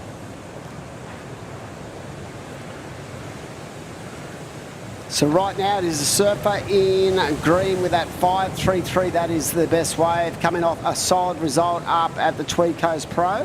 And of course this is the first event of the New South Wales Pro Surf Series, brought to you by Vizsla. Big shout out to Johnny Mossop and all the staff up there who do a great job. They've decked us out in gear again. They just, mate, their gear is next level. It is. Comfortable. It's a great surf brand. Amazing. And even the wetties are good. Such a fantastic range and line of apparel and clothing. So get on to their website, have a look as we see the surfer in blue from WA up and right in. This is a good wave for Willow Hardy. She's got the connection. She'll want to finish strong, and she does. She does. Exactly that, Robbo. So that was good. Right Backing up that 4.33. Yep. Could that be the best wave of the heat? I think Ellie Brooks' 5-3-3. I did see a glimpse of that. So it'll be interesting. But that was solid surfing. Just her connection with those multiple turns as a New South Wales destination, New South Wales replay, and the way she was absolutely able to compress. Here we go. On that final manoeuvre was pretty impressive indeed. She had a lot of work to do, Robbo. She had to really work her way through these little bumps on the face of the wave, but she got the work done. She did. I don't think it'll be a 5-3-3, but I think it's a keeper. The finish is strong. It's the tricky conditions to surf, they are tricky conditions to judge as well. There's a lot to take into consideration. It wasn't a 5.33. It was a 5.3. Close. We're getting it right all the time. That's a great decision by the panel, because there were some really strong moves, and I felt that last move there was a lot of risk in it, but she was able to compress and ride out of that wave well, so that put her into the lead with a 5.3 and a 4.33. Ellie Brooks needs a 4.30. Sarah Kerr needs a 2.17, open up with a 3.17, and Kobe Enright holding first priority and needs a 4.57. So a little bit wild and woolly this afternoon, but we are all looking forward to an exceptional afternoon, some stacked heats. So we've still got 6 to go, 2 hours of surfing, and then we're going to be into the nuts and the bolts of it when it comes to tomorrow, where it's going to be finals day. We're going to crown a champion. Someone is going to take home a lot of cash, and more importantly, Robbo, 3,000 points towards qualification. Yep. I wonder if it'll be the event that gets them into the Challenger Series. Could be. 100%. Yep. The good thing about it, if you can get a big result here, it just gives you that chip shot into sort of taking a bit of the pressure off. What's up next on the? We have an event at Port Stephens. Okay. And that's a 1,000 event, and that is in a couple of days. Then we have another event, which is a 1,000 event, which is the Mad Max Pro, I do believe, at Maroubra. And then the final event of the New South Wales Pro Surf Series is going to be the Central Coast Pro, the Whistler Sister Evolution Central Coast Pro, which traditionally has just been such an amazing event. And that's a 3,000? That's a 3,000. Wow. And then Newcastle. We're on the Surf Fest, one of the most iconic events. Yep. Big shout out to Warren Smith, doing his due diligence as he does and getting ready for Surf Fest. And what an honours roll. Yep, that's a great event. Great atmosphere. Warren Smith has nurtured that event forever and has done a great job. I have one of my surfers actually won that event, and I've got the trophy. Which was? Dayan. Dayan. He won that event, and that is really, he holds that very close to his heart, and he loved it. Yeah, it's such an iconic event. Surfing's a part of the Newcastle culture. I remember back in the early 2000s, I went up there and watched Mick Campbell win up there, and just the whole town was alight. It was incredible. Here we go, red, wow. Kobe Enright just opening up and just really transferring that weight onto that rail with some searing turns. And it's lining up on the inside for her. What she got? Another nice smooth cut back. She wants a big turn to finish it off, and she gets it. Best wave of the heat. By a mile. Just the power and the finesse. The opening turns were really strong. She's linked it together. She's chosen a great wave. Patience. Yeah, that was an incredible ride. And there it is, 6.83. Love it. Yeah, well rewarded for just the amount of speed, flow, power, and look at these first couple of turns, just the motion to go onto that inside rail and just hold that just a little bit more, and the setup for the inside corner as well. So that was the execution was on point, Steve Robbo. Yep, no, I loved it all the way. It's the best wave of the heat so far. She doesn't have much backing it up. She waited for that, used her priority beautifully. She's right up the beach, and she's got some work to do now, because a 0.77 as her second scoring ride has her in a vulnerable position. So she's got to get back out there and back up that score to be safe. And when you consider Sierra Kerr is in fourth and she only holds a 3.17, so that's a very unusual position to be in for her. Yeah. And you've got Ellie Brooks and Willow Hardy all got waves in that 5-point range, so she's nowhere near clear of the pack right now. And she needs to back it up with another solid score in the good to excellent range to really put the other three competitors to the sword, as they say, in this heat. And she'll have all that information because she's done the run around. So the beach commentator would be feeding her exact position, and she'll be processing that in her mind and going, radio, I've got a good score, I'm progressing, but yeah, I need to get rid of that 0.77. That is a score I do not want to keep. Yeah, for Ellie and the surf in white, both green and white have that ability to be able to negotiate the next wave, as we see white. Oh, that's uncharacteristic. Yeah, that is unusual, but the good thing about making an error or having a bit of a stumble out the back, you're still in the lineup. So in a lineup where, you know, you can get pushed right onto that inside and it takes a lot of physical effort to get back into the lineup. It's not like yesterday where the paddle was literally 10 seconds or 20 seconds to get back out. Today, they have to really fight the elements. So the fact that she's back in the lineup is going to play a part in giving her enough time to then readjust and get herself reset. And it goes without saying, Adam, that Sierra Kerr could turn to the aerial game. Yeah, watch her clips. Sarah just goes... She's got that up her sleeve. And in these final minutes, she could call that card up to play. Wonder if she'd be pretty good on a skatey too. She's brilliant on a skatey from what I remember. Yeah, for all those young, when she was younger, those clips, I remember seeing a lot of socials on the way she was able, and I think that has helped her advance her air game. But when you got a dad of the ilk of Josh Kerr, when he was one of the best, you know, above the lip surfers ever created. He was the pioneer of that game. 100% he was. As we see the surfer in green, Ellie Brooks. Important wave, and she's going to milk it for all it's worth. Wow, nice turn at the end. Yeah, I know, yep. This is game on here, big time. First, second, third and fourth, it's all up for grabs, 3.5 minutes I think, so yeah, watch the replay. Nice opening bottom turn, smooth transition. Frothy wave at this stage, but she works through that section and it stands up on the inside. She keeps busy. You can see her eyeing off that inside corner, looking for that one opportunity for that wave to go top to bottom, and that was a nice way to finish. So it's not going to be a huge score, but it's definitely going to improve that situation and then throw it back into the court of the other surfers. And there it is at 3.67. Okay, pressure on Kobe Enright now, 2.17 she's chasing. Having a 6.83 as your high score and you only need a 2.17, you feel that you deserve to get through this heat. You want to get through the heat, but you've got work to do and you haven't got much time to do it in. 100%. So these next decisions, and you can see actually Red having to battle through. You can see her trying to get back out the back. So for Kobe Enright, she's come through that last wave, a really excellent score, but her position in the lineup right now is really tricky because you can see the ocean trying to push her towards the inside corner, and she's only got 2 minutes to go. So she's not only got to get out the back, Robbo, she's then got to reset, get the oxygen into the lungs, and then have a crack at the next one.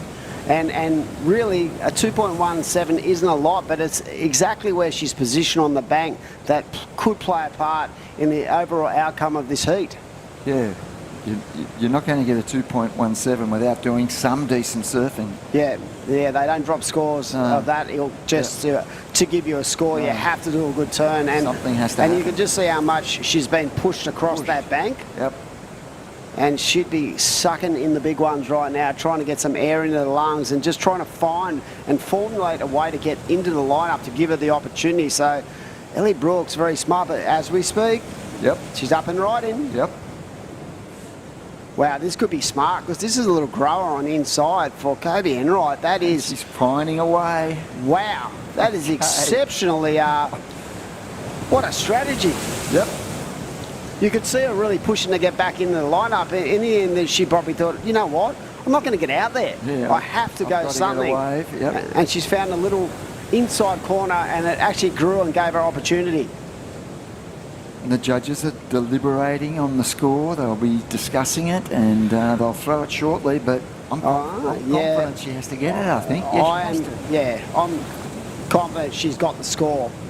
Just on the strength of those couple of turns. It was really clean surfing, and even though it was a very small wave, she did multiple turns, put it in the pocket, and she didn't need a big number, Robbo. Here we go. It's going to flash up in front of us. There it is, a 2.93. Enough to push her into the lead. Enough to push her into the lead, and boy, would she be feeling relieved. Wow, that is so intelligent when it comes to identifying a wave when you need a very low score, and not only did it put her in the second, it's actually put her into the lead to put her in a really strong position to actually advance through this heat. Wow, great 5 seconds surfing. to go. Yep, great heat. Excitement all the way, and it's just great to watch. Entertaining, that's the word. As we count out the heat, it will be Kobe Enright in the red and Willow Hardy in the blue, progressing through. So we go into the next heat. I think Philippa Anderson's in this one. Yeah, she certainly is. It's going to be a really intense battle. Philippa Anderson taking on Nixie Ryan, Sarah Baum, and Charlotte Molly also in the heat. So that's going to be a cracker. I think we're going to throw off to a commercial break, pay some bills, but that was an exciting finish, and it was the surfer in red. Intelligent, competitive surfing for sure. Yep, great heat.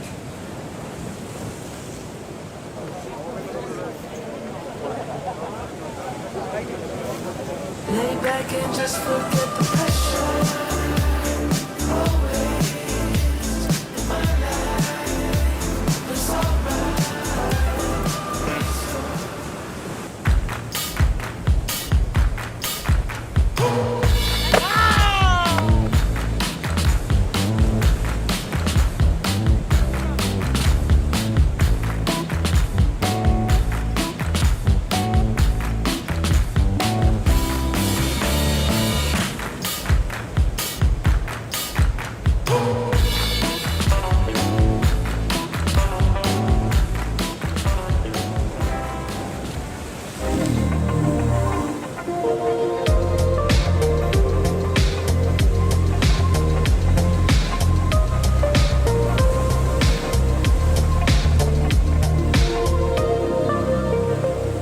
This is the motivation.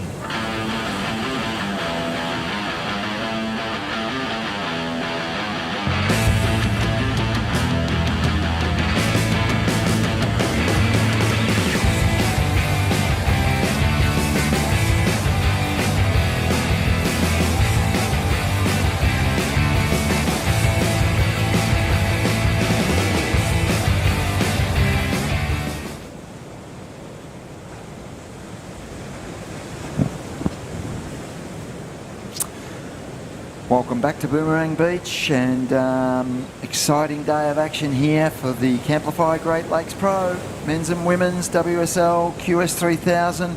We just saw a very entertaining heat, Adam Hennessy, and it was Kobe Enright. But right now, live action, this is a good wave. Charlotte, getting absolutely punished on the inside. But yeah, I'm going to say that was one of the most intelligent things I've seen all day when it comes to working out exactly what needed to be done to get through. Kobe Enright took a long time to get that 6.83, but was smart enough to identify that she needed a score at the end. As we see the surf in red, pretty sure is Philippa. That's Philippa Anderson.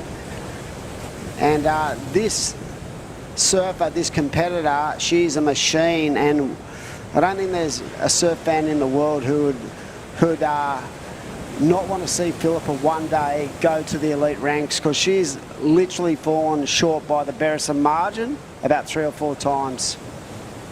So we have Kobe Enright down there for a posted interview, and I'm going to say it straight up, that was the most impressive thing I've seen all day. Took a long time to get that first ride, but wow, very smart at the end. Was that a strategy you had to really think about towards that back end, Kobe? Yeah, definitely. That was pretty poor surfing on my end. I know it's hard work out there. There's so many waves and it's really hard to know where to sit, but I did know that going out there, so I'm like kicking myself a little bit at the end there because I just wasn't sure. No one wants to lose needing a 2. That's probably the hardest way to lose. So I'm stoked that I just got a little one, just enough to get through. I'll take it. Hopefully the next heat's a bit better. Yeah, Kobe, it wasn't poor surfing because you actually did post the best wave of the heat. The 6-point ride was really impressive, but you used a lot of patience and a lot of time up. At the halfway point before you got that 6-point ride, were you starting to feel anxious and realising you had to get going? Yeah, definitely. I mean, we train a lot and you always prepare yourself for situations like that, but you still never want to be in that situation. You go out there and you have the full 20 minutes, so you want to utilise that, and I definitely wasted the first half of that heat, so I had to definitely rethink and just try and focus just to catch a wave. I know that my surfing can do it, I just needed a wave to be able to do that on, so yeah, I'm stoked I got one. And I could feel your anxiety level sort of raising because I was watching you from the wide angle trying to get back in the lineup, and you just copped about 10 on the head. I was like, wow, what is going to happen here? But the really good thing about that, you didn't panic, and you found a really nice little inside grower that allowed you to tag 4 turns. That must have felt so good knowing that, yeah, I've got a second score on the board and I'm probably through that heat. Yeah, definitely. I mean, I know that when I paddled out there before the heat, there was like no sets, and I was like, oh, this is an easy paddle out. We don't need 7 minutes. And then the second paddle around, I was like, oh my gosh, what are the chances that every single set comes when I need a 2 and there's like 5 minutes left? So I was just hoping that the sets were going to settle enough to just for one little insider to come through and just enough to do a couple turns. And yeah, I got pretty lucky. A little one did come through in between those, and I got to tag it enough to get the score. And tomorrow you're into the finals day, you must be delighted. Talk us through your feelings going into tomorrow. How excited are you? The swell's going to probably stay the same size, but the positive, the wind's going to back off a bit. So it's going to be a great finals day. Yeah, I'm super excited. Boomerang's probably one of my favourite events of the year. There's always seems to be waves here, even when it's windy. Like I surfed Burley last week and it was almost flat, so I'm stoked that there's some swell. Even if there's a little wind, it's okay. It's a beautiful spot here, so can't complain. At this stage in the event, it's not how you get through, it's just getting through to that final day. We wish you all the best. You're in great form, you look fantastic on your board, and best of luck tomorrow. Thank you. Thanks so much, guys. See you tomorrow. Yep. Okay. Awesome performance. Yes, it was. It was entertaining and exciting. Had the lot. Yeah, and like I said, I felt like she was caught in that inside for quite a few minutes. And the fact that she was able to identify that inside runner was so impressive, and knowing that she had the best wave of the heat. But she did say it was a slow start. She doesn't want to put herself in that position tomorrow, and I'm sure she'll go back tonight, have a look at it online, analyse exactly where she sat in the lineup and work out a strategy that will take that pressure off and moving forward. Yeah, well, tomorrow's not going to be easy. It's going to be exactly the same as today, but there'll be no wind apparently. No, I know, but the quality of heats is going to step up. Oh, 100%. You have to, you have to raise the bar as we go through the heats. You're not getting through with a 2-point ride tomorrow. No, we actually saw it was True Starling got through with a 0.5 or something. Yeah, that's not happening tomorrow. No. All right. Yeah, that is a given. Yep. Here we go. Bormy's about to give us a replay. The South African who's absolutely been the standout performer, I believe, in the last couple of years when it comes to, just how she's been setting the tone in her surfing, coming back from some really tough times when it comes to competitive, not knowing whether she wanted to continue along. And there isn't, many people out there who wouldn't know the name Sarah Bomb. She's such a powerhouse, and it'd be great to see her, continue that South African tradition and get herself back into the elite ranks. Yep. And but she's had a slow start in this heat. That replay was just a 1.23, so she's going to want better than that. This is a nice ride. Wow. Nixie Ryan, and connects those 2 turns together well. It's going to be the best wave of the heat. Oh, clearly, and she looks very solid on her feet from the Labar Board Riders Club, and should have plenty of online support. But yeah, that is clearly going to be a standout wave so far. And geez, these heats just got through so quick. It's 11.5 to go. Here we go, the Destin New South Wales action replay. Hard off the bottom, this is the key point, and look how she was able to really elevate that turn into the pocket, and a nice time manoeuvre to finish off that ride. So clearly the best wave of the heat. And again, there it is, a 7.33. The judges love that. I can see it too, because 100%. It was a solid wave, and two very strong turns, well linked together. So, yep, great start for the surfer in blue. That would be a real confidence boost, and like I said, a lot of these young athletes who are trying to build their, their profile on the QS, trying to obtain points to put themselves in a strong position. Getting through to, the last day of an event, especially at 3,000, yep. It is so critical towards their overall standings on the QS. So there's so much riding on these results, and we'll have a look at it again. Look how deep she came off the bottom here. Leans into it hard, and you can just see how much speed and flow she was able to gravitate through those turns. That was really well done. Really well executed. And I feel when she took off on that wave, I think she was looking to go right, and she assessed it and said, no, I've got to go left, and paid off dividends big time. Yeah, I heard you say a little bit earlier how incredible it was that you saw multiple times where the left and the right peak were basically as good as each other when they were splitting the peak. So the waves have been really good today. One thing that's happened a number of times today, Demi, is a surfer's taken off, has gone right. Look at this wave. Oh, coming unstuck. Has gone right, scored on the right, and the wave has turned into a left, and they've scored on the left as well. Yeah. It's happened a number of times. I mean, I've seen it before, but I don't think I've seen it this often before on this particular It's been event. pretty consistent. Yes, and I think that's the kind of the south swell. There's maybe a couple of swell lines coming into one, but yeah, there's definitely been a separation of different banks on the beach, and you're seeing guys tag away deep and then have to sort of formulate a way to get across into that next section. And we've seen some massive scores today, both men's and women's, and that's the beauty of having such a an open playing field when it comes to the competitive arena. And in a place like Boomerang, it looks wild and woolly today, but I'm sure the athletes really appreciate the fact they've had a lot of scope to actually load up on. It's one of the favourite events of all the athletes and all the staff. They love going to Boomerang Beach. They love the Great Lakes region. They love the Barrington Coast Council. Oh, how good are they? Bringing this to us. One of the newest councils in Australia, and it's such a wide region too. It's incredible. 10,000 square kilometres. That is a lot of ground. That is. Beautiful coastline, and we really encourage everyone to get online, check it out, maybe plan your next holiday down into the Barrington Coast region and get onto Camplify and check out their amazing range of different vehicles you can actually hire, get on a road trip. I've got the app.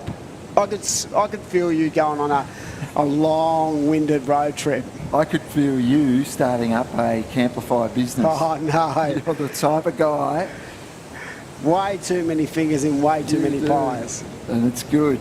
But no, it is a fantastic region. This is not the only surf beach in the region. No.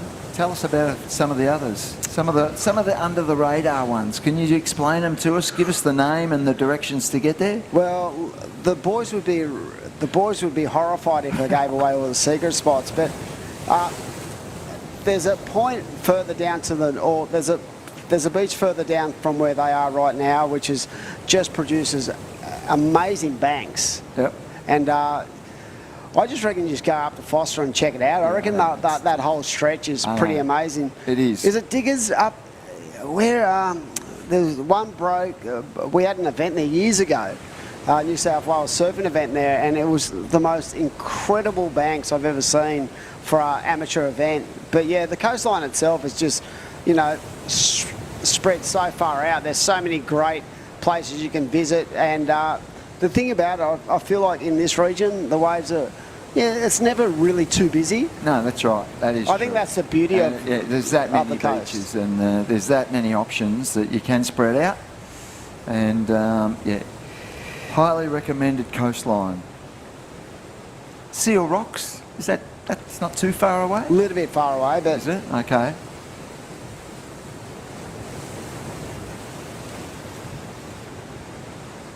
So 7.33 for Nixie Ryan. That's the score, that's the benchmark in this heat. Philippa Anderson in second position with a 2.67. I looked at P. Anderson on the score chart, Timmy, and I nearly called her Pamela Anderson. Oh, really? Have you been watching the... Baywatch. No, the Pamela Anderson's been on Netflix as No, well. I haven't been watching it. But no, Philippa Anderson, she's a great surfer from the Newcastle region. And yeah, it's getting, the heat's flying through, Dimmy. We're down to just under 6 minutes, and Philippa with a 2.67, just the one scoring ride so far. Sarah with just a pair of 1 point rides, so Nixie Ryan in the blue, just the one wave, but it's a great wave, a 7.33. But work to be done by all four surfers in this heat. Yeah, definitely a lot slower than the last couple of heats we've seen.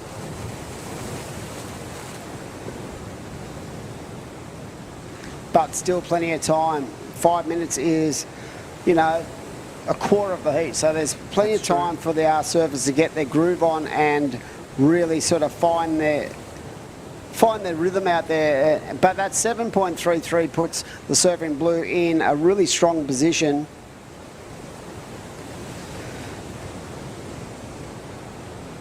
So Bluey's Beach, you've got 1 mile, you've got you know, I won't give you too many of the Sega runs, but the most popular ones.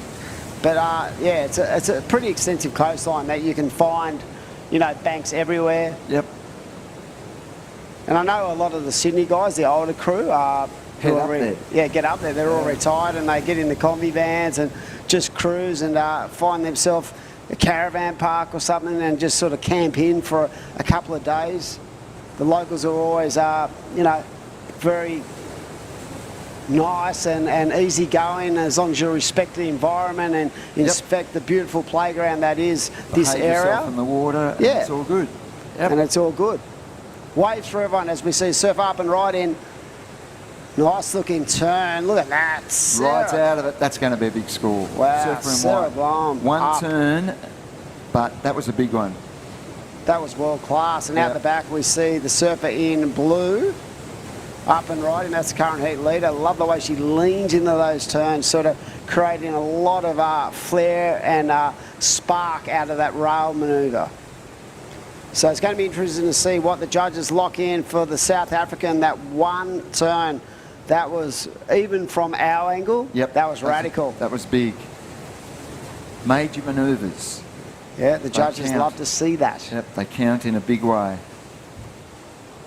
And I'm imagining Philippa Anderson has some work to do now. Oh, she's going to be in trouble when this last of white locks in, and the fact that Nixie Ryan just got herself a wave that is going to easily consolidate first position at this time. So we are down to 3 minutes to go. Heat number 3 of the round of 32. We've got 8 heats to run through this afternoon to complete this round. And then we'll only have finals day tomorrow. And that last wave of the Surfing Blue was 4.67. Great wave, and waiting on scores of last of white, because I've seen Jarvis lock in a 6 for one turn. Yep. And I felt like in the context of this heat alone, I'm thinking that's got to go up there as well, because that was a huge turn for white.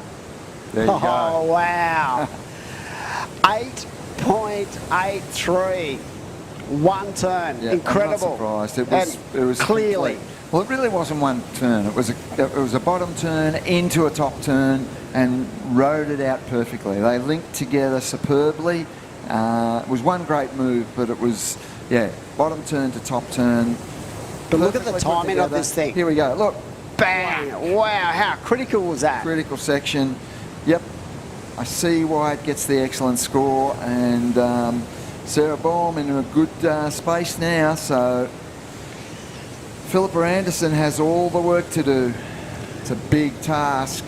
And that's what we talk about with Sarah, just how dynamic the package she has when it comes to competitive surfing. And that's why so many people are desperate to see what she will do amongst the elite women in the world. And with moves like that, basically one turn, an 8.83, based on the power, the speed, the flow, the judges loved it. And talking about someone who has a lot of power and speed, this lady, Philippa Anderson, definitely has that in spades. So this is a great heat, and Philippa fighting her way back into this heat. But the problem is, Rob, I've just looked up, time is the enemy. This is her best wave by a long shot. By a mile. Time's going to be the enemy.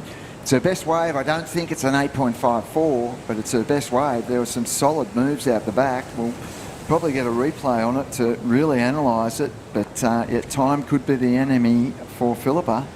Yeah, so you see the next minute there, and there's 40 seconds to go. Nixie Ryan has called it a day. She's got a 7.33 and a 4.67. She's safe. She's safe at this stage. I can't see that last wave of red going into the excellent range. I think it's going to easily be her best, probably around the 5 or 6 point range. She did a lot of work on that ride. Yep. But and there it is, a 6.83. But the problem for Philippa, she's got no opportunity to get back in the lineup, and a 4.38, Robbo, is a substantial score. Yeah, no, and we're down to 10 seconds. So another great heat. We saw some great waves. We saw some great single linked together turns, and at the end of the day, it's blue and white. Nixie Ryan and Sarah Baum, who will progress through to the next round. Philippa congratulating her fellow competitors. She's a great sports woman, and she's just unlucky. She didn't have enough time there. Yeah, time was the enemy in the end. The surfing was definitely on point, Robbo. As we throw off to a break, we'll be back very shortly for heat number 4 of the round of 32.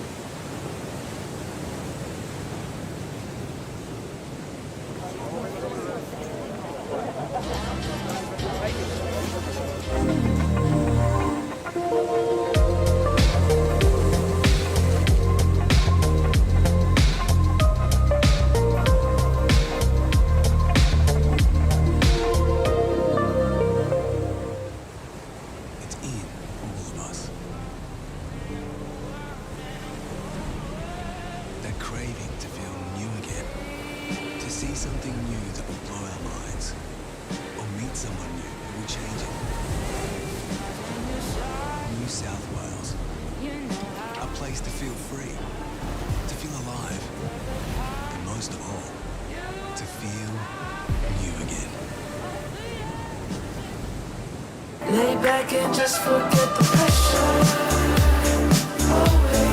Always in my life, it's alright. It's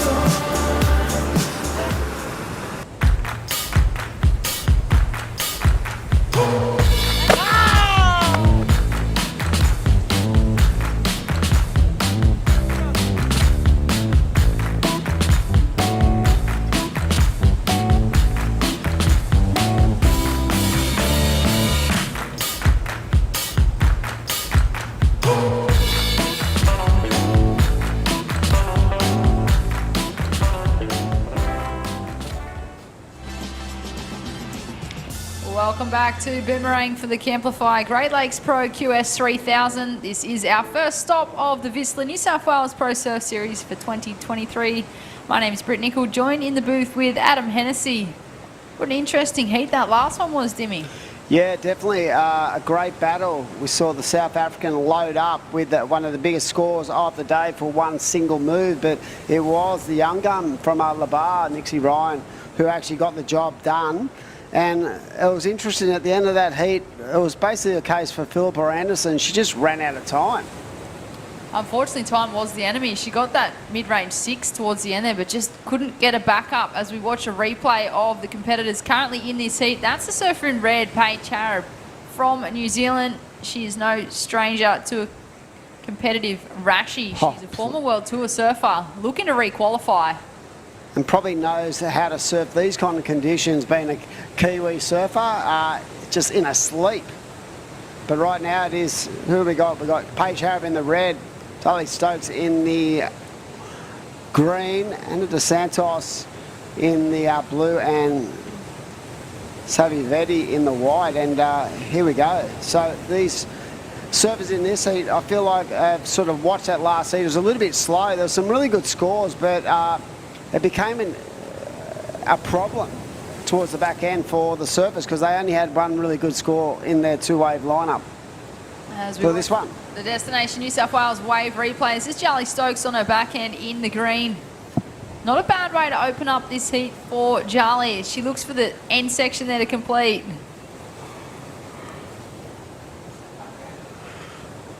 That was our replay there for Surfer in green. She opened up with a 3.67.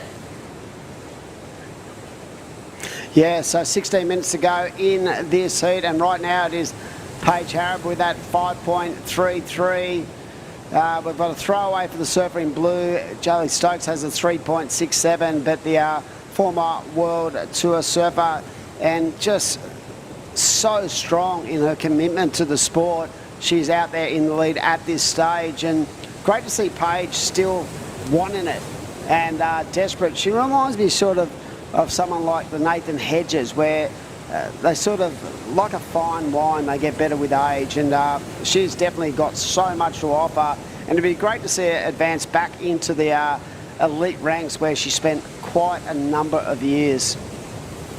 You're right, Timmy. I just feel like Paige Harrop, she has been around for a long time. She's been in that.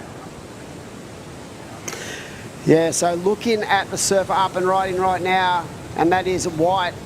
This young lady's already had a strong performance during the course of today, and she's going to kick out, so that's going to be her first ride. 15 minutes left in this heat, so heat number 4, the round of 32. Massive shout out to all our, partnerships in this event, of course. Camplify, the naming rights, Whistler, the naming rights of the Pro Surf Series, the Barrington Coast Council, Destination New South Wales, and Mad Mex, who have been fueling us up for days on end. So it's great to have such an exclusive crew of sponsors keeping us, in the game when it comes to putting these events on. And of course, never forget the World Surf League. This is why our sport is going from, bigger and better things, because of the work that's been done through the World Surf League and the advancements in the sport. So great to have so many events in the region of Australia. And right now we're starting to get down towards the business end of this event, and we're going to wrap out this afternoon with another 4 heats and then come back tomorrow, and it's going to be crowning the champions of this event, which is going to be so much fun to be a part of. And that's when we sort of start to get into those big points, the big points on offer, and also not only the points, but the amount of cash you can take home. A win at a 3,000, I think it's $8,000, so it's a big chunk of money. But right now, we have surfers in the lineup, and welcome back in, Britt Nickel. Yeah, it's going to be a great way to play out the afternoon. I feel like the waves with this lower tide is going to produce plenty of opportunities. We did see in that last heat 3 scores nearly in the excellent range, so it's going to be fun. I feel like conditions today, Jimmy, they really are providing those opportunities for surfers, and we have seen excellent scores all throughout today from the men and the women. And surfers like Paige Harrop, she's a former World Tour surfer, and like you said, you compare her with Nathan Hedge, and I just feel like as she's got older, she's also gained that maturity, and I feel like the approach with competitive surfing is entirely different to maybe when she was in her teens and early 20s. Probably the complete opposite in body language than Hedgie, but in the scope of her professionalism, the way she goes about her career, and the fact that she's so driven and still so much wants it. That's the impressive part. She, age is only a barrier. You only got to look at Kelly. Kelly's 51. Are you kidding me? Like, seriously, he's still one of the top surfers on the planet, and no one, there's not a person on that tour who doesn't fear Kelly Slater. And at his age, he is the GOAT. But yeah, it goes to show someone like Paige still has that drive. As long as you you're willing to do the time and really commit to your the processes. You know, age is only a number. As we see the surfer in white, lovely first turn, leans into the rail and really tough to see her fall off that. But we've got Nixie Ryan down there, the surfer from up the far north coast. You must be stoked with that performance, Nixie. Talk us through that heat. Yeah, it was super fun. Stoked to have waves for a comp for once. And yeah, it was just a fun heat, stoked to get through and make it to the next round. Now talk us through in that heat. I felt like it was a little bit slow during the middle stages. Were you aware of where you were positioned in the heat and what you needed to do to sort of make yourself a little bit more safer in your advancement? At the start I was like sitting super far out and like I didn't really know where I was, but when I came in a bit I like caught one and then did the run around and I didn't realise how hard the paddle was and how unfit I was, but yeah, super stoked to get back out and get another one and back my 7 up. Nixie, it's Britt. I know that you're the defending champion of this event from last year. It was a QS 1000. This year it's a QS 3000. What would it mean to you to take the win this year with those 3,000 points? Oh, to take the win would be amazing, but I'm just going heat by heat and just having fun and getting scores in my heats, just focusing on surfing well. But yeah, I'd be so happy to back up the win from last year. You getting much information from your coaches when it comes to the banks out here, and how are you finding the power out there? My coach just said just get a quick start and catch as many waves as you can, because there's not really that many good waves out there, but if you catch one you'll see how it ends up, and yeah, just keep moving and not sitting still. Form, young lady, and we're looking forward to seeing you tomorrow. I feel like, you know, the fact that you had such a strong performance here last year is going to give you a lot of confidence moving forward. Good luck on the finals day. Thanks so much, guys. Bye. Wow, she is such a talent.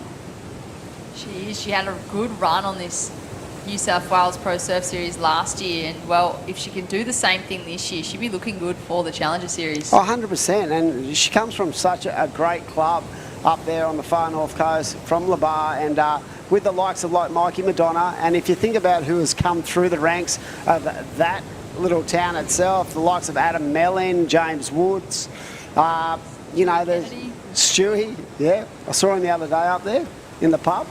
But yeah, Stewie Kennedy, you know, those three names itself. And at one stage, you know, they had Owen actually surfing for their club. So there's such a strong base up there. I know Tony O'Brien and all the crew up there do a great job. But yeah, she's definitely one of our junior stars moving forward. And the fact that she already has success here, I think that will actually keep her in good stead as she looks towards that final day of competition.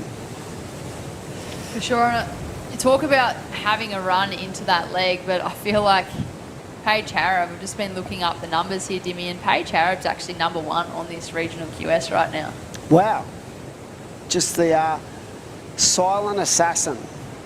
She can continue. So do we know what results she's had so far? Because we've had quite a number of events overseas as well in Asia. So it'd be interesting to see, as we see Paige up and riding. This has got a nice wall, tapered, clean wall. She just jams under the lip on the backhand, carves around, looking to line the inside section up. So she already has a 5.33, so this is definitely going to be her second score, and it's going to put her into an advancement position at this stage. And look at it line up on the inside. Lovely turn and nice compression to finish off. You can see her staying nice and low to make sure she kept that stability level in the torque of her body. So we'll see what the judges think, but that was a lovely second ride for the Surfer in Red, just really leaning into the rail. What do you think about that, Britt? Oh, it was a beautiful wave there, Dimmy. I think, you know, Paige is really going to go out to the lead in this one. And she's just, you know, she's showing that experience as a competitor as well, and just waiting patiently for the good ones when they come through. You don't need quantity. It comes down to quality when conditions get like this. And in the dying stages of this event, I feel like, you know, as you move closer to those finals, you're really just going to have to pick those good ones. You don't want the ones in between. And there it is. Paige Harab locks in a 6.17, so she has taken first place. Got a backup of a 5.33. I like the fact you said that about quality over quantity, because in that last heat you weren't in the box, but the South African, Sarah Bohm, went absolutely ham on one turn and basically got a score, you know, right up there in the excellent range, high 8. So it just goes to show that the judges are really willing to adjust that scale if they see something so exceptional that they just have to throw it a score. I feel like with turns like that from Sarah, you don't leave the judges any option but to throw a good score. Remember she was saying the other day she actually gets no points out of this region. She's just doing it because what it does, it fires her up and gives her that intense competition she's looking for. So when she goes on to the Challenger Series event, she gets the opportunity to really have that confidence level because she knows she's matched it with some of the best in the world. When we spoke with her in one of her post-heat interviews, Sarah Baum, she did mention events like this she's using as experience and finding that momentum leading into the rest of the leg for herself. But she said, I'm using this to iron out the kinks. I'll go home and journal and reflect on what I've done, and I'm just here to iron out the kinks. And we kind of looked at each other and were like, I don't think there's that many kinks to iron out right now. She does not need to turn the iron on. Let me tell you, she has been so ultra impressive, and the fact that she was able to you know, basically pull that move off in such a critical point of that heat where she didn't really have a lot was also an indication of just how much confidence she has. And yeah, the fact that she's got a journal, I love that for a young surfer. I always think that you can always take a positive out of anything in this sport. If you can take a positive from a negative, and moving forward you can always learn. So the fact that even, you know, she's pretty experienced these days, the fact that she's still willing to learn and desperate to get better is just a clear indication of how skillful she is and how much she's applied to her career. I think over time it's similar to what we were talking about with Paige Harraby, who is in this heat right now. I just think over time, as they've stuck with the sport and competed so many times, I think, you know, their approach does change. And, you know, maybe Sarah hasn't always journaled, but over time she's kind of locked into the mindset and that mental strategy and really just that personal reflection and competitive reflection as well. And it's allowed her to kind of, I guess, pinpoint and reflect on those differences that she could maybe take into other events. Yeah, definitely. Right now with 4.5 minutes to go, it is Paige Harraby with the lead with a 6.17 and a 5.33. In second, Charlie Stokes with a 4.17 and a 3.67. And it is Safi Vetti needing a 4.02 and the Santos needs a 6.07. Living on the northern beaches these days, I see quite a bit of and the Santos, and when it's big, she gets her groove on. Let me tell you, she's. I've seen her a couple of times out when it's really solid at Manly, and she just attacks. So she's in Australia, training full time, ready to roll, and it'd be great to see her, you know, continue her career. And I think a lot of athletes do that. They'll come from overseas just to sort of get themselves entrenched in the environment that we have in Australia, and that's, you know, it's such a wide sort of landscape we have, but it's great to have all these international surfers who will come here to learn and develop their own skill set. Well, one of those surfers is in this heat, as well as obviously Annie Dos Santos, but Safi Vetti, yeah. She's made the move across the ditch. Originally Across from the New ditch, Zealand, bro? living on the Gold Coast now. Yeah. Well, I think it's, you know, plays a big part in their development, and the fact that they get to surf in an environment where it's so competitive, even in the free surfing arena, but the amount of waves we have in Australia is just unique. There's so many good waves. As we see the surfer in blue, we're just talking about this competitor, and she's got such a strong base to her backhand, and love the timing of these turns. So, and the Santos getting to work, and I feel like that is going to be a really nice way to sort of set the scene for the final 3 minutes of this heat. It's been a slow start for the surfer in blue, but that was a nicely well-judged wave, Britt. It was. She read that wave perfectly as we watched the Destination New South Wales wave replay. Bit of a flat section to start with, but it started to steepen up here. Beautiful bottom to top turn combo. Stayed in the pocket and got the next connection there. Didn't overcook it too much, Dimmy. She could have easily blew the tail then and just puts it up there to finish. I don't think it's going to be the 6.07 that she's chasing. It's definitely going to be her best. But it will be her best wave so far. And This is going to get interesting with just under 2.5 minutes on the clock. She's now got to do the run around up into the corner to paddle back out. Yeah, the thing she wants right now is sort of the ocean to give her a little bit of space so she can get back out into the lineup. It'll be interesting to see what the judges thought of that last ride with 2 to go. It is Red in the lead with a pretty solid commanding position, but that last wave of blue, a 5.17. Britt, she only needs a 2.67, so that leaves the surfer, Charlie Stokes, in a very tricky situation, but she has priority, and as I say that just goes straight up the screen. So neutral priority to everyone. We'll see if she got a wave in that little sequence. But yeah, that's put herself back in the game. But very much like Philippa in that last set, I just feel that the time is going to be the issue as we see the surfer in green on a good-looking wave. That is Charlie Stokes from the Sunshine Coast as she looks to link this one all the way through. What she got on this next section? Great turn there from the surfer in green. She's looking to move on through to the next round. She wants to keep 3rd and 4th away from that progression. And look at this thing just line up, Dimmy. It just keeps on giving. It is a grower, and that was sensational the way she went vertical on that ride. And look at that wave coming back at her from the shore. So that is definitely going to put a lot more pressure on blue and white, because I'm pretty sure that is going to offload her best score for sure, just based on the power and the flow and just how much fluency she got out of that ride.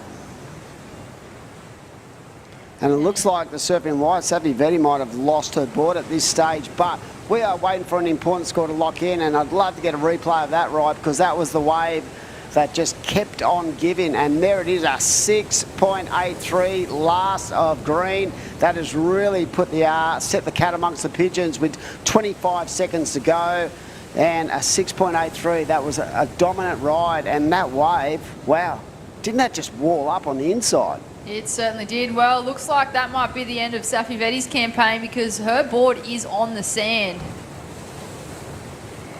Might be a snap leggy, I'm not sure, but we're going to conclude heat number 4 of the women's round of 32. Here we go, wave replay. This is the last of green.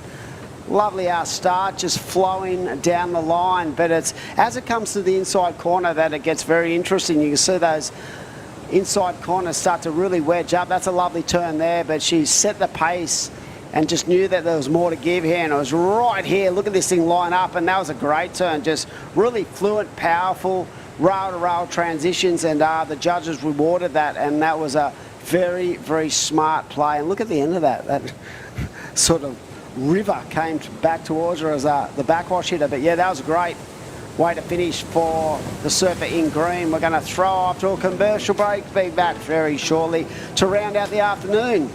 We're all excited down here, the Camplify Great Lakes Pro.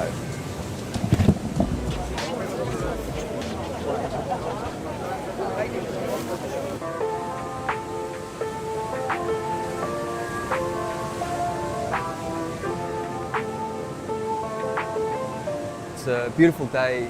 Huge thanks to Surfing New South Wales for getting out there, not only communicating with people about why it's important to not use single-use plastic, but how easy it can be to transition and stop it and swap it. We're basically down here to showcase how we are reducing our plastic footprint through all things like keep cups and reusable water bottles and our beautiful toggles, which we use instead of cable ties. We've invested in about 100 water bottles and keep cups. We've distributed to the whole team. You know, everyone's so passionate about this program and so enthusiastic to be a part of it. We're doing our bit to give surfers a cleaner ocean and save the environment for a better future.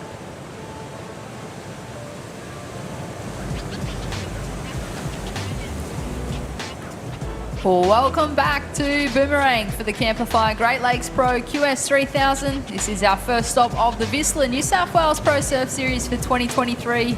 We're now into the women's round of 32, heat number 5. My name is Britt Nicol, joined in the booth with Steve Robertson.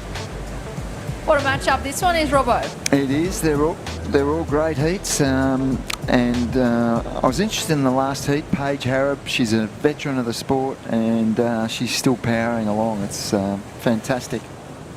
And we've got Paige online. Paige, Steve Robertson here, and I'm with Britt Nicol, and we was just commenting, we're super impressed with your performance in that last heat. Tell me, how was it out there? Oh, it was pretty much just felt like victory at sea. It was just so much paddling, and I pretty much just caught whatever came to me. You are a veteran of the sport, and you've been a wonderful ambassador for a long time, and you're competing at this level. What's your goals? Do you have aspirations to really try and get back onto the CT? Yeah, for sure. That's always one of the main goals. I don't think I'd be doing it otherwise. It's pretty hard money-wise these days. So yeah, that's the main goal for the next couple of years, and also the Olympics. I'd love to go to the next one of those.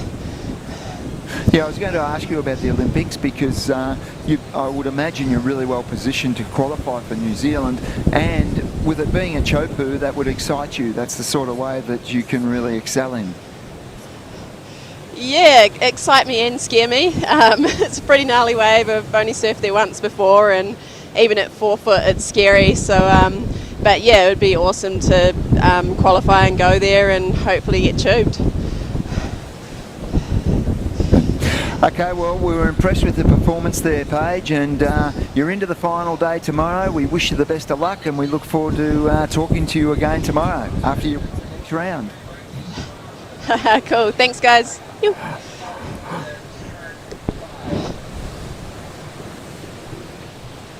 The time, and yeah, she could easily get herself back onto the CT.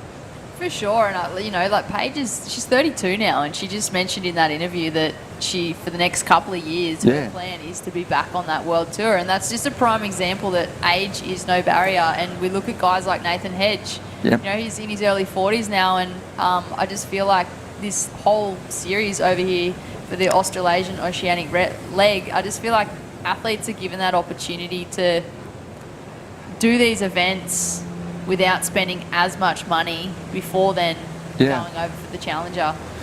And Paige, she's been around for a long time, but she was an elite competitor from a very young age. So, I'm confident that she's every chance of getting herself back onto the championship tour. And, she's been a great surfer and a great ambassador for New Zealand on the world stage. And best of luck to her in the coming events. At the moment, she's actually sitting first on the ranking. So, it just goes to show that she's definitely still a force to be reckoned with when it comes to competitive surfing, and she wants back on. And I think, if Paige can get back on the world tour, it speaks volumes in what, I guess, surfers are capable of in this sport. Yep, no, for sure. And there's a reasonable score that's been dropped, and it's the surfer in white, Rosie Smart, I believe. She surfed a great heat earlier in the day, and she's off to a reasonable start with a 4.33. I think we've got a replay of that. Huge first turn through a heap of spray. And just got a quick second one in there. That was Rosie Smart in the white. She's from that Sawtell region. So she opened up with a 4.33 at the moment. In the lead. Angela Ball in second place. Just a couple of small scores. Zali Kelly in third with a small score also, but Rosie Smart, she would have only just hopped off that first wave there, Robbo. I know, she keeps busy. We were super impressed with her morning performance. She seems to enjoy the wild ocean sort of environment. She's out there and reveling in the conditions. I think this is a really, really good approach of Rosie here. So she's locked in a 4.33 to start with. She just took off on this wave here as we watched the wave replay. Beautiful one turn there. She'll get a score for that. Instead of jumping off and paddling out there, which she could have done, she's actually made her way in and back into the corner. Normally I'd agree with you, but I'm questioning it. And I'll tell you why, because I had a look at the corner before, and are we on low tide now? Low tide, I think it's around 4:30, so we'd be close. We're about an hour off. Okay, well, just looking at that corner, there's a lot of closeouts going through. I'm not sure the rip's running as strong as it was. And we saw earlier, I think it was Kobe Enright used the run around and tried to get out there and got washed right up to the north. So it'll be interesting to see just how that is running. But there's more closeouts coming through there now. We'll see her battle her way out. And but she's opened up strong regardless. She's got a 4.4 and a 4.33. And in these conditions, that's a reasonably solid start to the heat, because we're already 8 minutes in almost, 12 and a half minutes remaining. So Rosie Smart, let's see how long it takes her to get out the back.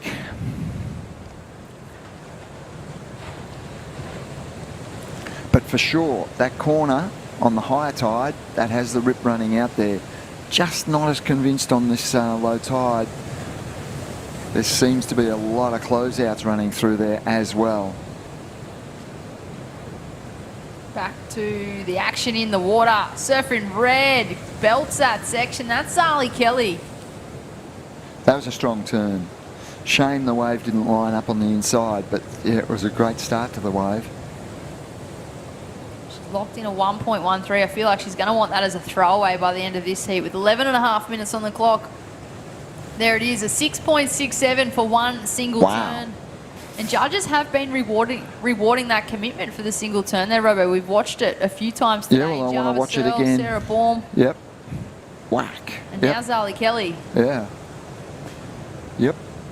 The judges let you know what they like.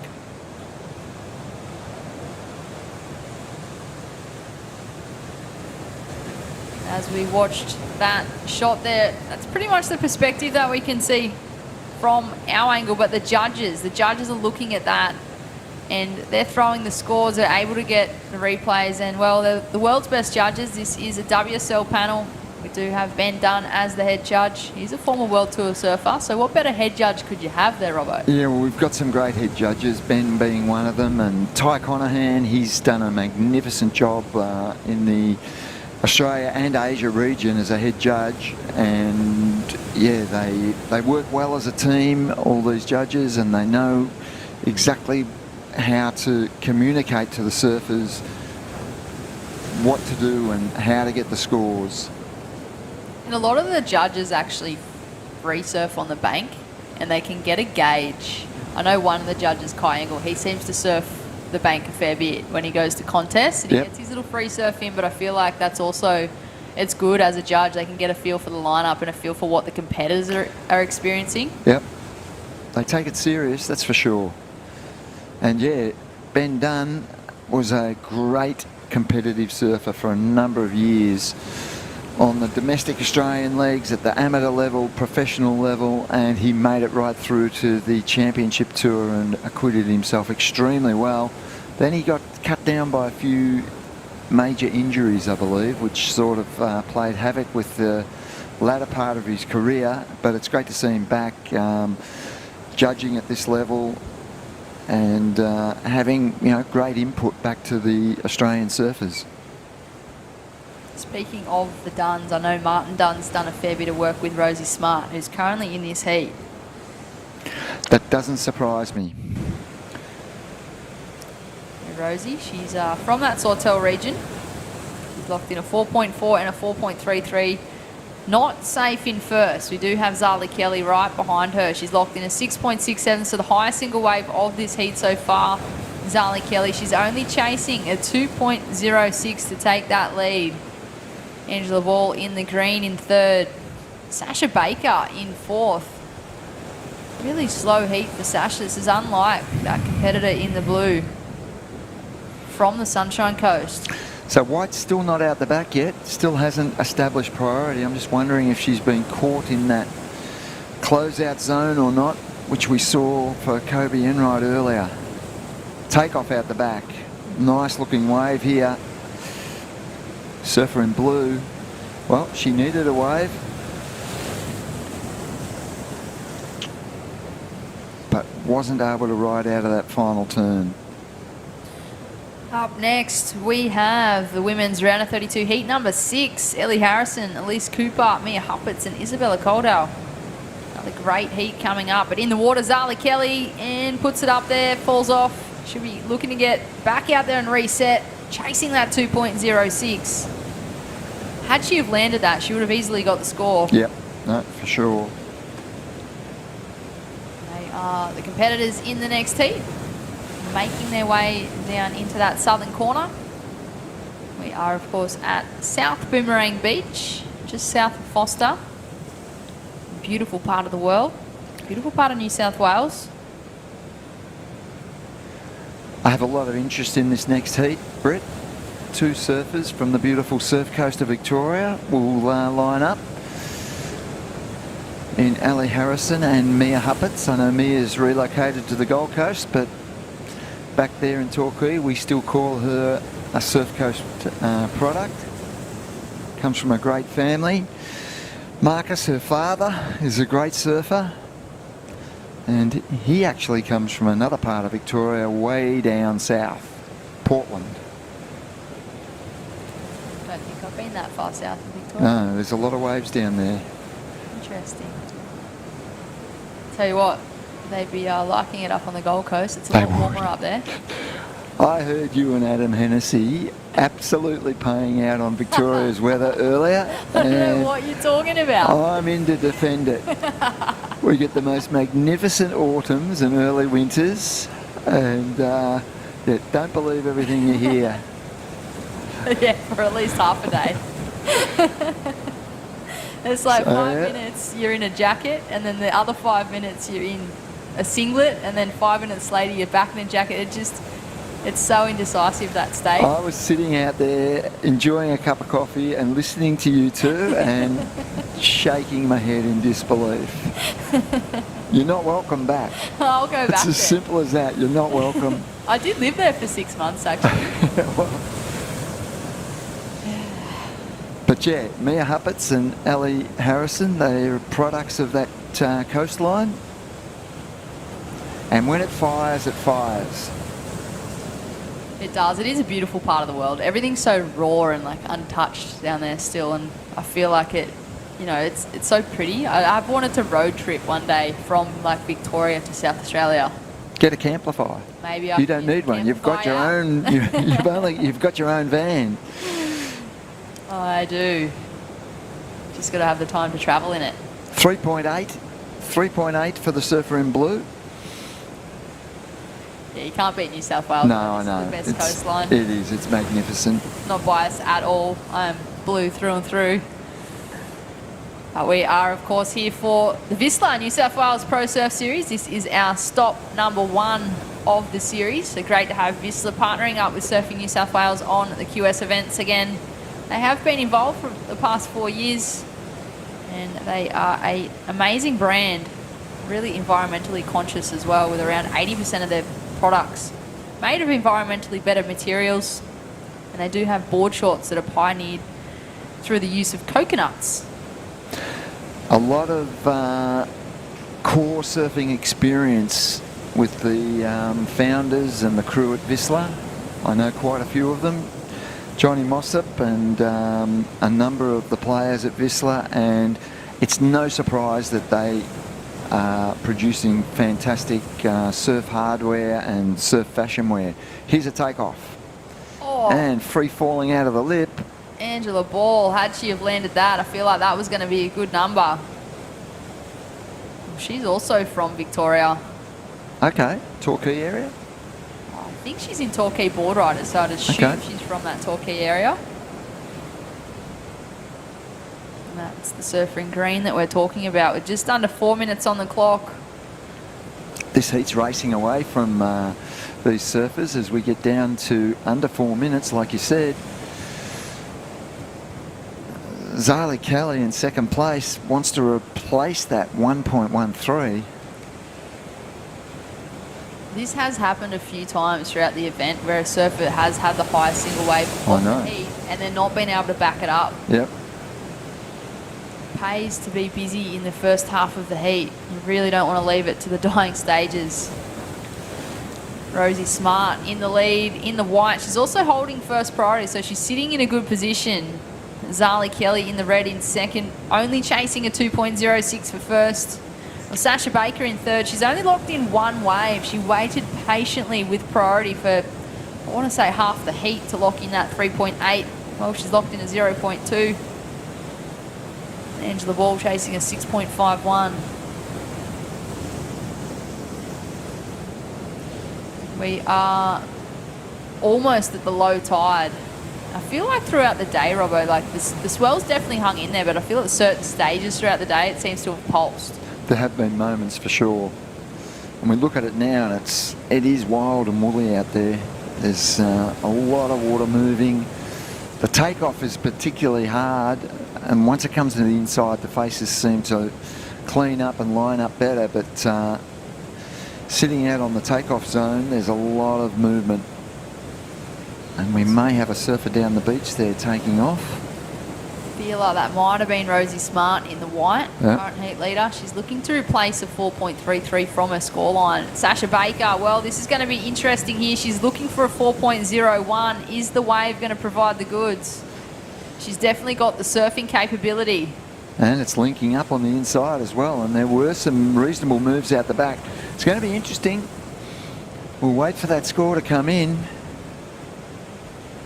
As we watch the Destination New South Wales wave replay. Huge turn there from Rosie Smart. And strong first turn there for our surfer in blue, chasing just a moderate score to try and get to second. If this had have stood up a little better, I would have been really confident. But on review, I'm not that confident that she'll get the score, but we'll see. 4.01 is what she needs. Rosie Smart, pretty sure she will improve her situation. She has with a 5.5 and a 4.4 now. Zali Kelly is the one surfer at risk. She wants to get rid of that 1.13 with under a minute. And Sasha Baker's scores come in. It was just short of 3.33. She needs a 4.01, and that was the surfer in red up and riding, Zali Kelly, looking to replace our 1.13 from her scoreline to increase our requirement for Sasha Baker and Angela Ball with just over 30 seconds on the clock. And pretty sure Zali, yep, she has improved her scoreline with a 2.23. So sensible move to get rid of the 1.13, even if it is a 2.23, it does make it that much harder for third and fourth. And with 20 seconds, it's that much harder again. The Mad Mex final minute, we're well and truly into that. With 10 seconds remaining, we'll roll into this next heat as we count them out in 5 seconds. That's just a short break wave that's not going to count. Not being a top two anyway. And unofficially, white winning the heat, red second, and we'll have a break now and we'll come back for another amazing heat very, very shortly from beautiful Boomerang Beach. Back shortly.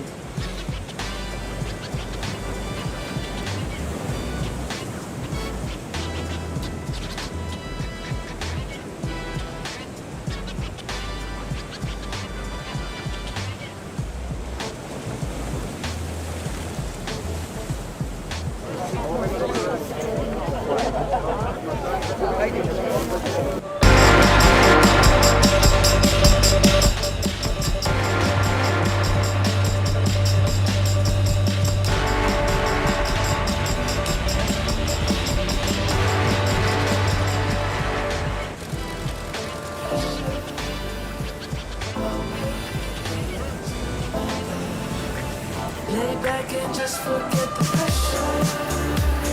Always in my life, it's alright. It's in all of us. That craving to feel new again. To see something new that will blow our minds. Or meet someone new who will change it. New South Wales. A place to feel free.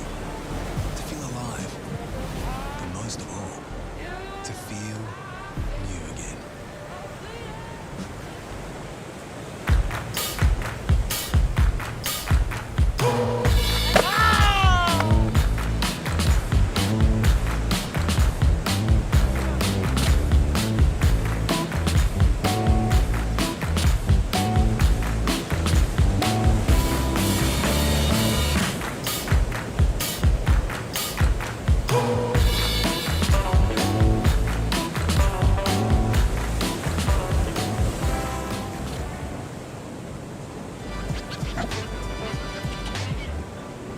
Welcome back to Boomerang for the Camplify Great Lakes Pro QS 3000. This is our first stop of the Vistler New South Wales Pro Surf Series for 2023.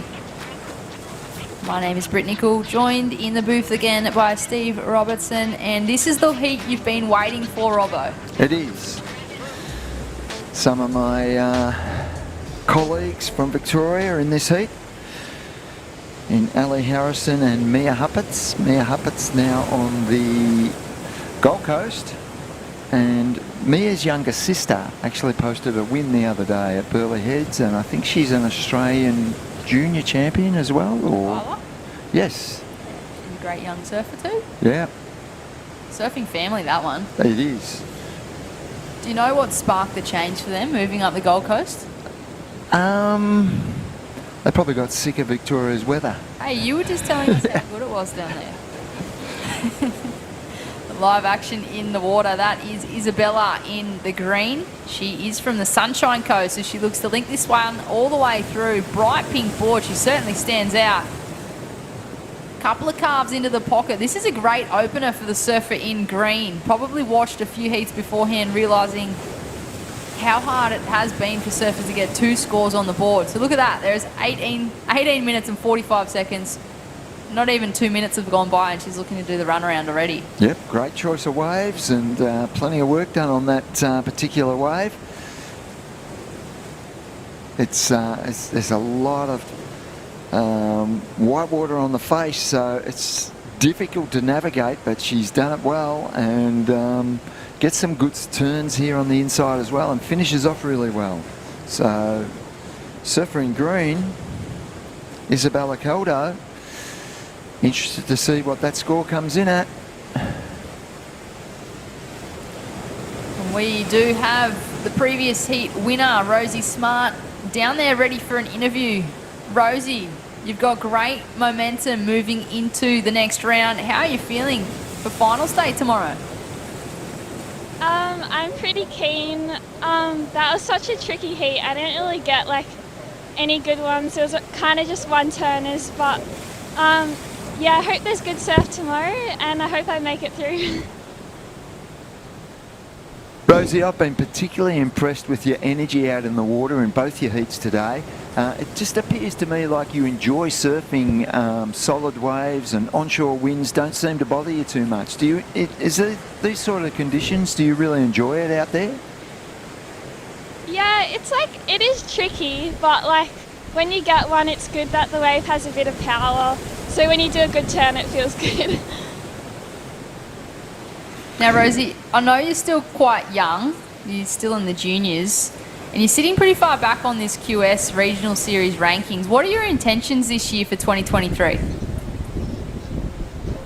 I kind of just want to get heaps of experience and make it through as many heats as I can, so I can just keep getting more heat practice. Yeah, I'd really like to do well in a couple of the QSs, but yeah, I'm just like trying to improve my surfing.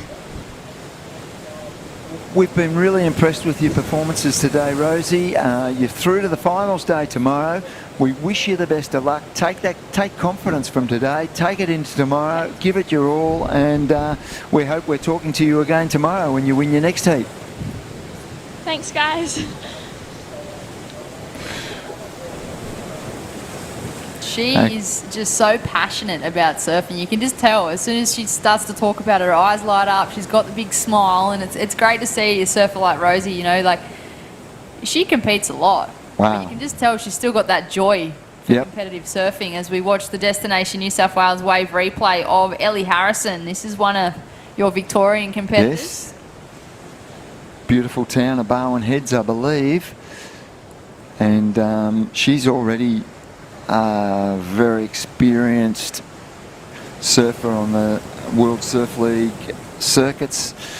She dominated a lot of pro junior events over the past few years, and she's transitioning into the open ranks without a problem, and a very promising surfer.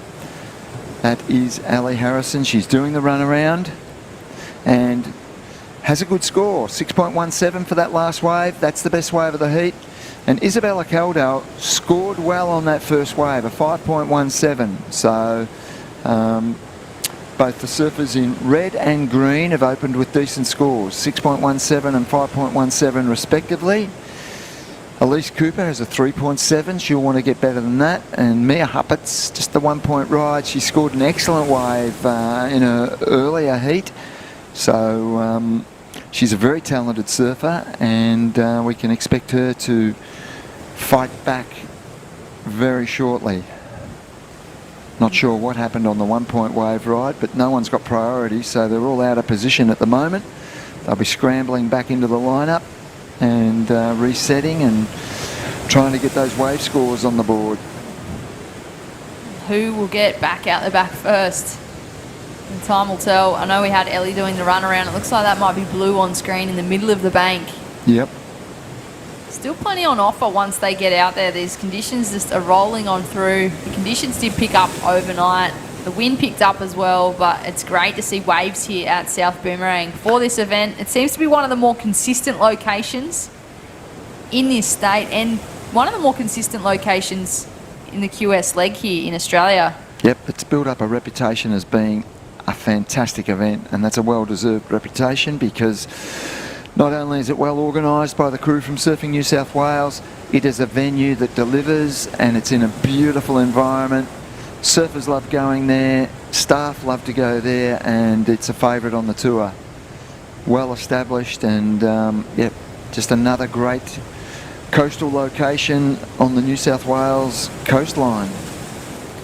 That's why New South Wales produces so many great surfers. It's a coastline that's packed full of waves, and if you're living on the coast and you want to go surfing.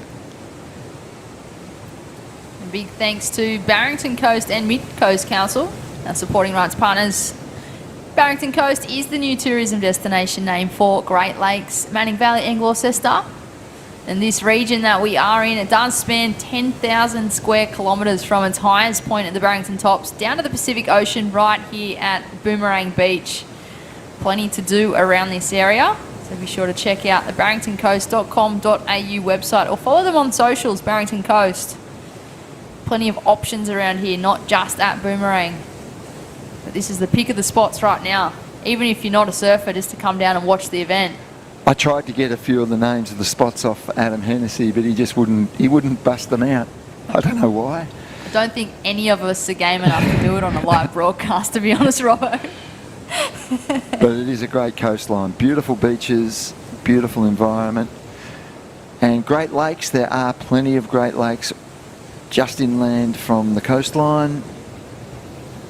And I would imagine it's an awesome fishing location as well. Yeah, and if you hear about Barrington Coast, it is famous for its beaches. If you like white sand or gold sand, there's bound to be a beach to suit your mood. So for everyone tuning on in, be sure to check it out. You can try the areas around Hawk's Nest, Mungo Brush or Seals Rocks. The white sand at Jimmy's Beach and Bennett's Beach is just brilliant. So Seal Rocks is in this zone. I've spent some time there. Coast, yes. Yeah, no, it's beautiful beach. Pristine. Absolutely pristine. I've stayed in the campground there many years ago and enjoyed it. We used to do a walk through some backtracks to a very open beach break. Is it Yagan? I can't remember the name, but yeah, we used to walk on some tracks out the back to a back beach from Seal Rocks and get great waves there as well.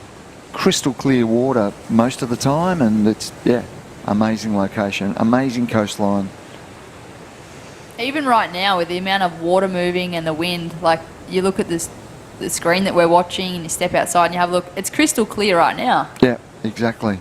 It's so blue. The sun is shining, the sun's just come out, so that's a positive. It's not raining anymore at the moment anyway. We did have a massive front move through yesterday afternoon. Yep, we don't want that anymore. Called the event early, so we've made a longer day today. But yeah, we don't want those fronts, we just want the waves. In the water at the moment, the person with 2 waves is Ellie Harrison in the red. She's locked in a 6.17 and a 3.5. White, that is Mia Huppert's on screen. She's locked in a 1.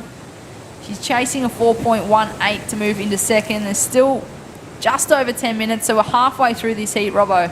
Yep, I'm hopeful we get a replay of the surfer in white if we've got the start of that wave, because the final move looked decent. If there's anything out the back, I think we've missed it because she ducked off down the beach a bit. The judges will have seen it all. That's foreshore. And Mia Huppatz, it's a decent wave. She needed it. We've hit the halfway mark. She needed to get busy, and she has with a 4.83. 4.83 in the scoreline, and she'll do that run around, get herself out the back. Plenty of time, but I think a good move to get that score on the board. It's the third highest scoring ride of the heat, but it's in that ballpark range.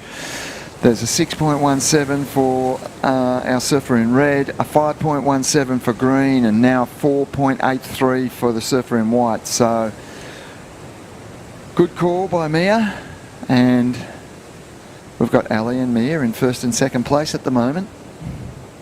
It is looking good for you right now, Robbo, for that Victorian, you know. Yeah.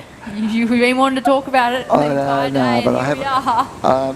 I haven't got a favourite in it. Oh, I'm just no bias? interested. None at all. Just a genuine interest in this heat. Yes. But I tell you what, Mia Huppert says she would have been doing that run around just then. She could hear the situation with the PA, and I tell you what would have made her run quicker up the beach. The fact that the surfer in third place is only chasing at 0.66. Yep. Yeah, and the surfer in blue's not chasing much either, a 2.14, and she has priority and plenty of time to utilise it to her best advantage. So, yep, everything's up for grabs here again.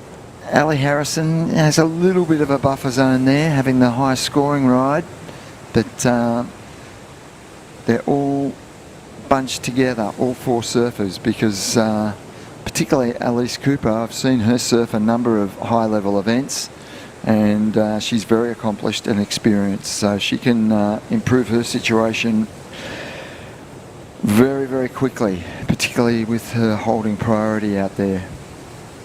Yeah, she is a smart competitor from the Northern Beaches. She knows exactly what she's doing. I feel like she's just going to be waiting for the right wave. Looks like Ellie Harrison might be waving her hands around, trying to get an update from the beach announcer. So it has been tricky for competitors to hear today. We've watched a few of those post-heat interviews, and most competitors saying, I didn't really know where I stood in the heat, but I had an idea. Yep, it would be hard to hear out there, particularly if you've got surfer's ear. Well, yeah, and if you're someone that wears earplugs, it'd make it even harder. Yeah. There is just under 7.5 minutes remaining in this heat. Heat number 6 of the women's round of 32. Our third last heat of the day. There's 8 heats in this round. We're moving into finals day tomorrow. We have the round of 16 into the quarters, semis and finals. They do move into 2-person heats tomorrow. It's still a 50-50 progression, but it means that only one surfer will move through. Pretty fair game out there, though. It will. Here we go, surfer in blue. So Alice Cooper just getting caught behind that one. Unfortunately for Alice, she had priority and just a 0.5. So that's not what she wanted on that priority move. But shouldn't take her long to get back out the back and realign herself. 6.5 minutes remaining.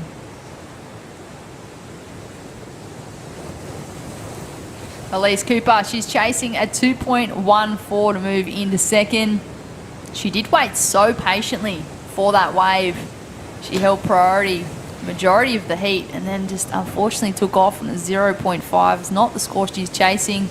Isabella Caldo, she caught that wave very early in this heat, and it's a good score, but she doesn't have anything to back it up at this stage. So anything she gets is going to improve her situation, and she only needs a 0.66 to go to second. But Mia Huppert, she has to get rid of that one with just under 6 minutes remaining. And like you said, she did the run around.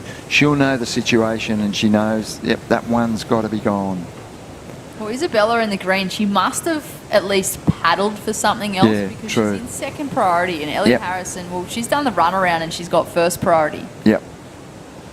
So whether or not Surfer in green caught another wave, or maybe she just made a minor mistake there, Yep. by committing to that paddle and losing the priority. She's only chasing a 0.66, and as you mentioned, Robbo, I think it was the first wave of the heat. It was very early in the heat, and hasn't got a wave to back it up yet. So it's been almost 15 minutes since she took off. Yep. She's waiting patiently. Still plenty of opportunity in the lineup. A lot of water moving. It has been tricky for competitors to just find their position. A few of them have been coming in and just kind of saying, I felt like I was a bit lost at sea, or it was a bit of victory at sea. Yep, and that classic phrase, victory at sea, has applied to a lot of today's surfing, because wind, rips, swells coming from a few different directions.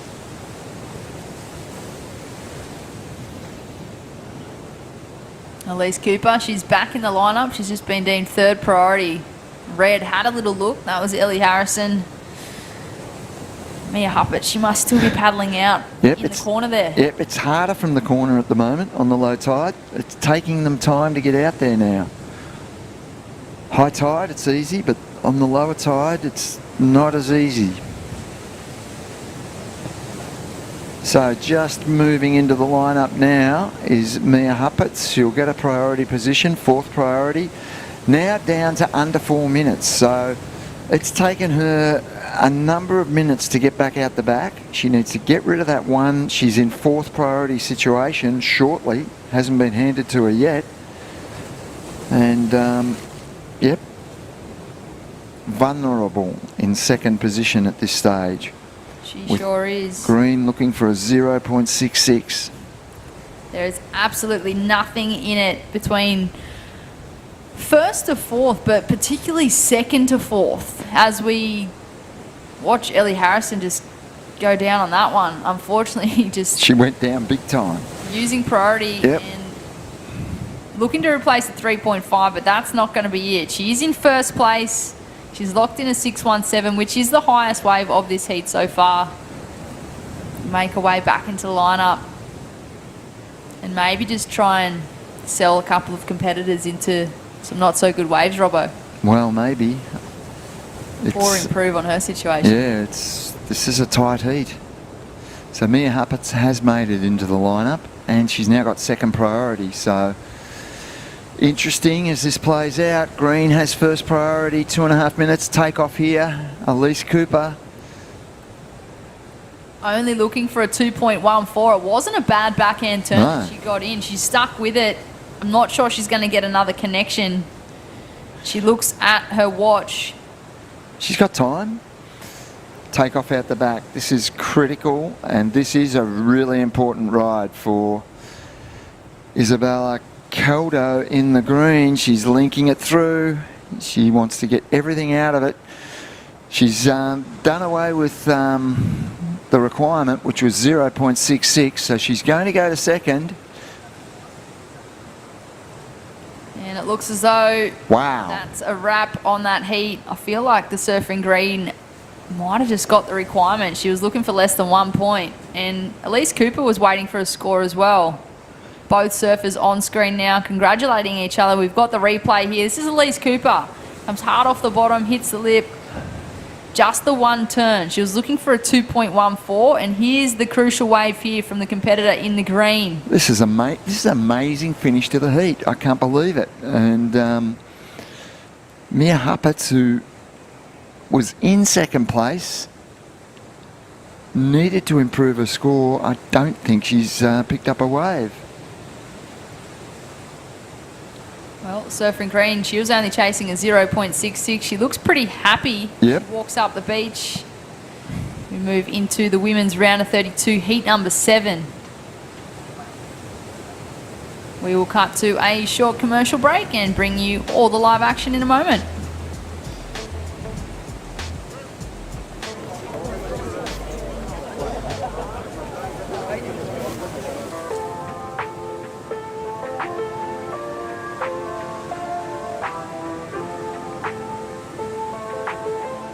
It's a beautiful day.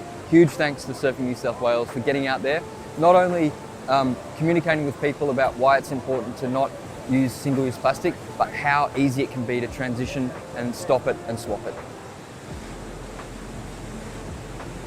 We're basically down here to showcase how we are reducing our plastic footprint through all things like keep cups and reusable water bottles and our beautiful toggles, which we use instead of cable ties. We've invested in about 100 water bottles and keep cups. We've distributed to the whole team. You know, everyone's so passionate about this program and so enthusiastic to be a part of it. We're doing our bit to give surfers a cleaner ocean and save the environment for a better future.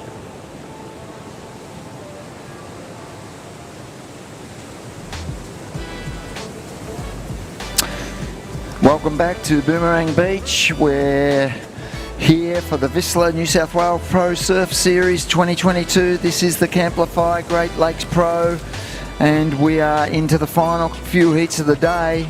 This is the round of 32 of the women, and this is heat number 7. 2 more heats remaining. That last heat, Adam Hennessy, my fellow commentator, was extremely close. I know Ali Harrison has taken out the heat. Second, I'm just waiting on confirmation for, but it was really, really tight in the finish, and early start to this heat for a few surfers. Talk us through this one, please, Adam. Yeah, Surfing Blue up and riding on the backhand, just finding her groove nice and early, and nice connection with the lip. So this is going to be another amazing heat. We saw White come unstuck, so yeah, Charlie Hurst out with a 3.5, Ellie Lampkin with a 1, Holly Williams out there in the red, and Maddie Poole in the green. So I think going off what we saw last heat, Robbo, I think it's really important for these athletes to keep nice and busy, because I felt like at the end of that heat there was a lot of kind of frantic action going on in the water because no one had a backup. That's right. And it was the backup score, and it didn't need to be much, that decided the outcome at the end of the day. I'm still waiting on confirmation from it. I don't want to announce the result I've got in front of me until I see confirmation on those final scores. But someone's going to get lucky into the round of 16. So it's a really important result when you think about the overall picture of how many points are up for grabs. And it is. Heats today are 20 minutes long. So tomorrow, Robbo, we're going to be into the final day of competition for this event, the Camplify Great Lakes Pro QS 3000 event. First event on the New South Wales Pro Surf Series, the Whistler New South Wales Pro Surf Series, and yeah, a lot riding on this result. So I think we have the official results from that last heat coming through very shortly, but with 16 on the clock, yeah, I feel like it's going to be really important for surfers to establish a solid foundation, because you do not want to be left in the lurch towards the back end. Here we go, Holly Williams. Good looking wave. Look at this thing line up on the bank. Nice carving re-entry, just negotiating that bit of froth and bubble and getting to work on the inside now. So this is a good wave. Yeah, this is Look a at great this, wave. It's just lining sort of up wheeling beautifully. along the bank. Yep. She'll be looking for a big finish. What she got? Hammers that turn and finishes nicely. I liked it a lot, Adam. Yeah, that is a great way to start, and I love the amount of patience she displayed on that inside corner. She didn't go early. The timing was near perfect.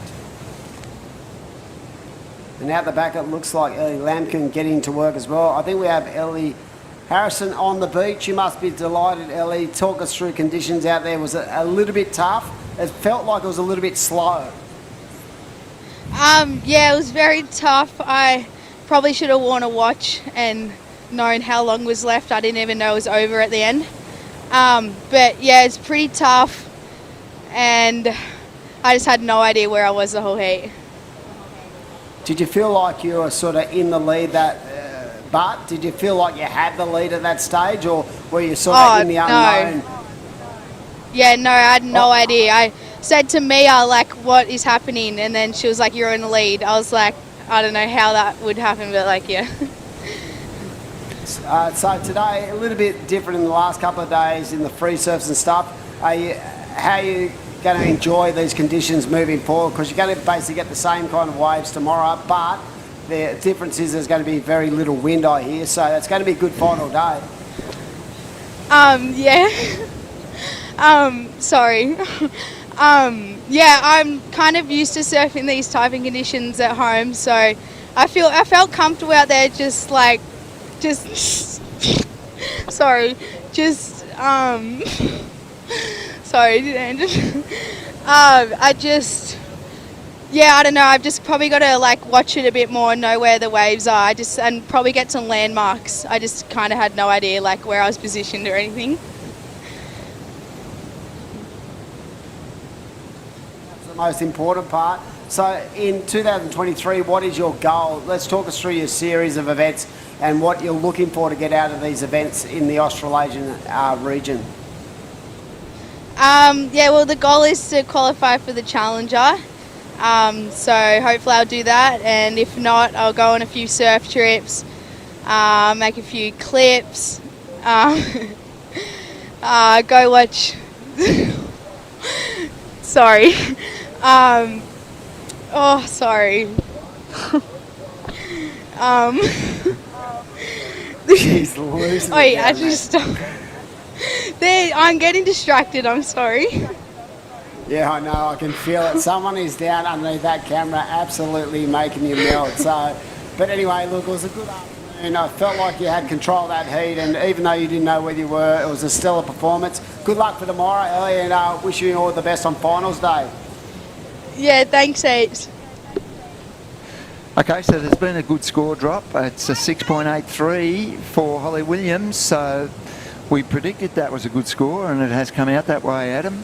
Yeah, definitely. That is set the benchmark for this heat, the Destination New South Wales wave replay, and I love just how patient she was just through those transitions. And there's a point in this wave where the depth came into that play. I think it's after this turn, Robbo, where she just came around and was able to get nice and deep, and that sort of gave her that chip shot into this corner. Bang. Yep. That is the money turn, and just the speed and the pace she went through that wave was pretty impressive. I agree with the score, but there was a part of me that wanted to give her a little bit more because I liked it. I liked it a lot, but I get it. A 6.83 seems right on the mark. But, yeah, good surfing from the surfer in red, and a 6.83 early in the heat. That's what you want to do out here, and set your foundation and get your backup score. I think that's the key too. We've seen a lot of heats this afternoon where surfers will have that one score in the 6 to 7 point range, but really having nothing as a backup. So it's going to be critical for these surfers to adjust to these tough conditions and just get something on the board. If you can get a 2 or 3 with a 6.87, you basically got a two-way combination of 10, and that's getting you through in good stead when it comes to these conditions this afternoon at Boomerang Beach. It's harder now too on this low tide, because I can tell you the paddle out up in the corner is not what it is on the high tide. There's closeouts going through there now, and we saw that with Kobe Enright earlier. She went up, paddled out, and got washed up the beach. She didn't get out the back, and that's happening. Yeah, and she was pretty lucky actually, because she was able to jag a little inside corner, so correct. It worked in her favour, but we did see her spend a lot of time sort of paddling through the rip. But yeah, definitely with that change up of the tide, it makes a big difference. But right now, it is a surfer in white with priority, Ellie Lampkin, out there with a 3.8 and a 1 point ride. She needs a 3.04 to go to the lead, but as I said, you know, the benchmark space has been set by Holly out there in the red with that really lovely sort of read on that wave, and I felt like she had more to give, but she did what she needed to do to get that score, and realistically a 6.83, what a great way to start. Yep, that's what you want. Take that every day of the week at the moment.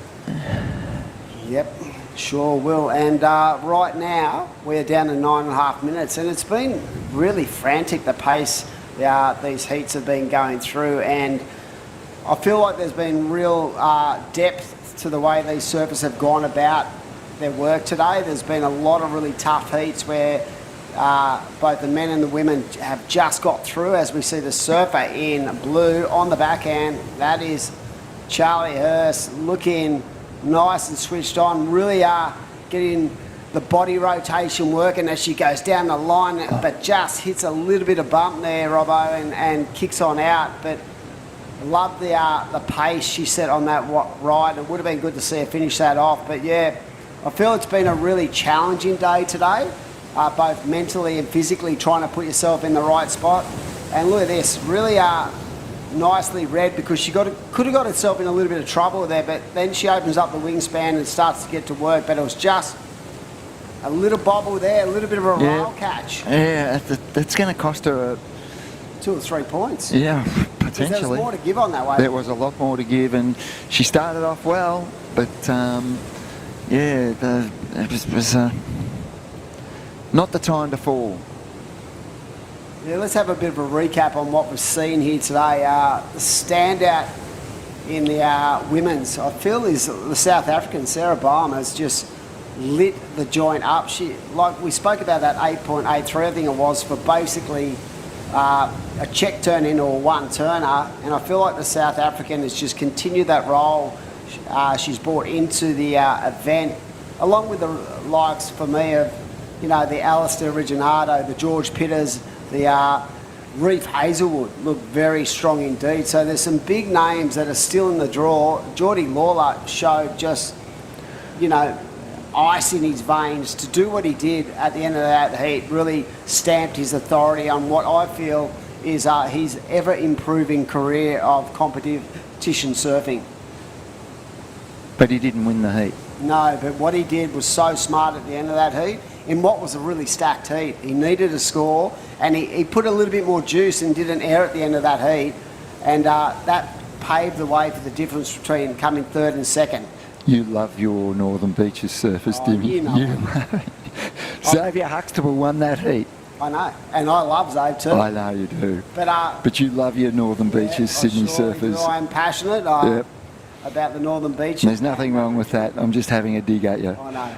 20 years. Yes, I know. I You've done ran that region for 14. But You've done a magnificent job in that region, and I know the surfers from that region think very highly of you, Adam. And across all facets of the sport, you have pitched into that region in a big way. But yeah, I was impressed with Geordie Lawler as well. So I saw that wave where he's got the aerial manoeuvre as his final move, and yeah, it was all the difference because he was languishing in third position. He needed the score and he got it. Definitely, but right now with 6.5 minutes to go, Charlie Hurst out there with a 3.53 and a 3.5. Holly Williams out there with a 6.83. I think this next ride for Red, she takes off nice and deep on the peak. She's going to get a little sort of wall to work with, but you could just see the angle of that wave wasn't going to allow her to tag off. But yeah, I've loved the work of a number of surfers in the event, and just the maturity levels that have been shown by the men and the women today as they progress through these really tough heats, because some of those heats in the round of 32 were crazy. They could have been finals. Yep. And I'm just looking through the women's draw, and I like the young surfer, Rosie Smart. She surfed some great heats, full of energy. We interviewed her, and pretty sure is she from Coffs? I've no idea, but yeah, from the Coffs region up there in you go. Sorrel. Well, I'm not surprised. She's been a really dominant junior surfer in her career, but yeah, she really put together a smart series of rides that got her the win against some really established surfers in that heat. But she won 2 heats today through 2 rounds, and she's one of the younger competitors, and yeah, it's just I'm excited to see how she goes tomorrow because she shows a lot of energy. She seemed to revel in these conditions. Yeah, she's definitely got some surf smarts to her when it comes to the competitive arena, and right now the surfer in red did get a wave. It was just a 1.5, Robbo. So we've spoken a little bit about the importance of sort of trying to consolidate your positioning in the lineup and especially on the scoreboard as well. So the fact that she leaves herself a little bit in a tricky situation with that 1.5, I'm sure she's going to be back out there to try to offload that score, because if she can get another 5 or 6, it just takes the pressure off it. Allows her to breathe and really focus in on what she's doing out there. And with 4 to go, it's been one of these heats again where it's a little bit slow. Yep. I feel like everyone's getting waves at the start of heats, and then there's a massive sort of lull of no sort of, waves being ridden. And it was the opposite earlier. They were all getting their way. They were getting all their waves at the end of the heats with nothing at the start. So, what we're saying, it's all over the shop out there. Yeah, but we've got waves. We do. That's the main thing. And tomorrow, oh, it's nearly dinner time. And look, that come up on the screen. The Mad Mex 2-for-1 burrito. Scan that code. Get yourself up to the Mad Mex store and grab yourself one of the most tastiest treats. But yeah, I feel like tomorrow is going to be a really exciting day. It's going to be full packed of world-class surfing. And if we do have these kind of conditions on tap with less wind, wow, we're going to be in for a treat as we see the surfing white. Nice turn, wow. From that angle, that looked exceptional. Yep. Just the read on that first manoeuvre was just all class from Early Lampkin out there. So has a 3.8 and a 1-point ride. I feel that even for that one turn, that is going to definitely go into a two-wave combination and maybe even put her in a second. In I fact, agree with you. I agree. might even put her in the first. Look at just the lovely That's the nature. second turn. That's the second turn. There was a turn before that, and from the wide angle, it was pretty fierce. There it is. 5.5 for that ride, and she's in the lead. White in the lead, red second, blue third, green in fourth, red needing a 2.47 to go to first. Charlie Hurst in the blue doesn't need a lot to go to second. There it is. Oh, what about the line she took into that turn? Yeah, That was I liked it. really You well liked judged. it. The judges liked it. So down to our 2 minutes here at the Camplify Great Lakes Pro QS3000. We are into day number 3. One more heat to round out this afternoon. We'll be back nice and early for finals day, and what a cracker it's going to be as we see these surfers, these athletes really push hard for those critical qualifying points that are up for grabs at this QS3000.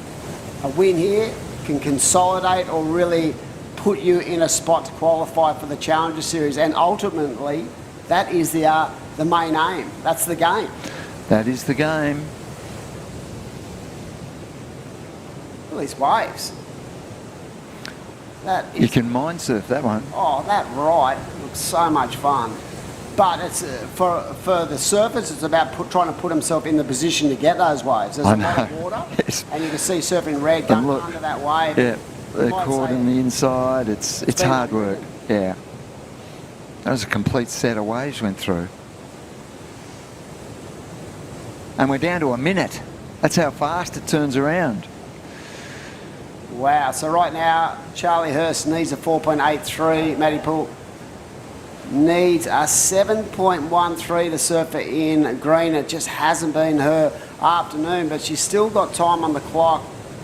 And 45 seconds, anything can happen. But right now, that last wave of white was the one that turned the tide, put it into the lead. Holly Williams in second.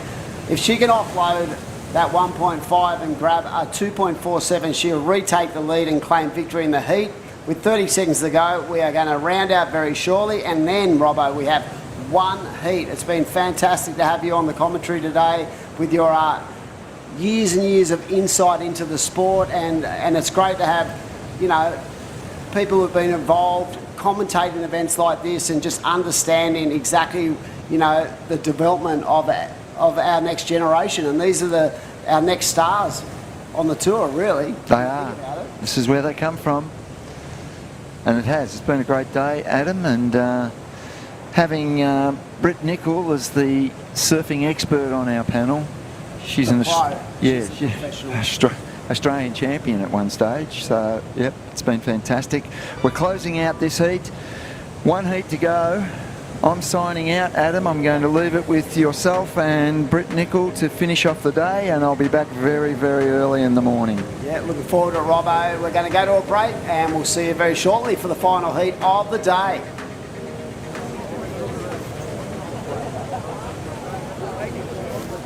Lay back and just forget the pressure.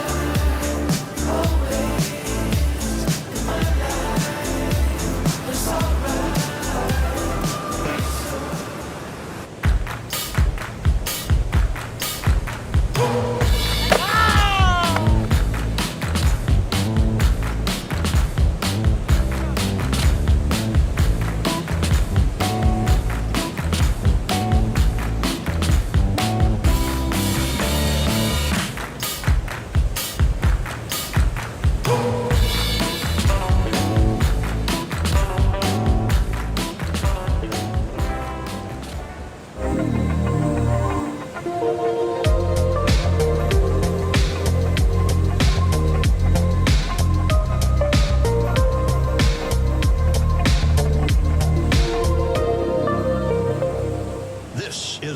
motivation.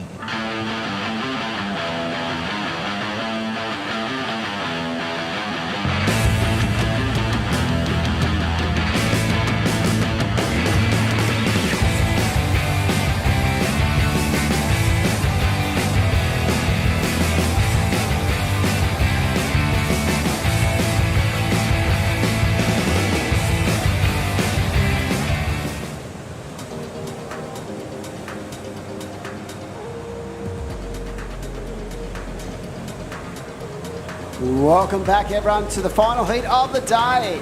Day number 3 of action at the Camplify Great Lakes Pro QS 3000 in the box right now with Britt Nicol, and we're excited because this is such a strong finish to what's been an exceptional day of competition surfing. We have a stellar lineup for you to wrap up the day. Very excited, Britt, and who we got? Who we got the feast on to finish off what's been a big one? What a way to finish for the women's round of 32. This is our final heat of today, heat number 8 of the round. Dimity Stoyle in the red, Freya Prum in the blue, True Starling in the white, and Raya Campbell in the green. Remember yesterday you called me Dimity? I did call you. See, it's just, you know, me getting prepared for today. Yeah. Well, today I called you Hedgie, so it's been a long day. I've been called a lot of things.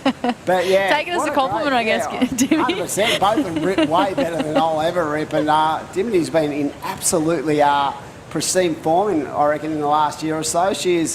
For me, she's right on the cusp of getting back to where she's been before. Well, yeah, she's been on the World Tour before. She was on tour 2014 and 15, so it was quite a while ago now. But Dimity, she's still there. She's still knocking on that door, and she wants back on the World Tour. You often see Dim now at the events, either commentating or DJing Shimmy Disco, but I feel like she just really wants to be back on tour. Yeah, I think that's a side kick to what she's really passionate about, and that is her professional career. Because when you look at her, and when you watch her go about her business at events, it is all business. She'll smile, but she is in the moment. And, you know, I mean, she hangs around Steph Gilmore and all the girls. So the women, you know, they would feed off each other. She knows she's good enough to be in that elite ranks. And I feel like it's only a matter of time and just a few things that have to go her way in the Challenger, and she'll get right back up there. For sure, Dimmy. Well, she's currently 27th of the QS Regional Series at the moment. However, we still have this entire New South Wales Pro Surf Series leg. There's this QS 3000, there's a couple of 1000s, there's another QS 3000, and then there's a QS 5000 to finish. So I feel like, although Dimity's sitting a little further back on that rankings, there's more than enough opportunity for her to get a couple of results and then qualify for that Challenger Series. It'd be very rare for her to go through a series of events without finaling. I'll just say that such has been her consistency in her performance over the course of the last couple of years. But in this heat alone, it is a big one. Freya Prum out there in the blue, True Starling in the white, and Raya Campbell in the green. But yeah, it'd be great to see her get back there, because you see her doing a lot of the World Championships, who are commentating now with Laura Enevar, but you just get the feeling deep down that she wants it. She's a competitive beast. I feel like it'd be a little bit of a tease, like I'm there but I'm not there. Yeah. And you've been there before, so she knows what it's all about. She's been on that World Tour, and yeah, I just feel like it's only a matter of time before Dimity's back there. Yeah, and I feel like surfing is as mature and as good as it's ever been. I reckon it's as good as it was when she was on tour earlier in her career. So she's definitely got all the moves. She's got the power base, and it would be great from an Australian point of view to see her get back there. But there's a lot of work to be done. She's got to fight through this series alone just to have the opportunity to have a go. And it is a tough fight over here in Australia. We have such a hotbed of talent. Well, here she is, Dimity Stoyle. That's not going to be the way she wants to open up her campaign here at Boomerang, but she's found her feet in the wax. She'll make her way back out. I just thought about it. She's been in Hawaii for a couple of months, so she's probably been surfing very powerful waves on that North Shore, and yeah, she would have had to sort of turn the switch and to focus in on what she's got to do, because there is quite a number of events for Dimity to get herself back into that transfer position when it comes to the Challenger.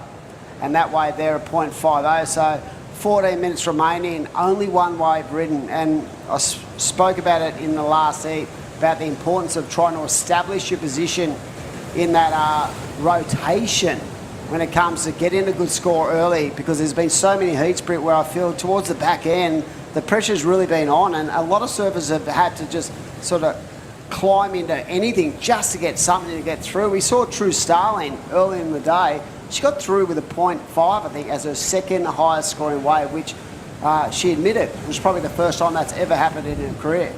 Well, it was the same with Isabella Cordell just a couple of heats ago. She opened up with a 5.17 in the first minute and a half, and with a minute to go, she hadn't got a second wave and needed a 0.66, and she managed to get the score, but left it the entire heat just to get another number on the board.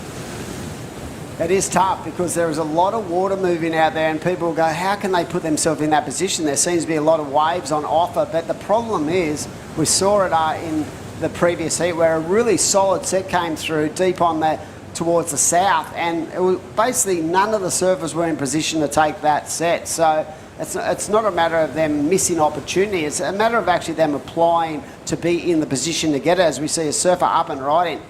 A lot of speed carrying through this. That is Freya Prum. Nice rail work. As she goes into that inside corner, again opens up the wingspan and carves back into the power source. So she's another one of these female athletes who have been ultra impressive over a long period of time. Yeah, I've done a fair bit of travelling with Freya over the years, and I just feel like Freya has been around for a while and she's got the ability, but for Freya Prum, I reckon she's probably the fittest on the QS in the women's side. Wow. She is so fit. There you go. Like, ridiculous. And I feel like for Freya, she looks for the point of difference in her training, and anything that she does, it's everything that she does is to get onto that world tour. As we see surf up and riding, so yeah, positioning herself to be mentally so strong. As we see a replay of this wave for the surfer in blue, and as I said, such a sharp, precise rail game, and we saw Dimity Stall also up and riding as well. So this is a great way to start. Just she has really good flow to her surfing, just that natural ability to read the waves as well, as we see Dimity on the inside corner, just trying to connect the dots. But yeah, funny you say that she's so, you know, precise in the way she trains and her fitness levels, and that will hold you through a big part of your career. Oh, we've got some drama on the beach. Dimity Stoyle, she's made her way in. She's switching boards. I'm not sure if there was any damage done or whether or not she just didn't like the feel of the board that she had with her, but she's going to do the run around. She locked in a 3.33. I can't see any obvious damage to that board, but maybe she's gone for a bit of a step up, because I felt like that board was a little bit uncontrollable at times on that last wave. So she's so switched on. She'd be onto it. You know, the feeling under her feet, she knows what she's looking for. And right now, she's still got 11 to go. So that is so much time, Britt, to get back in the lineup. And it's been a slow start for True and Raya in this heat. But like I said, it's visually, it looks like there's a lot of waves, but when you think about it and you think about the amount of water and the way the banks are set up, it is very tough out there. We would have just hit the complete low tide as well, so the tide is just switching over now as we have the last heat in the water. True Starling taking off in the whitewash, almost disappears with that white rashy, looking for the section, not able to get around that one. So interesting in this heat. Wave selection is going to be crucial if it's going to come down to this last 10 minutes. Yeah, very deep on the peak, but we saw the surfer in blue grab a 5-point ride, so that was just a bit unlucky for the surfer in white, True Starling. But she'll be back in the lineup. She's way out the back right now, and this is the final heat of the day. Day number 3 at the WSL Camplify Great Lakes Pro. We're so stoked to be. Boomerang Beach has turned it on again. Yeah, it's been a bit wild, but the performance levels have been right up there and showcasing just the talent pool that we have in this region. And this is a great way to finish off what's been a wonderful day 3, Brett.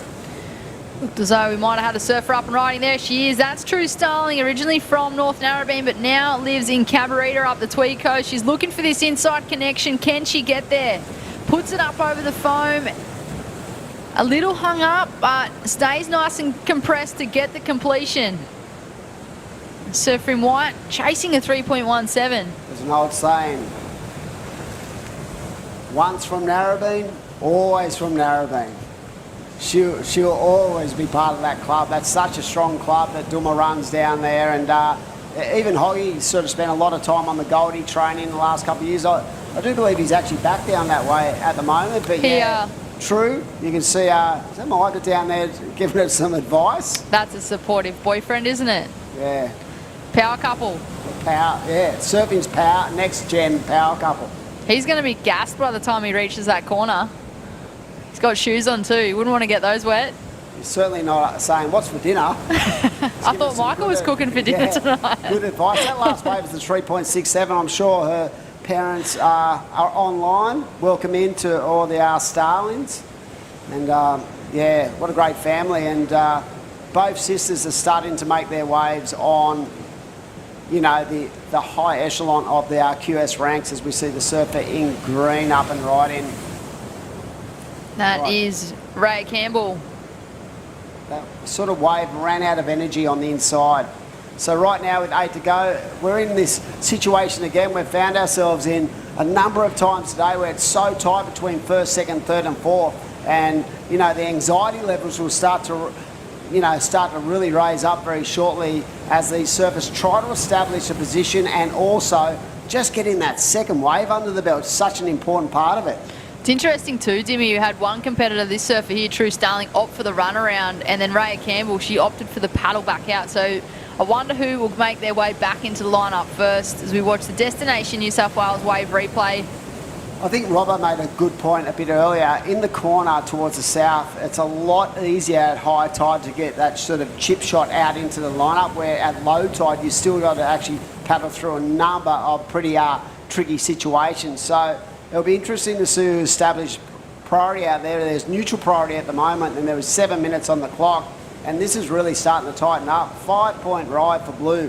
Very patient, very calculated. That is definitely the best wave of the heat so far. And all the other three surfers not needing a lot to get into that transfer spot. And as they say, Britt, it's not how you do it, it's just you've got to get it done. Sometimes it can be messy, sometimes it can be ugly out there, but the whole point is you just got to get into that finals day, because once you go into the two surfer format, anything can happen. It changes the dynamic. A win's a win, Dimmy. Doesn't matter how you get there, as long as you get through.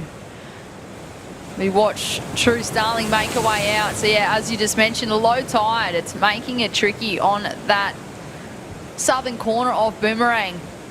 Yeah, that looks ugly. It does. It looks hard. It does look hard. So much water moving. So maybe Ryan Campbell, the idea to paddle back through the lineup instead of taking that run. But I think just where True ended up down on her ride, she was way further towards the north. So I think she had to make that sort of adjustment and really make a decision, because that would have been a harder paddle out. We've got a competitor on the inside there too. I'm not sure if that's Raya, because she's actually further in than True on the right. Oh, there you go. So she elected to paddle through the lineup? Correct. But it's taking the time to get out towards that corner. So you see her trying to get over to the right towards the southern point of the peak to get out into the lineup. And a bit, very much like Kobe Enright a bit earlier, where she just kept getting bashed by wave after wave after wave. And that happens when conditions are a little bit wild, a little bit woolly. But yeah, it's going to make for an exciting last 5 minutes of the day. And there it is. So it looks like the competitor who chose to do the runaround, True Starling, did get the better of that situation. We'll wait for judges to deem who will get out the back first, but I just feel like the surfing green Raya Campbell, she's just been paddling and duck diving the entire time. And I know that True had the runaround. They're both going to be a little exhausted, but I just feel like Raya Campbell, like she's copping another one now on the head. I just feel like once she gets out the back, she's going to be gasping for air. Yeah, but she'll have to just take that little bit of time to reset, get some oxygen in the blood, and really start to think about what she's got to do, because she's right in the game. There's 4.5 to go. She's got a 2.27, one wave, and she doesn't need a lot to get on through. So very tight battle, and right now it is the surfer in blue with first priority. Second priority is with red, so Dimity Store gets the opportunity to have the next bite of the cherry, and then True Starling, as we speak, I think, right, is Surfer in Blue has had a crack at something. So maybe she's paddled for a wave, or maybe we've missed something on the screen, but yeah, it's going to be intriguing last 4 minutes, and just what you expect in these heats as we see Blue up and right in, now going left, trying to keep that board nice and close to the power source, because it hit that little inside bank that had a bit too much water on the bank. Freya Prum, she's locked in a 1.67, so she ever so slightly extends that lead.